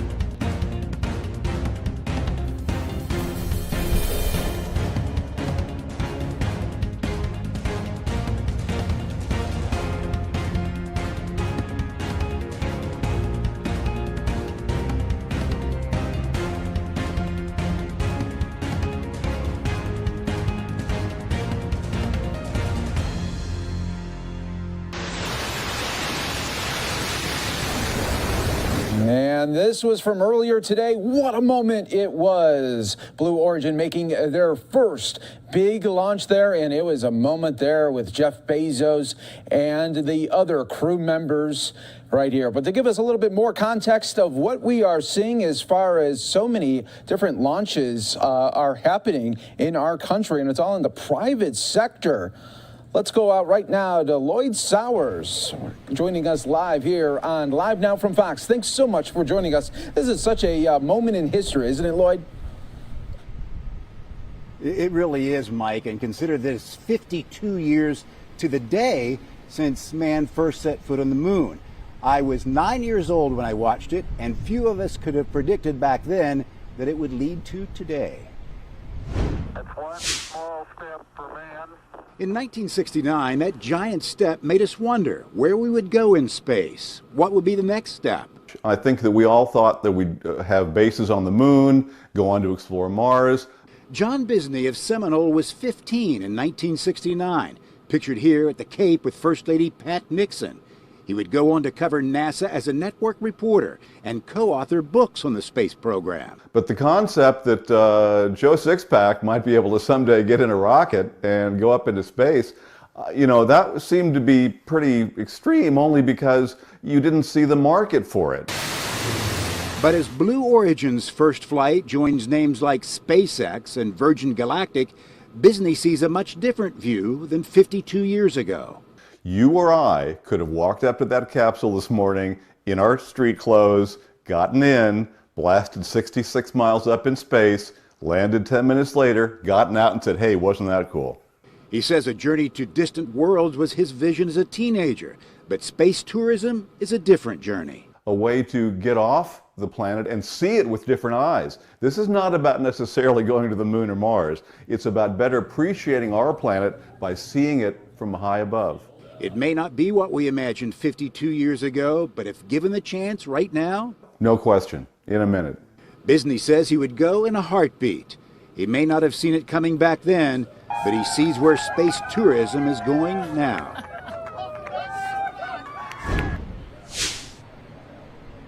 And oddly enough, John Bisney's latest book, Picturing the Space Shuttle, is available starting today on Amazon. Think about that, on this 52nd anniversary of the first moonwalk. Mike?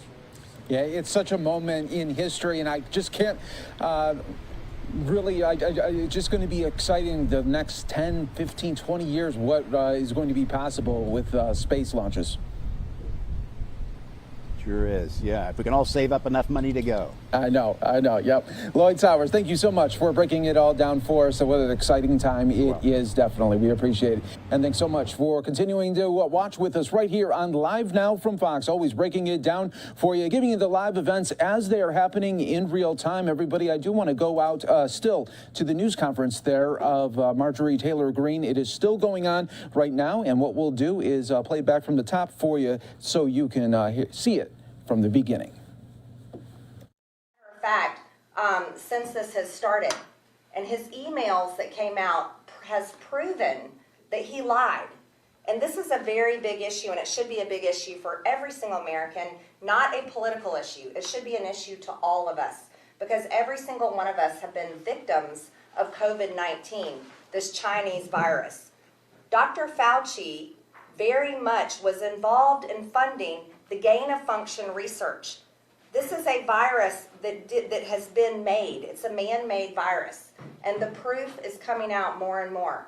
There was a hearing today in the Senate, and I went and listened to the hearing, and I've watched a lot of the video from the hearing, and we are finding out, and it's becoming conclusive, and I think we need to see China share more information with us about COVID-19, but this very much looks to be what we would call a bioweapon. Otherwise, why would we have Dr. Fauci funding gain of function, which takes a virus that's spread from animal to animal and then turns it into a virus that can be spread from human to human? That's what a bioweapon is. And now it has sickened countries all over the world and killed so many people. Yet Dr. Fauci is sitting up on the grand stage and being treated as if he's some sort of hero, when in fact he played a part in funding COVID-19, and then he lied to us over and over and over.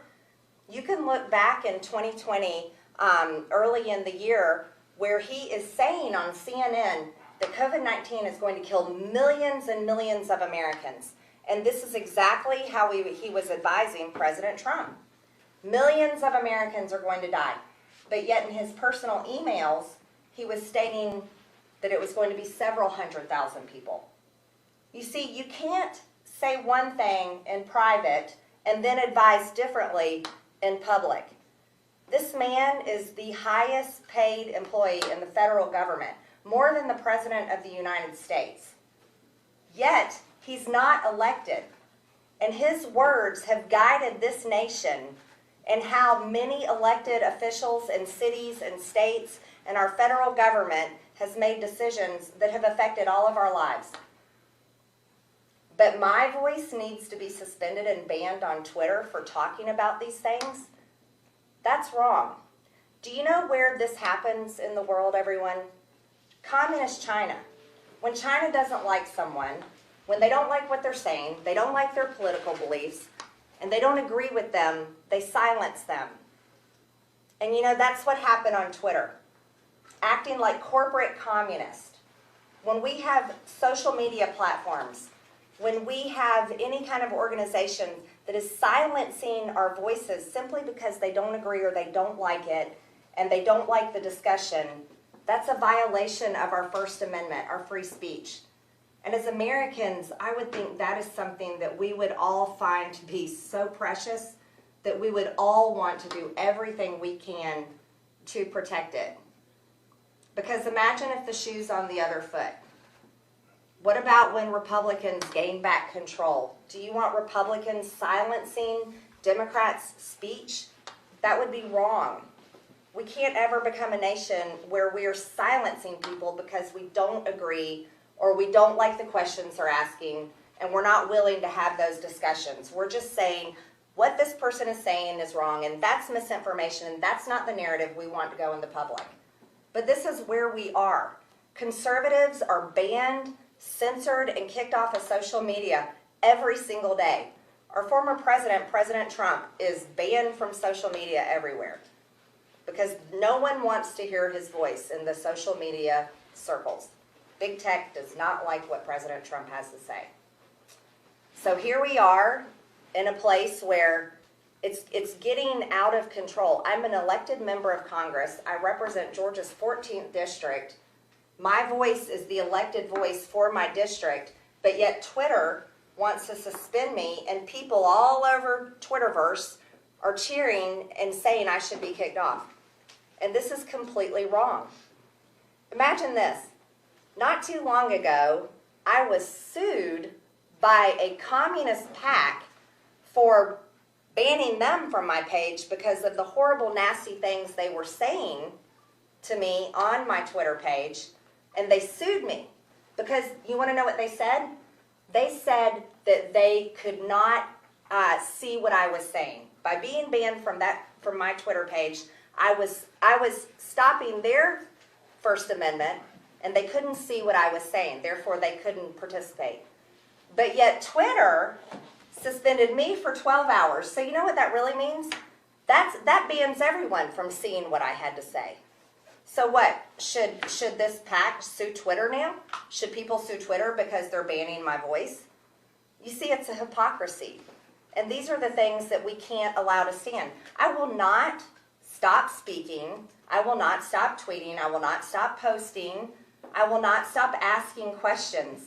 Because if you have members of Congress that aren't asking questions, then I don't know what kind of country we're going to have.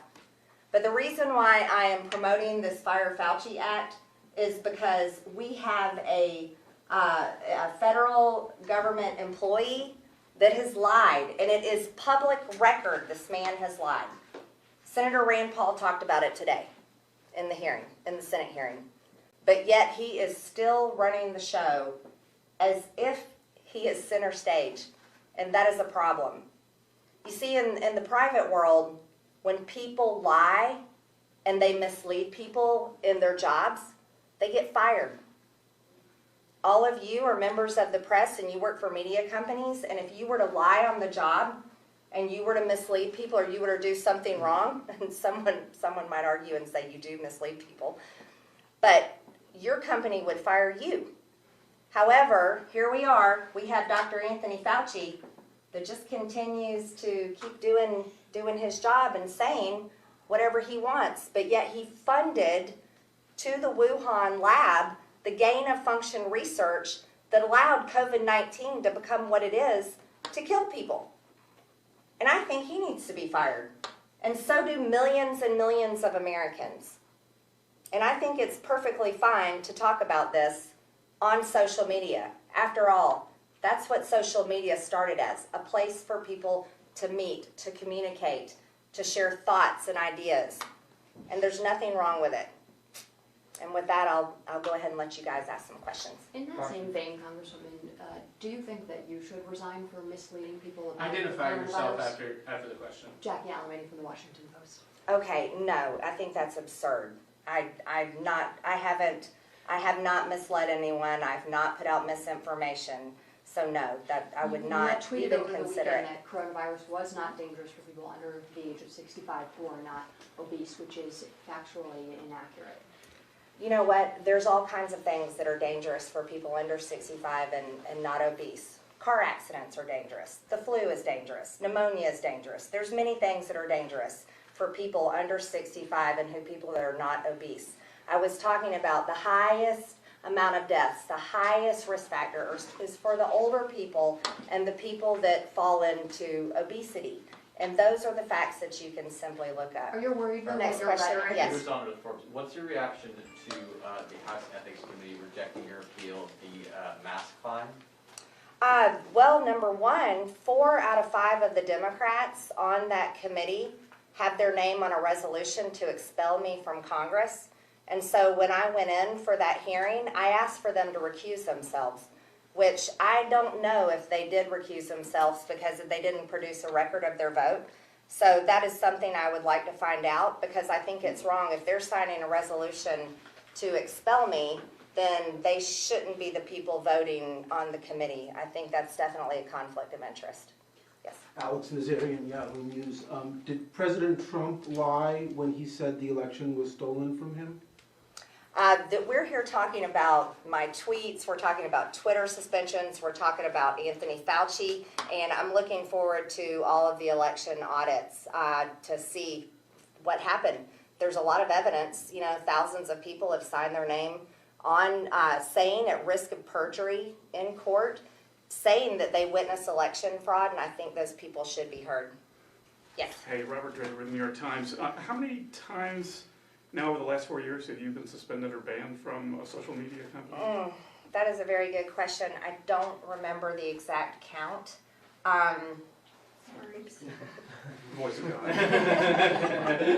A lot. No. I think it's been 3 times on Twitter this year. 4 times, I think, now. 4 times now. Multiple times on Facebook. I think one time was like 30 days on Facebook. Yeah, so a good bit.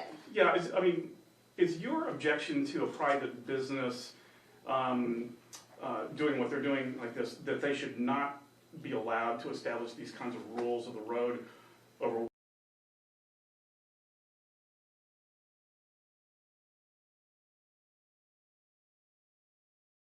There's many things that are dangerous for people under 65 and who people that are not obese. I was talking about the highest amount of deaths, the highest risk factor is for the older people and the people that fall into obesity. And those are the facts that you can simply look up. Are you worried about Next your question, rhetoric? yes. What's your reaction to the House Ethics Committee rejecting your appeal of the mask fine? Well, number one, 4 out of 5 of the Democrats on that committee have their name on a resolution to expel me from Congress. And so when I went in for that hearing, I asked for them to recuse themselves, which I don't know if they did recuse themselves because they didn't produce a record of their vote. So that is something I would like to find out, because I think it's wrong. If they're signing a resolution to expel me, then they shouldn't be the people voting on the committee. I think that's definitely a conflict of interest. Yes. Alex Nazarian, Yahoo News. Did President Trump lie when he said the election was stolen from him? That we're here talking about my tweets, we're talking about Twitter suspensions, we're talking about Anthony Fauci, and I'm looking forward to all of the election audits to see what happened. There's a lot of evidence, you know, thousands of people have signed their name on saying at risk of perjury in court, saying that they witnessed election fraud, and I think those people should be heard. Yes. Hey, Robert Draper with the New York Times. How many times now over the last 4 years have you been suspended or banned from a social media company? That is a very good question. I don't remember the exact count. Voice of God. A lot. No. I think it's been 3 times on Twitter this year. 4 times, I think, now. 4 times now. Multiple times on Facebook. I think one time was like 30 days on Facebook. Yeah, so a good bit. Yeah, is your objection to a private business doing what they're doing like this, that they should not be allowed to establish these kinds of rules of the road over what can and can't be said, or is your objection that they are doing it arbitrarily, only to one side rather than to all sides? Well, you see, Twitter is. I'll speak specifically on Twitter. Here's what is just. It's hard for me to even comprehend it. Twitter is prolific with porn. There's porn all over Twitter. There are all kinds of people all over Twitter. We have leaders in foreign countries. Many people all over the world are on Twitter, but it seems to be the only people they heavily censor and ban are conservative Americans. And this is an American company. So this is why conservative Americans are always outraged and appalled at why are we the only ones censored and banned when Twitter's a platform that has disgusting porn, it has had terrorists, it has had all criminals, all kinds of people. But do you think those things should be banned also? It's had people talking about killing President Trump. I mean, these are any kind. If anyone is threatening to kill a president, why would they have a Twitter page? Right. But yet, if I tweet about talking about COVID-19 or people are concerned about the vaccines, I get suspended So for it's not 12 so much hours. that they shouldn't ban people, it's that it's hypocritical and arbitrary, the means by which they're doing so? Is that what you're saying? Or? It's very targeted, it's political, and it's very obvious, and it's obvious to everyone. They target, ban, and censor conservative Americans. Have you been warned at all from Twitter about being banned permanently? Because you said this is like your 4th time, and you keep posting things that Twitter says is, violating its rules. Are you worried about a permanent ban? I don't think we've gotten a notification for that. I don't believe we've gotten that one, Tia. Yeah, yes. How many Democratic co-sponsors do you have on the Fauci-Lied bill? No Democrat No co-sponsors. No Democrat co-sponsors. No. Have you gone by Emily Brooks, Washington Examiner? I was wondering, given the possibility of being permanently banned out there, is there any alternative free speech-like social media platform that you like or would gravitate to, like Parler or Getter, and would you recommend President Trump joining one of those? I don't. You know what? I don't have a personal favorite of mine. Since I've been a member of Congress, it's hard to really explore them completely. I think President Trump right now finds that putting out his statements via email works really well because everyone's sharing them everywhere. For him, that works really well. And I hadn't really thought past the fact that Twitter just shouldn't censor and ban people of what I might do. Yes. Aaron Navarro, CBS News.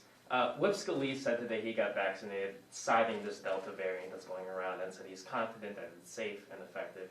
2 questions. Have you yourself gotten vaccinated, and do you disagree with the Republican whip? Well, your first question is a violation of my HIPAA rights. You see, with HIPAA rights, we don't have to reveal our medical records, and that also involves our vaccine records. And do you disagree with Whip Scalise when he says he's confident the vaccine is safe and effective? Oh, no, I don't disagree with him. I just think it should be everyone's choice. That is what I've been saying. No one should be discriminated against because they choose to not get the vaccine. And I don't believe people should be discriminated against for choosing not to wear masks. But I will tell you something I absolutely do disagree with. I disagree with the recommendation for children to be wearing masks. I think that is completely wrong. Children, especially young children, need to see adults' faces. They need to see each other's faces. This is what helps them learn emotion and expression. It's how they play and talk with one another. It helps them phonetically. It helps them with their speech.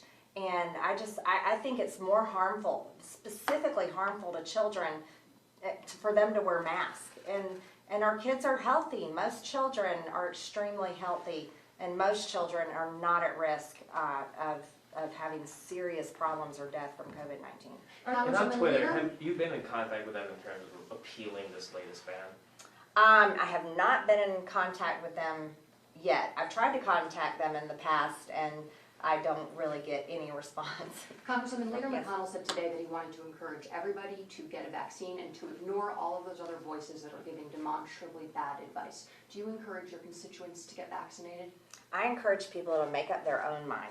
And again, it's each person's individual choice. And I think it's very important to keep it that way and also make sure no one is discriminated against. I don't believe in discrimination on any grounds, whether it's race, religion, sexual preferences, mask, vaccines, whatever. I just don't believe in discrimination. Are you worried that not encouraging people to get vaccinated is causing people to make harmful decisions that will ultimately lead in more death? No, I am not worried about that at all. I'm encouraging people to make up their own mind. But aren't you also Congresswoman. discouraging them by spreading misinformation? You said that 6,000 deaths are related to the vaccine, and that's not backed up by science. Well, actually, on the CDC website, Tia, and I really hope you look it up. I looked it up. It says that right people here. died after the vaccine, but not necessarily Right, that the it says during vaccine this time, caused it. VAERS received 12,313 reports of death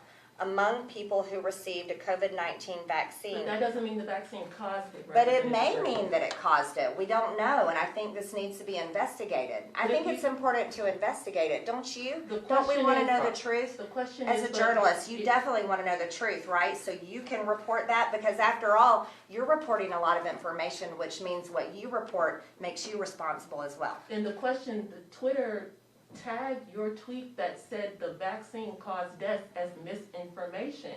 Are you spreading That's Twitter. misinformation? Is Twitter the CDC? I don't believe so. I don't think Twitter is in charge of our government, is it? I think you need to analyze the angle you're coming from. Twitter is not in charge of what information is correct and what information is incorrect. And you see, that's another problem, because Twitter is declaring itself the judge of whose voice is right and whose voice is wrong. But wouldn't it be appropriate for us to investigate these 12,000 deaths and find out, did the vaccine cause their death? What else caused their death? What exactly happened there before the FDA approves this vaccine? I think that'd be the better thing. You've called the Yes. vaccine experimental. You've pointed out the deaths, the side effects. You've said just say no. President Trump, who you are allies with, you're very loyal to him. He has said the vaccine is saving the world. He's gotten it. He's called it safe and effective. He has almost never disparaged it or called it experimental. To what do you account for this disparity between the two of you, who agree on just about everything? We're not in disagreement. So I call it experimental because that is exactly how it's labeled. It is labeled for experimental use. So that term is correct. It's what everyone's calling it. That is the type of use it's in, because it's not FDA approved. President Trump should be proud of the accomplishment that his administration made, along with Vice President Pence. They worked very hard on this, and it was a miracle for them to come up with a vaccine in such a short amount of time. But what I am saying is it shouldn't be forced. It shouldn't be mandated. Information needs to be found out. There are reports of side effects. There are obviously reports of deaths. And I think these are important things to check out before it's FDA approved. But here we have colleges requiring students to be vaccinated before students can return to college. I mean, we just had this young lady that lost her scholarship. I believe it was $200,000 scholarship over at Brigham Young, and she's losing her scholarship because she doesn't want to get the vaccine, and her doctor said it would put her in high risk because of a medical condition that she currently has. There was a 13-year-old boy in Michigan that just recently died after taking the vaccine. You see, there's a lot of things happening, and I think it's important for us to analyze all of it before governments and schools and businesses say, absolutely, you have to take this vaccine. It shouldn't be mandated, and people shouldn't be treated wrongly or judged harshly because they are just saying, I don't want to take the vaccine. But why do you think President Trump, who's the leader of your political movement, why do you think he hasn't come out and said, I don't think people should be forced to take the vaccine? He hasn't come out and said, you know, be careful of the side effects, be careful, it's experimental. He's just said, this is a good thing, this is a big accomplishment on my part, you should take the vaccine. Why is he not highlighting the same issue? I think you have to ask him that question. That's not for me to answer. Yes, ma'am. So when it gets to a point where it is fully FDA approved and not experimental, at that point, will you be okay with the mandates for vaccines? Will you encourage people to get it? I'm going to always be in the camp of it should be people's choice. I just think it should be their choice. I just think we're going down a really bad road when when we're telling people you have to do this, and if you don't do it, you're excluded. You're treated like a second-class citizen. You're not allowed on campus. You're going to be fired from your job. We're not going to let you in church because you refuse to take this FDA-approved vaccine. I just think that's the wrong place for us to go as Americans. Well, there are a lot of other vaccines that are also mandated. That's one issue, the mandates. But is it a separate issue that the health side effects of the vaccines? I mean, do you believe, knowing what you know now, do you think that it was inadvisable of the administration to release these vaccines without FDA approval? I don't think so. I think, well, this is an extraordinary times. Right. I don't want to criticize anyone's judgment there. This is certainly a pandemic we've never had before. And it's also a virus that was developed, unfortunately, through our tax dollars, through Dr. Fauci, and made in a Wuhan lab. And the purpose of it seems to be a bioweapon. Now, the questions I think we should be asking is not only like we need to analyze the side effects and why are these deaths being reported, we also need to ask China a lot of questions. Do you think they'll tell us? I would handle China a lot differently. I certainly would not allow anyone involved with the CCP in our colleges and universities. I would not give student visas to to any students that are loyal to the CCP. I certainly would not allow Chinese businesses to function inside of our country if they're loyal to the CCP. And I would demand for China to tell us what is the protocol that you've developed when it comes down to COVID-19. And then secondly, China, how many other bioweapons do you have? What are they? And what are you planning to do with them? See, I think these are the questions all of us should be asking, because China really is our common enemy. And we should look at China very much through those eyes, and at least through Republicans and Democrats. I would hope to God we can come together on that. Given that, you don't expect it to level with you, do you? I mean, even if we prevented CCP members from going to our colleges, do you think they'd say, oh, okay, yeah, all right, now we'll tell you? Well, China's long-term goal is they want to be the #1 country in the world. They want to dominate us economically. They want to dominate our military. They want to dominate us in every single way. And that is what they're trying to do. Right. And if America, if our government, if all of us together don't get serious about who China is and what their goals are, then we're the fools, aren't we? And we really would be foolish to ignore this great threat. And so in my eyes, I think, I take people at their word. China seriously wants to dominate the entire world. When Joe Biden is talking about adapting the Green New Deal and moving towards those policies and saying we're going to cut down our carbon emissions down to net zero, do you know what China is saying? They're saying they're going to increase their carbon emissions. You want to know why? Because they want to grow their economy much bigger than ours. That is a very foolish road for us to go down. And so my encouragement is to everyone, Republicans, Democrats, all of us Americans, we seriously need to take a hard look at China and get on the same page and stop this threat. That how many other bioweapons are there? What other things would they do? What links would they go to dominate the entire world? But are you saying, people think it may have escaped from the Wuhan Institute of Virology, but you're saying it didn't escape, that they made a weapon? That's not what I said. That's not what I said. No, yeah, I said that it was developed to be a bioweapon, but I did not say what you just said. You're trying to put words in my mouth. Okay, well, can you explain what happened to the bioweapon? I think China needs to explain it. Well, what do you believe may have happened? I wasn't there, so I think China needs to explain But if they were it. China developing- owes us answers. Maybe developing as a bioweapon, but it somehow accidentally escapes. In other words, those two aren't mutually exclusive. I think there needs to be serious investigations, and we need to tell China, look, we need to tell them, if you do not come clean and tell the truth and tell the entire world what happened with this, then America is responsible to have some sort of, tariffs are a great way to deal with China. They care about money and business.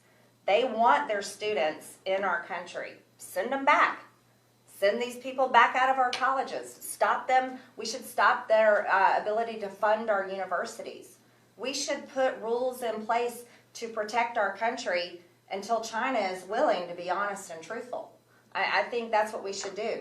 As parents, I don't know what kind of parents everyone else, or even if you have children, there's consequences when your kids do something wrong. And if you don't make consequences, then you raise children that don't understand that. So if our dealings with China and any other country in the world is that we just lay down and let them do whatever they want, well, I don't think we're going to be able to handle that very well. It's just not a good way. It's not good policy. Congresswoman, do you accept that over 600,000 Americans have died as a result of the coronavirus? Of course I do. So how do you take into account that death rates have plummeted since the vaccine has gone into circulation?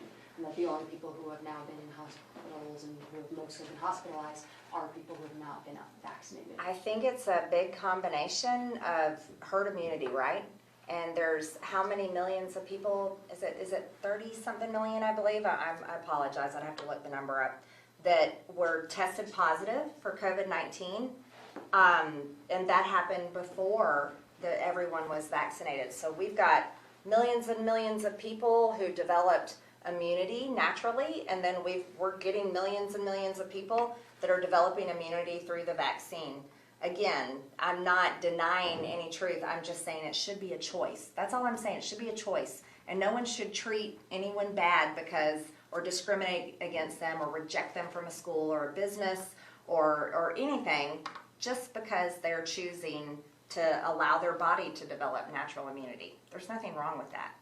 But to go back to your original, why we're here, you were not suspended from Twitter for saying the vaccine should be a choice. Okay, Tia, why was I suspended then? Because they said your tweets contained misinformation about the vaccine itself. Where was the misinformation? Well, according to Twitter, it was in that tweet that said 6,000 deaths are caused by the vaccine. Again, I just want to... You're right, because the number went up and I checked it today and it's over 12,000. But again, the question that I have for you is it right for you to put out not just your opinion about who should and shouldn't be vaccinated, but you're putting out information about the vaccine that is being labeled as misleading? So is it right for him to flip and flop and say different things all the time? Is that right? But yet he's still the head guy and the one everybody's listening to. So let me just say this. Tony Fauci, I don't know if he has a Twitter page. I don't even look. Has he ever been suspended or banned on Twitter for flipping and flopping and giving different information? What about the fact that he's lied and it's proven in his emails? Has everyone got him saying, you know, we can't have you on social media. We can't put you on the news. You shouldn't be on CNN. You shouldn't be in the AJC. You shouldn't be anywhere because you lied, Dr. Fauci. We don't see that, do we? No. Okay, I got it wrong. 6,000 was wrong. According to the CDC, it's reporting over 12,000.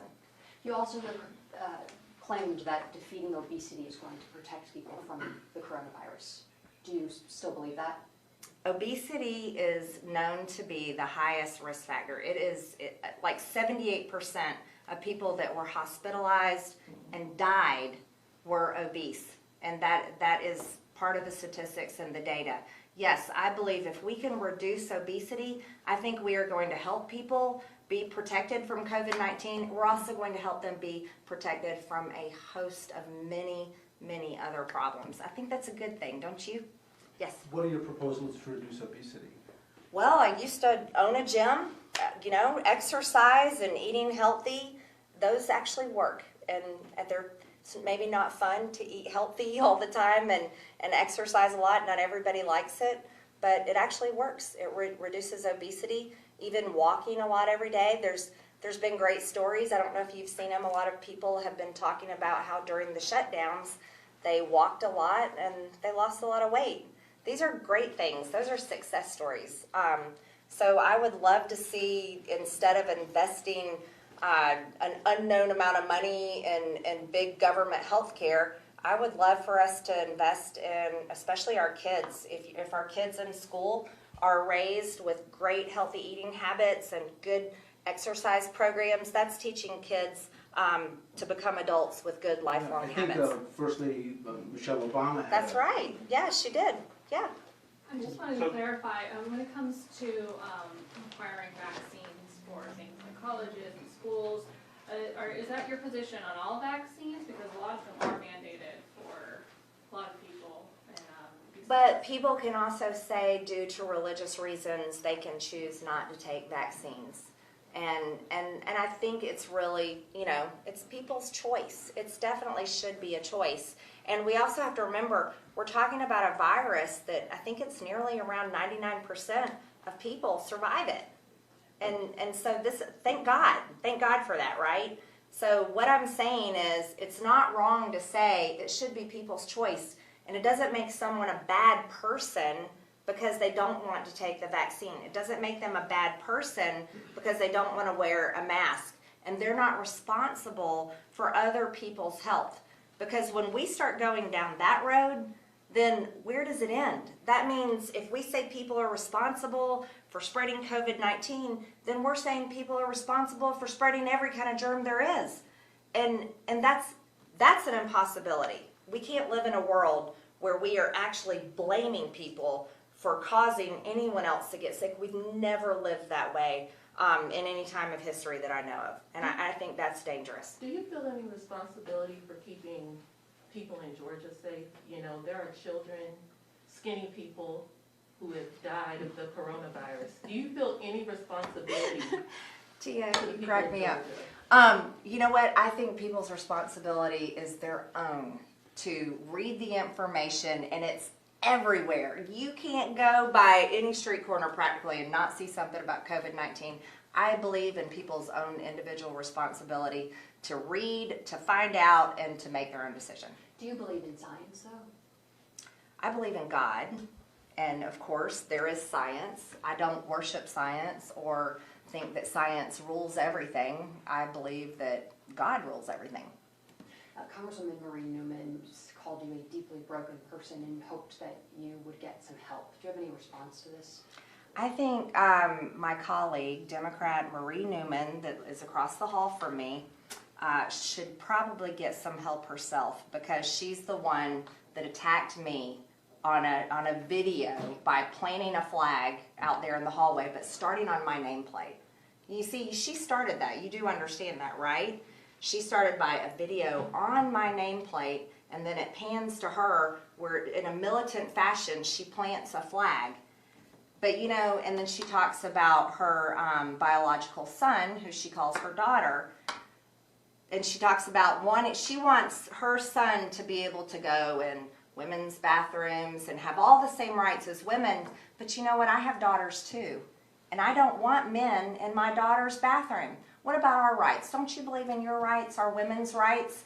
And we don't need biological men taking over and conquering women like they are trying to do in sports and in our bathrooms and in rape crisis centers and pregnancy and having babies. No, biological men do not get pregnant, and they do not have babies, and they are not birthing people.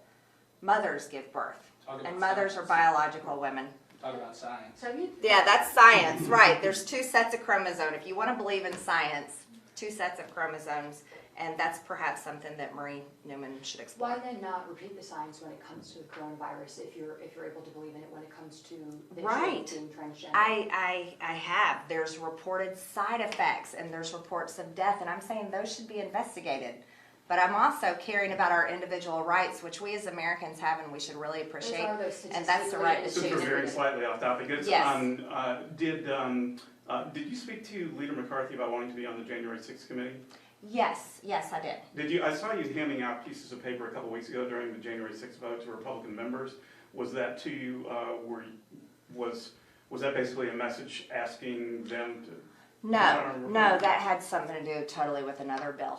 Yeah, no, it wasn't about January 6th. Back to this, the White House last week admitted or said that they're tracking social media websites and flagging anything that they deemed inappropriate or misinformation and relaying that back to the social media companies.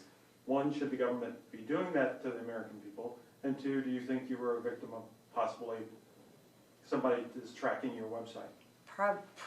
Number 1, no, I do not believe that the Biden administration or the government should be working with social media to decide whose pages that they should, about COVID-19, that they should shut down.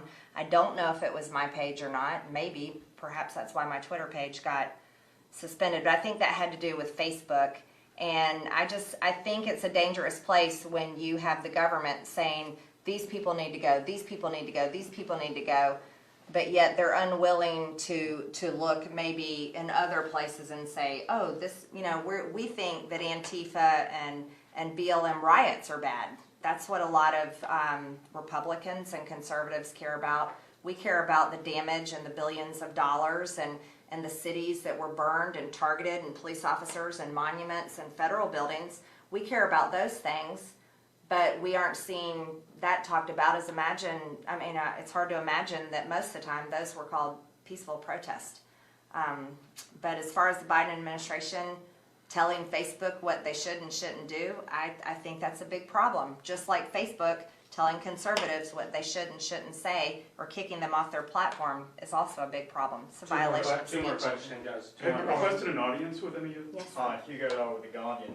Would you be able to shed some light into your conversation with Lee McCarthy about the January 6th committee and whether he was receptive to your request?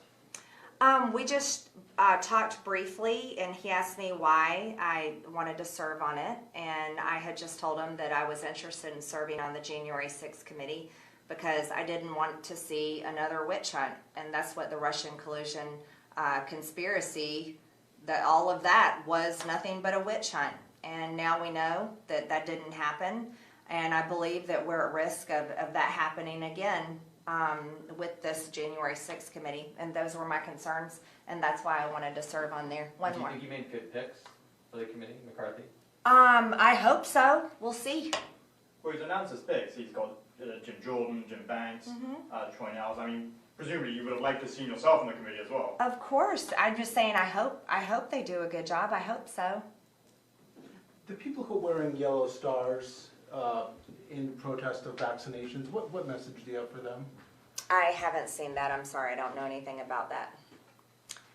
Well, we're done. Yeah, I think Yeah. we're getting ready to go vote, and she needs to be brief. So thanks, everybody. Congresswoman. Thanks so much. Thanks so much. Thank you for coming. Will you do this more often? We might, actually. If y'all want to come, that'd be fine. And I actually appreciate the conversation. Every Tuesday about this time? You guys will promise not to twist my words around and say the things I actually say and not make it look bad. Thank you. Yeah, thank you. Thanks for coming, everybody. So there you were just listening to a press conference by Congresswoman Marjorie Taylor Greene from earlier today talking about her suspension from Twitter for 12 hours. It's a temporary ban. And so this is per Twitter's guidelines saying that the Congresswoman was tweeting things inaccurate and not true about the COVID-19 vaccines. You heard from her. She was answering some questions about how she thinks that Americans should go about seeking advice, trusting their gut about taking the vaccine, and it should not be forced upon them by any government entity. Those were her words, and so we'll be following that a little bit later to see if she is restored to Twitter in the next couple of hours here on this Tuesday afternoon. Thanks for being with us. I'm Andrew Kraft. We do want to just go to a quick 2-minute commercial break. When we come back, we'll be hearing from the other side of the aisle some progressive Democrats talking about infrastructure and a number of other different proposals about why they think the Biden administration is not going far enough on some of these packages and reforms. So we'll see you in 2 minutes.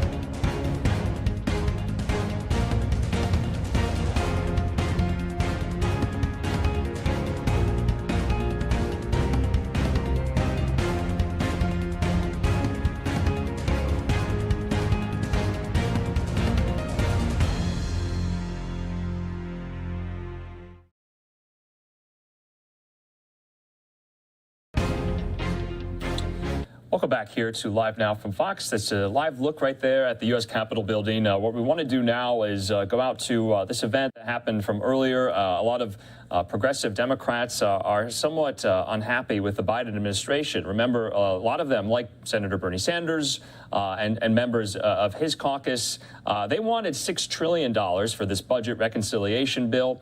The Senate Democrats agreed last week to $3.5 trillion, but some Democrats within their own party are saying that the Biden administration needs to go bigger. And so we're going to hear from a number of lawmakers on the Democratic side about what they want to see going forward with more government spending. Let's listen to this from earlier. And our people are going to make certain that we have justice for folks who've been doing some of this work and need a new, hopeful, good paying job. We are about inclusion. We are about justice. We are about confidence that we can and we will and we must change this planet in our energy policies. And I'm a part of this with my colleagues in Congress, with our participation in the leadership that you're providing. And I'm very proud that one of the major pieces of legislation that we want to have included is the American Renewable Energy Act that Representative Yvette Clarke and I are co-sponsoring, that wonderful woman from New York. And that would set a standard